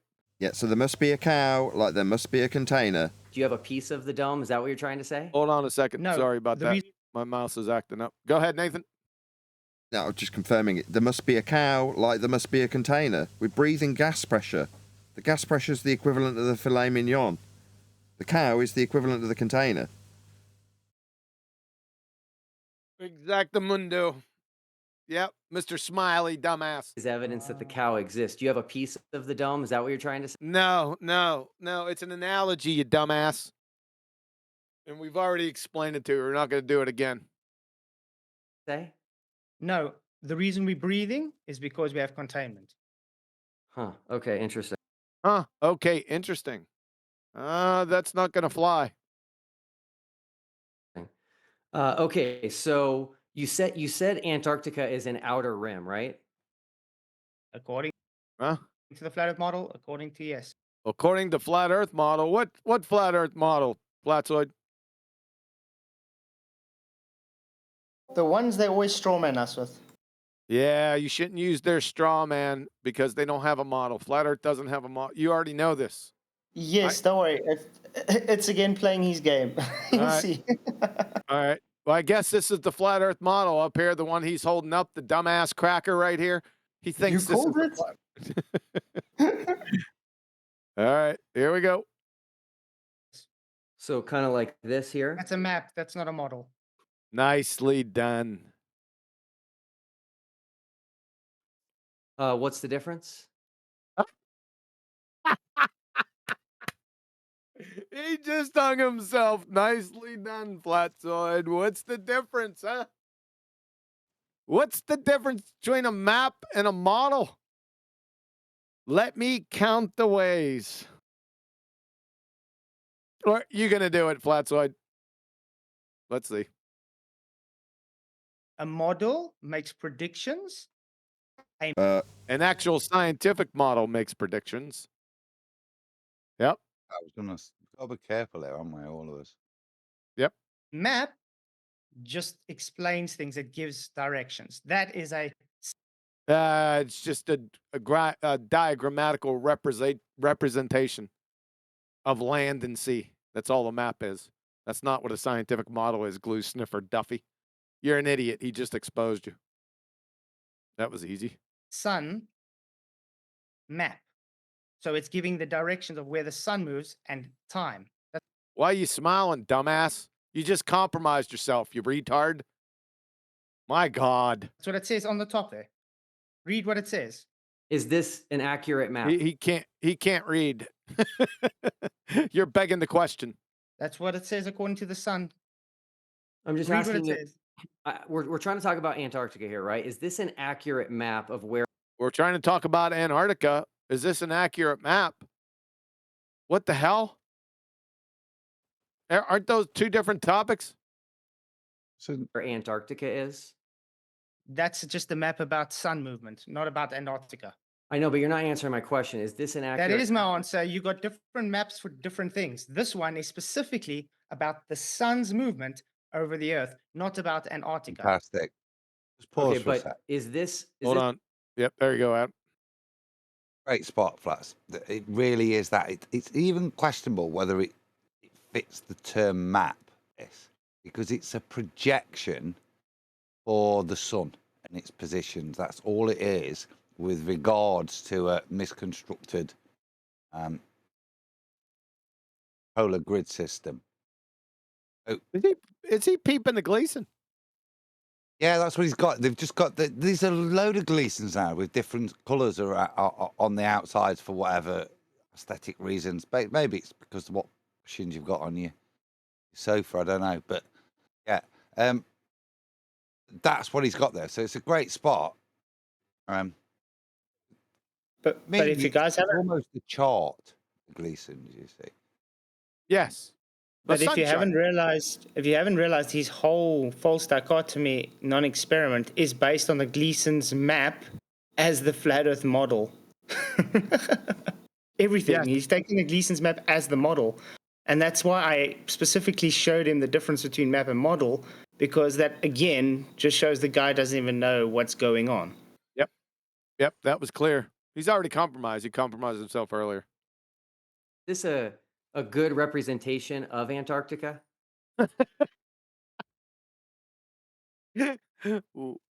What? Is this an Antarctica map? I mean, can anybody see penguins sunbathing? No. So it's not a good representation, is it? Yeah, what a clown this guy is. Probably because it's on the outer rims, as you would say. Okay, perfect. So again, this is not a perfect map. No one's. It's not a perfect map. Huh? Claiming that it is. But do you believe there's only one sun? What is what? Where are we going? Hello. Somebody been listening? Somebody's listening. Yeah, but he all non sequitur, just red herring fallacy. Is there only one sun all of a sudden? What does that have to do with your idiot map over here? Nothing to do with it. It's to do with him having obviously listened to us and our Nook Sun claim, which has got him concerned. Yeah, you look, think? He's gone. He's put his fingers to his chin to go, pointing ponder. Yeah, you like almost Machiavellian. You believe there's only one sun? Give me a J. You want a J? I want a J. Well, what did God say? He said, definitely Chinook suns. Oh, you could have got. Is that what you go into? Well, we'll have to see. That's a pretty good point, Neil. That's really sharp. Would say. Okay, perfect. So I think he did. Hold on. Pull a fiver. Sorry. Probably because it's on the outer rims, as you would say. Okay, perfect. So again, this is not a perfect map. No one's claiming that it is. But do you believe there's only one sun? Yes, because that's what the Bible says. He got you, Neil. He's got your back. Good job. Yeah. That wasn't my point. Yeah? Where in the shit and shenanigans do you pull up the idea? The only place I can think of is us taking the piss out of Will Duffy that you'd have unless anyone else is pimping my idea of Chinook Suns. 30-1. It's not pimping, it's peeping. Tell him, Chocolate. I'm laughing. One son. I'll tell them, bro. I'll tell them on Chocolate's behalf. Shout out to Mitty and Cy from 24/7 Discord. I posted it in the chat from SoundCloud. Got tons of flat earthers that make music, and they got the song right there from the old days, Peepin' to Gleason. Check it out. Too funny. And I've only observed one sun. But perfect. We have seen videos where there's more than one sun, and I would more like to think that is a reflection on the dome than a second sun. What are you talking about here? Like sundogs? Yeah, like internal reflection. Are sundogs internal reflections? No, they're more in the air, but I'm saying when you can take, like, they can see sunlight and daylight around far edges, you've got internal reflection on the dome. Oh, I thought you said two Yeah. suns, though. I have yet to see a video with two suns. No, I don't think there's two suns. Just to let you know. Okay. Okay, great. So this is South America, right? We're going to be south of South America in Antarctica. You're going to be south of South Kakalaki. Okay, you're going to be, yeah. What's he doing? Well, I guess I'll just let him go. So right about here.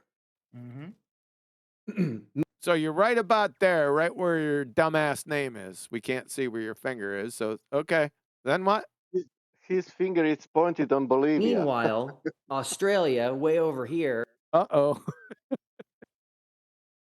I thought you said that this map wasn't accurate. Why are you pointing over there then? I almost wanted to blabber out and say, no shit, Sherlock. Yeah. He's a glue sniffer. He doesn't know. What is he going for? I think I know where he's going. Is going to have a sunrise and a sunset each day. How can we have a 24-hour sun down here while Do we have a 24-hour sun down there? they get a sun each day over here?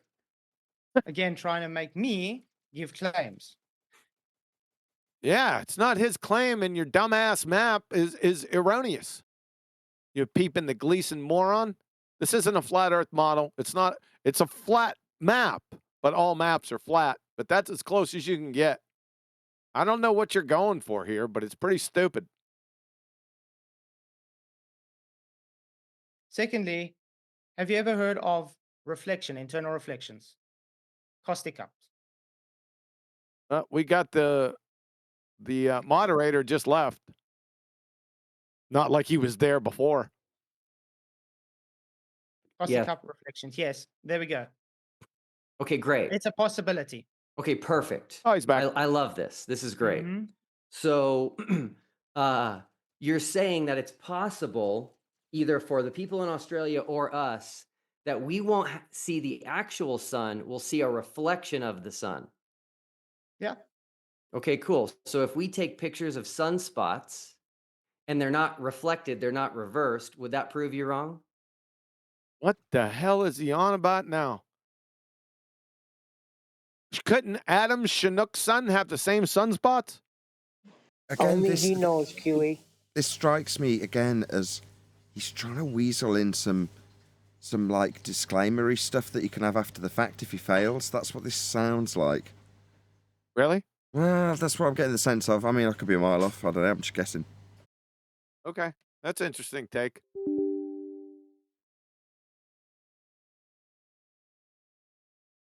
Hello, welcome to the dentistry. How would it be reversed?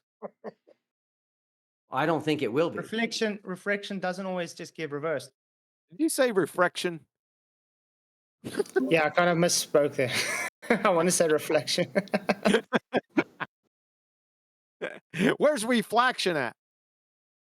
How do you know that where the sun's location is, you're not seeing the same side of the sun based on its angle? I don't understand your question. Well, because you're a moron. And how can you get an angle to the sun? That's an elevation angle. Welcome to flat Earth, doofus. Let's say you are looking through a glass of water and you've got a pencil, okay? And you're on this side of the glass and you're on the side of you're looking at the same angle, so you're seeing the same side of the pencil, which is the front. Does that mean now that it's not a pencil?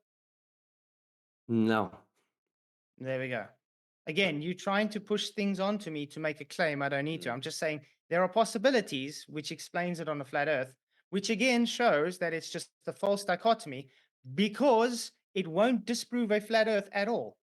Oh, he's brought it back. Good job. Let's see if it works. The thing is, you're going to go to Antarctica or fund this thing, and it won't disprove anything other than just showing gullible people for what?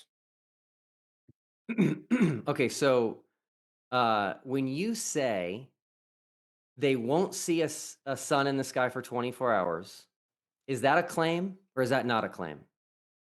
When That is you my s- belief when you based- s- when you say that they won't see a 24-hour sun when they go to Antarctica, is that a claim? What? What does this have to do with your Antarctica predictions? Hello, Ryan. My God.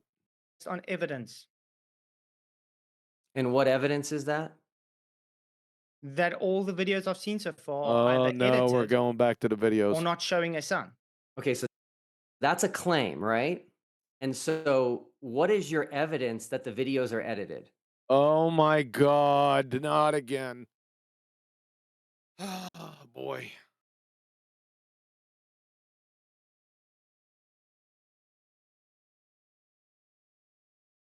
What am I? Easy. I told you. They have different time lapses. They have different things showing it's edited.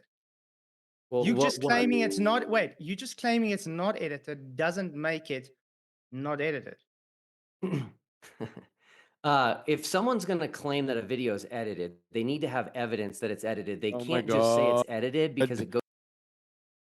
You ever see Archie Bunker and in pantomime suicides?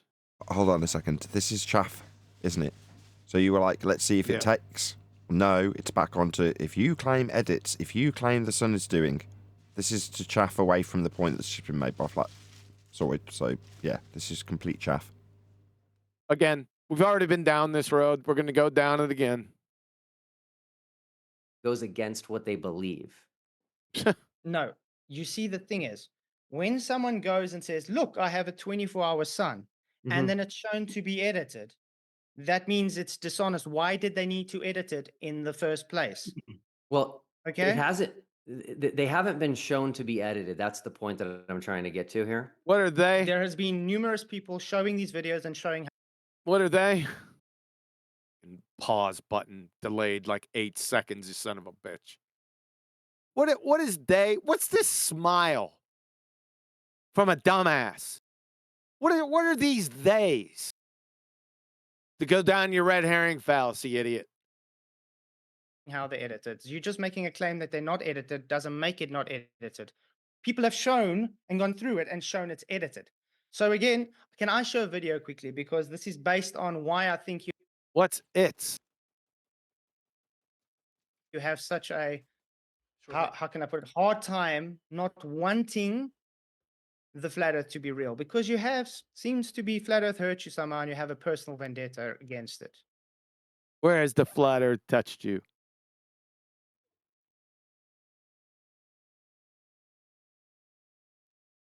Yeah, you can go ahead and share your screen whenever you're ready there. And yeah, that's up is and it running. showing? Yep, sure Cool. is. Jesus freak. It took me over a year to come up with the final experiment. Every time I would come up with What's going on here? it would just never work. And then Oh, it's just from my documentary where I was showing that he's taking this very personal. All right. And then straight after this, I push it back to the Bible. Okay. The issue here is this actually the final experiment? I can't hear him. Yeah, it's very soft. I realize that. That's bad. So in other words, why doesn't Ryan? So in other words, we can hear what his video says, that my videos aren't able to be heard. Yeah, there's something going on with the volume. Yep. He's not paying attention as the moderator and host. Yep. No punchline. So I read the comments and it seemed genuine. As we can't hear it, can you just spin past this because it seems silly? How could someone Okay. today? Yeah, it's gonna stop now. Okay. He's just gonna say it. And you have to make it your mission in life to discredit it and to debunk it. So again, you came up with the final experiment. You even said later, if I go around there, I don't know how I'm going to do it, but I just know I had to. So, Will Duffy, is it true that you are making sure that you have to do something about flat Earth because it bothers you? No, I chose to. So you could have just left it. Of course. I don't know what I'm going to do, but I just have to. Doesn't that make it seem very personal? No. But by the way, that video was edited. That was Oh, my God. documentary I made, yes. And you edited my voice. Yes, because of copyright issues. It's Okay, so called fair use. But by the way, I'm completely fine that you edited. Does the fact that you edited my What do you mean you edited? He edited your voice. What does that mean? Where he said flat, I made it deep and it said flat. Oh, and I've that's done me editing his voice now. Oh, I got you. I got you. voice make that video fake? No, because you spoke those words, did you not? I can give you the source saying exactly the same things. Yeah, so it doesn't mean that I'm not real just because you edited it, right? Who made the claim So that the one video, Who so, made so the flat claim- earthers Fucking claim to thing. be researchers. They're not. I have shown that. What the hell was that glue sniffing point? What the hell was that? Let's hear it again. Right? You better fucking stop this time. So the one video, so flat earthers claim to be Stereotype fallacy. researchers. They're not. So just a hand wave dismissal. They're not. How do you know that, glue sniffer?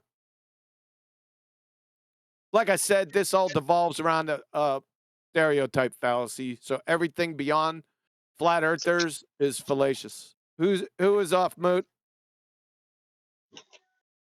Roger. Roger. Hold on, guys. I got to get to the screen. Crap. I didn't know I was off. All right. At the end of the day, all Duff is showing he's a bigot. Yep. I have shown that through the final experiment. How have you shown that flat earthers are not researchers through the final experiment that doesn't happen yet? Non sequitur fallacy. You're an idiot. And it's not an experiment, so how is he claiming that? Yeah, but he's a moron. A ton of times. So you've already done it a ton of times. Is that the white paper technical language, glue sniffer? This is a nothing burger from a moron. Oh, if flat earthers were researchers. Oh my God. That sounds like an affirming the consequent formological fallacy coming at everyone via greasing the skids with a stereotype again. They would have taken the only one video of the 24-hour sun in Antarctica. None of the rest are edited. They would have only taken one of the video. What the hell are you talking about? What does this have to do with your Antarctica predictions, numbnuts? This nonsense waffle. It's utterly meaningless and directionless. They would have taken the one that was edited and they would have reached out to the guy. One that was edited? What are we talking about? Did. His name is Anthony Powell, and I'm now friends with him. Who And I gives said, a hey man, just shit? curious What why the you made an edit. hell? What are you talking about? You're now friends with him? I bet you are. He explained it to me. What did he explain to you, dumbass? He explained to me the whole thing, and then The whole thingy. That's what he explained to you, the whole thingy from this video that no one knows about. Glue sniffer. gave me a link to the unedited video. Oh my God. He gave you a whole link? Unbelievable. What's a link? See that? And see that? Oh, wow. Counselor, oh my God. Oh, the Ursa Glob. Fucking moron. So I'm not going to sit here and be like, oh, that's not me. I didn't say that because. What the hell is he on about? It's edited. I'm going to say the truth, which is, of course, we know it was edited. We know why, and we know that it's still real. What's real? So you claiming that you don't believe there's a 24-hour sun in Antarctica because you think all the videos are faked is not a good argument. No, not because all the videos are fake, because I don't see evidence for it. There's a difference. You either don't have evidence for something, or because videos are fake is part of the evidence. again, you trying to say we don't research things is just, again, another jab at flat earthers and showing you are just a bigot, unfortunately. But I have a personal question for you, because since you are a pastor and you don't believe what the Bible says about the Oh, firmament, and you do nice. think Jesus is coming from the crust, apparently, because you think the Ooh, shots fired. He thinks Jesus comes from the crust? What? Stop making fun of his accent. He thinks the firmament is the crust of Earth.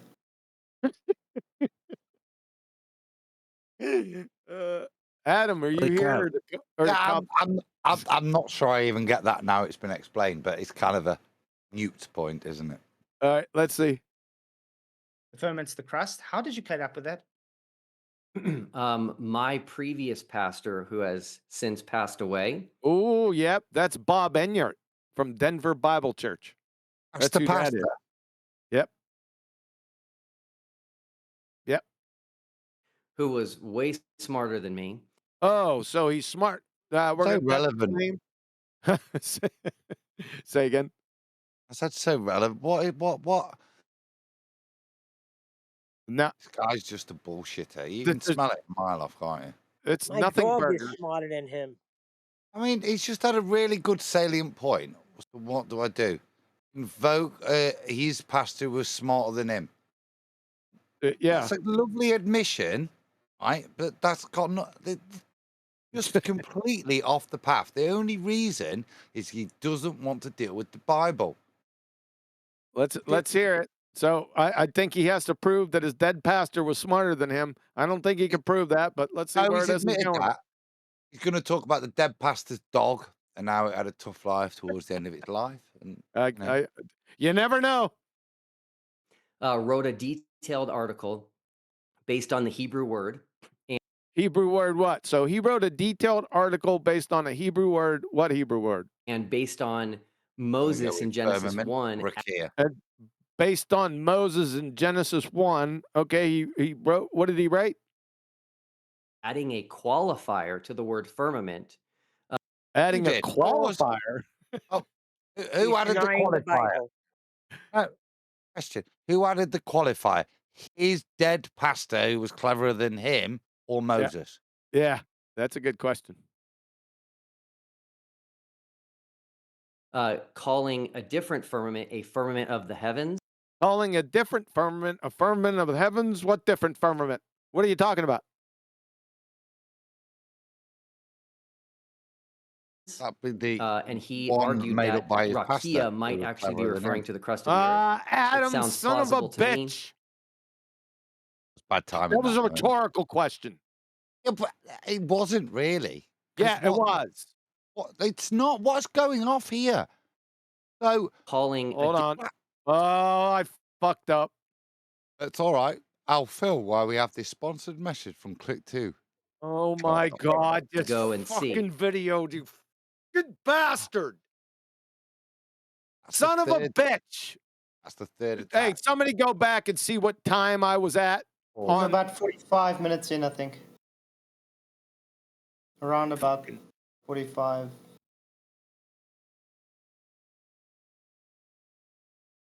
37, 40. Oh no, wait, I'm past. Oh shit, that's gone wrong because I crashed.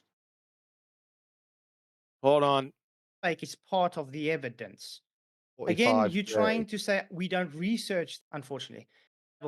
Smarter than me. Wrote a detailed article. We're back. Based on the Hebrew word and based on Moses in Genesis 1, adding a qualifier to the word firmament, calling a different firmament a firmament of the heavens. That made no damn sense. Can we clarify this? Who's just to make sense of the sentence? I had to ask who's added this. He's not made it clear here. Right. Who's adding this? Is Moses added bits to the book he already wrote?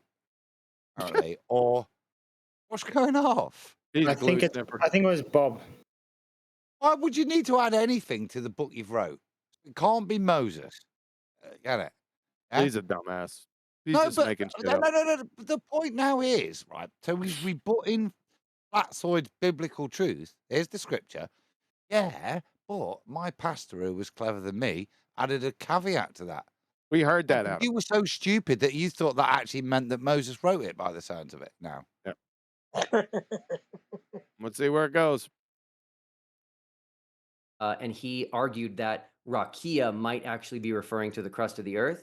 It sounds plausible to me. It sounds plausible to you, you glue sniffer. You're not a researcher. Didn't you research it? He's a pastor, guys. Why didn't he research it? So he just admitted he's not a researcher. He just took what some glue sniffer told him. So you didn't research it. What an idiot bozo. You just contradicted yourself. You clown. My God, are you stupid? Are you stupid or something? So you just took what this dead pastor told you, right? Oh my God. You can't be that stupid as to indict flat earthers as non-researchers and then just admit that you didn't research shit and you think the firmament is the fucking crust. What? Oh my God. These baltards. You're gonna bust a brain vessel, bro. take a breath.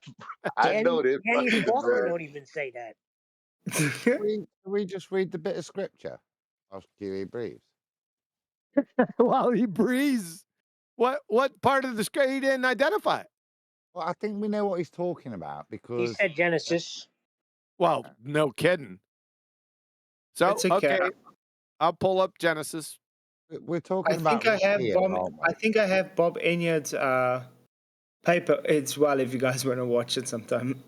Yes, make sure you send that to me in Discord, Flatzoid. So I pulled up Genesis, Adam. Where you want to go? Isn't it about Genesis 6 or something? Genesis chapter 1 verse 6. And God said, "Let there be a Genesis firm." 1. Hold on, Flatzoid. 1 verse 6, chapter 1 verse 6. Pull it up. Give me a second. And I got it. Everyone's looking at it on YouTube. I got it. Chapter 1, verse 6. And God said, "Let there be a firmament in the midst of the waters, and let it divide the waters from the waters. And God made the firmament, and divided the waters which were under the firmament from the waters which were above the firmament. And it was so. And God called the firmament heaven, and the evening and the morning were the second day." Man, I've got a problem with that. I'm not that. I've got a problem with trying to think that why that would mean crust. Yeah, me How about too. the sun isn't even around yet? And 14, and God said, "Let there be lights in the firmament of heaven to divide the day from the night, and let them be for signs and seasons and for days and for years. And let them be for lights in the firmament of heaven to give light upon the earth." And it was so. And God made two great lights, the greater light to rule the day and the lesser light to rule the night. He made the stars also. So the firmament is definitely in the sky. Yeah, I'm starting to see the problem. Now, it's not my admission, because Will Duffy had his pastor who was cleverer than him by his own admission. Seems your pastor really can't read. Yeah, he's a doofus. Comprehend text. All right, I Come out compromised. with that conclusion. It's sad that you're using his, lack of understanding of that text as he indicts it as a crust, as a defense for you, my friend. You're a disgrace. I can see why you've dropped the title, pastor. Because if that's how you lead your flock, Genesis 1, 6 as read, you interpret as a crust that can only be the surface of the earth, you're a disgrace, man. He's a dumbass. And he doesn't research anything. He just admitted it. Like I say, it's not Hebrew Nathan Oakley, it's not you and me, it's somebody that's previously entered this arena with the title pastor. Pastor, yep. Yes, sir. And I that's have where to I came up point with that out position. that crust is begging Okay, the I can quickly question. explain to you. Rakia. Let me go back.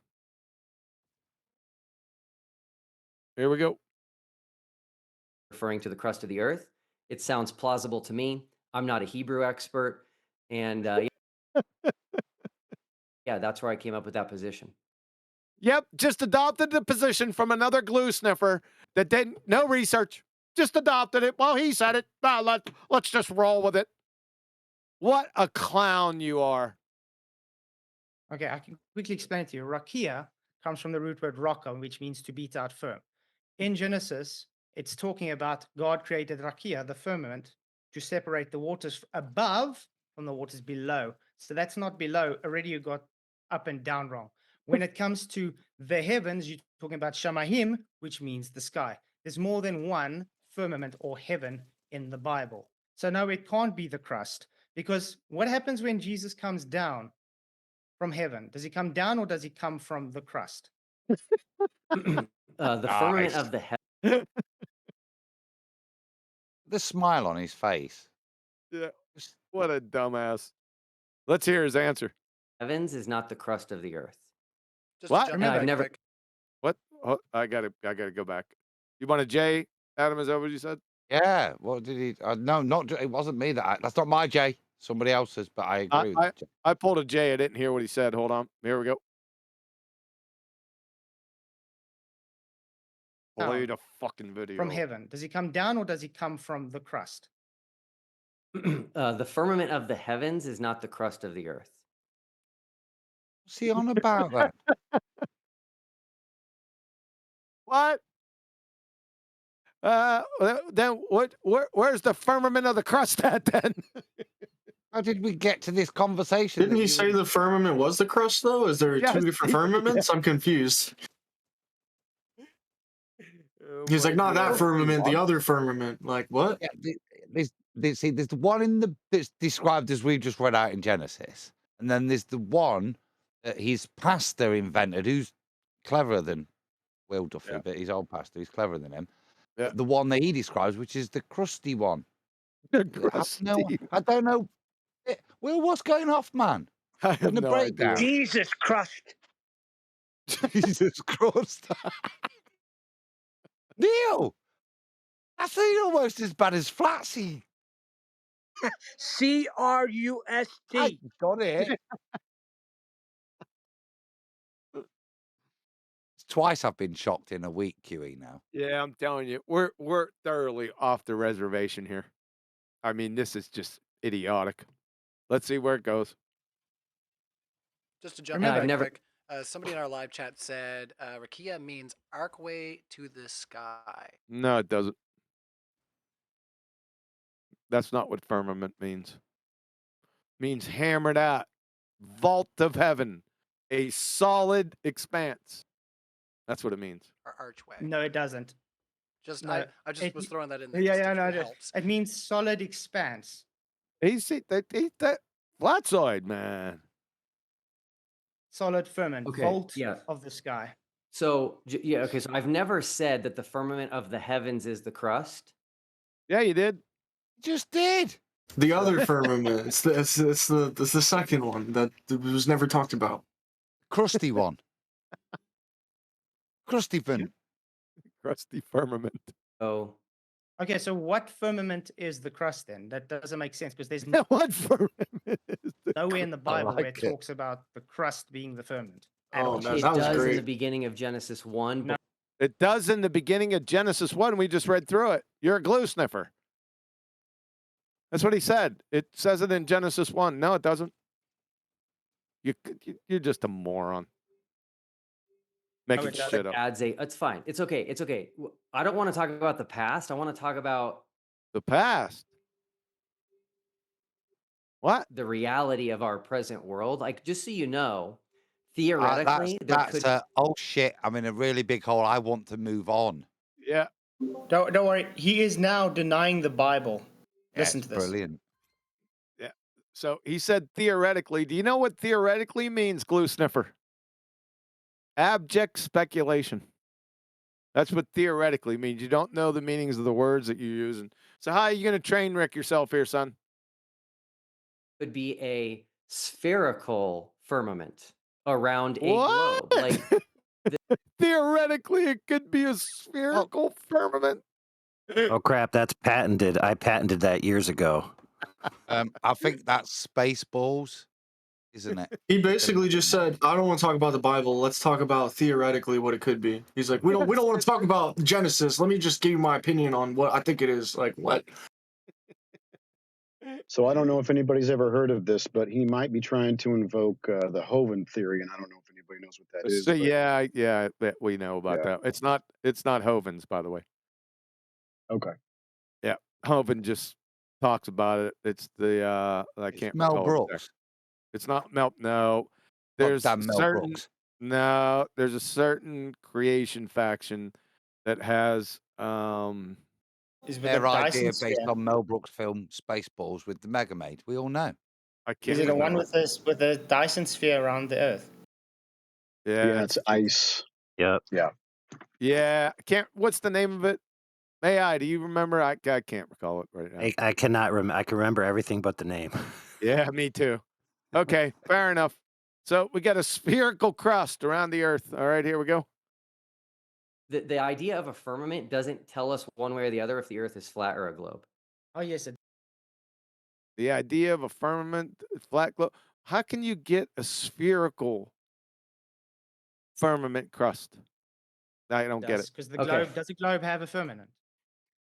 Theoretically, it could. Really? Hold on a second, guys.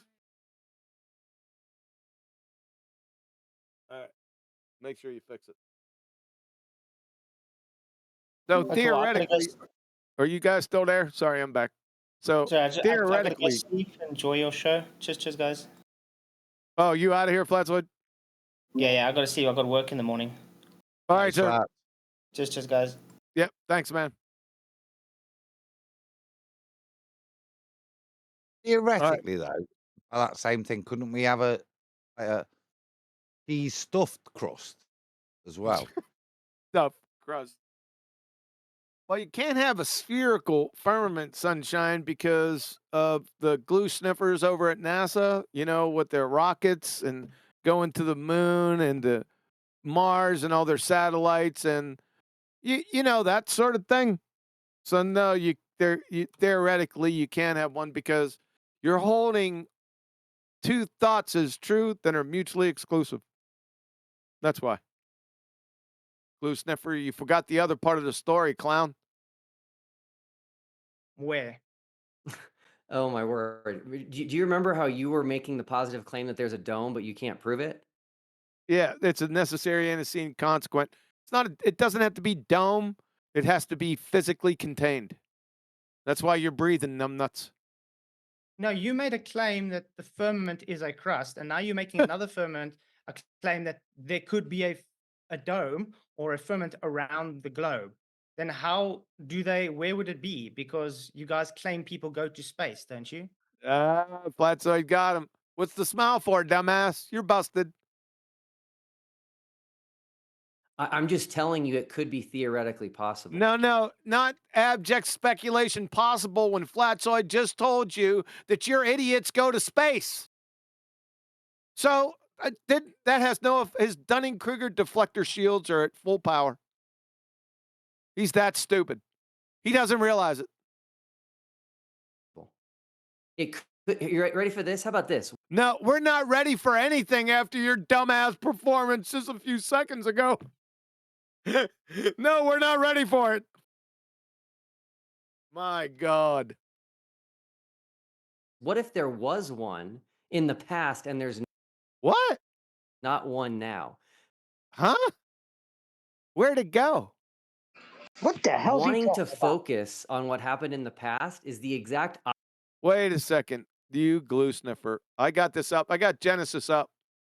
So why are we focusing in about the past? Are you saying that the firmament was just the past because it was in Genesis? Maybe the sun is just the past too. And Let's see. And God said, "Let there be waters under heaven be gathered into one place, and let dry land appear." Is land in the past? Do we still got land? And God called the dry land earth, and gathering together waters He called seas. Are the seas of the past? We still got the seas. And God said, "Let the earth bring forth grass." This is in Genesis. Is this just talking about the past? Or are we missing grass? The Rasta Bible confirms there is grass. How about the herb Only- yielding? How about the only if herb you yielding don't work seed? with their blood. Shut up! About the herb yielding seed and the fruit yielding fruit after this guy. We don't. Are the fruit trees gone?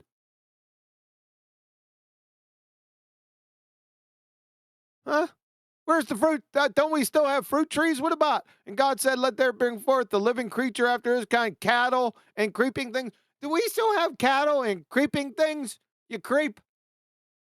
So what the hell are you talking about? He doesn't know. He's a fucking glue sniffer.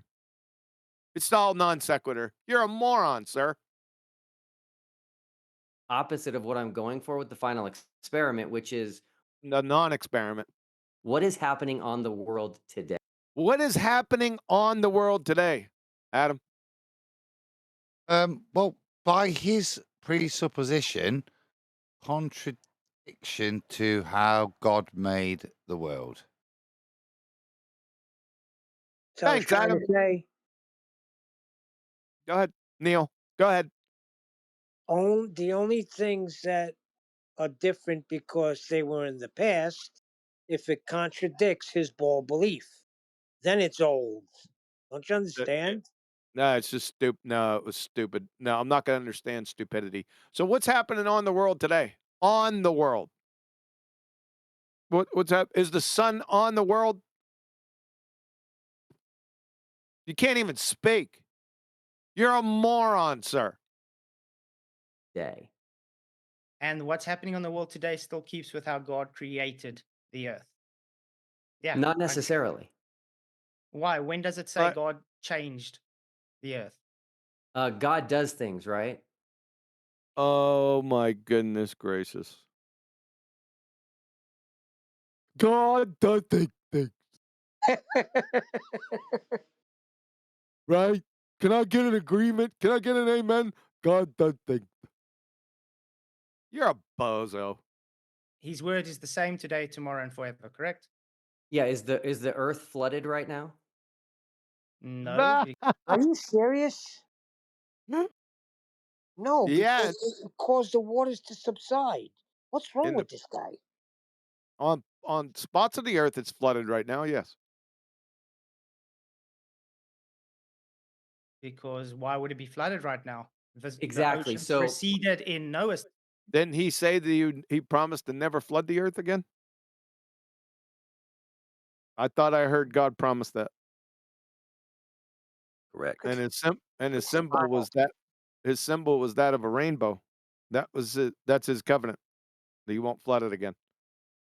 So your point is non sequitur. You're a moron. Somebody wanted to add something there? Just his stupid smile. Oh yeah, he's a dumbass. He'll smile just at anything. Is that true?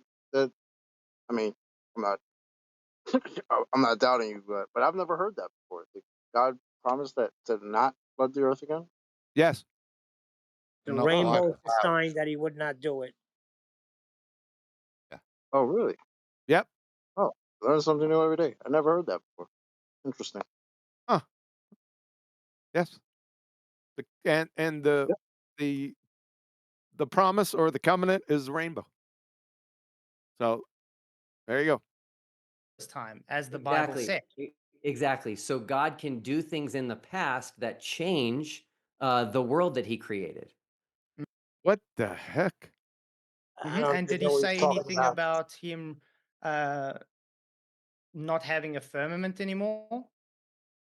Yeah, if you interpret the windows of heaven breaking open. So the windows of heaven opened.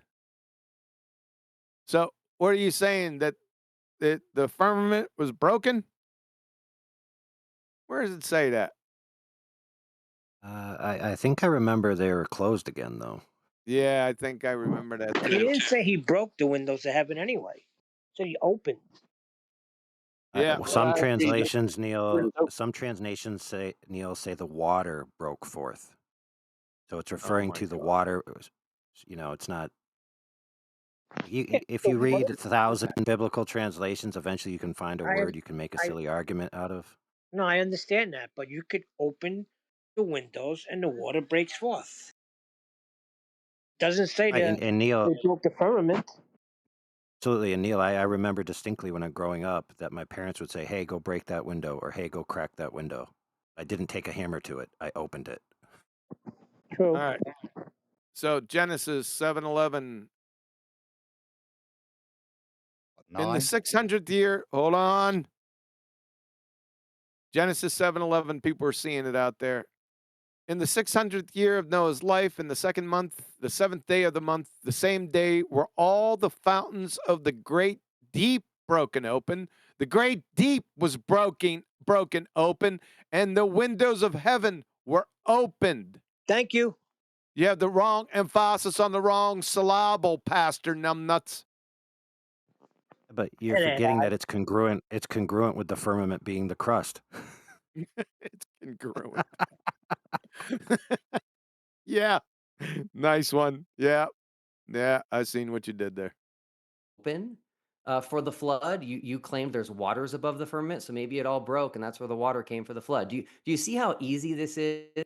He doesn't. Flatsoid doesn't claim that. Scripture claims that.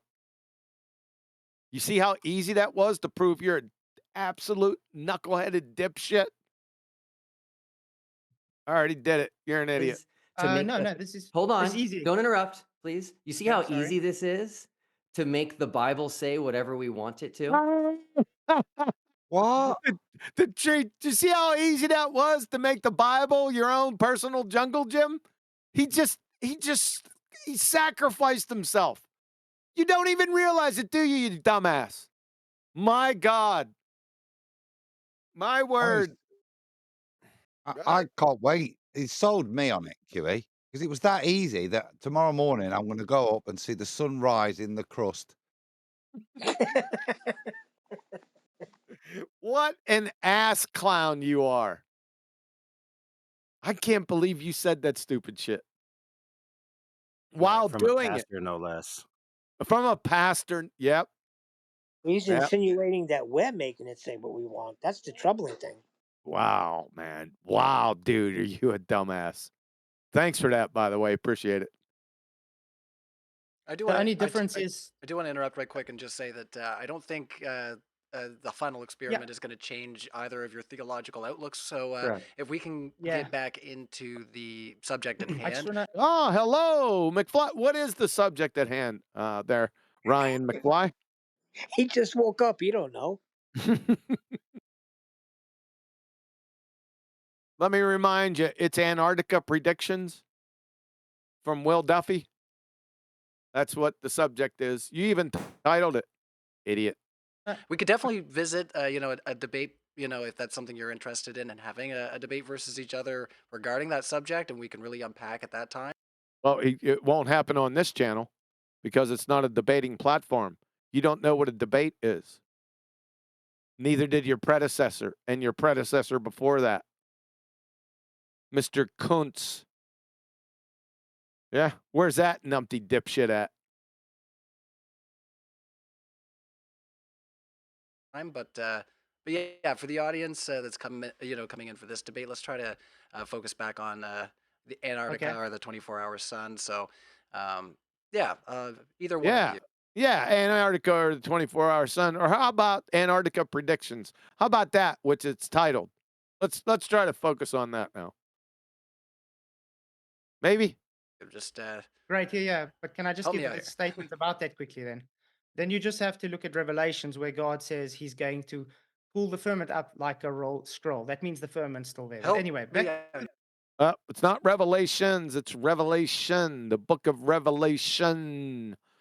It's not plural, not Revelations. And he's going to roll this guy up like a scroll. Good point. The final experiment. Okay. The final experiment, again, you haven't shown how it's going to either disprove a flat earth or prove a globe.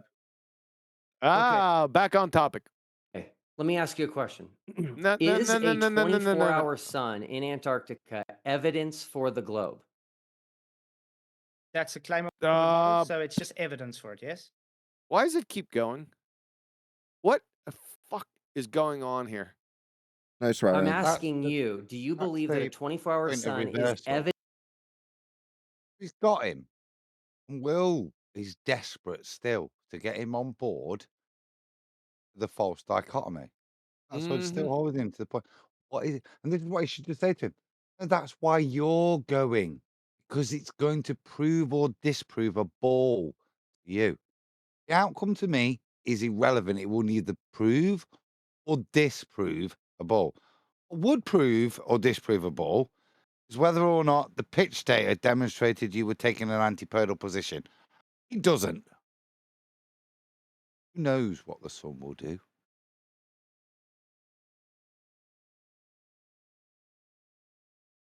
You fucking piece of shit. Evidence for the globe. Based on its model, yes. Based on what model? Its model, the globe's model? Where's that at? That's the claim made. It's not a claim. The model doesn't make claims, and the model doesn't exist for his globetard unless he can show it. Don't give. I know why you left. No, probably didn't. Don't give the globers their model. They don't have one. Point it out to them.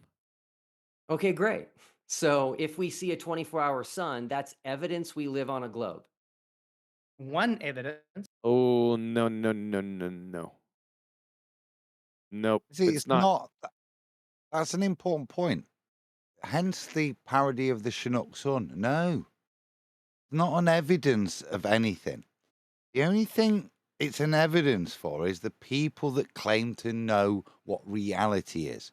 In their claim, they define it's a ball, and that there has to be a corresponding southern summer like the northern one we experience. In that paradigm that they paint, they make the claim that there has to be an equivalent position of the sun compared to the north, invoking their ball. That's all on them. Like I said, whether I see one sun, off a sun for a bit, and then it disappears like it does sometimes in the north, or 2 suns, 3 suns, whatever. It's not part of any claim as a flat earther. As a flat earther, I make claims that we can't be on a ball living in a vacuum of space because you can't have gas pressure without containment. We measure, navigate, aviate, and map the world flat. They're the things I make claim to. I don't make a claim about an outcome that's actually at this moment undetermined. Why would I determine something that's not even been observed to happen or not happen as a proof? Only you will that's put your ball earth in this position. And as sad as it is, over on our other platforms, we have to basically tell ballers who think that if they don't see the sun, therefore the earth is flat, that they're actually logically wrong. Like, no, dude, it's not how it works. Great. So what does that got to do with flat Earth now? How does that disprove flat Earth? Well, hold on. If we prove the globe, that No, you haven't proved that. inherently, hold on. Hold on. If we prove the globe, that would inherently refute flat Earth. But you haven't proved the globe. Evidence, one evidence doesn't make it a globe. Not an evidence anyway. That's the point. That's a non-concession. It's a losing point now. You've now recognised that whether or not you see the sun or not, it's an evidence. Now, it's an evidence for something, I'm sure. It's certainly an evidence for whether you see it or not. But nobody's bothered at this point to explain whether or not, and this is where you would need to be able to consider it an evidence, is prior to seeing it or not, describe why seeing it or not would be an evidence. As I've said earlier, the flat earther, it's of no consequence, this. To a baller, it's imperative within the paradigm they've painted. We're not painting one. Again, 24-hour sun can work on a flat Earth too. It doesn't make it a globe. Okay, you just made a positive claim. You said a 24-hour sun can work on a flat Earth too. How? Reflection, internal reflection, one of the issues.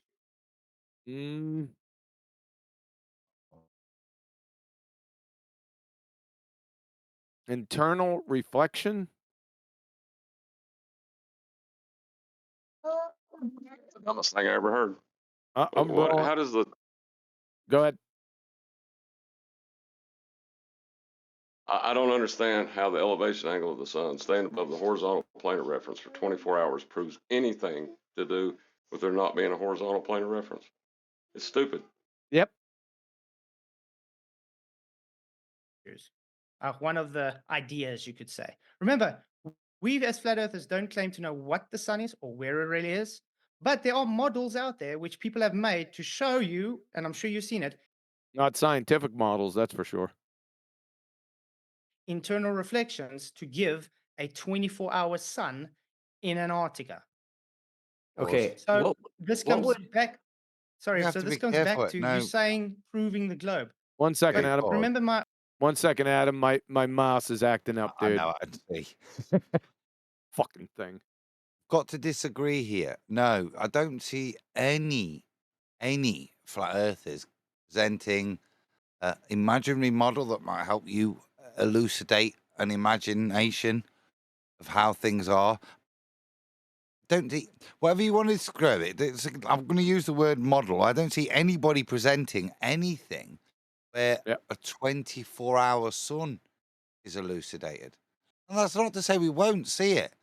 Again, kind of irrelevant. What's the point as to whether or not a flat earther or a baller has theorized something? Their ponderings are mute. I know them. Yes, sir. Yeah. However, there are some people doing that out there. My opening, I just for the said, record. you haven't shown anything else. Absolutely which is a glaring fine. Issue. And in the same ponderance, it needs to be said why. What's the purpose? What does it validate? Nothing. At best, if it was to be proven later, you go, "Oh, you were perceptive, weren't you?" That's all it validates. Posthumously, you were perceptive because you're not basing it on anything. And in doing so, for those of a sufficient intellect, it's demonstrable you're just making shit up. Nicely said. Of the globe claims. You claiming so many things which show against the globe, but now you're saying because something that can work on both models means globe. Don't you think that's a bit illogical? No. Nope, there isn't both models. There is no model. Let me ask you this. I'm sorry, there are no models. What would prove the globe? Curvature. Measured Everything. curvature. Measured curvature would prove a globe. Good? We good? Anyone else want to add on to that, or would that do it? I've no idea. I've no desire to go out there or formulate a reasoning as to why or what it would be. Something opposite to what I experience. If somebody is out there and desperate to prove it or thinks they can, I would listen to their evidence. Certainly wouldn't postulate what I'd accept. So you're saying you're not behind the Chinook sun after all? Chinook suns demonstrate a flat Earth, Nathan Oakley. But if you're wanting to prove a ball, don't ask me how to prove your ball. Go and bloody prove it yourself. Yeah. That would prove it own to me. benefit. I'm just saying that would prove it to me. Measured curvature would prove it to me. Would it? If I showed you 8 inches over a mile, you don't got 8 inches to show me. Exactly. On a good day when it's not too chilly. Well, Yeah. but yeah, we all got to parse out talking what about quantum level. racer. Quantum racer doesn't mean if you show them a hill, therefore the Earth's a ball. Yeah, even with the way, like the way we experience this world, though, level doesn't deviate from level to imply curvature. You know what I mean? Like it's not that what they say it is. Yeah, it's just not that. I'm just putting it out Yeah, there. but- Measured curvature would raise a weathered eyebrow. How about that? Is that good? Did you know though, for the audience, that the Chinook is the fastest helicopter? I didn't know that. Now you Ever? know. Ever? I don't know about ever. You're gonna have to. I need citation with that. thing. Show me gas burst containment. Show the Earth actually spinning. Show gravity actually doing. Oh, there's 3 things that doesn't have any curvature in them. Ironically. Anything. What is gravity? No one even knows. There's no science for gravity because it's not even a scientific hypothesis and scientific experiment for gravity. Okay, so if I show you If I, you stuttering fool. evidence right now that the Earth is spinning, that would prove the globe to you? How are you going to show evidence? Go ahead. That's no. If I show you go evidence, ahead. no, hold on. You need to answer the question. If I show you, you just said if I can show the Earth is spinning, that would prove the globe. So if I can show you, that's pretty stupid. Yeah, you showed the Earth spinning. You demonstrate it's spinning. So he's going against You look scripture at the there. window. No, he's going against scripture as a pastor. Don't worry about it. Get focused on what he just said, ladies and gentlemen. He's trying to prove a globe, but he says, let me show you it's spinning. What? The globe? Why didn't you show me the globe first? What globe? Spinning has nothing to do with it. Follow? Huey, just wait. It gets worse, dude. He's going to show you something in a second. It gets worse than this. All right. right now, Evidence. hold on. If I can show There's you, a different way, right? There's a difference between evidence and proof. okay, No, so hold there on. isn't. Forget evidence for a second. No, there isn't. He said forget evidence. No, hold on a second. Flatzoid. Evidence is proof. Proof is evidence. That's a small, minor point, but make sure you tighten that up. You want me to show it to you? Just ask.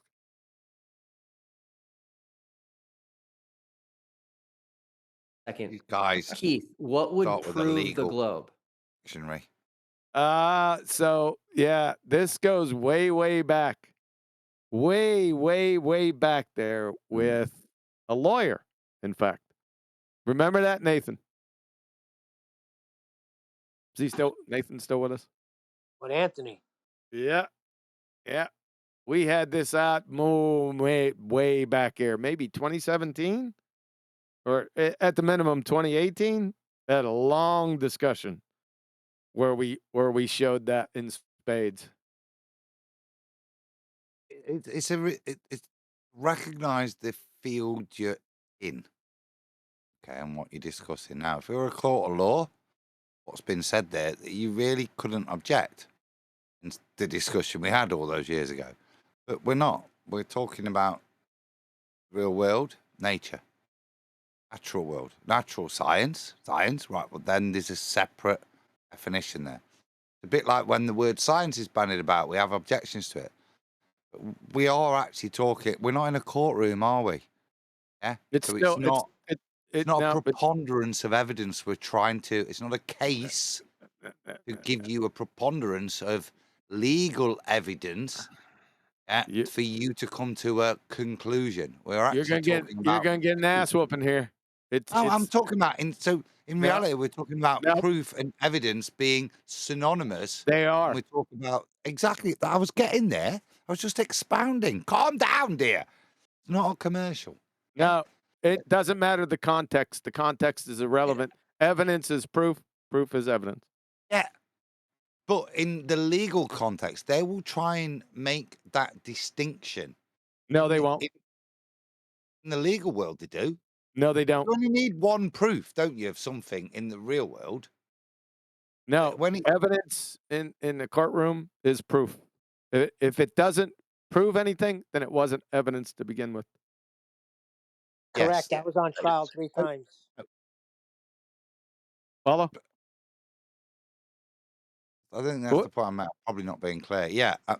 In a courtroom, though, you will keep going to gather more and more evidence, and apparently you can present other evidence. In science, that's not the case. These things have to be contradictory. That's true. Let's have the discussion afterwards. Yeah. Go ahead and call Anthony, and we'll get him back in here too. And But that's the point. The only point of me raising that was that's what's going off here. That conversation. which has got nothing to do with anything. That scroll down again. Flat Earth and Antarctica predictions, not Judge Judy. We'll talk about it. It's an interesting topic. It has some nuances, but also Adam we can stole Chinook helicopter son from Anthony Riley. No, I think he took it off Dave Marsh. Was the first person that I ever heard talk about that actually as a plausible example of the extra sunlight. All right, Adam. Yeah, thanks. Dave Marsh. If you want to blame anyone, or if Well, I'll anybody save you. gets, I might quit. Yeah. There's at least 2 helicopters faster than the Chinook, and by faster I mean like. What are they? Quick. Faster. They're like Quick. 400 kilometers an hour for Yeah, the fastest one. I knew that was a load of Yeah, crap. non sequitur much. The joke is that a Chinook's got the two blades that are what the to prove the same. globe? Show gas pressure without containment. Shut please. Okay, great. Sorry. Go ahead. But who cares how fast it's going? It's an analogy to a comparison that suggests there's two orbiting bodies like the blades of a Chinook helicopter, right? It's got two blades that are the same on each end. That's why it's called the Chinook sun. Now, because I've had to explain this, I'm now going to have to go to the extra effort saying, obviously Adam doesn't genuinely believe this garbage. He's just using it to offer up a trichotomy. Why the hell not? So it's got to be at least seemingly plausible that someone would claim it. It seems Dave Marsh has. But just for clarity, Adam, now we've delved into it. You don't actually believe in a Chinook sun, do you? For the clarity, no. It was always used as a demonstration, as a example of a. Your therapist is calling. That's your dog saying, can I help you? He isn't going to comment on the rest of this. Okay, what to prove the globe? Show gas pressure without containment, please. Okay, great. I'm going to share my screen.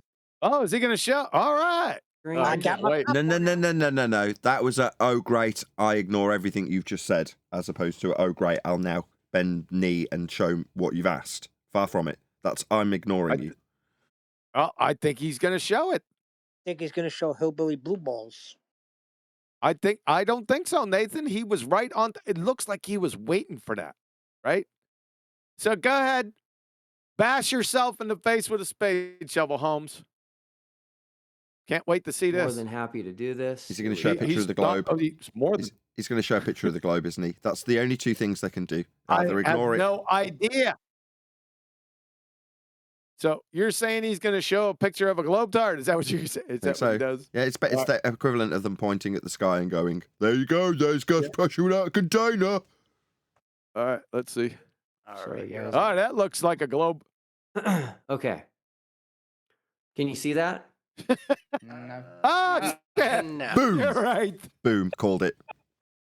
Yep, you called it. That's it. That's evidence of gas pressure without a container. No, that's evidence of a second law of thermodynamics violation. This picture demonstrates a second law of thermodynamics violation. Yes, it does. Are you unaware of that? The Duffster. You see all this blue stuff and this white stuff and then this black stuff right here? See, with this black stuff being here, you wouldn't have any blue stuff or white stuff. It'd be gone. This is a standing second law of thermodynamics violation right here. Where this is taken from, meaning Narnia. So this guy's out of Narnia, claimed to take a picture of this. This doesn't exist. Therefore, your photo or alleged photo doesn't exist. Follow that logic? Probably not. Ask your fleet of slobber nurses to explain it to you. My favorite That's not part showing about gas pressure without a globe. is that Say again? I'm sorry. I was just saying my favorite part about this is at the end of the day, I'm so glad that he went to this globe, right? Because at the end of the day, they're showing you they have nothing other than tactics. Literally, this cartoon is the only thing the ballers have. Yes, correct. To make any point. Correct. That's Sorry to rumpus you, but you are correct. I've been saying that for years. Correct. That's all they got. are NASA images. Everything else is just, it's a nothing burger. This is what everything is based on. This right here. That's all they got. You're right, Chocolate. Insightful. Yep. Without containment. Sure it is. No, that's showing a picture claimed to take from a place that violates natural law. So can you please show me where Hold you on. have gas pressure without containment? Yep. Flatzoids all over it. He's got his Dunning-Kruger deflector shields up. It ain't going to work. Flats. This is a picture of gas pressure without containment. No. Adam, you're missing it, boy. Tell your therapist that you'll get back with him later. You're missing this. It wasn't the therapist. It's the bloody police. Oh, I just sorry told him. about I just flat smacked him. He just, look, I found this chisel. I've just found a chisel in the pond, which is, he said, what size? I said, say it's there. It's up on the side. He said, well, I've seen about it. I said, well, give me a shout because I'm doing my show, a YouTube show. He says, okay, yeah, no worries. I said, don't worry. We're talking to you about it. It's about flat Earth. He went, oh, God. He's aware of it. So I'm about to flat. I will update you if I have to, mid-show I flat smack the police. We'll see how it goes. Too funny, man. Cool. Yeah. All right, here we go. No, it's not. What is this? This is a second law of thermodynamics. Look back on a fairy tale globetard. That's what this is. Second law of thermodynamics violation standing. That's it. That's what it is. It's claimed to be a picture that is in a place that violates natural law. Yep. That means the picture is not showing the globe in space. Now, I'm asking you to actually demonstrate gas pressure without containment. I am. Okay, It's so not. You're not. I am. You're not. Look up. I Look am. up at the sky. Look up at the sky. Look at the sky, right? Yeah, it's a vacuum up there. Roof. Yep. Nathan was right. Well, this is no better than that, isn't it? That's the point I'm badly making. Yeah, that's what here. it's the same thing. Yeah, it's begging the question. Number one, we don't even have to go to begging the question. It's just a second law of thermodynamics violation. Period. Right? And it's begging the question because you're assuming the very thing you're attempting to prove. You're attempting to prove that there is a containerless void around the earth. That's what you're attempting to prove. And you can't. That's begging the question. Textbook.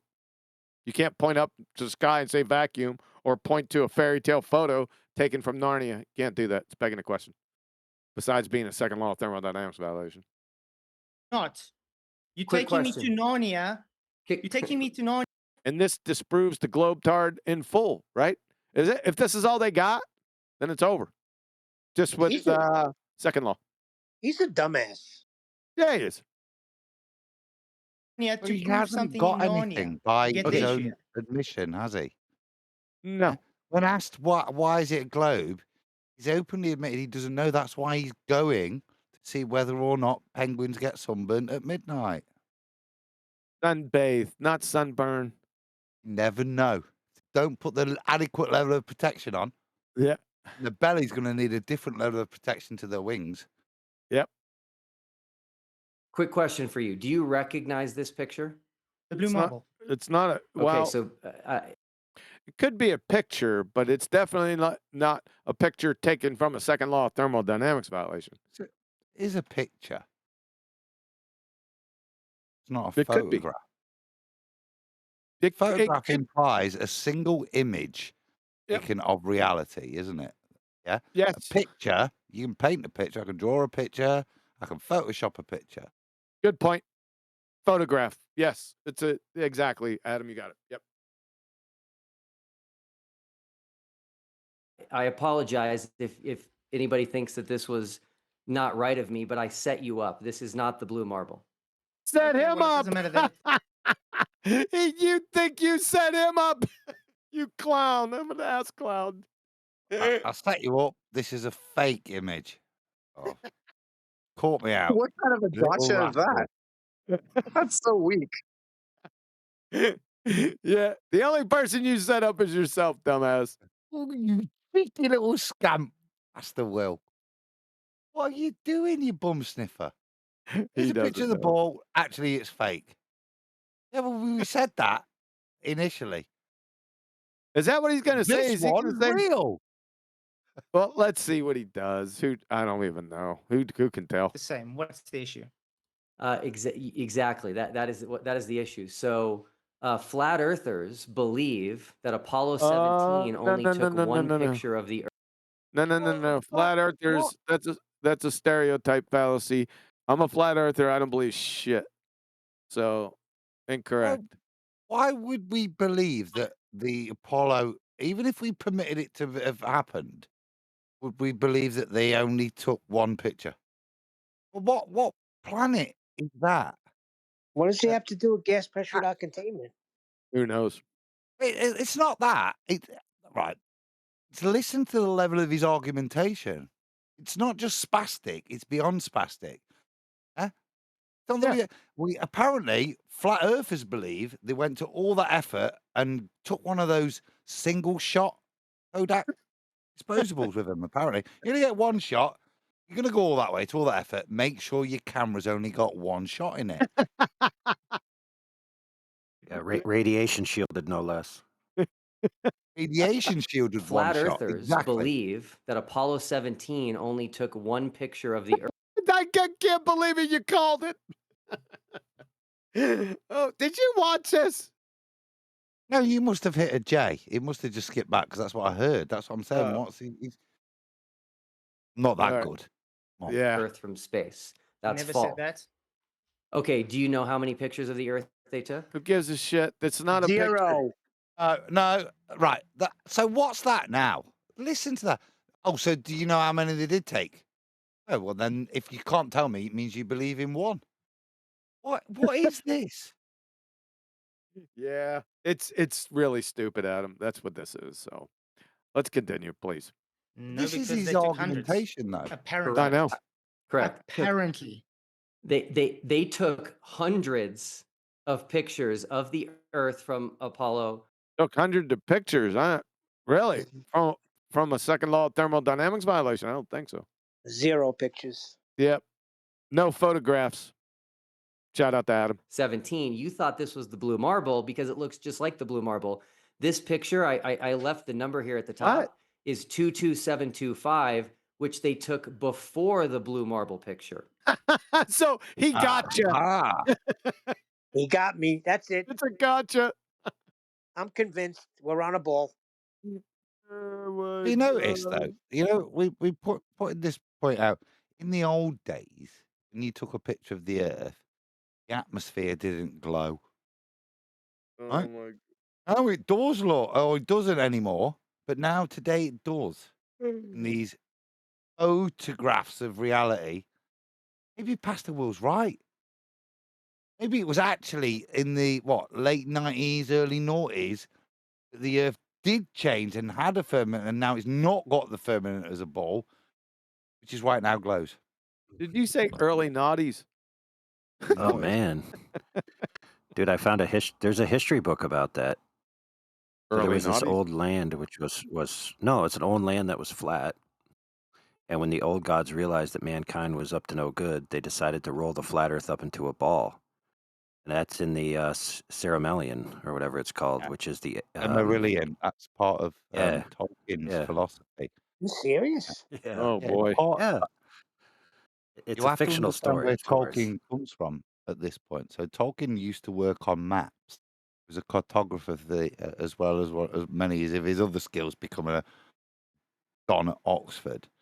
But he has that history, and there's lots of conjecture with regards to him describing exactly that, what happens in terms of how as they change and get rid of God, they wrap it up into a ball. There's a lot of analogy in that. I think it's at the point of it's when all of boy.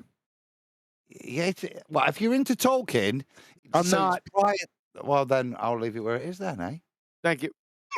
Okay. Something's covering your picture right now. Like a There's gray screen. Sorry, Oh, I it's just away now.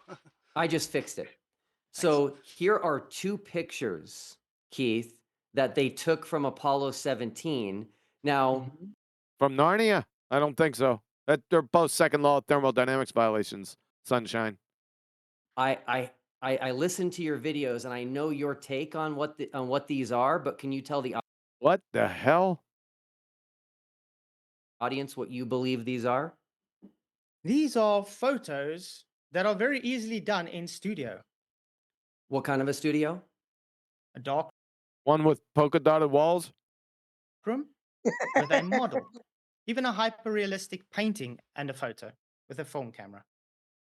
Okay, great. So in your opinion, these are pictures of paintings. We don't know what they are. We know what they're not. They're not taken from a second law of thermodynamics violation. And Period. why can't you just say that? Isn't that sufficient if you just say that? Well, not to him. You have to say it to the audience and keep saying it because he doesn't know what the second law is. He's a moron. Hyperrealist, yeah, it's possible.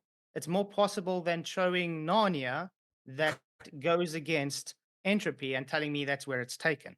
So again, can you demonstrate gas pressure without containment instead of taking Two best friends is Tolkien and C.S. Lewis. Actually fell out right at the end. Yeah. Thanks. Is this Tolkien and this C.S. Lewis? Is that your connection? Well, actually, so when you investigate this, yes, because the reason they fall out is that one of them hijacks the planet's idea. I'll bore you with it another time, but it's really geeky, this stuff. But yeah. Thanks, I can't wait. Also, C.S. Lewis. C.S. Lewis. Didn't C.S. Lewis coin the phrase Bulverism? Yeah, me and Neil both trying to get the same joke in. I mean, I was just trying to offer up a story that Duffy could hang on to of maybe where God put the firmament for a minute. Jeez. place that violates natural to say, look, it's a photo of it. I'm getting there, I promise. Okay. By the way, I spent a lot of time on this for you specifically. Oh, you already got there, Sunshine. You already exposed yourself, but you're too stupid to realize it. Clown. And I focused on South Africa, which is where you are from. Oh, that's relevant. So these two pictures are claimed by NASA to have been taken at different times from Apollo 17. But you're claiming that's second law of thermodynamics violations, each instance. That they're just pictures of a painting. No, he's not. No, he's not. No. Yep. You can claim it a million times and present it with different images. It's a second law of thermodynamics violation. Show me another 15 side by side. Not and I appreciate the fact that you, because I'm South African, that you bothered, sir, to go and fetch me some pictures of South Africa as opposed to Northern America. What is that? That's like some hurt woman going, well, I spent time making that cake for you. What is these apologetics? He's a Nancy. Second law of thermodynamics violation, mate. Hold on a second. I've got some great pictures of Aslan. How many pictures do you got? 25. Yeah. Different angles? Different angles of Aslan. One of them, right, is straddling two different seasons. Like one leg's in the snow and the other leg's in the sun. Interesting. Yeah. I'd be willing to bet money that Duffy doesn't even know that Aslan is supposed to be a picture of Christ. Oh, he doesn't know that. Jeez, that's too much. Too much for him. Yeah. Going into Q&A just to let you know. Okay. So we'll do 5 more and then we'll start doing Great. questions. So Keith, then that means these pictures should be the same if they just took a picture of a painting. No, I don't know. Maybe there's more than one painting. Perhaps. What a dumbass, man. Is it just me, though? Stupid. Are these exactly the same? What? Am I missing something? But they look exactly the same to me. I mean, we know that they're not what they're claimed to be, which is pictures from a second law of thermodynamics violation. But nonetheless, they just look exactly the same. Yeah, but if... there's some minor differences if you look. There's cloud dissipation. That's what I've just been staring at, Nathan. Yeah. There's very, very like if you were like if somebody asked me to say, Ad, could you use Photoshop and like take one image of the ball Earth and tweak it a little bit by tweaking the clouds to then say, oh look, this was taken a few minutes later or an hour later, because you can tell by the cloud dissipation. And yes, I would say yes, I could do that in Photoshop. Yeah, but don't forget that Photoshop's namesake is literally photographic shops that did this stuff before any technology that had to do with digital manipulation existed. So, I mean, if you took any darkroom Vanilla photography or Sky anything, name. they teach you how to do these kinds of tricks. Well, it's besides the point anyway, right? We're just fishing for stuff now. Let's see where he goes. I said could be hyperrealistic paintings. It could also be a model. Can you make a spherical model? You tell me. I don't know. Yes, the answer is yes. That looks like this? Yes. Have you ever seen NASA's model division? Have you ever seen the models they made? They made hyper-realistic painted models. I haven't seen any of those from 1972, but here's what I did. I zoomed in to South Africa for you. Oh no, he's going to And these say pictures- you in your back garden. Are you prove it. waving to him? He's when I zoom doxing in, him. still look the same. This is you having a braai. Wow. This So is you having your braai on a Sunday. it's the same model taken with the same camera. But then I zoomed in a little bit more, and if you look, they're different. The clouds have changed Holy ever so shit. slightly. Oh, Can they have more? It's a ball, guys. Clouds are different in this painting. What a moron! Do you take him back? model. Do you take him back to the second law of thermodynamics violation that this is flatzoid? Don't you know what, Nate? At this point, you say, "Are these your standards?" Yeah, I agree. I don't know as I could keep arguing. Flatzoid's made it. These your standards that prove your ball, sir. Put it back at him. He thinks that he's fooled Flatzoid, and it's a gotcha. Look at him. Look at his face. What an ass clown. You just poured a ton of hot coals right over your own head, dumbass. Priceless. You should do more interactions, more debates. It's a claim you're making without evidence, but I just want people to realize You are claiming they can go to a place that violates natural law Boom. and stating your argument There you go. It's over. is look, Again. they took this in the place that violates natural law, so therefore it doesn't. I want you to demonstrate, not in Narnia, where gas pressure does not need containment, please. What I'm saying is that they took hundreds of pictures. All I'm saying is the clouds are different, bro. Got 25 pictures of Aslan. 25. Any rays on 25? And what you'll notice in those 25 pictures, Nathan, is how voluptuous and flowing his mane is. It's never in the same position, that mane. Never. Yeah. Even he's real. That means he's real. What? Better be quiet. And every single one of them is different. And so your argument that they're taking pictures of a painting or a model is completely invalid. Since we're running out of time, and I said this at the beginning, you have criticized me. He just continues on. Now he's going to go to a different topic. See what he did there. Good. Just for the heck of it, it's very easy to have a solid base and then have like a single monochromatic paint that's not sticking to the base and then move it around. Like that's super easy. You learn that in art, like right off the bat. Well, thanks. Sorry, am I missing something? I obviously am, but why did he... I've just enlarged this, and to me it looks like there's a couple of hours left. But he just said we're running out of time, and there's a timer that's got 3 minutes left on it. What's that all about? Oh, I'll tell you what it's about, because the timer is the time to get to the super chats. So okay. From here to all the way to the end is nothing but questions to the panel members and super chats. Oh, God. Okay. They have a quality announcer like us. For being No. insecure about my religion. And I wanted to Does it ask you a all. question. Are you insecure about your religion? Should say you don't have a religion. Are you insecure about your religion? We're at the end here of your little debate that's not a debate.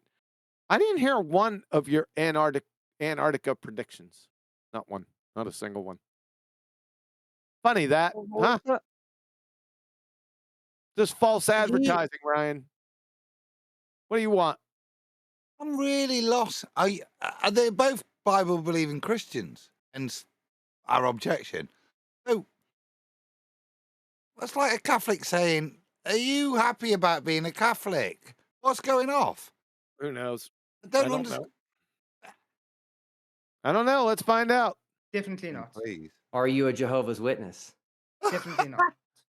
Okay, so you believe that Jehovah's just pause. Witnesses, What is he doing here? What is I don't that? know. Let's find Psycho out. digging. I don't know. It's not that I'm finding out. It's it's the fact that it comes out of his mouth that's the point of interest to me. Imagine doing that, Nate. Somebody genuinely, when you're this screwed. What's your insecurity in religion? Are you a Jehovah's Witness? Where is your mind gone? He doesn't have one. Never did. Remember our first interaction with him? My point is, it's panicking now, isn't it? It was collateral damage with Mr. Ping Pong Golf Ball when he first showed up in the community. We all thought that he was dumb as a post, and he hasn't disappointed since. It's gotten even dumber. This dude is an actual F-72 code, superior retard. It's ICD-10 code. He should be institutionalized. He's a numpty dipshit, just like all the other skank and foul baltards. Just as stupid. Look at the dumbass look on his face. Makes no coherent points. Goes in 10 different directions that are absolutely directionless. He comes up with these off-the-wall gotchas like he's like on a second grade playground, but the first graders are laughing at him. It's a dumpster fire rolling down the mountain. You're a clown. But you got two UFOs fooled, and they're going on their little trip with you. I can't wait. I cannot wait to see this fiasco. Is this idiot going down there? Anyone? You better have a helmet on. Are they on the plane now? Are they all cuddling up in the airport? I don't know. Somebody said earlier. Date, 10th. Is it the 16th of there? I don't know. I don't know where they're at. EWs are completely wrong because they state that we live on a globe. Yes. Okay, great. I appreciate that. Shut up. All right, let's get into the super chats. JWs are heretics. They don't follow Christian doctrine. That's why. Not if they believe a globe or not. Heck, I don't call people not Christians just because they believe in a globe. So again, trying to make it seem I don't believe they're real just because they believe in a globe. Well, as done. somebody whose wife was, well done, mate. Yeah, I can definitely. This is a pastor again. He's just. This is what is full shithousery. Yeah, that. Just using that as your argument. Yeah, I don't. When I hold the Bible up to these guys, I say, "What does the Scripture mean to you?" He's trying to kind of kink it to mean, and that's why I like Flatsoid's response. Just because you're a baller doesn't mean I don't call you a Christian. Can you turn the video up? Yeah, but the transverse isn't true. Just a deceived Christian. Can you turn the video up just a smidge more, Kiwi? Sorry. What's that? There's no. The video's just quieter than everyone else. That's all. Oh. Hold on a second, Adam. Go ahead. Can you just turn the video up a smidge more? That's all. We're just a lot quieter than the video. A lot louder than the video. Oh, so turn the video up a little bit more? Yeah, please. Yep. There we go. Go ahead, Adam. And that was it. And it's just praising Flatsoid again. Yeah. No requirement, is there? And this is what I've got objection to. It's not attacking their Christianity. I don't attack that. I said I attack whether or not they believe that the Bible is true, something that they profess. Now, if you've professed that, it's very hard to then deny that scripture, isn't it? The words of it, which is what we've seen this man do, shuffle and change and provide apologetics for a crust from these passed through knew more than him. Yeah, that's very different to what he's tried to now do to Flatsoid, which is and very telling. Are you a Jehovah's Witness? Do you know what I mean? That kind of attempt to attack their Christianity. That's not what I hold the mirror up to. I actually find it highly problematic as a black transgender Jewish Jehovah's Witness.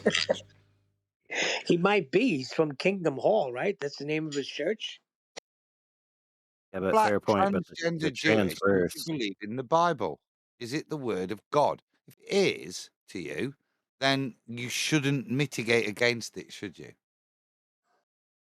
Exactly, Adam. But on the other side, though, we do have famous globe anti-flat Earth apologists like Danny Faulkner who have sent shots across the bow that maybe people that believe in the flat Earth aren't truly saved. And for example, Nathan was critiquing one of Paula's critiques of Faulkner's book this morning. Quite interesting. Yeah, Paula went through that today in one of her reviews of his book. So that's correct, AI. And let me add this too, 'cause this is very important. Faulkner has a book, but he also has articles, right, that you can go and read on Answers in Genesis that do this. They castigate flat earthers as being immoral, as generally being unable to reason properly, and that because of this, their salvation might even be in question, which essentially, again, is Bulverism tactics. But here's the real crux of the issue. You got pastors like Duffy, etc.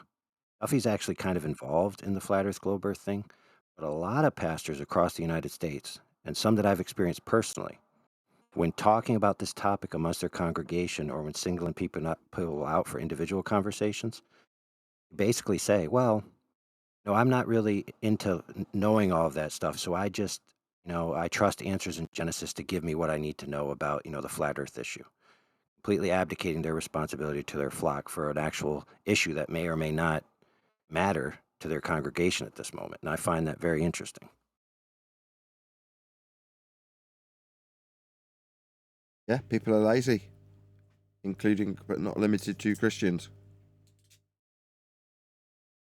And if you don't mind, I'd like to read a verse about that. What about lazy Christians? Feel free. No, about, well, sure, but it is in a way. It is in a way. Could be. It is. O Timothy, keep that which I committed to thy trust. Avoid profane and vain babblings and the oppositions from science, falsely so called. What verse is that? What scripture is that? That is 1 Timothy 6:20. And if we know anything about guys like Duffy here, Duffy basically said, if somebody tells me the firmament's the crust and, I'm siding with quote unquote science, or I'm siding with quote unquote what somebody told me, I'm gonna go with what they say versus what the Bible plainly says.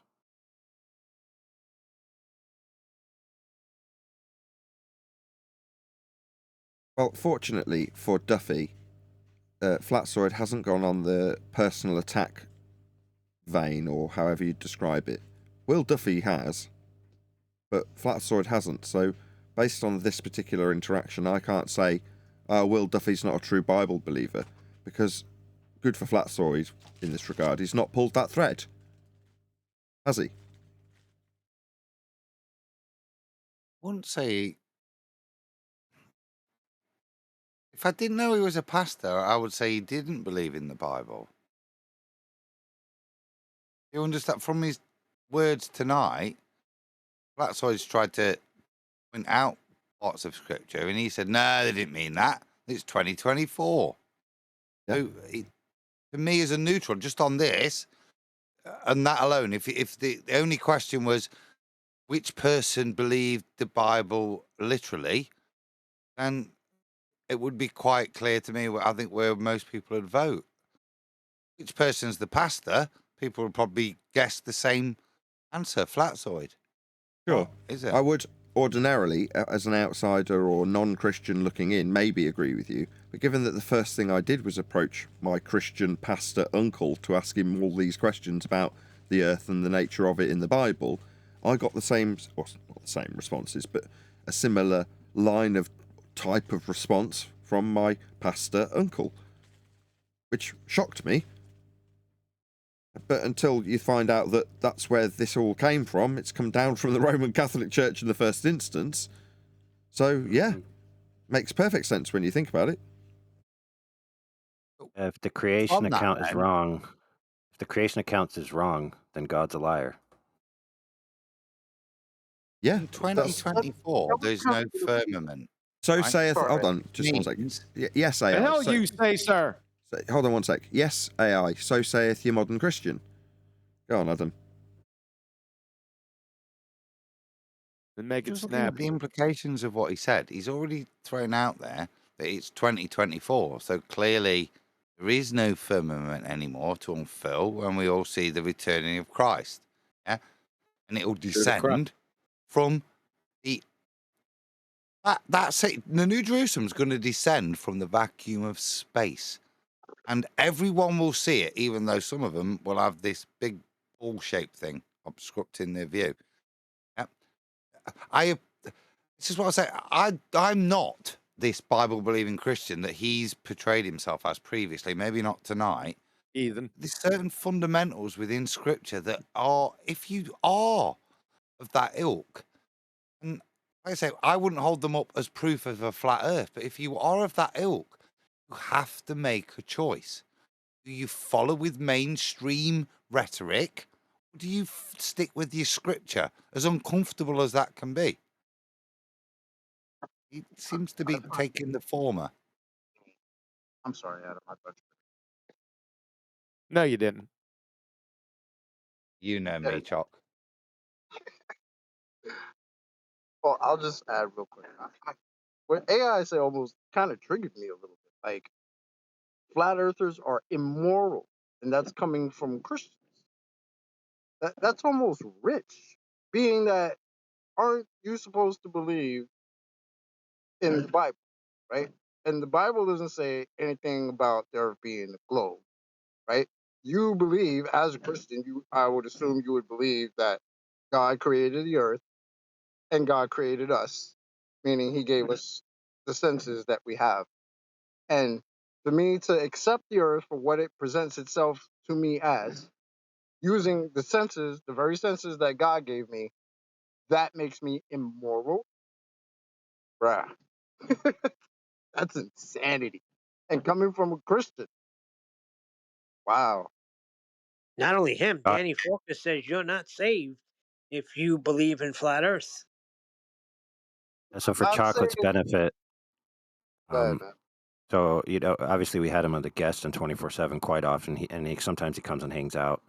He had a little interview with Paula, which we do have clipped out if anybody wants to watch that. But we also have where he brought evidence supposedly for Indio to review, because Indio has observations of him witnessing certain things, and he was talking to Danny about it. He goes, "Look, Danny, you're telling me there's this big hump of Earth curve in the way. I've seen a boat 30 miles out, dude. You're full of crap." And then Danny comes back with supposedly his pictures.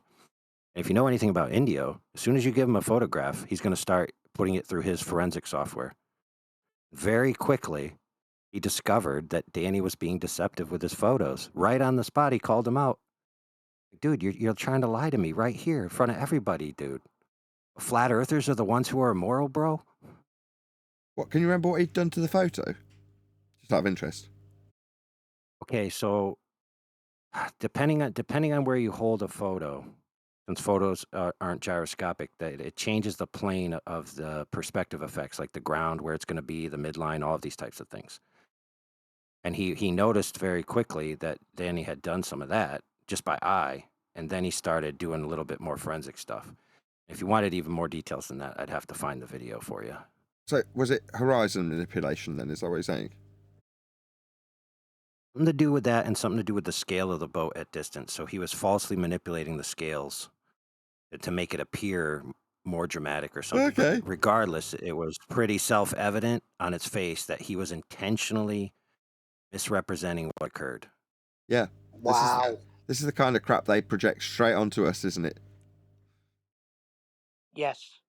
And he busted him. He busted him because Indio has all this stuff preloaded in his computer. Like he don't mess around. You bring him a photo, you better be on point or it's your ass. You put it right in his computer and talk to you live on the air and dissect you.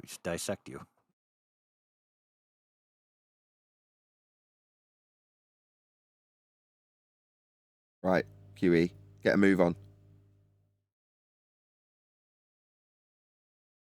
See, he stepped away and he thinks we haven't noticed. When he comes back, he'll be telling us to hurry up. You little stinkers. After all that time, I just walk out just for a minute. Okay, QE, yeah, just son of a... That's how it happens, though. All right, we ready? Yes. We've Here we been go. ready for a while. That's a darn lie. Here we go. Definitely say they probably won't be on the channel anytime soon, based on what I have. Well, anyway, let's just get into the super chats, guys. Hey, Ryan. I'd love for that to happen, though. That'd be a lot of fun. Sorry, what's up? Hey, Will? Ryan. Mhm. Right before we get into super chats, I have made a discovery. It's massive. Throughout this entire experience of the final experiment, He's made a discovery and it's massive. His incoherence level. I can't wait. It's his incoherence level. He's such a doofus. What do you think it's going to be? Anyone taking a guess?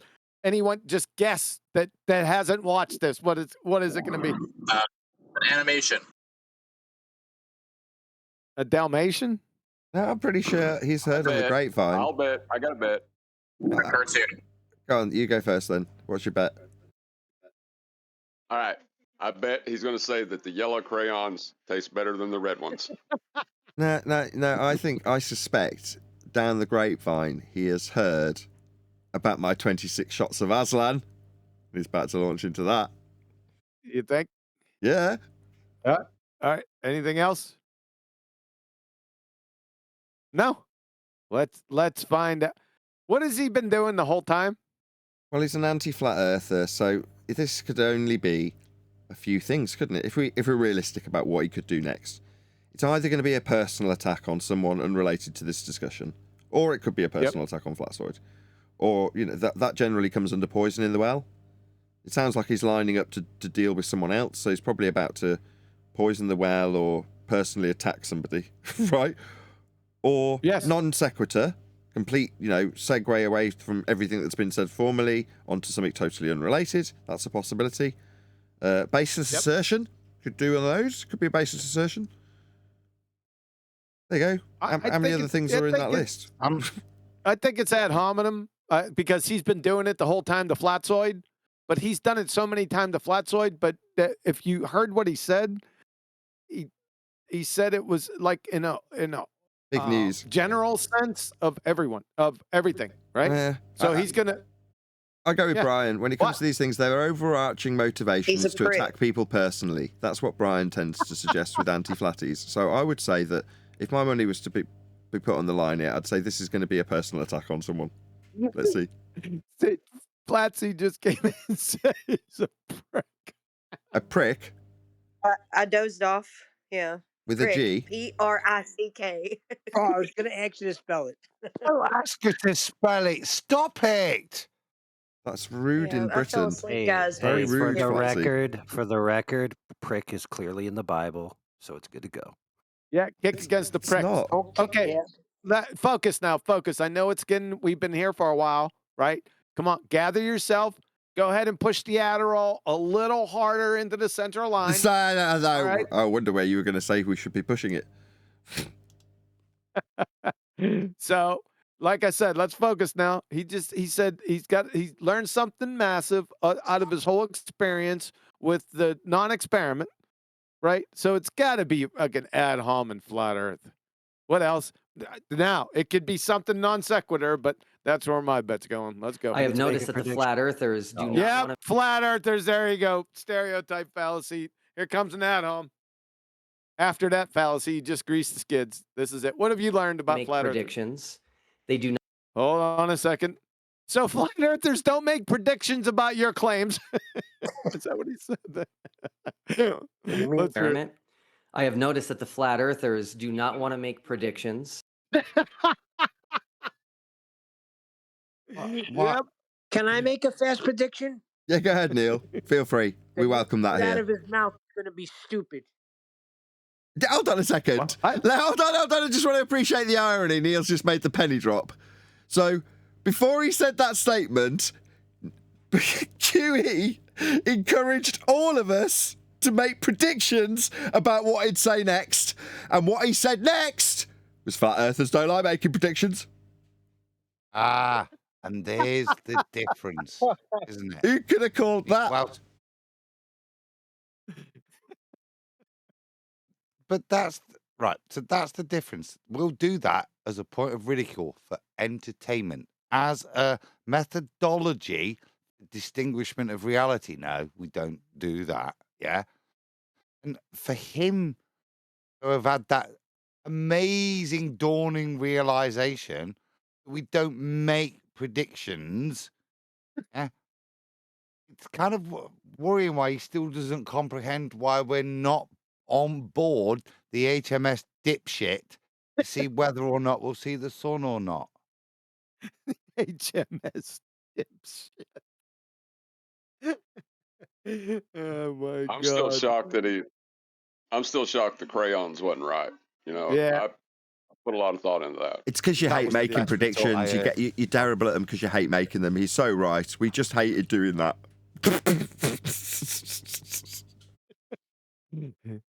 Let's continue. They do not want to show a model. We don't want to show a model. Can you show your model? We'd like to see that. The Globetard model. It doesn't exist, numpty dipshit. And I figured out why. You ready for this? Oh, hold on, folks. He's figured everything out. Flat Earth doesn't. Flat Earth doesn't. I'm going to have to roll it back. No color commentary. This is serious business. And I figured out why. You ready for this? Flat Earth doesn't have a model because you can't model something that doesn't exist. Just let That's his conclusion. I knew it. Okay. My claim is this is what I found out after 9 years. Why you interrupted me? I'm just wanting to vomit in a bucket. That is just. Oh, he's got me back on the ball. I'm sorry. I generally didn't mean to interrupt there. That's just such. That I just ejaculated it out, QE, not even knowing it was actually. I'm sorry. Just a quick question. Gotcha. I understand. But just, I know Adam's interrupted you, but just a quick question. Have they fully modelled DNA? Is it fully modelled comprehensively with all aspects incorporated? There's no scientific model. No. It doesn't this exist. Goes back to a science. This goes back to equivocating with the term model.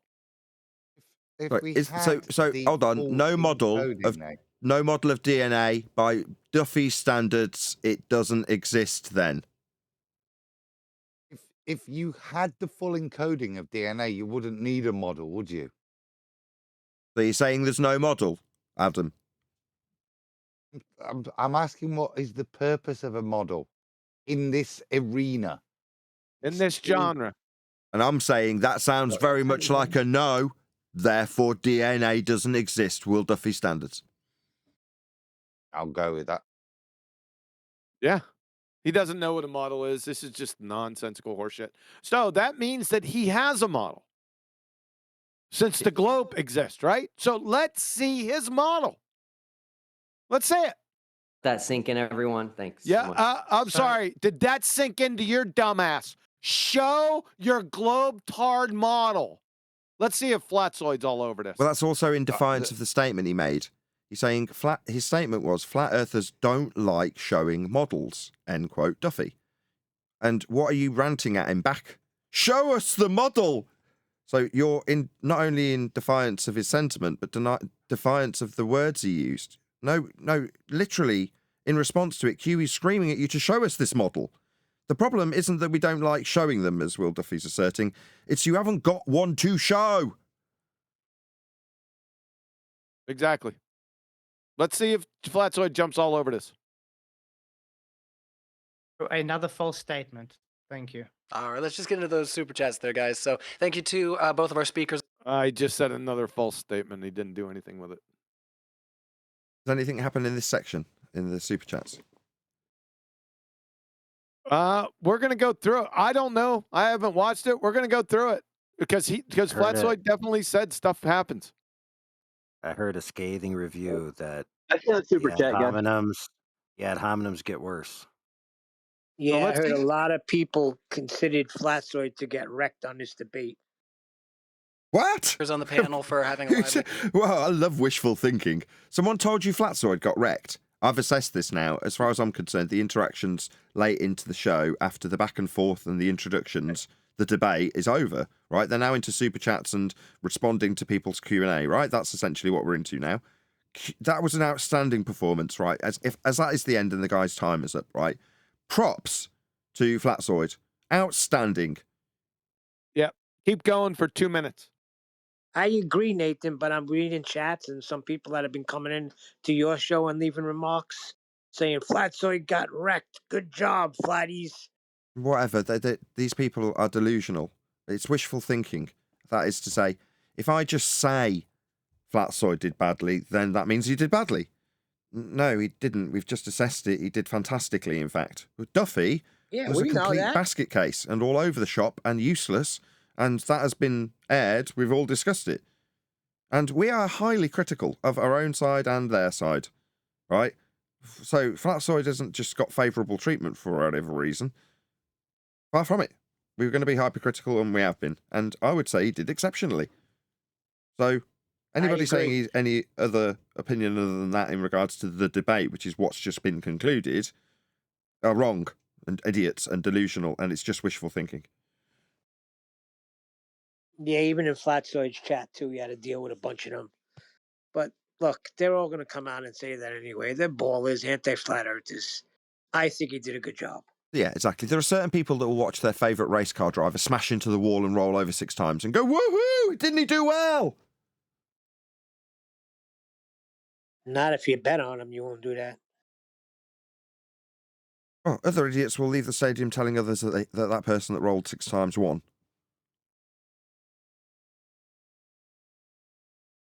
Like I say, delusional. Right, there's an easy way to figure this out. What's the coherent point he made, and why is it the winning point? Anybody out there want to claim it? One of his points was that it got multiple shots of a second law of thermodynamics violation, as based on the rebuttal from Flatzoid, proved that they were real and that we could have a second law of thermodynamics violation. That was his evidence of gas pressure without containment, and the fact that he had multiples, when in fact what he's demonstrating is the violation of natural law. That was his standards. People want to look at that and go, well done. When asked to prove that you can have gas pressure next to a vacuum, you show a picture of the blue marble with gas pressure next to a violation of a natural law known as second law of thermodynamics with gas not filling the space in the picture. You idiots. That's his standard. Garbage. He made a video, the lead up to this debate. I can't remember if it was a week ago, but he basically was saying these are the things surrounding my event that I'm doing. These are some of the things flat earthers have done and some responses I got. And he goes, I think I know why they're doing it this way. And he basically, did a little dramatic pause, and he's like, because there actually aren't any real flat earthers. They don't really believe what they're saying. They're not actually in it for the truth. And then he just starts going on a diatribe of essentially accusations against flat earthers generally, their character, all this kind of stuff. And then I missed this debate because I was working. We were intending to have a watch party in FED. Some guys went, and when I got back, they just were like, yeah, he just ramped up the ad homs as it kept going on.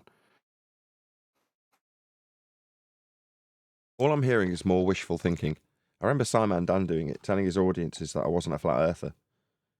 And I'm like, why am I being sent clips of Simon Dan telling people I'm not a flat earther? Yeah, I am.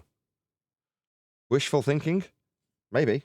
I have a question, and I know I've asked this before, and I just noticed that Flatsoy left, I guess, maybe a while ago. But I'm wondering, has this Will Duffy guy ever made the statement that, or has he ever been asked, would it be a problem for his quote unquote model if this observation is not made? Because I'm sure they're asking Flatsoy all over the place, and they're asking us to accept, oh, if this observation is seen, y'all flat earthers got to give it up. Okay, that's cool. But y'all are the ones who have put all these chips in this basket. So now, is it going to be a problem for you guys? And when I say you guys, I mean ballers. Is it going to be a problem for you guys if this observation is not made? Can we have a little honesty about that? Because y'all putting all these eggs into this one basket, and it's a little weird. Well, not only is it weird, it's the only actual outcome that has a conclusion to be drawn from it. Yeah? If they don't see a 24-hour sun, then a conclusion can be drawn. You can actually form it into a logical consistency, like modus tollens. But they require that observation. That is to say, it's mandatory for a globe, presupposition and reification. Nevertheless, reification and presuppositions aside, it must do that for them to maintain their belief in a globe. If it does not do that, then they cannot maintain a belief in a globe. What about a flat Earth? That's Couldn't give a false. crap. Makes no difference.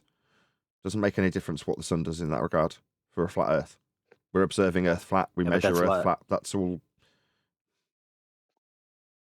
That's logically false. That wouldn't carry that the Earth can't possibly be a globe just because the sun doesn't do what they think it said. It would be devastating to their paradigm, but not to the idea that the globe, an object, exists as a sphere. It would just mean they're wrong about everything about the sky. And if it's true that the sky and the ground are several and not contingently linked, and for a glober to give up the globe simply because the sun doesn't do what he says would be erroneous logic.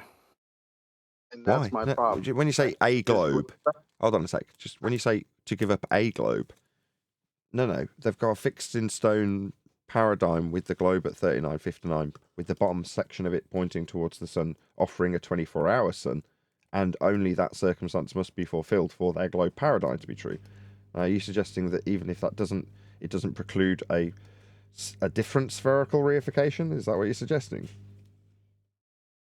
I'm saying if the sky is truly separate from the Earth, and the Earth is what it is regardless of what the sky does, right, and that is true.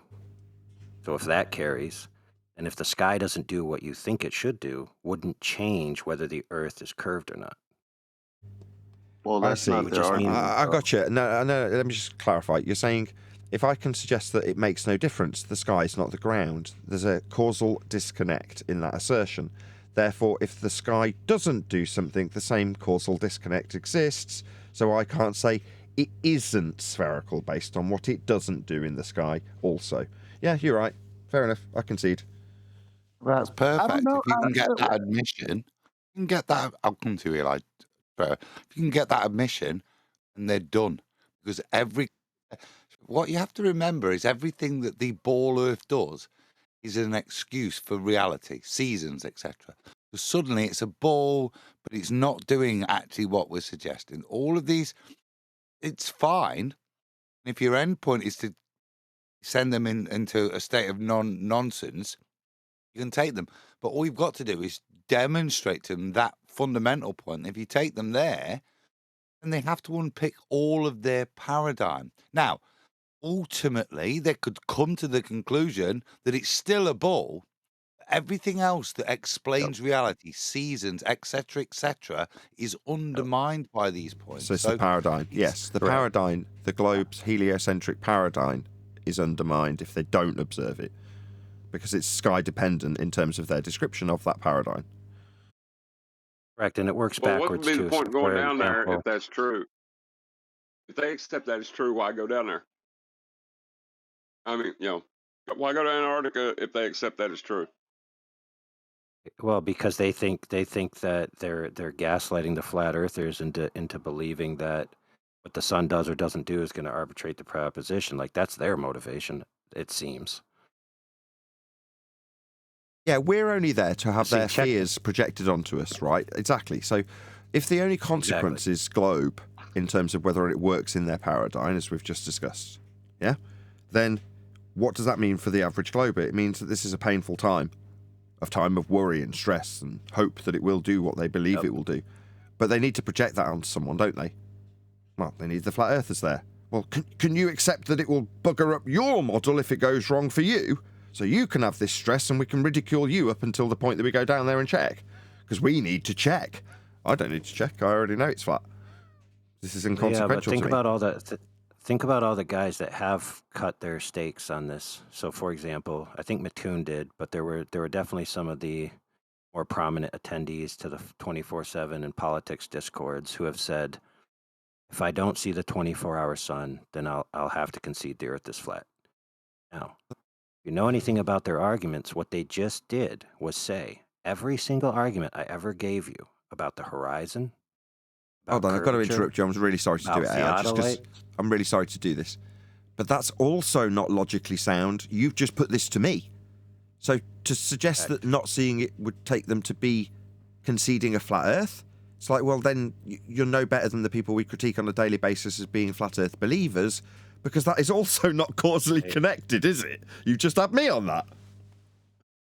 Correct, but that puts a hierarchy on their previous argument. So any argument about the horizon, any argument about theodolites, any argument about anything ground-based, if they truly believe that the sun will arbitrate this proposition, then that means every single one of their claims that they had previously that are not about the sun are automatically false. Yep, I'll agree with that. They have to relinquish it all. They don't have to accept a flat Earth, though, and if they did, it'd be logically unsound to do so. But to relinquish, yes, that's perfectly reasonable. And that's what they should do at that point if it fails. Now, they might see a 24-hour sun, in which case I'd go, oh, that's a turn-up. I wasn't expecting that. What difference does it make to you? Do you believe you're on a globe now? Why would I believe that I'm on a globe? Well, because when we go down to the bottom of the globe to look at the 20... No, I don't do that bit. I don't just assume that we've travelled out in a direction that's with respect to a plane to arrive somewhere at the bottom of a ball to check if we're on the bottom of a ball with a different observation that's not to do with the ground, and logically fallacious to associate with the ground in this manner. Especially with my knowledge of pitch data, which means and actually proves I've not assumed an antipodal position. Therefore, anything I want to postulate past the point that I've already proven is false, which is the antecedent, which I have to assume an antipodal position on a ball to put this assumption of interpretation into effect. If I disprove the first point, which is I've not assumed an antipodal position, as demonstrated by our fundamental understanding of gyroscopes and the pitch data, I don't need to proceed. Irrespective of what I see or don't see, I'm not in the position to validate the observation from the presupposition viewpoint. But it's no different to asking the question with something I do know occurs with respect to the exact same quote-unquote phenomena, if you want to call it that. So I'll put it to you, Adam. Why is there a 24-hour sun?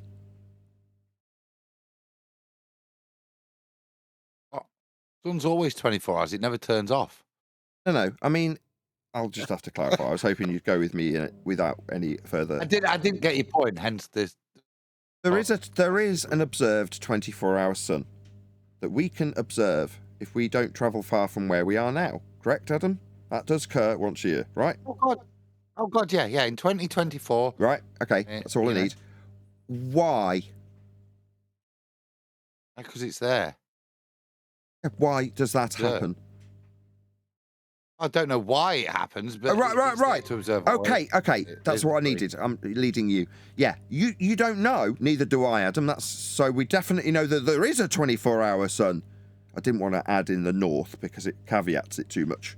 But nevertheless, we can't explain why any more in the north then we will be able to in the south if they see it. But south is a direction on a flat plane, and having something observed in the sky when we travel south doesn't change the direction we travelled in to get it, or the flat plane we travelled across, and can prove with things like pitch data. So, okay, now we've got a 24-hour sun in this other location. That's interesting. About as interesting as the one we see and already knew about. Now, it would seem that we don't actually get an observation of that, and your model, the globe model that's reified from flat Earth measurements, is very much dependent on having that observation that doesn't seem to occur, and has grave, dire consequences for your belief if it doesn't get observed this time around. But beyond that, if it is observed, I couldn't give a toss. It's just a bit interesting. It's a folly, though. Do I care? No. Doesn't make any difference to me, my life, anything about the Earth that is flat and measured as such. I'm still wondering how the I'm sorry, go ahead. Okay, fair. I was just going to say, I actually know the reason why you can see the sun, or if you do see the sun for 24 hours, it's a very simple reason. It's because the light reached your eyes. I rest my case.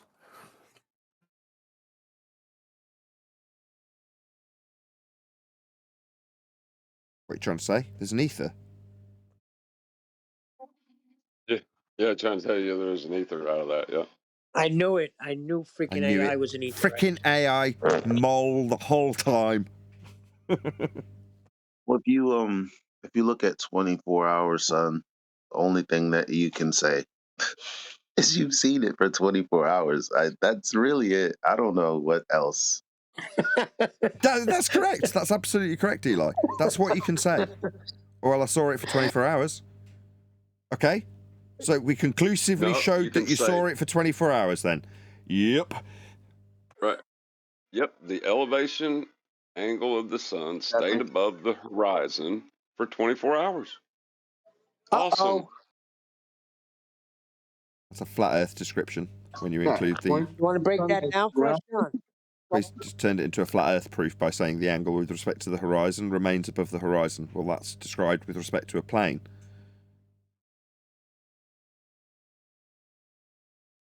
Anyway. So basically you're saying that they're doing this to prove a flat Earth. Okay, good. No, they're not. They're doing it to assume antipodal positioning on the globe side, and I don't know what the flat Earth guys who are going down there with are trying to achieve. It seems very shilly. Very shilly indeed. Sorry, that was me drinking tea. I meant silly. How dare you? What are you doing, Eli? Don't be that person. What? I couldn't give a crap. It's very silly. Yeah, they're well, no, they're just, they have a belief that is unsubstantiated, just like the ballers. They're in the same, jar of dumb. That's all it is.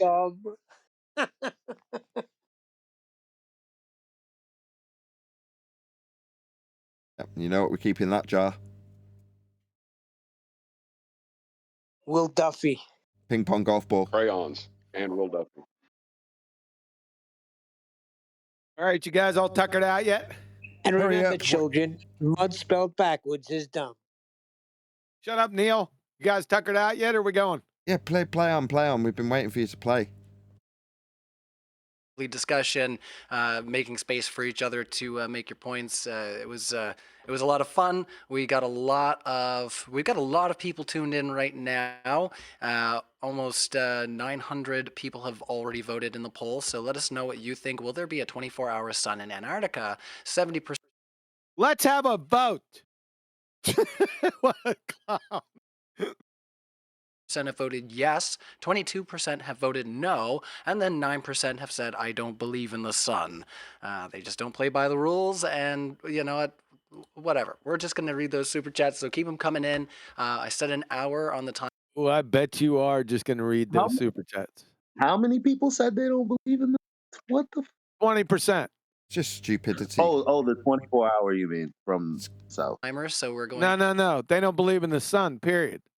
That's to crazy. Do a hard stop there, guys. That is a true statement. At that time. I don't believe in the sun either. Yeah. I don't believe in the sun. It's stupid. Who believes in the sun? It's stupid. Now you got to preface that though, bro. You can't just leave us there.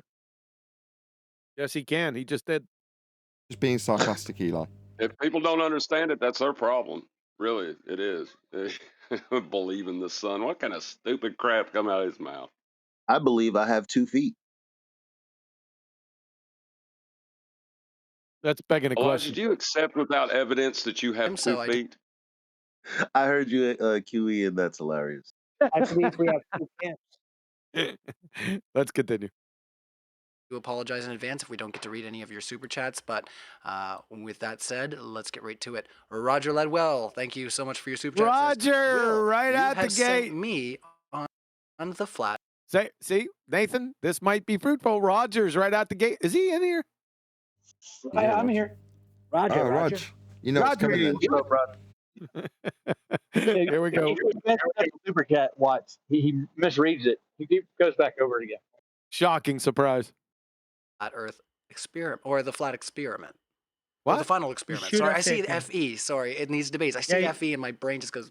Anyway, you should have sent me on the final experiment. Oh, this could be tough. All right. I'm sorry. He's asking if I should have sent him, or is it just a statement? Yeah, it's just a statement. Yeah, I read it wrong, and now I can tell you the confuzzled. context. He Oh, spoke okay. to Duffy a few times, and it sounded like Duffy would like to send him, and it just, I don't know, somehow fizzled out. Never said that. From the very beginning, I picked 24 flat earthers. I had them. We voted on them. We started with Dave Weiss, then we went to Jaron, then we went to Austin. I don't know what he's talking about. Look All at right, the let's just names carry he on. I just don't think, mentioned. like I say, there's too much to get out of yeah, it's not really much of a question. Can I say more statement. bullshit right Big quick? Daddy Globe said, Say again. I talked to him personally. He told me he would take me on the trip if I could raise the funds, but he never got back to me after I started the process. So he just blew me off. I'm not in the script. So he's a lying. liar. Yes. Shocking. says, Will, thank you for the final experiment. You're the man. All right, so Big Daddy Globe Appreciate is, it. Wait a minute. Wait a minute. Are you saying that you, as an independent person, tried to get the funds up for this thing, and he kind of, I don't know, what's the word, gate kept on it? You got all that from you, Oh, yeah. Bloody hell. Yep. Gatekeeping. Seems like they only want the people that are accidentally going to be shills. And he denied it. Look at what he said. He denied it right there live on the debate. You flat earthers, you can't stand for this, man. Come on, guys. Let's go, QE. Hurry up. All he does, I just tried to flat smack the police. He ran off. He's 15 minutes explaining where I found a chisel. And I said, you can hear that noise in the shed. That's my show, talking about flat earth. You want to know about flat earth? He ran off down my steps. He's gone. To be fair, that is At least I kind got of away with getting a ticket. that is something you could train people to do if they want people to make a sharp exit. Ask them if they want to come and talk to you in your shed about flat earth. I mean, I'll be honest, Adam, if you said that to me, I'd probably want to run away. Got me out of a ticket. It's a bit like being a Give Jehovah's Gaza Witness on in the that chat. We regard. appreciate that too. LJ he's coming in to grill you. I know he He's is. back. Thanks, LJ, for Hey, your no, no, support. It says, Duffy, Alright. how much money did it take to sell your soul? Oh, LJ.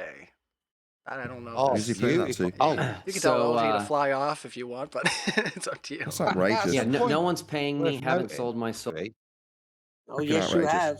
I don't care who that was put to, if it was Flat Sword or Duffy. What an outrageous claim to suggest that any person on screen now has sold their soul. How dare that super chatter? Hey, it's not Jay-Z, is he? No, what are we Goodness talking about? sakes. These people aren't throwing up the devil horns and putting the one-eye Illuminati sign up while they're having this conversation. These are just blokes, right? I mean, don't get me wrong, we've got our grievances with Duffy and we think he's a shyster and a fraudster and all that stuff. But to suggest he sold his soul, bloody hell, it's a bit extreme, isn't Nathan, it? he's denying scripture, Nathan. What do you call that? I don't think that's The him man selling his denies soul. Scripture. Physically sell it. He might end up Renting sending it to a place temporarily. he'd not prefer. Look, the point is, If I you're defended. denying Let me just conclude this, right? I defend Duffy by suggesting that I got the same responses from my uncle, right? So what? By comparison, my uncle sold his freaking soul when he's a baller? No. What? Yeah, you could call him a Bible denier or point out where he's in contradiction with the Bible he should believe in. That doesn't mean he sold his soul. My God. He sold his brains. Factoid. Fair enough. Maybe he's renting it out. Anyway, that's just a super chatter. These people are pricks. Pricks. Pricks. SCROTE. So it's just another baseless claim. I'm guessing he's a flat earther. All right. LJ has another question. Says, why doesn't Earth spin under a hovering helicopter? Oh my word. Okay, so very interesting. That's a trick question, strictly speaking. Yeah? Because the standard rhetoric is that it does. There's Coriolis drift. That's to say, you watch the helicopter drift at 15 degrees an hour because Earth turns underneath. That's the claimed proof of Earth turning Coriolis. Therefore, the rhetoric is that it does turn underneath, or we wouldn't have Coriolis. Now, the question's been put to Duffy, why doesn't it? So that's strictly speaking a trick question. Let's see how he handles it.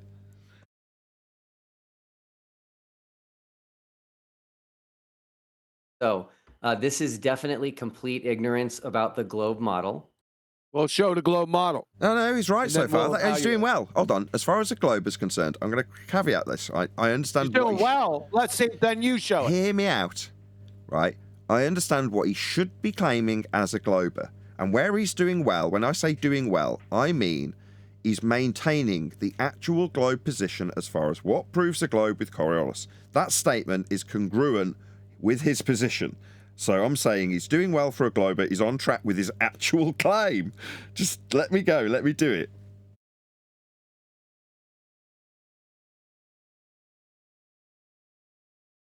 Wouldn't you have to show me the globe model first? Don't talk with your mouth full. That's what I'm thinking. Yeah. But we'll play along. You need to watch a video of somebody that's on like a moving car. You need to watch a video of a moving car. He's already failed. Or a moving train. No, just wrong. go on an airplane. Sorry, stop, When you stop. jump up in an airplane, you don't fly back. Stop. Well, he's failed miserably, hasn't he? No. What is a moving car going to offer? Two separate inertial and non-inertial reference frames, is it? No. He's immediately failed. No. Watching these things aren't congruent with the claims that Coriolis will be induced by a turning Earth. So he's immediately failed on his arse to even understand his own rhetoric of a globe claim that is Coriolis-based. You know what it is? What? Elijah, You know what it is? Elijah, hold off. Let Nathan finish, and then you may go. It's all right. What? All right? No, it's okay. What? Go on, Eli. So you got to be on the top of, a moving flatbed truck like Spider-Man, right? And as it's going around a bend, you have to jump up. And if you survive, if it's going around that bend at 35 miles an hour, I'll give you your argument. This isn't my argument, but fine. I see what you're saying. His position is currently a complete fail in terms of what the globe needs to suggest we prove we turn. The globe utilizes an effect called Coriolis to suggest that we're turning. Him suggesting that we look at something that's moving, that has nothing to do with Coriolis effect, which is an illusion of drift. So he's failed immediately as a glober because he doesn't understand his own claim. When asked about hovering helicopters, that is a clear question about reference frames and turning Earth because it's put to Duffy. His answer failed as a glober. That's it, I'm done. Convolution between When you're in the back reference of a pickup frames truck and and you jump ballistics. up, you don't fly out the back. Holy shit, man. It's your mic is so stinking loud. Yeah, I don't know what's happened to you, Mike. You're suddenly now bellowing through my system too. Yeah, But it was a good, while you turn your gain down, That was a good summary. Yeah, it's a convolution between not actual deflection observed from a non-inertial turning reference frame and ballistic trajectory. Good summary, Adam. So what are the coppers? Did they get you all hot and bothered? He got rid Radio of them. check. Got rid of them by asking them if they wanted to talk about flat Earth in his shed. He rubbed his hands together when he said it to him. He actually ran. I'm off. I turned him down to 100%. He's still loud. Give me a radio check. 1 2 1 2 1 2, Adam. Yeah, this is your microphone, Huckleberry. 1 2 1 2. Holy crap! Give me another one. Right, 1 check 1 2 Huckleberry. No, 2 keep 3. the same ball. Keep the same friggin' excitement, Crayon Muncher. This is your Huckleberry coming in there, QE live. Okay, that's a little better. 85%. So let's go 95%. Yep. All right. Here we go. Or just go on an airplane. When you jump up in an airplane, you don't fly back and hit the back. Right. Hold on. So just to clarify, so this is akin to you and your reference frames are ruined. He's saying if you jump up and down, you don't drift to the back. Oh, so no deflection to observe then, Duffy. So you and your reference frames are ruined, maybe? Dumbo, you're the one who's supposed to have deflection. It's called Coriolis deflection. You're supposed to have it to prove you spin, and now you're saying, on a plane we don't see nothing happen. So, well done, dickhead. Reference frames ruined then. You're as stupid as Simon Dan, Duffy. Yep. Dumber is back. Trying to prove movement? Yeah, So with it deflection. automatically goes to two things that are already moving. That's cute. Yeah.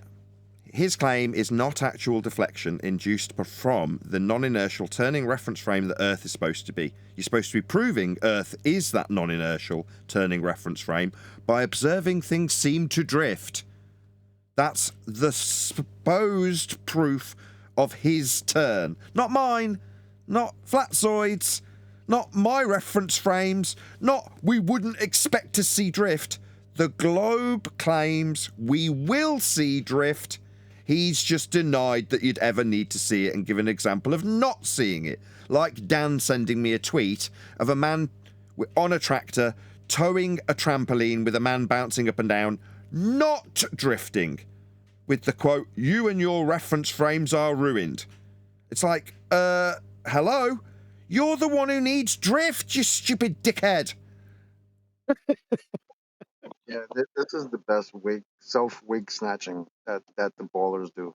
As far as my opinion, this is my favorite one because they literally have a claim of an apparent deviation, and they will literally tell you how it's not there. Yes. So let's put it to Duffy, just in case he gets sent this on New Year's Eve, when this recording will go out, right? For me. I know it's going out live to your audience, QE, but for me, this goes out on New Year's Eve. Anyway, Duffy, hello? So no drift then? You're giving Flatzoid an example without any drift to observe, so we won't be observing it to prove we spin then, numbskull. When you're in the back of a pickup truck and you jump up, you don't fly out the back. It's great. Is that friggin' Adam trying to weasel his way in again? Oh, weaseling in. Don't you turn me down. I got your message, boy. I tell you, I said I love the end of chapter 7. This is right, talking to the listeners here. Last night we're doing this chapter on the book, and you start everything like this one will be dead easy. These are all the points where we're going, and because we're informed and we know it all, and we're pulling each other back, going, no, we've got to say this. We've got to say these are the points why we pause and go, no, we've got to rewrite this chapter and include all of this. Yeah, please don't get onto Globalist, so I don't have to deal with that. Yeah? But the fundamentals of this are so important because this is where Globers will piss in your face and use big words and claim implications to mug you off. And that's kind of the point we're making in this chapter. They will try and mug you off with a reversal of the burden of proof fallacy. For you to even be able to recognize it, you've got to know their rhetoric inside out. Aye, they do try to mug you off. Mug you off? Would be in Dorset, would it? When you're in the back of a pickup truck and you jump up, Can you don't fly anyone, out the back. It's called conservation of momentum. All right, pause. You wouldn't know the difference between a conservation of momentum and a chartreuse windsock, you moron. What the hell? Conservation of momentum. I want this idiot monkey to define the conservation of momentum. Now, is that linear or angular? Is that Coriolis effect? You clown of an idiot dumbass. Before you lose your rag. Sorry. The globe claims Coriolis effect, though, doesn't it? Yeah, not I conservation. don't know, do they have momentum. reference frames on a globe? Yeah, you need to. Is there such things as reference frames on a globe? No, you get those on a flat plane. Hold on, Adam. No, John, you get those on a flat plane only. This description of non-inertial and inertial reference frames will need flat planes to describe it, just to clarify that. But just to Adam, right, or QE, who's getting very irate about this because he's now talking about conservation of momentum. Sorry, just to reiterate. What's the globe claiming proves its spin?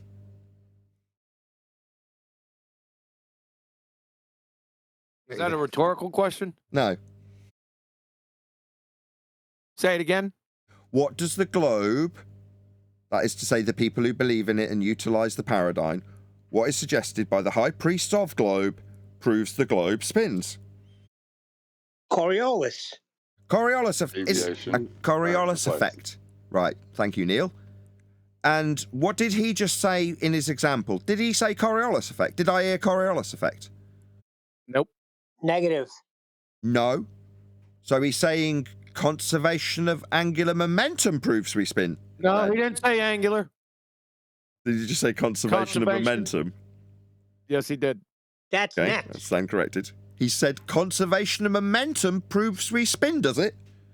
Well, besides violating the first law in their paradigm, when they describe it with the air increasing velocity as it increases radial value, it has no bearing on the actual globe rhetoric, which is Coriolis deflection. That is to say, a deviation, which he's saying won't be noticed, won't be observed, and is explained, this non-drift that he's just explained won't be observed with conservation of momentum. That's not proving we spin. No, it's the complete opposite. Okay, so to invoke conservation of momentum, how many reference frames must you have? 2. Just the one. Conservation of momentum applies to an inertial reference frame. Correct. An You inertial also have frame is one that is not accelerating. Now, in their claim, they're claiming that they have an accelerating reference frame, right? It's rotating, which means it's non-inertial. Therefore, the idea of conservation of momentum is not applicable. Yep. Something that's rotating. Exactly. I didn't know that. You got it. I didn't know that. This is his retardedness. You didn't know that. I went No. over that with Hillbilly Blue Balls, the redneck retard, a.k.a. the photosynthetic redneck, a.k.a. Mr. Gumby football field, years ago. That is over and true. over again. No, You don't fair even get enough. I forgot that I was telepathically connected to Hillbilly Blue Balls. Yes, my bad. I've got to give kudos here. I didn't come to that conclusion on my own. I heard that from QE and remembered it. That when some muppet pulls out conservation of momentum on a spinning reference, on a non-inertial reference frame that's rotating, I can say, well, it's not applicable here. You absolute physics retard. Yep. Well, it's worse than Yes, that, isn't sir. it? Hold on, it's brilliant. It's worse than that. The description's No, reference to the inertial frame, did you say? Only. That's correct. So it can't be moving then. Correct. That's brilliant. There's I a whole, absolutely love this. there's a bunch of peccadillos with this one. What? Why over there? This is great. There's very few shortcuts in Coriolis. That's great. I love that. Conservation of momentum is derived from Newton's third law. Newton's laws that are all debunked only apply to inertial reference frames. Well, yeah, I didn't know that. All of Newton's laws. All of them. This expands. Okay, so if you want to say Newtonian gravity, which has got something rotating around everything's moving. So all of those laws are non-applicable. What you want to apply them to. There's another little peccadillo here too. I might want to share this. Go one. on, go on. Hold Oh, this is good. This sounds good. Yeah. Oh, I'm intrigued. Go, Yeah. go, go. Yeah, it's really good. 1 second. Maybe taking a second to find it. I really want Where to are have you? some fun Where? beforehand. What reference frame is the inertial or non-inertial? See what they say. Non-inertial's Have fun with it. non-inertial's rotating. So Yeah, I know. I mean, ask them that. Oh right, yeah. This is sorry, my bad. Chocolate. It wasn't. You were putting it to me. You were saying this is what we'd put to them. Yes, exactly. I'm still searching. Did you know? Did you know this, Chocolate? Am I just late to the party on this one? Yeah, QE's went over this before. Heard it. Oh, okay, well, it's new to me. But what a great little shortcut. Hold on, you're saying conservation of momentum, angular or otherwise, linear or otherwise. Conservation, in terms of this Newtonian principle, relies on you describing it in the inertial reference frame. So it's not going to be moving then. What? Yeah. Well, you know Wicked. what's worse than that? They accept that it's described from an inertial plane. Yeah, it needs a flat Earth. Accept that. Yeah. It gets better. That's what I'm saying. This gets better and better. Oh, it's going to get even better. Yeah, because it's transit of the object across the linear plane and then an objection angle and then the maintenance. If you see Walter Lewin present this is why I said earlier, this is all false, even when Walter Lewin presents it, because it's not conservation. Because if there was conservation, because the object sends out at a different angle, it would never land back on there. It's an amalgamation between some conservation, which is minimal because you find it through resistant medium, but also the impact of the ballistics. This is the parlor trick that Walter Lewin presents, that people think is an example of conservation. No, fire something out with force whilst accelerating. You've got two things to accept there, whilst it being a demonstration of just the maintenance of one of the forces. Whole of this physics stuff is a sham. Gotcha. Because in my mind, it needs two. That's why I instinctually answered two. And you're like, no, one. I'm like, hang on, it does not compute much. And then you explain that this principle is described only with respect to the inertial frame of reference. That's a flat Earth prerequisite that requires it to be described as not moving. Great. This is ace. From the accelerating, not accelerating. From the Khan Academy. Hold on. From the Khan Academy. In physics, the term conservation refers to something which doesn't change. This means that the variable in an equation which represents a conserved quantity is constant over time. It has the same value both before and after an event. There are many conserved quantities in physics. They're often remarkably useful for making predictions in what would otherwise be very complicated situations. In mechanics, there are three fundamental quantities which are conserved. These are momentum, that's linear momentum, energy, and angular momentum. Conservation of momentum is mostly used for describing collisions between objects. That's not the best part. This is the best part. So just good, as though. with, huh? I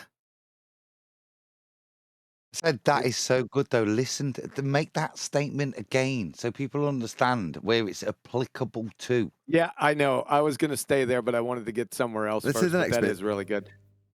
No, I'm not doing it. I'll repeat it. Conservation of momentum is mostly used for describing collisions between objects.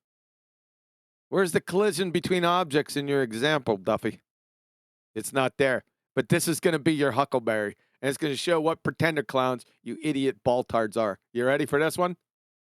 Just as with other conservation principles, there's a catch. Conservation of momentum applies only to an isolated system of fucking objects.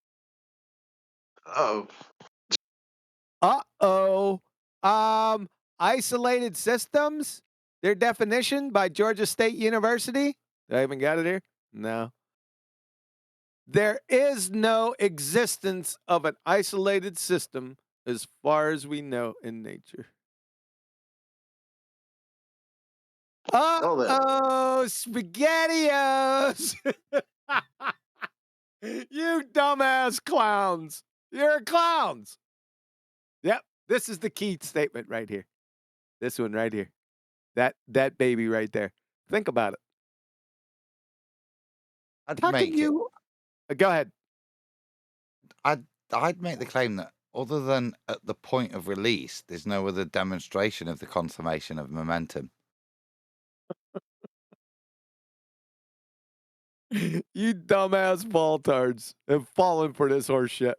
It's contradiction after contradiction. Thank you very much. Have a nice friggin' day, clowns. This is very, very basic stuff. So when a helicopter takes off, and when a plane takes off, it's still moving. Oh, hold up, what are you gonna do? What's he gonna do? It's gonna be going backwards. When a helicopter takes off, it has to apply the reverse gear to make sure it's hovering. Otherwise, the conservation of momentum caused by the Earth it's just taken off from will be throwing it forwards based on an angular momentum rate of. Shut up. Let's hear if he goes there, Adam. Don't interrupt this. Let's just see if he gets there. Let's see if he gets there. Play.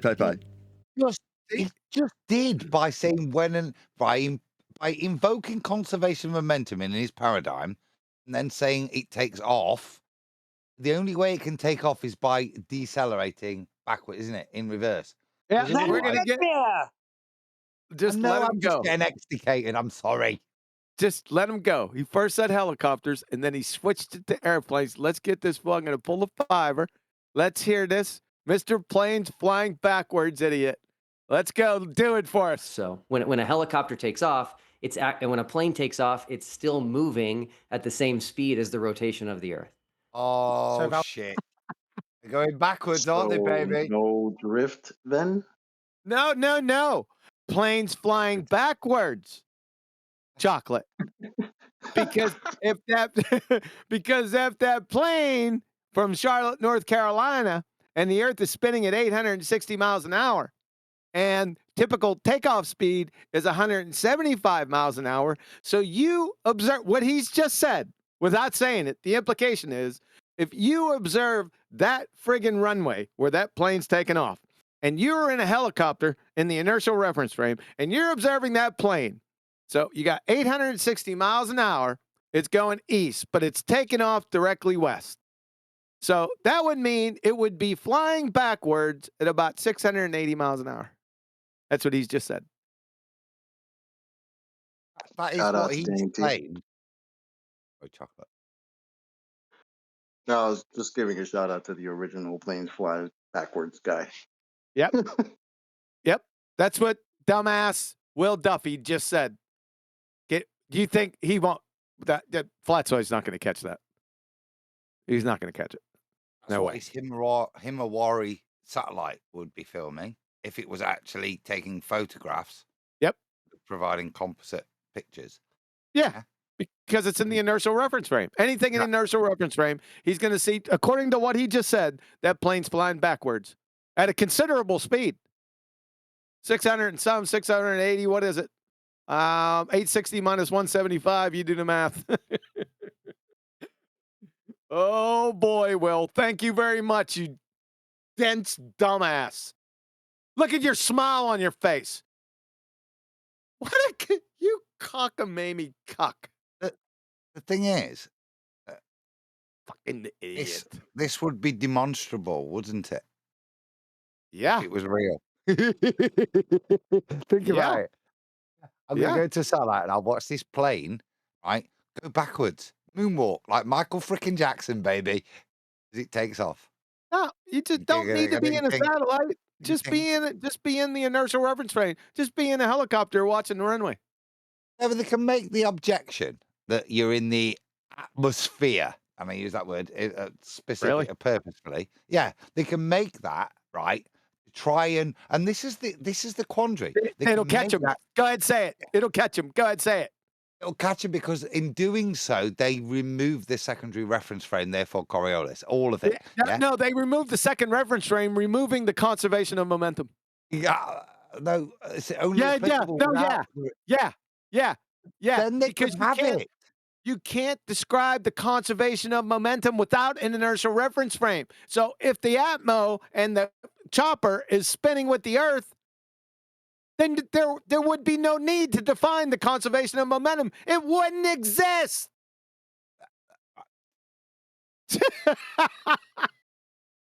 They invoke. You need an inertial reference frame, dude. Such a cluster screw. It is. It's a reverse. It's a reverse stuff stickler of megalithic proportions. Maybe he'll do us a favor and go to hurricanes next. That'll be dope. Oh, that's it, isn't it? Oh my God, this just keeps getting better and better. I'm sure glad I'm going through these super chats. Velcro there. Yeah. Can you explain the tangential velocity with elevation? No. I don't even know what that is. He doesn't even know what that is. No, that's the first time that little shithouse has been honest. For real, right? It's the first time he's actually just said, no, I don't. Props. Yeah. Props.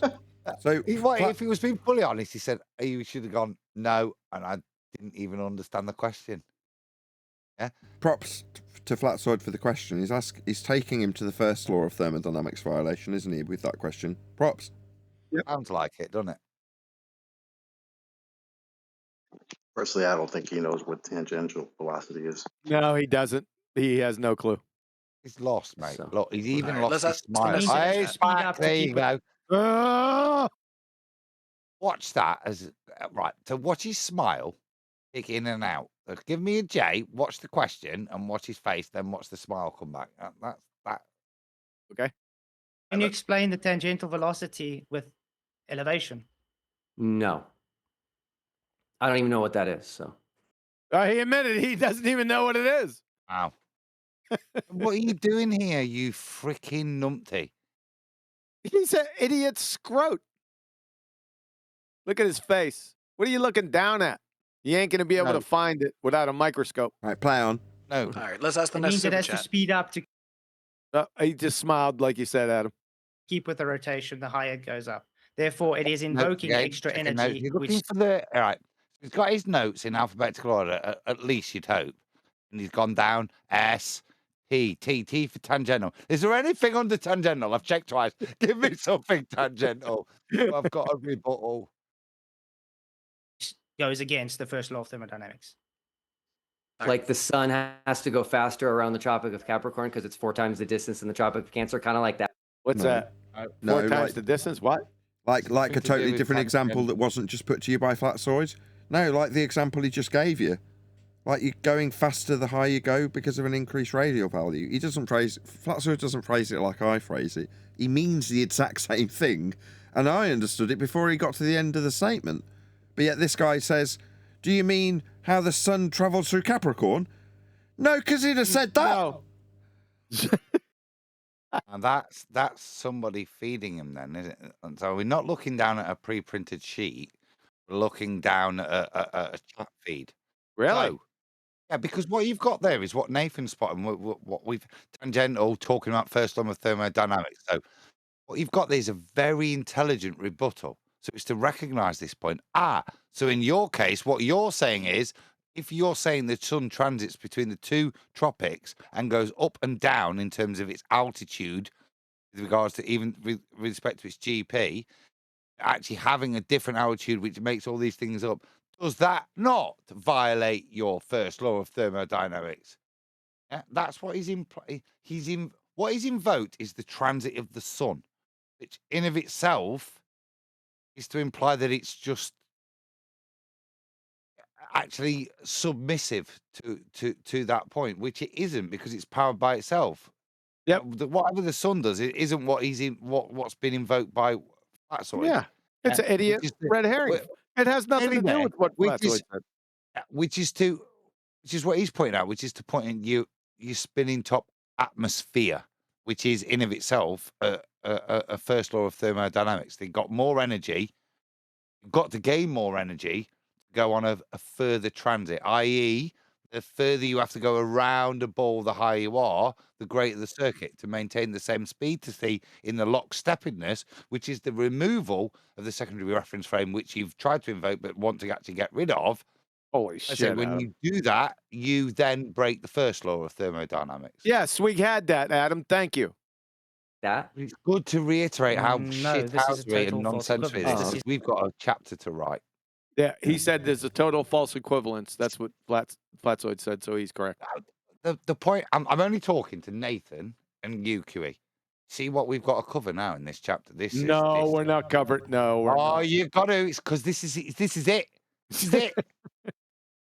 Yeah, this chapter is gonna. That chapter in the book is gonna be like. It's gonna be a quarter the of the equivalent book. of 18 other chapters. That's right. This book is going from housekeeping and all the different chapters and all the different associated subjects and talking with great reference and citation to that plus an extra quarter of a book on Coriolis effect. Yep.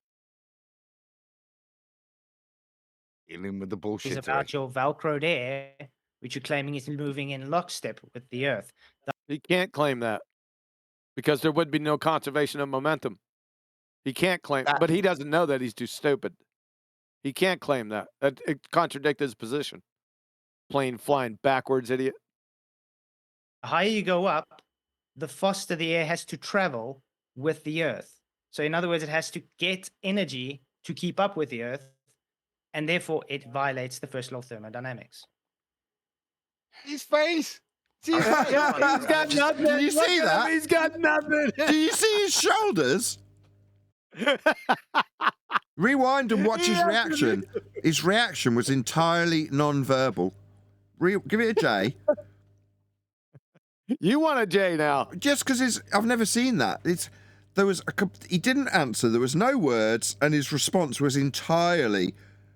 I have nothing. I've got nothing to say to that. His shoulders went up, both of them at the same time. That was his response. Watch his non-verbal reaction. Let's get it bigger. Get energy to keep up with the Earth, and therefore it violates the first law of thermodynamics. There it is. All right, let's move on there. Oh, Yes. what a great bit of moderation. Yeah. The opponent shows as Nathan says, non-verbal communication, which shows absolute defeat. And he comes in with the only time, it's obviously popped out his backside 15 minutes ago. He's lost it, a little bit of excitement, and he's now lucid. Yeah. And he go, oh, I'm back in the game. Let's move on. He's reading super chats. He wants to move on to the next super chat. Fair enough. Let's move on. But that was an absolute annihilation. And that's Look at the their point. faces. Hold on. Go. Hold on, Adam. Adam. Hold on. Chocolate, did you have something to add to that? I just think it's so ridiculous, right, that he wants to move on. Because I would almost guarantee if it was the flat earther that made that face and shrugged his shoulders, like, I don't even know what the hell I'm talking about. We would stay right there, right? But you want to move on now because it's this guy? Piece of shit. Neutral platform, Chocolate. Neutral platform. Yeah. Sure. He's a I prick. sell geometric horizons too. I knew that was coming from So what? Flatsy. I knew it was coming. I want the What floor is he, to kneel Flatsy? for a second, dude. A PRICK. Prick. He doesn't care. He doesn't care. Now you've demonstrated you don't care about our sensibilities, even though we outline them to you. Well, you wait, Missy. Yeah. Neil, let him speak, please. Good. What happened? Sorry, it's me. The other Neil. Neil number 2 is talking. Yeah, I was gonna say that this was the part where I prefaced earlier that Will Duffy and the moderators kind of get together to not answer any questions and then just move on because they're not answering any questions, and then they're both laughing at each other. So that's why I wanted to preface earlier yesterday. That was absolutely clear from what I just saw just now. Like, all right, let's move on. After this guy shrugs and smiles all nervously at the camera because he doesn't have a clue as to what Flatso is talking about. Yep. Hilarious. Yes, sir. I was injecting. I thought you guys were ready to move on and wrap up, but sorry if I was cutting you off. Second best of all. Whoa. Alt. I don't often like to waste the J. genuine, this is a point that's worthy of a J. To go back to Flatsoid's question, watch the opponent's response in the modern day debate, and then watch the neutral outcome media do what it does. It isn't to moderate, it's to actually, at the first point, we've got a good salient thing that's worth discussing, move on. This is really worthy of highlighting modern day debate. What the fudge are you doing? Is it a fentanyl suppository?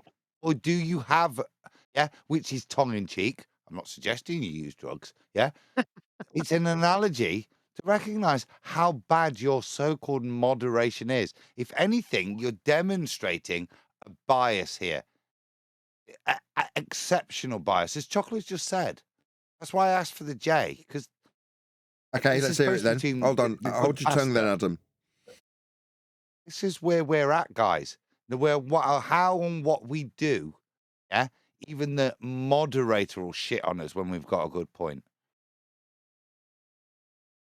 I got another gripe for the moderator. With the Earth. Hold on. Oh So in other my words, it has to God. get energy to keep up with the Earth, and therefore it violates the first law of thermodynamics. All right, let's move.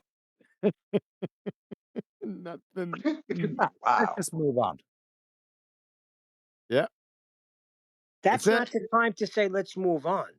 That's the time to drop anchor. Exactly. How about if you were a moderator there? Okay, so how do you take, if you wanted to interject there for no random reason, which is what he's done, and then you would at least, as a moderator, put it so well. What I just heard there was fundamentally what you're describing with your lockstepped sphere of your rotating ball Earth is that it's a fundamental violation of the first law of dynamics, if I was paying attention. How do you respond to that? Or you could go, okay, like the shoulder movement, Will, let's move on. Any chance he's laughing at the fact that it's not thermodynamics, it's the laws of motion? He said the wrong dynamics. No. The point is, it'll be a first law of thermodynamics violation for the upper atmo. They're spinning atmo to spin faster than the lower atmo. That would violate the first law of thermodynamics. That is, energy is neither created nor destroyed.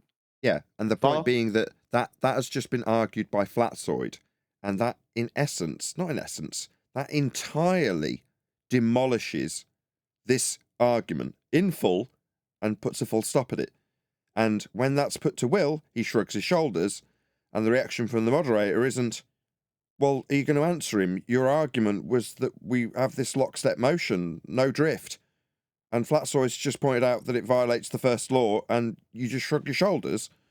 What gives? What's your answer? Come on, Will. Surely you've got something for him in response. It's the debate channel.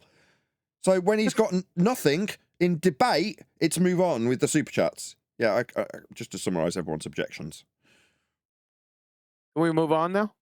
No, let's double down on this. Let's double down, triple down on it, because this is the point. We're screwed, guys. Did you just hear that? You want another J? Validation with the first law of thermodynamics, a shoulder shrug from the opponent. Modern day debates moderator with retorts with, we move on here. Yeah, I bet you freaking would, wouldn't you? Because we'd hate to unmask your ball, mate. You unbiased. He's looking dead at him too when he does it. Do you want another J? I'm going to take it again. Do it again and drill it home. What a bunch of scrotes. But let it play. How crap. Let it play out though, Adam. Moderators are. Yes, but let it play out after, like, give it another 10 seconds after the fact before you interrupt again. Just let it go. Okay. So in other words, it has to get energy to keep up with the Earth, and therefore it violates the first law of thermodynamics. All right, let's move on there. I was injecting. I thought you guys were ready to move on and wrap up, but sorry if I was cutting you off. All good. Second best, Bob. You were injecting. What's that mean? You were injecting. What? Huh? Yeah, Adam, you're right. Where you're saying he's not paying the slightest bit of attention, he just won. That's to say, Flatsoid annihilated the position and the rebuttal and the claim in the first instance, based on that super chat responded to by Will Duffy. And what did the guy from Modern Day Debates hear during that? Oh, I thought you guys were ready to round out. Hello? So you weren't paying the slightest bit of attention then? Because from that back and forth, you gathered up that they were ready to round out, did you? No. No, you're not in the slightest bit concerned that there's been a response from Will that is literally him shrugging his shoulders after making an overt claim that the Earth and atmosphere travel together like a plane, nothing would happen if you jumped up and down. Then the response, first law violation, mate. What's that, lads? I thought that sounds like you're ready to move on. No, it shows that you're not paying a slightest bit of attention. And that's right off the back of him not knowing what the tangential velocity that Flasoid just brought up. Yeah, that's the second one in a row. You got it. Yes. Yeah. In an argument about rotation that you're not even supposed to be having. You're supposed to be talking about Antarctica, aren't you? Yep. Okay. He's done. He's finished. Right, let's listen to but the moderator, let's get a solid 60 we say seconds. It, everyone sees it. Let's get a solid 60 seconds. You want me to do it again? Play it. Just play it. I'm saying hopefully no one will interrupt immediately. Are you talking about play it again? No, just press play. Oh, okay. It says for $5, Flatzoid blocks me from his channel for asking questions. Ask him why. This is Oh, brother. second Okay, best so Bob. I don't know. here, look, I want to give apologetics. That's as a good solid minute. somebody that's run a show. I know, but it doesn't matter because it kind of that's the apologetics he needs, right? And the apologetics is non-appreciative wanker. He's got no interest in what his two guests are saying because the reason he's interjecting and put his hand up and then apologizes, oh, sorry, I thought you was done. It's not because he was listening and he actually mistakenly thought they were done. It's because he's got a super chat shout out and he's 5 minutes over already shouting out his super chat time. Yeah, that's the reality. This guy's not interested in debate.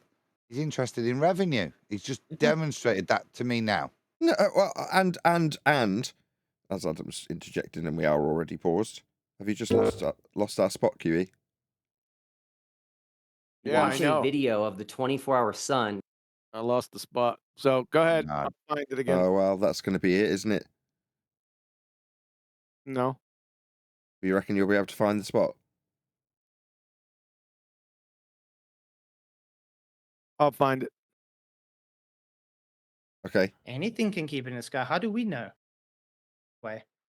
And that is so wrong. How many people are poor? Oh, yeah, that's fun. All right, let's carry on, guys. Yeah, that's fun. Yeah, so when these things come out like in 103.51. Thank you, Adam. Of course, you got the live stream to reference. Awesome. Yeah, what just happened was Earth spins with atmosphere. First law of thermodynamics violation response from Flatzoid. I thought you were going to end, says the moderator. And by the way, I got a super chat that says Flatzoid's a cunt. Yeah, but he's doing it deliberately. It says for $5, Flatzoid blocks me from his channel for asking questions. Ask him why. This is second best Bob. I don't know if you want to say anything to Bob or if you want to carry on. Wow. Last time I checked, Bob was on my stream last night, so I'm not sure what he's talking about. I'd like to say something. Flat Earthers claim. Here we go. Another attack on flat earthers. Yep. Stereotyping fallacy. What the actual fudge has just gone off there? I'd like to interrupt you destroying the ball earther with an ad hom fallacy, which is instantly dismissed, and then you allow the opponent to interject with further ad hom I'm suggesting what may come. But Flatzoid actually just rebutted it. I don't know what somebody's on about because Bob was on my show last time. Even if what is going off? What the Adam, Yeah. you're not appreciating. You're not appreciating how neutral this platform is. In the neutral platform format, if a flat earther gets a blatant ad hom from a super chat and tries to defend it, it is perfectly reasonable that the guy who just got smashed to all pieces in actual debate interrupts him. Yes, sir. What gets me the that most there is censor- that whoa. This guy, host, moderator of the debate, he's come in and he said, "So sorry, I mean to interrupt there." He's not actually checked whether there was an interruption and whether the guests should carry on. He's just come in and, oh, by the way, super chat here. That's all. You're a dick. Anyway, you agree, Will? Is he a dick? Is this where we're at now? Censorship of flat Earth because it's true. In my year of doing the final experiment, people keep. In your year of doing final experiment, you haven't done it yet.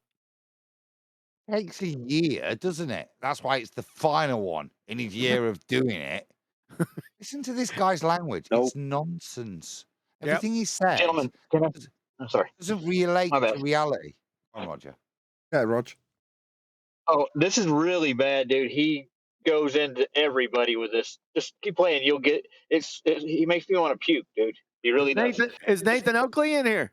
Can we get a solid minute of just nobody interrupting so we can get the gist of this? With Adam in here, no chance. Do I get? We gotta make a correction. Important question, AI. Excuse me for a sec, Roger. Yeah. I know I've heard you interject on different evenings that Nathan gets. Did me or QE get a mention? Does Brian get a mention? Does Neil get a mention by these people? Never. Bored. Just indicted by inference, not actually. Got to stop talking, Adam, for him to answer.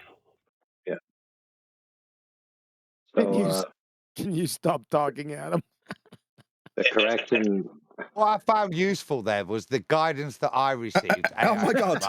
Right, Adam, you've just put something to Roger. I don't know what's going on, but you've just asked Roger something.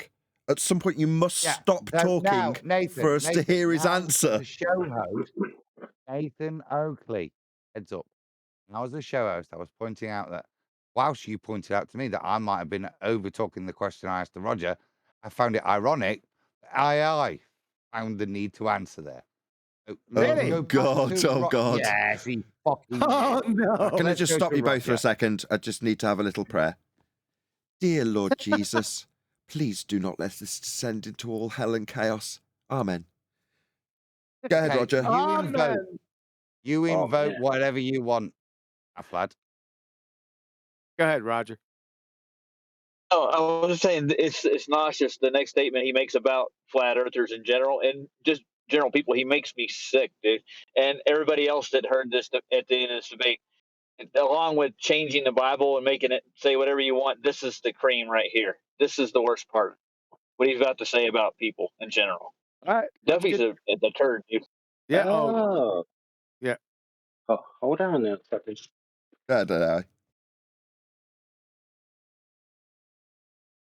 Did you want to add something, AI, before we press play? Because I want everyone to get everything they want to get out so we can at least get 60 seconds uninterrupted once. Heard that it hasn't happened yet. It has started already. That's what Will Duffy said, like I told you the other day, with his own face. Yes. Final experiment isn't about what happens in Antarctica. It's about all the social effects. Yes, you did say that. Yep. That's what's happening now. What was his admittance that I pointed out? I've been conducting. Yes. So what's going to happen when they do see a 24-hour sun? Study at best is what he's now claiming. He's trying to turn around in his arrogance. This twat, a bit like the psychologist Nathan pulled up. They can analyze this shit. They're so much more superior than us. Have a look at yourselves. These guys' behavior, the psychologist Nathan analyzed, look at their reactions. Yep. If psychologists ever wanted to analyze something, it's how do people deal with the truth when it opposes their paradigm? What measures will they go to? Will they electrocute the liar? Do you get me? That if you want to ever look at history, will look at this. We're just people that have found acts, keep stating them as frustrating as they are. That's a reification. That's a reification. History's not going to look at this. Okay. So what happens if they do see a 24-hour sun? You. Hold on, someone's asking what happens. What's going to happen if they do see a 24-hour sun? What's going to happen if who sees a 24-hour sun? When they do the final experiment. They'll get severely sunburned. That's not an experiment. When they finally do see it, then Jaren and Boy Zero Skygrifter, a.k.a. Mr. Ping Pong Golf Ball, will announce that we live on a globe. That's what's going to happen. If there's a 24-hour sun, I think that's a fair prediction, given what they're indicating. Or were you asking in terms of real life and actuality of the nature of the ground we're standing on, what happens? Is that what you're asking? Yeah, so like let's just pretend it was, it happened yesterday and they saw a 24-hour sun and they all agreed that they saw a 24-hour sun. General consensus, I'm just asking generally, what will you guys say about it? I would say exactly that. I'd say they saw a 24-hour sun in Antarctica. That's what I'd say. And that'd be such but a what does it question mean for flat Earth? Hold on, Adam, just one second. Hold on, Adam. Go ahead. Say that one more time. But what does it mean for flat Earth? Nothing. That it's still flat. Doesn't mean anything. Measured that way. Hold on. He's asking specific. Hold on. Just wants one person to answer him. Your question is, what does it mean in terms of flat Earth? It's a sun observation. You appreciate that, right? Yeah, I appreciate that. But you've said that you can't have a 24-hour sun on a flat Earth. Again? Who said that? Nathan has said there's when did I say that? 24-hour sun. When did I say that? Oh, I'm not sure what it was, but I've seen an actual clip of Okay, you saying that. you've just announced that I said it though. So can you quote when I said it, please? No, because it didn't have I didn't notice the timestamp on the video. It's a video of you sitting on a couch. What was the video that I said it on? Oh, I'm not sure. The video of you sitting it just seems like you're your house or your parents' house. Just excuse me. I'd just like to object. Now, given that I'm not making up crap that you haven't said and saying you've said it, I could just object to you not being able to back what you've just claimed I've said. You've just said I've said something. Prove it. Or take it back. I'll go and see if I can find the footage then. Yeah, Would it not be pertinent upon you to do that before you said it? Would it not be reasonable to do that before you said a quote? Are you saying you never said it? Say it again, and let's see if it matches what you said the first time. What did I say exactly? I can't remember your exact words. No. So you quote me, and you can't remember the exact words. End quote you. Shut up. Sit down before I lose my temper with you. So have you never said anything like that? Can you just shut this man up? Never said anything. How dare you? You don't know, so don't quote me. How dare you? I can't put my hands. Shut up! Right this second. Shut up! Shut your stupid lying mouth. Just yes or no. Shut your stupid lying mouth. Anything like that? Why isn't anybody shutting this lying bastard up? He's infuriating me. Don't quote me with shit that you make up that I've said and say I've said it, and then when I push you to task, you tell me, well, I actually don't know what you said. Yeah, that makes you a lying bastard piece of shit. Do not make up stuff I haven't said.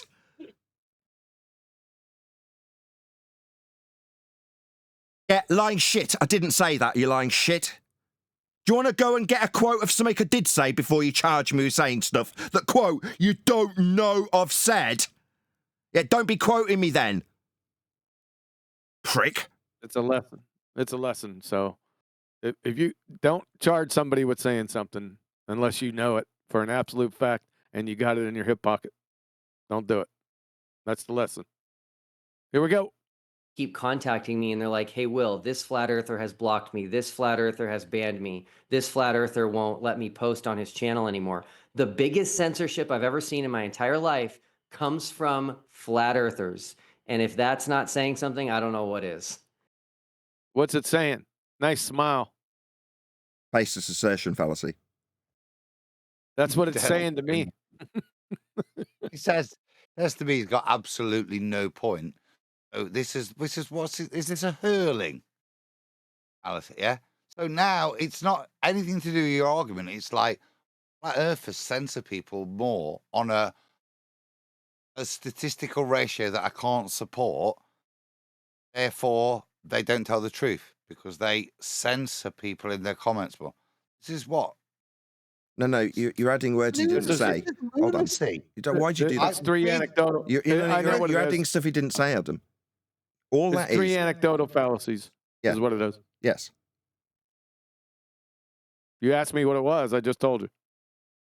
That's all it was. He's an idiot. Okay. Would you not block someone who comes and literally just posts negative comments about you and swearing and going crazy because they triggered ape shit because they're taking away the globe away? Never. No, he wouldn't. Well, I've got people literally.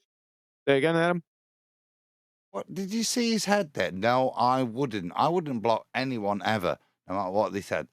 It's a reasonable point, even though the point that Will's put to Flatsoid, which is wholly unreasonable regarding a conversation, he's now lying. You wouldn't block anyone. No, I'd never, ever, ever block anyone. What?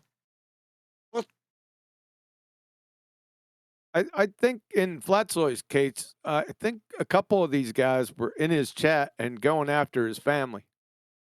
It doesn't matter. You don't have to justify as a channel owner why you block. Why you block and it's someone. irrelevant. But Will's just said he'd never block anyone in rebuttal as to his indictment to Flatsoid of, obviously flat earthers are full of shit because they block people in their channels. In fact, here's my unsupported fact: they block people more than anybody else I've known. Yeah, this is just nonsense. Yep.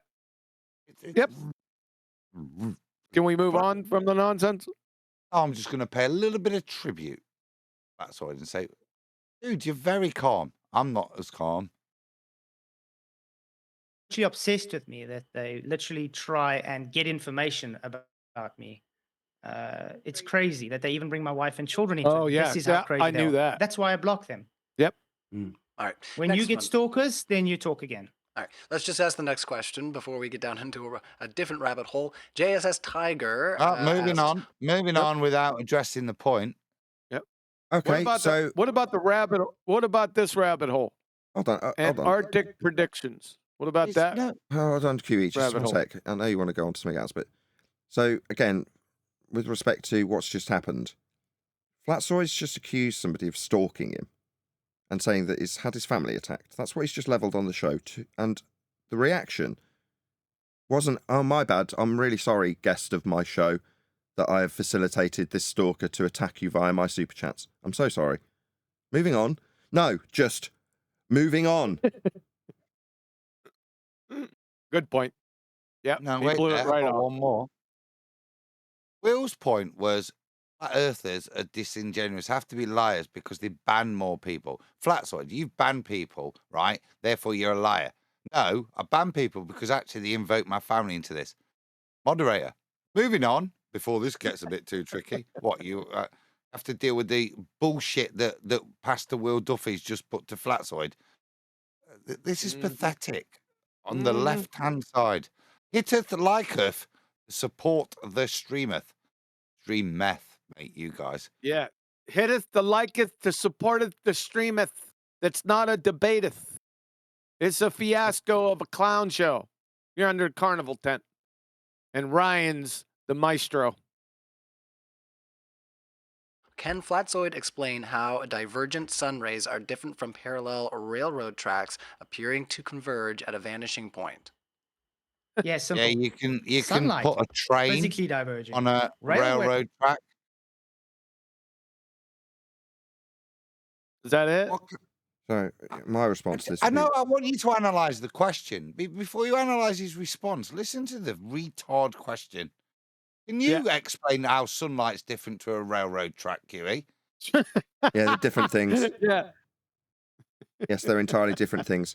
But why am I being asked this? Did I make a claim about how railway tracks and sunlight and how it's associated with one another? It isn't. They're different things. Proves a flat Earth. Did I do that? Would be my response. Yeah. Railroads apparently converging.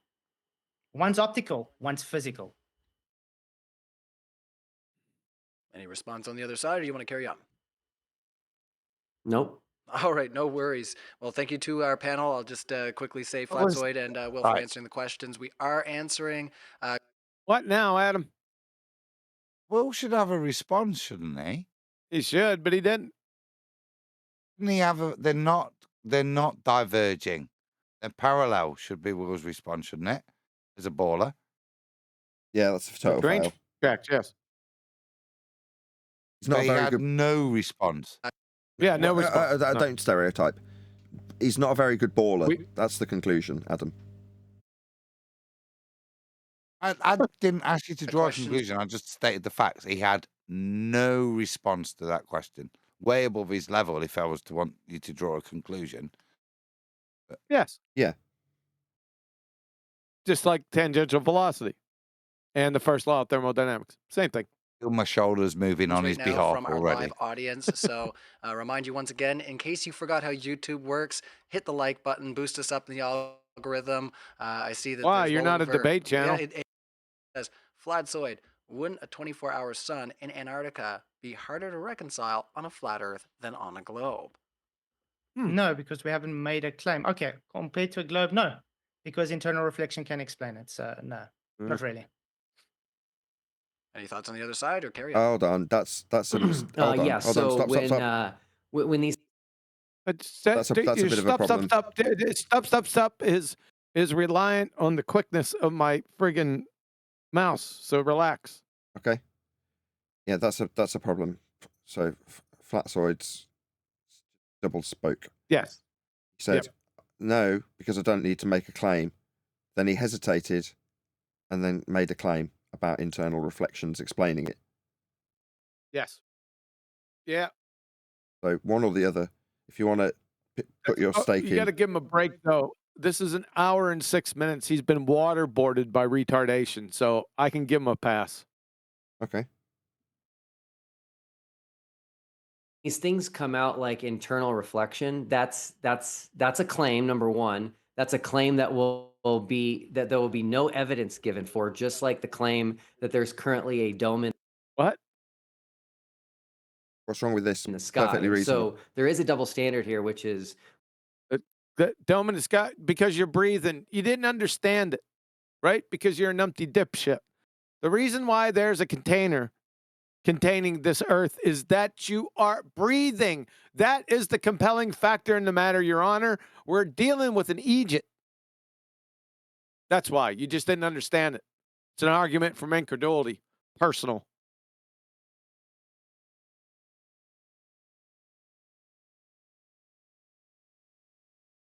when the globe side now. makes a claim, we have to give evidence. But when they make claims, they just claim that they're not making claims. The globe side, you have to give evidence. Where's the evidence for the globe side? Okay, give us your evidence that the journey will involve antipodal positioning, Duffy. If he's got approved reflections, and that's the standard, and according to you the globe provides their evidence and the context is the final experiment, which it isn't, then you need to justify antipodal positioning, don't you? Chop, chop. Yes, and you're gonna also you're gonna bosh him. There's also with the flight down. Yeah, Brian tried to preemptively contact you about this, Duffy, and you gave him a conditional acceptance, didn't you? Big mistake! Because bosh, pitch data, there definitely isn't any antipodal positioning involved. We can prove you're journeying along a flat plane. There it is in the data. So that invalidates your necessity to go down there at all, son. Just so you know. Let's just show him just in case he's watching.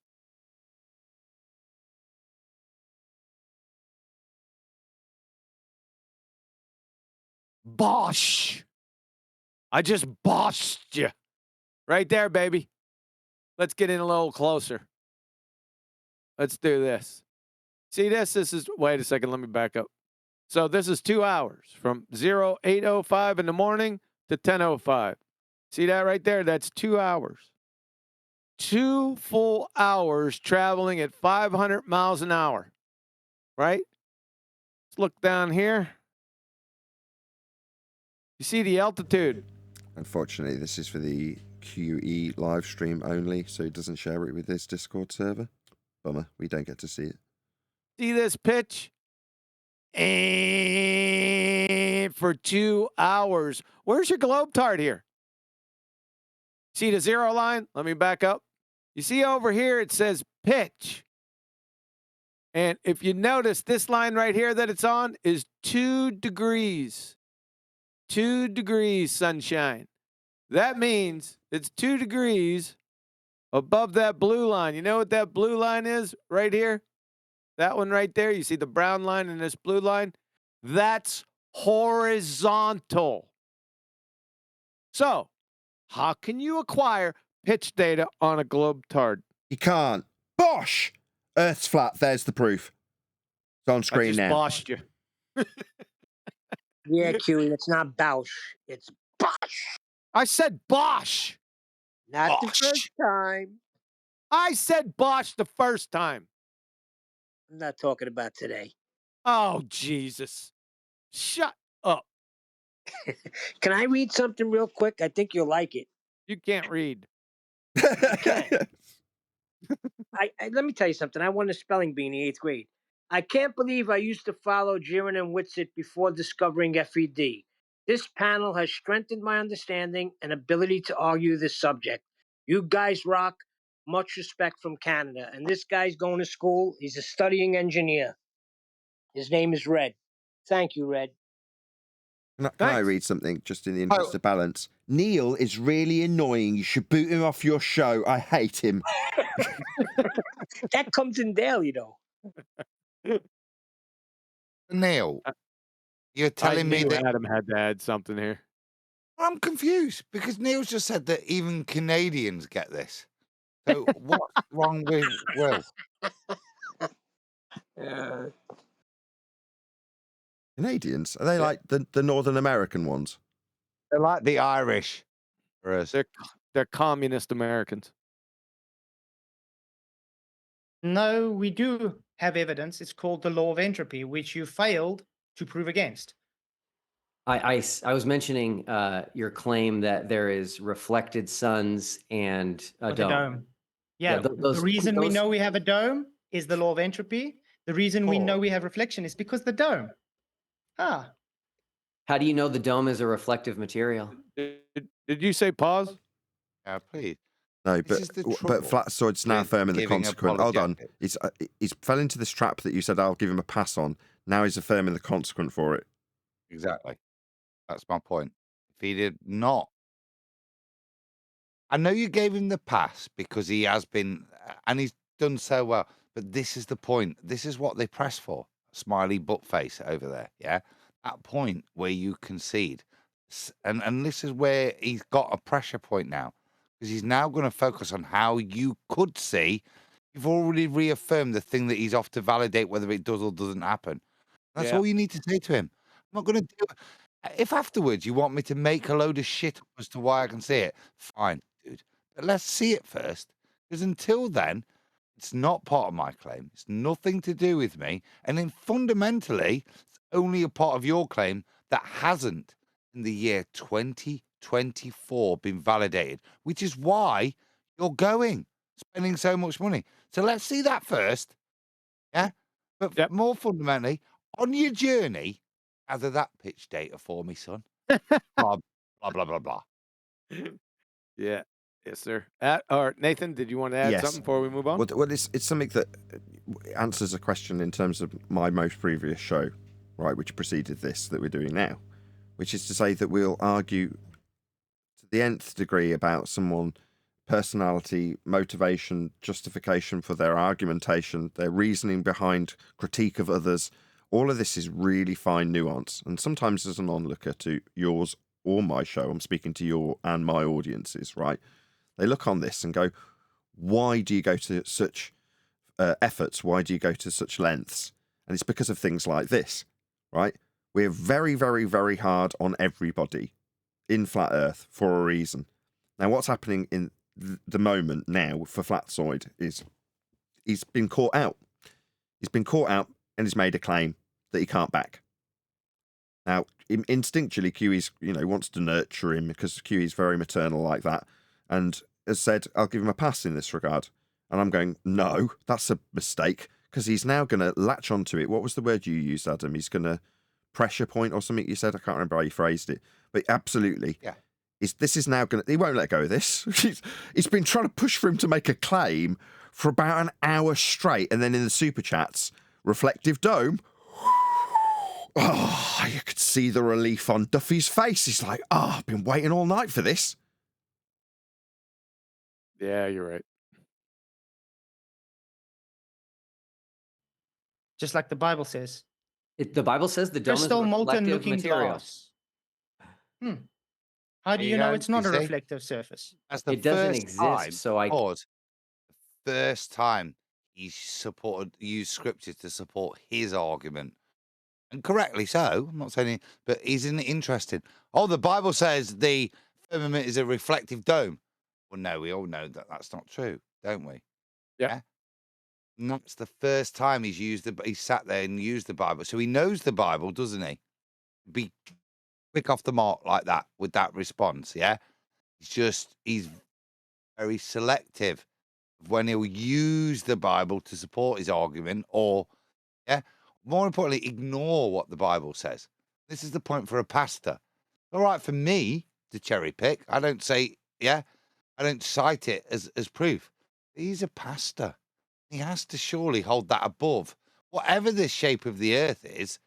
Yeah, surely Scripture as a Christian pastor, if a Bible believing Christian, has to sit above my individual beliefs. Surely. Thanks, Adam. And I don't get model it. That's not my issue. That's yours. That's Super Bible. Super frustrated. All right. What's the super chat? Sorry, Booker's asleep, but I can read it if you want me to. Please. Red sent, I can't believe that I used to follow Jaron and Witsit before discovering FED. You guys rock. Respect from Ontario. The Great Lakes are flat. Yeah, he was the one that, yeah. Is it Red? Yes, Red. Thanks, Red. Appreciate it. And you're welcome. It's actually yours, but that's okay. No, that's not my issue. All right, You let's- can't model let's it not do because I you know don't you believe are one it. of Doesn't mine. make Come it on. my issue. We It can't just do- means you're denying reality. We're not doing Yeah, that's fun. All right, let's carry on, guys. Yeah, that's fun. Thanks, Hold up, Sunflower, for hold your up. super What chat. the hell was that? Somebody woke the mod up. Who knows? Not doing that. Oh. Right, let's see. Let's We see. got a lot of super chats, so we are going to try to pump through. Davgar says, where does a pastor, sorry, like I said, I'm so tired. My goodness, we were up so late last night. If you didn't see last night's debate, Shut the hell up, Louis Pastor. you go check it out after this one. It was. Shut up. Get on with I it. will say, it was definitely wild. Shut your mouth. So Davgar says, where does a pastor send idiots to Antarctica money? What would happen if you allocated equal funds to help your community?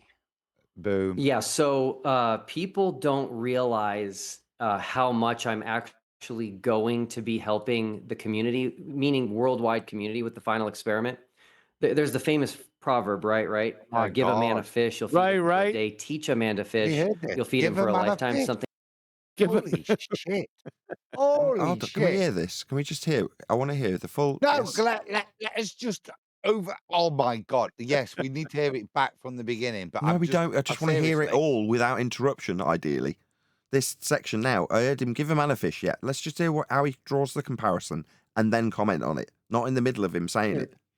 I apologize for my psychological vomit. It was on hearing that bit that. Yeah. Here we go. Use one of my J's, QE. Meaning worldwide community with the final experiment. There's the famous proverb, right? Give a man a fish, you'll feed him for a day. Teach a man to fish, you'll feed him for a lifetime, something like that. I am doing the equivalent of that. People don't see that yet, but they will. There's been a common theme that I've seen throughout the final experiment, which I never saw coming. And that Keep going. I want to see if that connects. Oh, it's whirly whirling. Yeah, YouTube's screwing me. Hold I on. want to see if the next point connects to the last. Please don't anybody interrupt when we get past these ads and whirly whirls and surveys and stuff. right? I just want to see if the next thing he says connects to the question he's actually being asked about. What would happen if you allocated equal funds to help your community? Yeah, so people don't realize how much I'm actually going to be helping the community, meaning worldwide community, with the final experiment. There's the famous proverb, right? Give a man a fish, you'll feed him for a day. Teach a man to fish, you'll feed him for a lifetime, something like that. I am doing the equivalent of that. People don't see that yet, but they will. There's been a common theme that I've seen throughout the final experiment, which I never saw. What do you guess it's going to be? I know I interrupted. I want to hear it. Play. It's going to be an ad-hom. I know it is. Coming. And that is flat earthers have told me literally dozens of times that they're broke and that they don't have money. It's weird. They volunteered that to me in the context of not being able to join us or not being able to afford to go to Antarctica. I think this should stay. Just get to the end of this. Just everyone hold their tongues. I just want to get to the end of his thought. Okay, so far, I've got to now summarize it because you're all interjecting, right? He's saying, I've been asked how, by the super chatter, this money, that's idiot money to go to Antarctica, wouldn't be better in his, and it's put to Duffy, his community. That's how the question was raised. His response is, this will help the frickin' world. They don't understand yet, but they will. Flat earthers have told me how broke they are. I just want to hear what comes next. Can everybody just clear the airwaves so I can hear it?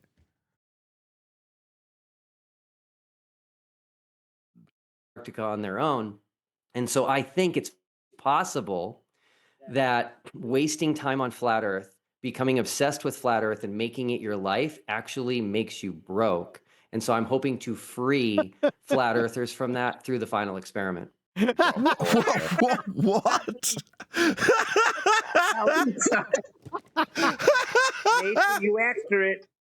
Oh, I'm glad we got the full context. Epic. I wonder who he's talking about. I mean, he's talking about you. With three of them. Talking about you. He's trying to help you. He's talking about you. Super chat.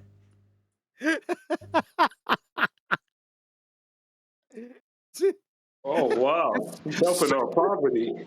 Super delusions of grandeur. Okay. Theo Megawordy sent Will the Bulverizer Duffy. Is that it? That's what he's doing, yeah. Look at the look on Flatside's face. Look, holy self-indulgence, Batman. That's what that look says. That was one of the dumbest things I think I ever heard. Can we have a J? Because what I just heard was super philanthropy. Not a J. Yeah. We need a verse. We don't need a J. What we need here is a verse of heal the world in unison.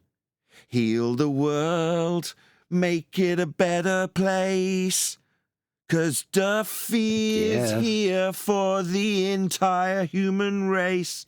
He is full of cheer, 'cause he's gonna prove his globe tart. He's the Duffster, making a better place for you and for me. Heal the world. Come on, everyone. Make it a better place. Good. I'm already picking out my new Lamborghini with all the money I'm going to save. So in his situation, flat earthers just stopped working. Going to heal my poverty. I'm so thankful for Will Duffy. I was once in poverty too until I found Will Duffy. Now I'm a quadrillionaire. Well, he's saying we all stopped working and just spend our time on flat earth. That's why we're all broke. Yeah. It's idiots. Stickers and flat earth. Quick question, guys. Where's he spending his time right now? On flat earth. On flat earth and going to Antarctica. Must be broke. He must be broke by now. No, he's getting all the money. Don't you understand? He's a scammer.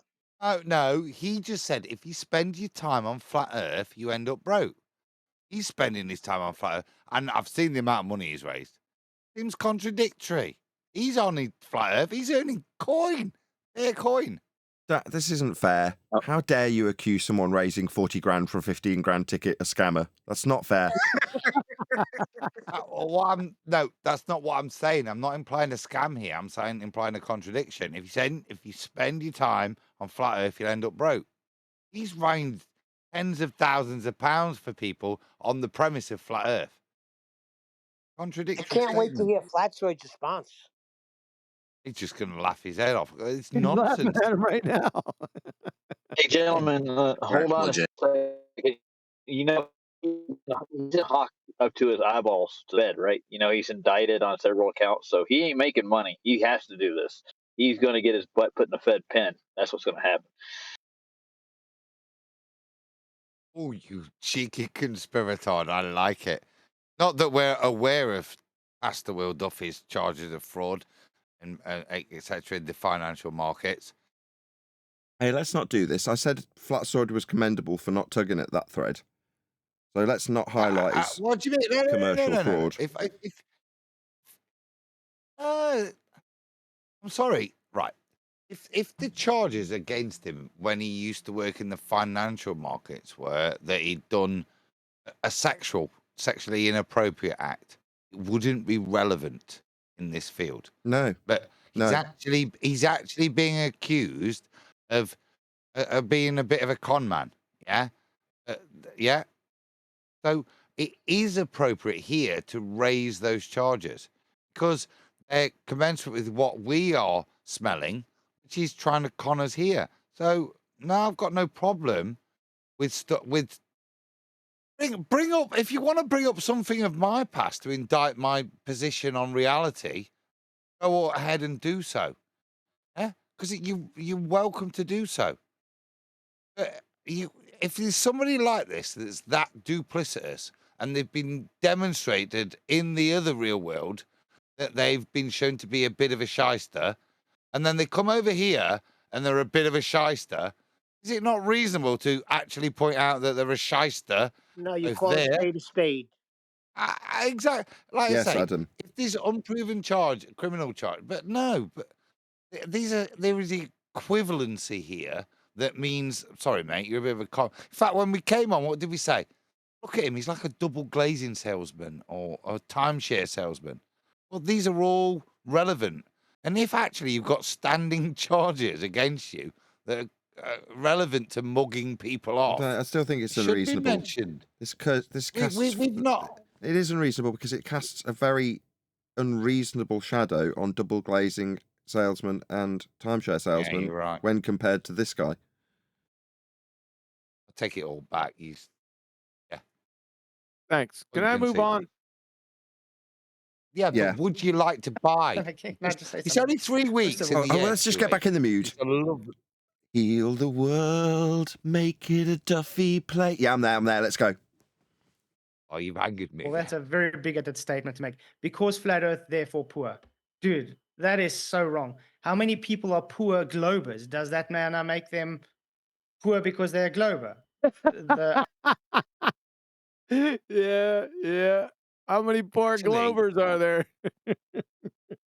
Yeah, that means all those Ethiopians must have been flat earthers. Yeah. The reason they were starving is because they thought the Earth was flat, idiots. Yeah, I actually did. And you get a Big Mac.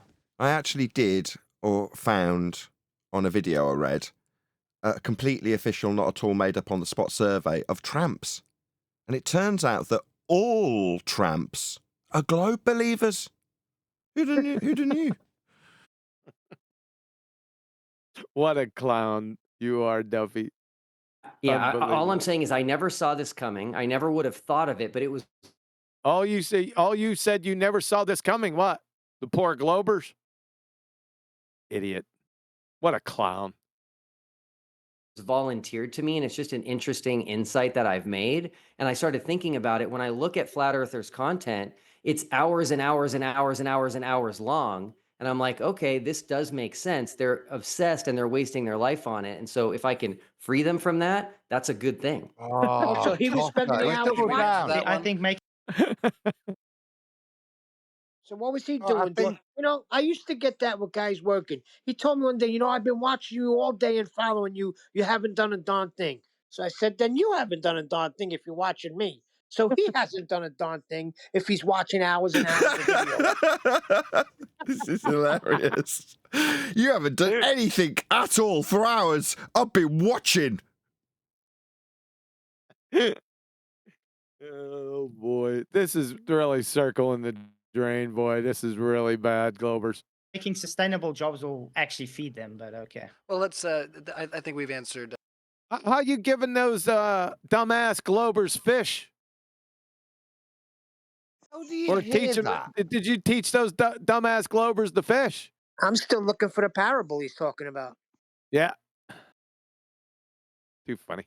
Dadgar's I just question want there, to know how and big the yeah, don't ball worry is. about too much censorship. I'm I know really Flatzoid's rich. good for. Is the bigger the good ball for you a believe chat. in, the more money you get. Hold on, Adam's ruining this. Just go back, give it 2 J's, because I just want to summarise what's happened. We will get to that, Adam, I promise. Ruining it. I was just Ooh, saying my own J's. point.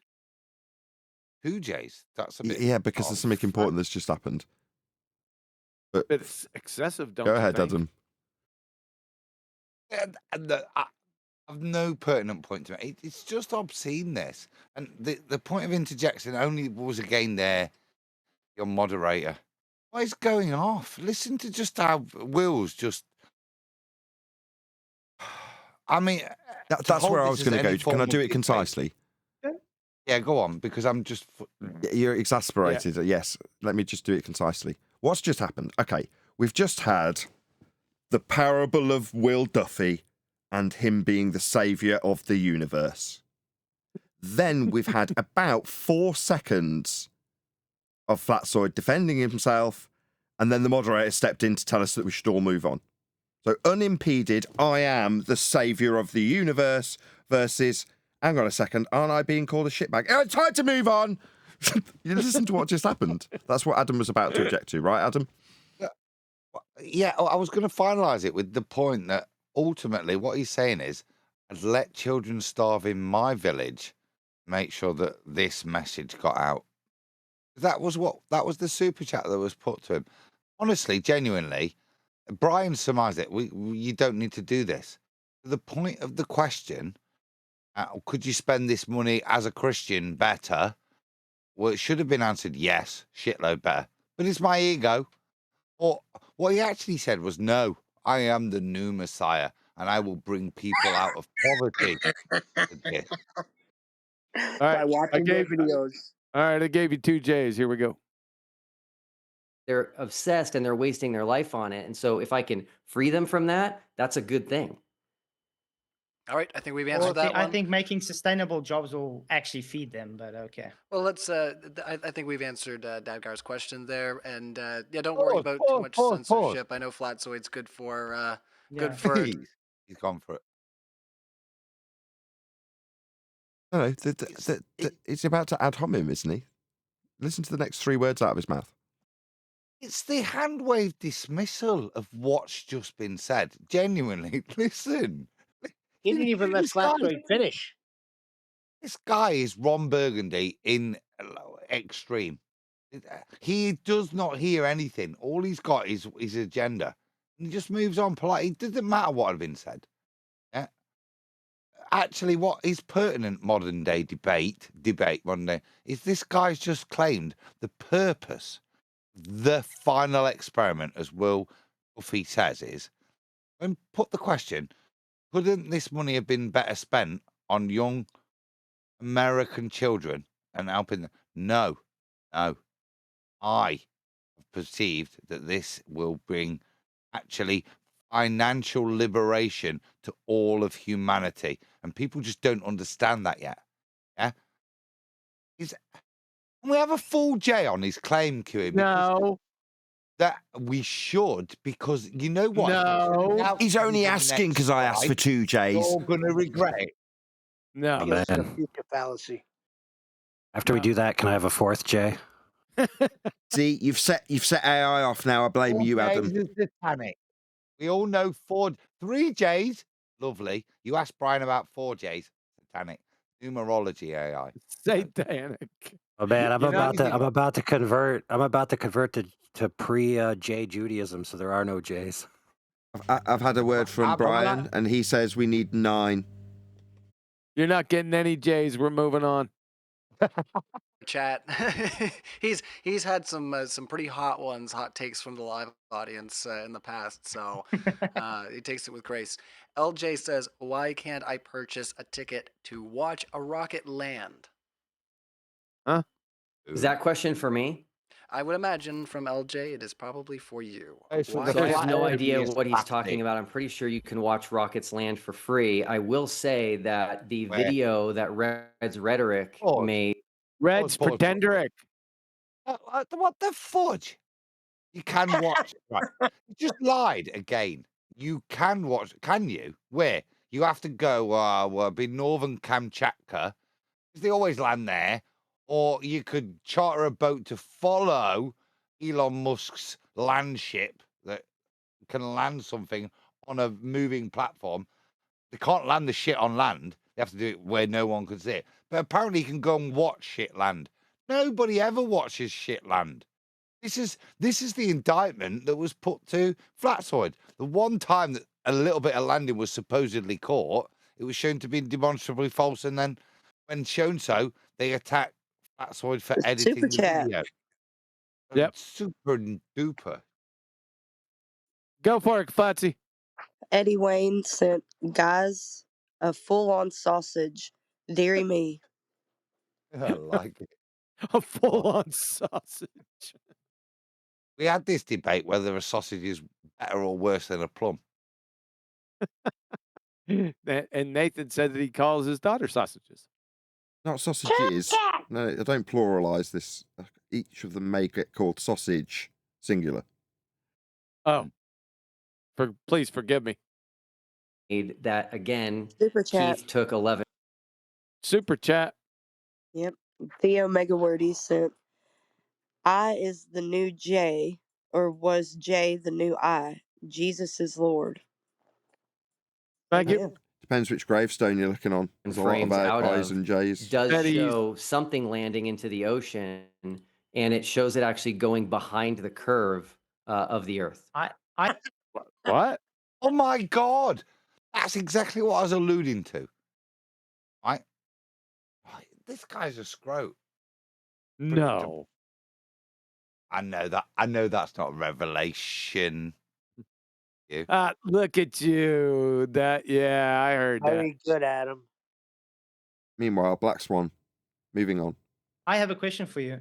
Since I took an inferior mirage away, and once I took the inferior mirage away, it looked, well, before I took it away, it looked like I went down the curve. Is the question, the inferior mirage, is that the curve, or is the curve the curve?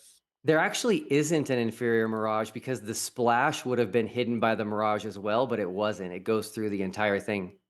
Because I removed the inferior mirage. Well done. So in other words, guys, he just conceded the Earth curve is not physical. It's an inferior mirage. Well done. All right, let's just carry on there, guys. We got lots of questions. Dusty Circuit No, says, if the Earth is flat. What's it? No. There you go, guys. With this guy? Neil, you go. No, I don't want to carry on from there. Why does he want to carry on from that? Just reading out super chats. Just chill.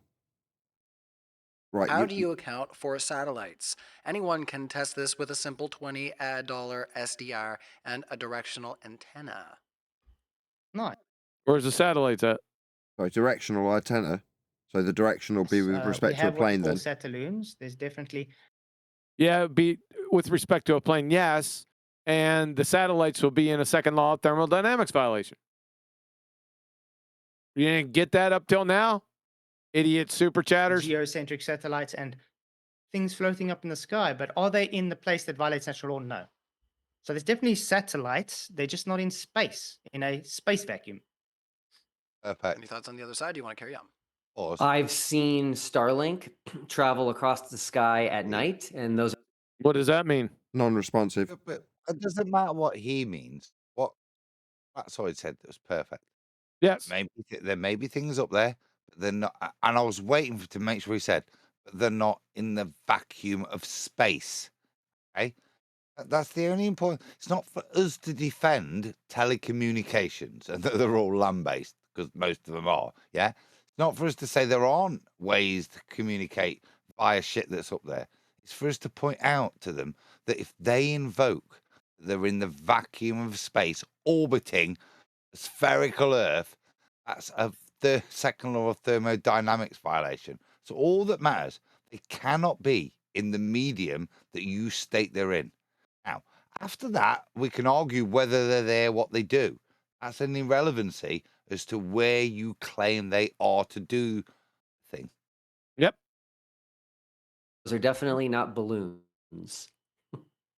What balloons? What do hey, Mr. Laughing Just Guy. non-responsive. What about that Chinese? What about that Chinese spy satellite? You know, the one that the Americans shot down.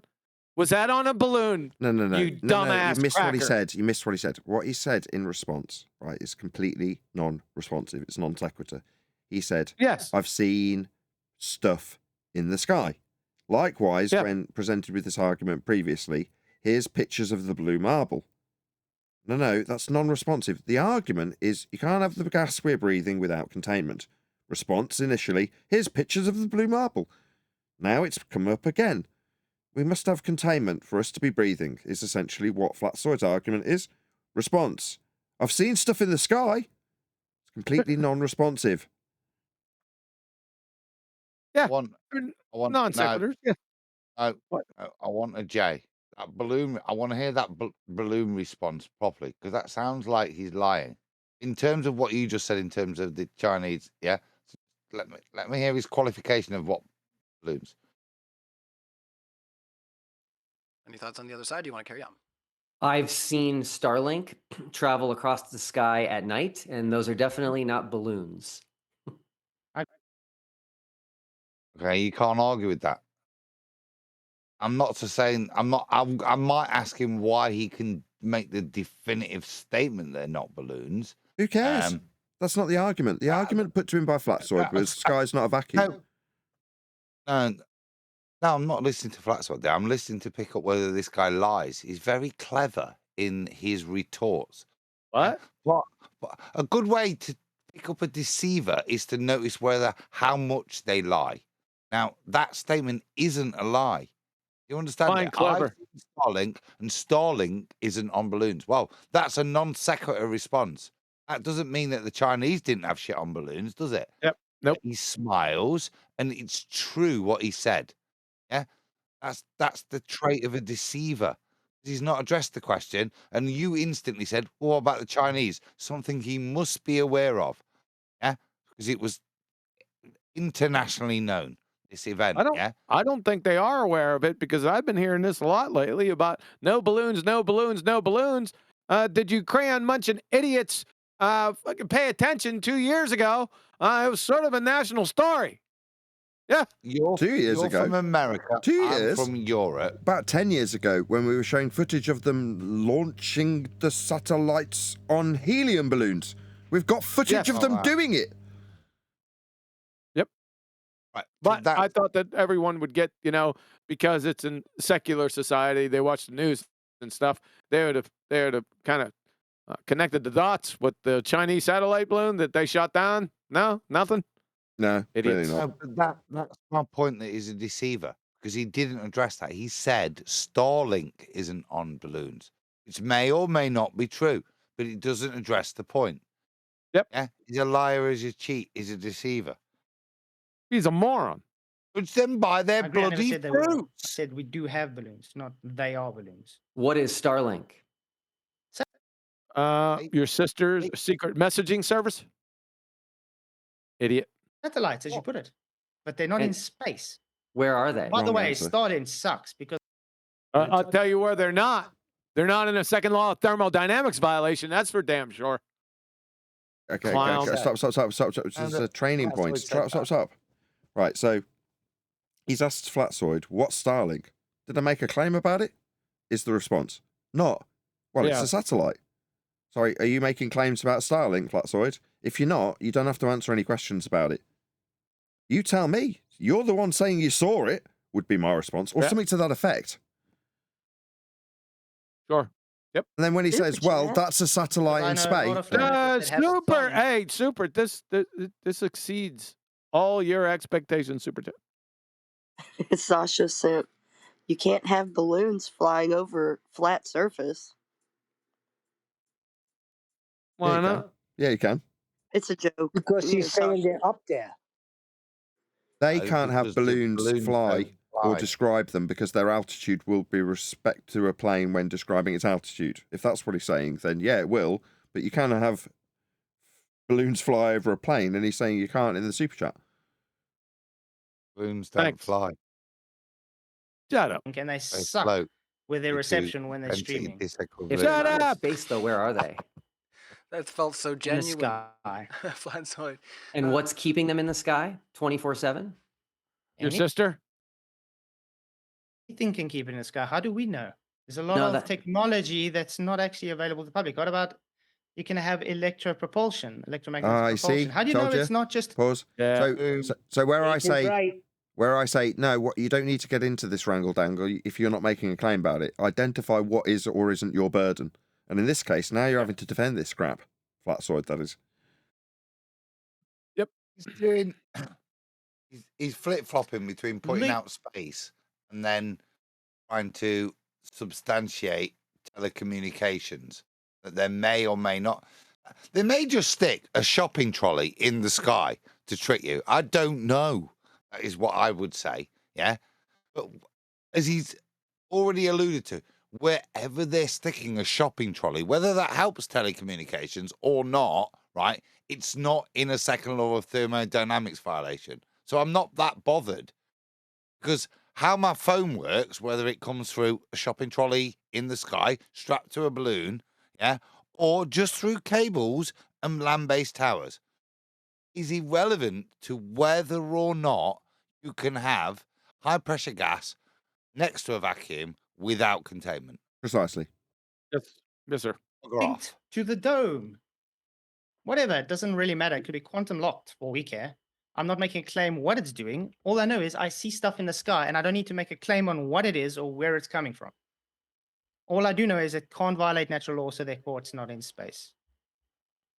All right, that one was for you, so I'll let you close that one out. But yeah, no, I definitely. That's a good job. He just summarized your point, Nathan. Yeah, he did. Empathize with the I don't know exactly what their internet connection is, but just about anybody when they drop out like that, it's really why. Only because I'm getting the format. Suddenly, there's no interjection. You've got one response to the super chat, and that's it. Correct. Yeah, that's you finally caught up. Yeah, because sometimes I can be a little bit slow. Sometimes. For all of my merits, sometimes, yeah.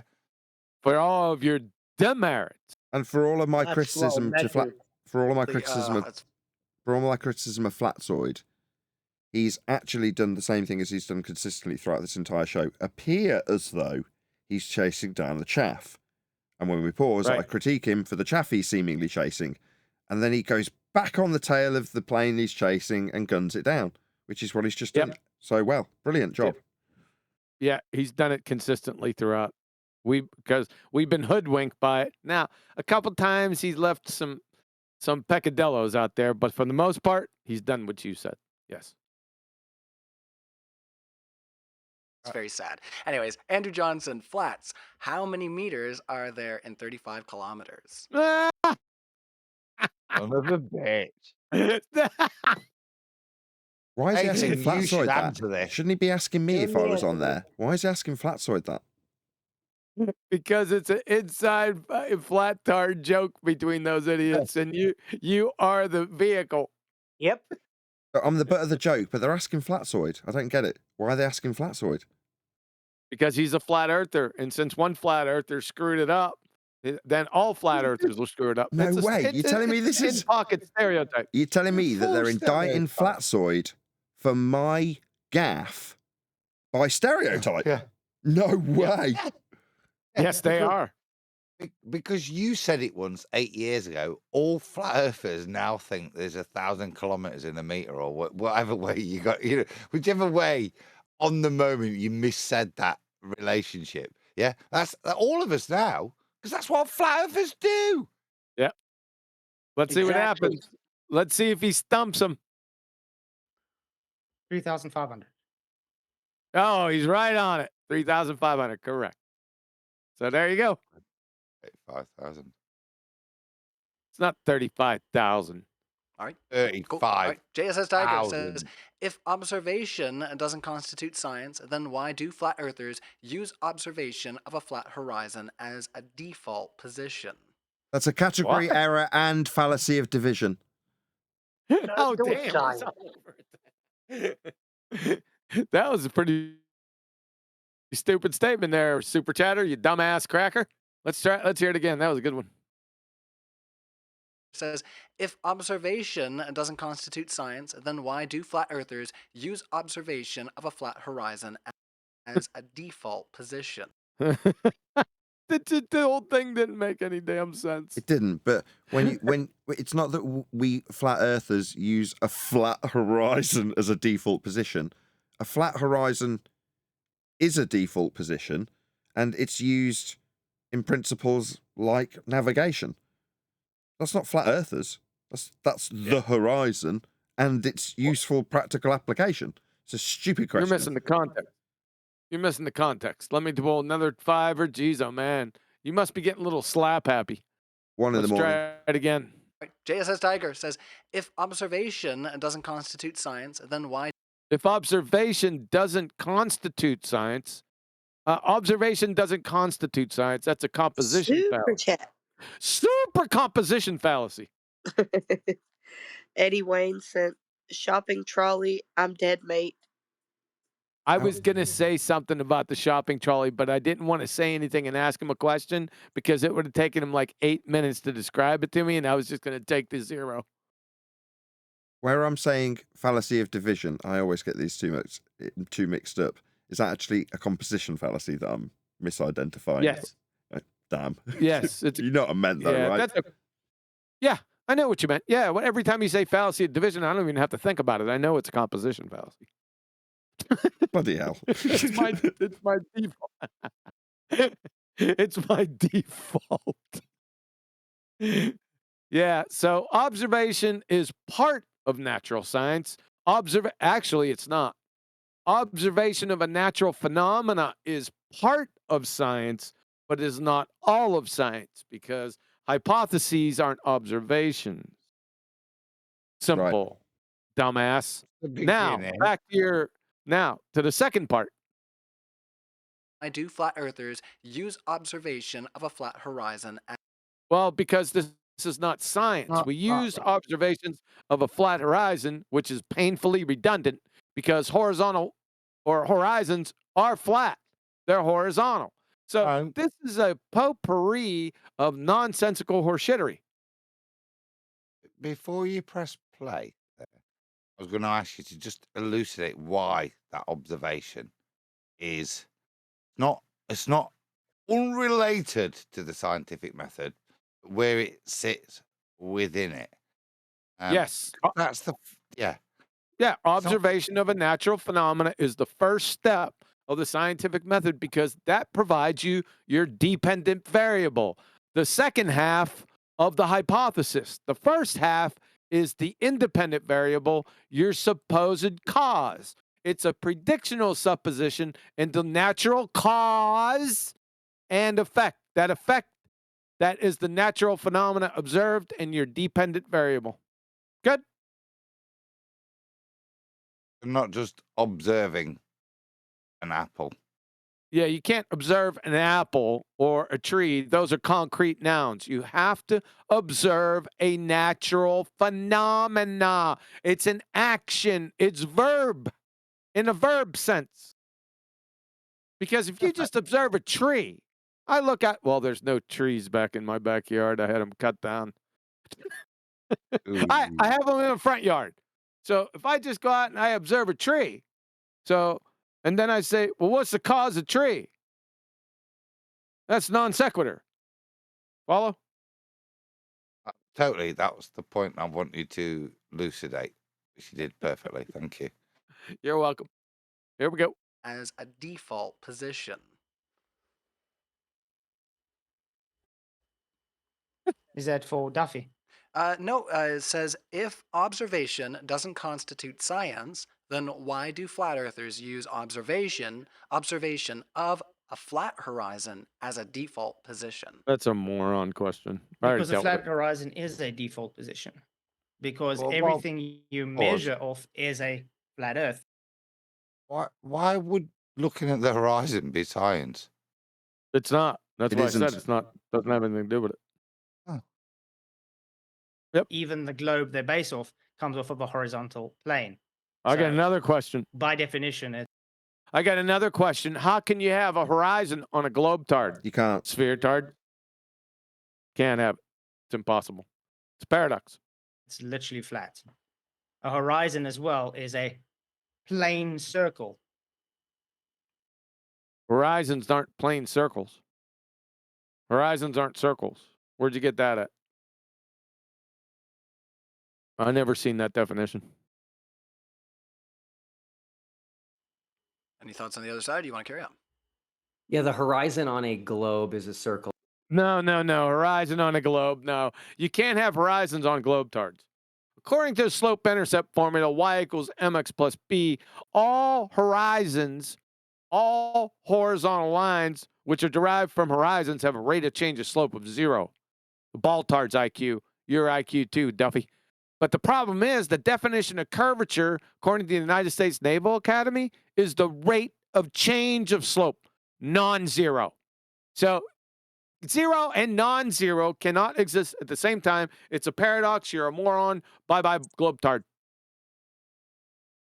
Thank you. Have a nice day. As well. Your sister.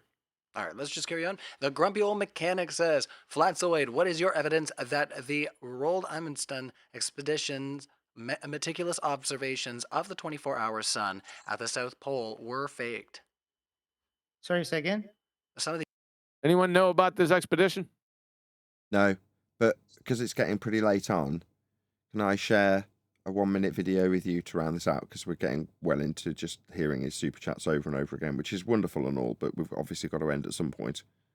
Can I share something with you? Do we?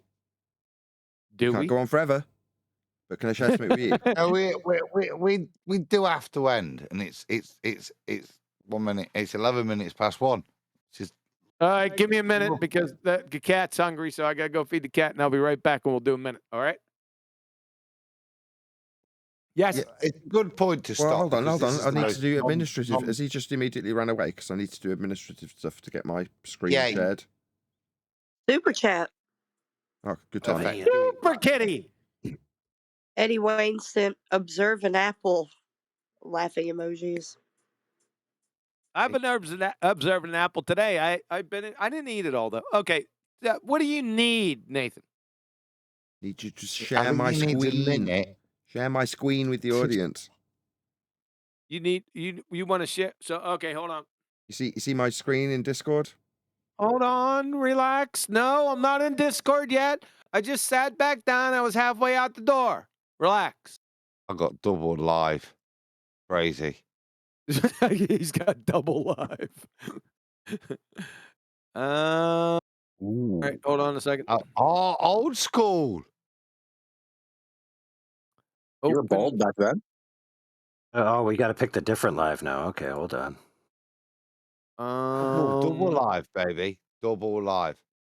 I got it. This. Kiwi, what was the time? Adam, just chill. Adam, chill. Have you got it shared with YouTube, Kiwi? 1:14:29. I'm not reliving any of this crap. 1:14:20. Adam just mumbling to himself. Yeah, all right. I'm back. Hamilton. I'm not rambling. Jesus. I'm waiting for you Open guys to voice pick channel. up. Stop screen sharing. Hey, Adam, shut up. Okay, then. Right. Jesus. Have you got my screen? No, I don't. Hold on. Yes, we do. You've not got it on screen. Oh my God, Adam. Huey's got an audience? Thanks. I just need to check if they're getting the screen share, then I'll press play once he's confirmed that. And you're here. No, I'm actually the audience live, making sure he keeps flicking between the two. We're back to the Will Duffy speaking a globe.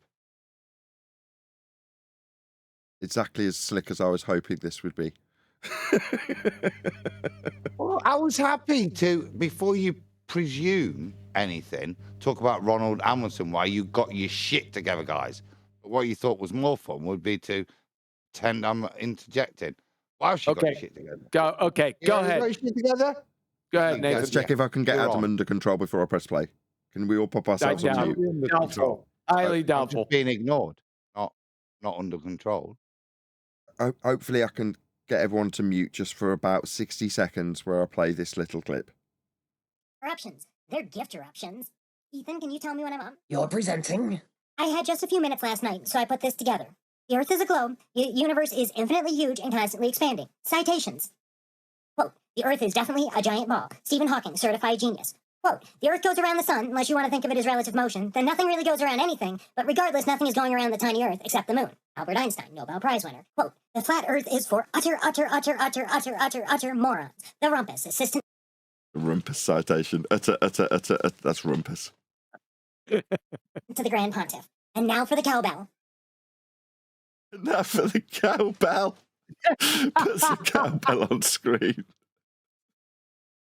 Thank you. I love you all. Absolutely fantastic presentation, Kiwi. That's it. That was really good. Did he do one recently?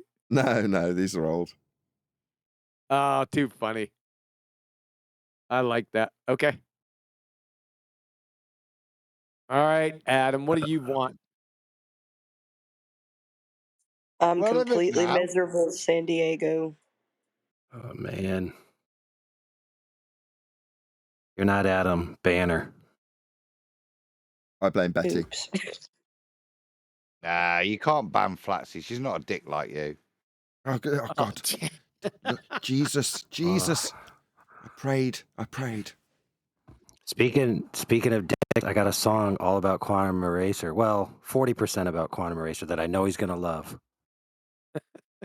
You guys, man. Listen, It's awesome song, dude. Is it awesome song? You got a song? You want me to play this song? It's not too long. It's like it's back from 24/7 days. There's a ton of you in there. It's MIDI HC. I don't know if you remember him, but he used to be a pretty chill guy, and he made music all the time. The song rips, dude. It's Peeping to Gleason, the original. It's awesome. No, then don't play it. Please, I'm recording this. Please don't play something that's got even a No, remote it's from MIDI, dude. No, it's from MIDI, dude. It's totally open. He's one of our dudes. You can play it if you want. No problem. You're 100% sure and without a doubt this won't ruin 12 hours of recording? Why'd you? No, don't do it. It's open source, and I reconverted it. So, what if we just close the show out, then we listen to it for fun? Yeah, we could do that. Yeah. All right, Nathan. You know what you got to do, sir. Perfect. With that, and this is going out for me on New Year's Eve. Did I mention that? It's probably just turned New Year's if you're watching the backup recording of this. But to the Quantum Eraser live stream audience, a huge, massive, enormous thank you for joining us on this epic journey of discovery that is the world of the Messiah known as Will Duffy. Also, of course, a massive thank you to all of the Quantum Eraser live stream panel. And, of course, a massive thank you to Quantum Eraser himself for hosting the live stream. I've been Nathan Oakley, and we will see you all in the next Quantum Eraser Live. Just an addendum. There may be, possibly, tentatively, another Ballbusters this Saturday where we will continue this video. Don't hold me to it. It's only tentative. We've been doing a number of Ballbusters in a row, and I haven't run it by the all other Ballbusters in Ballbusters.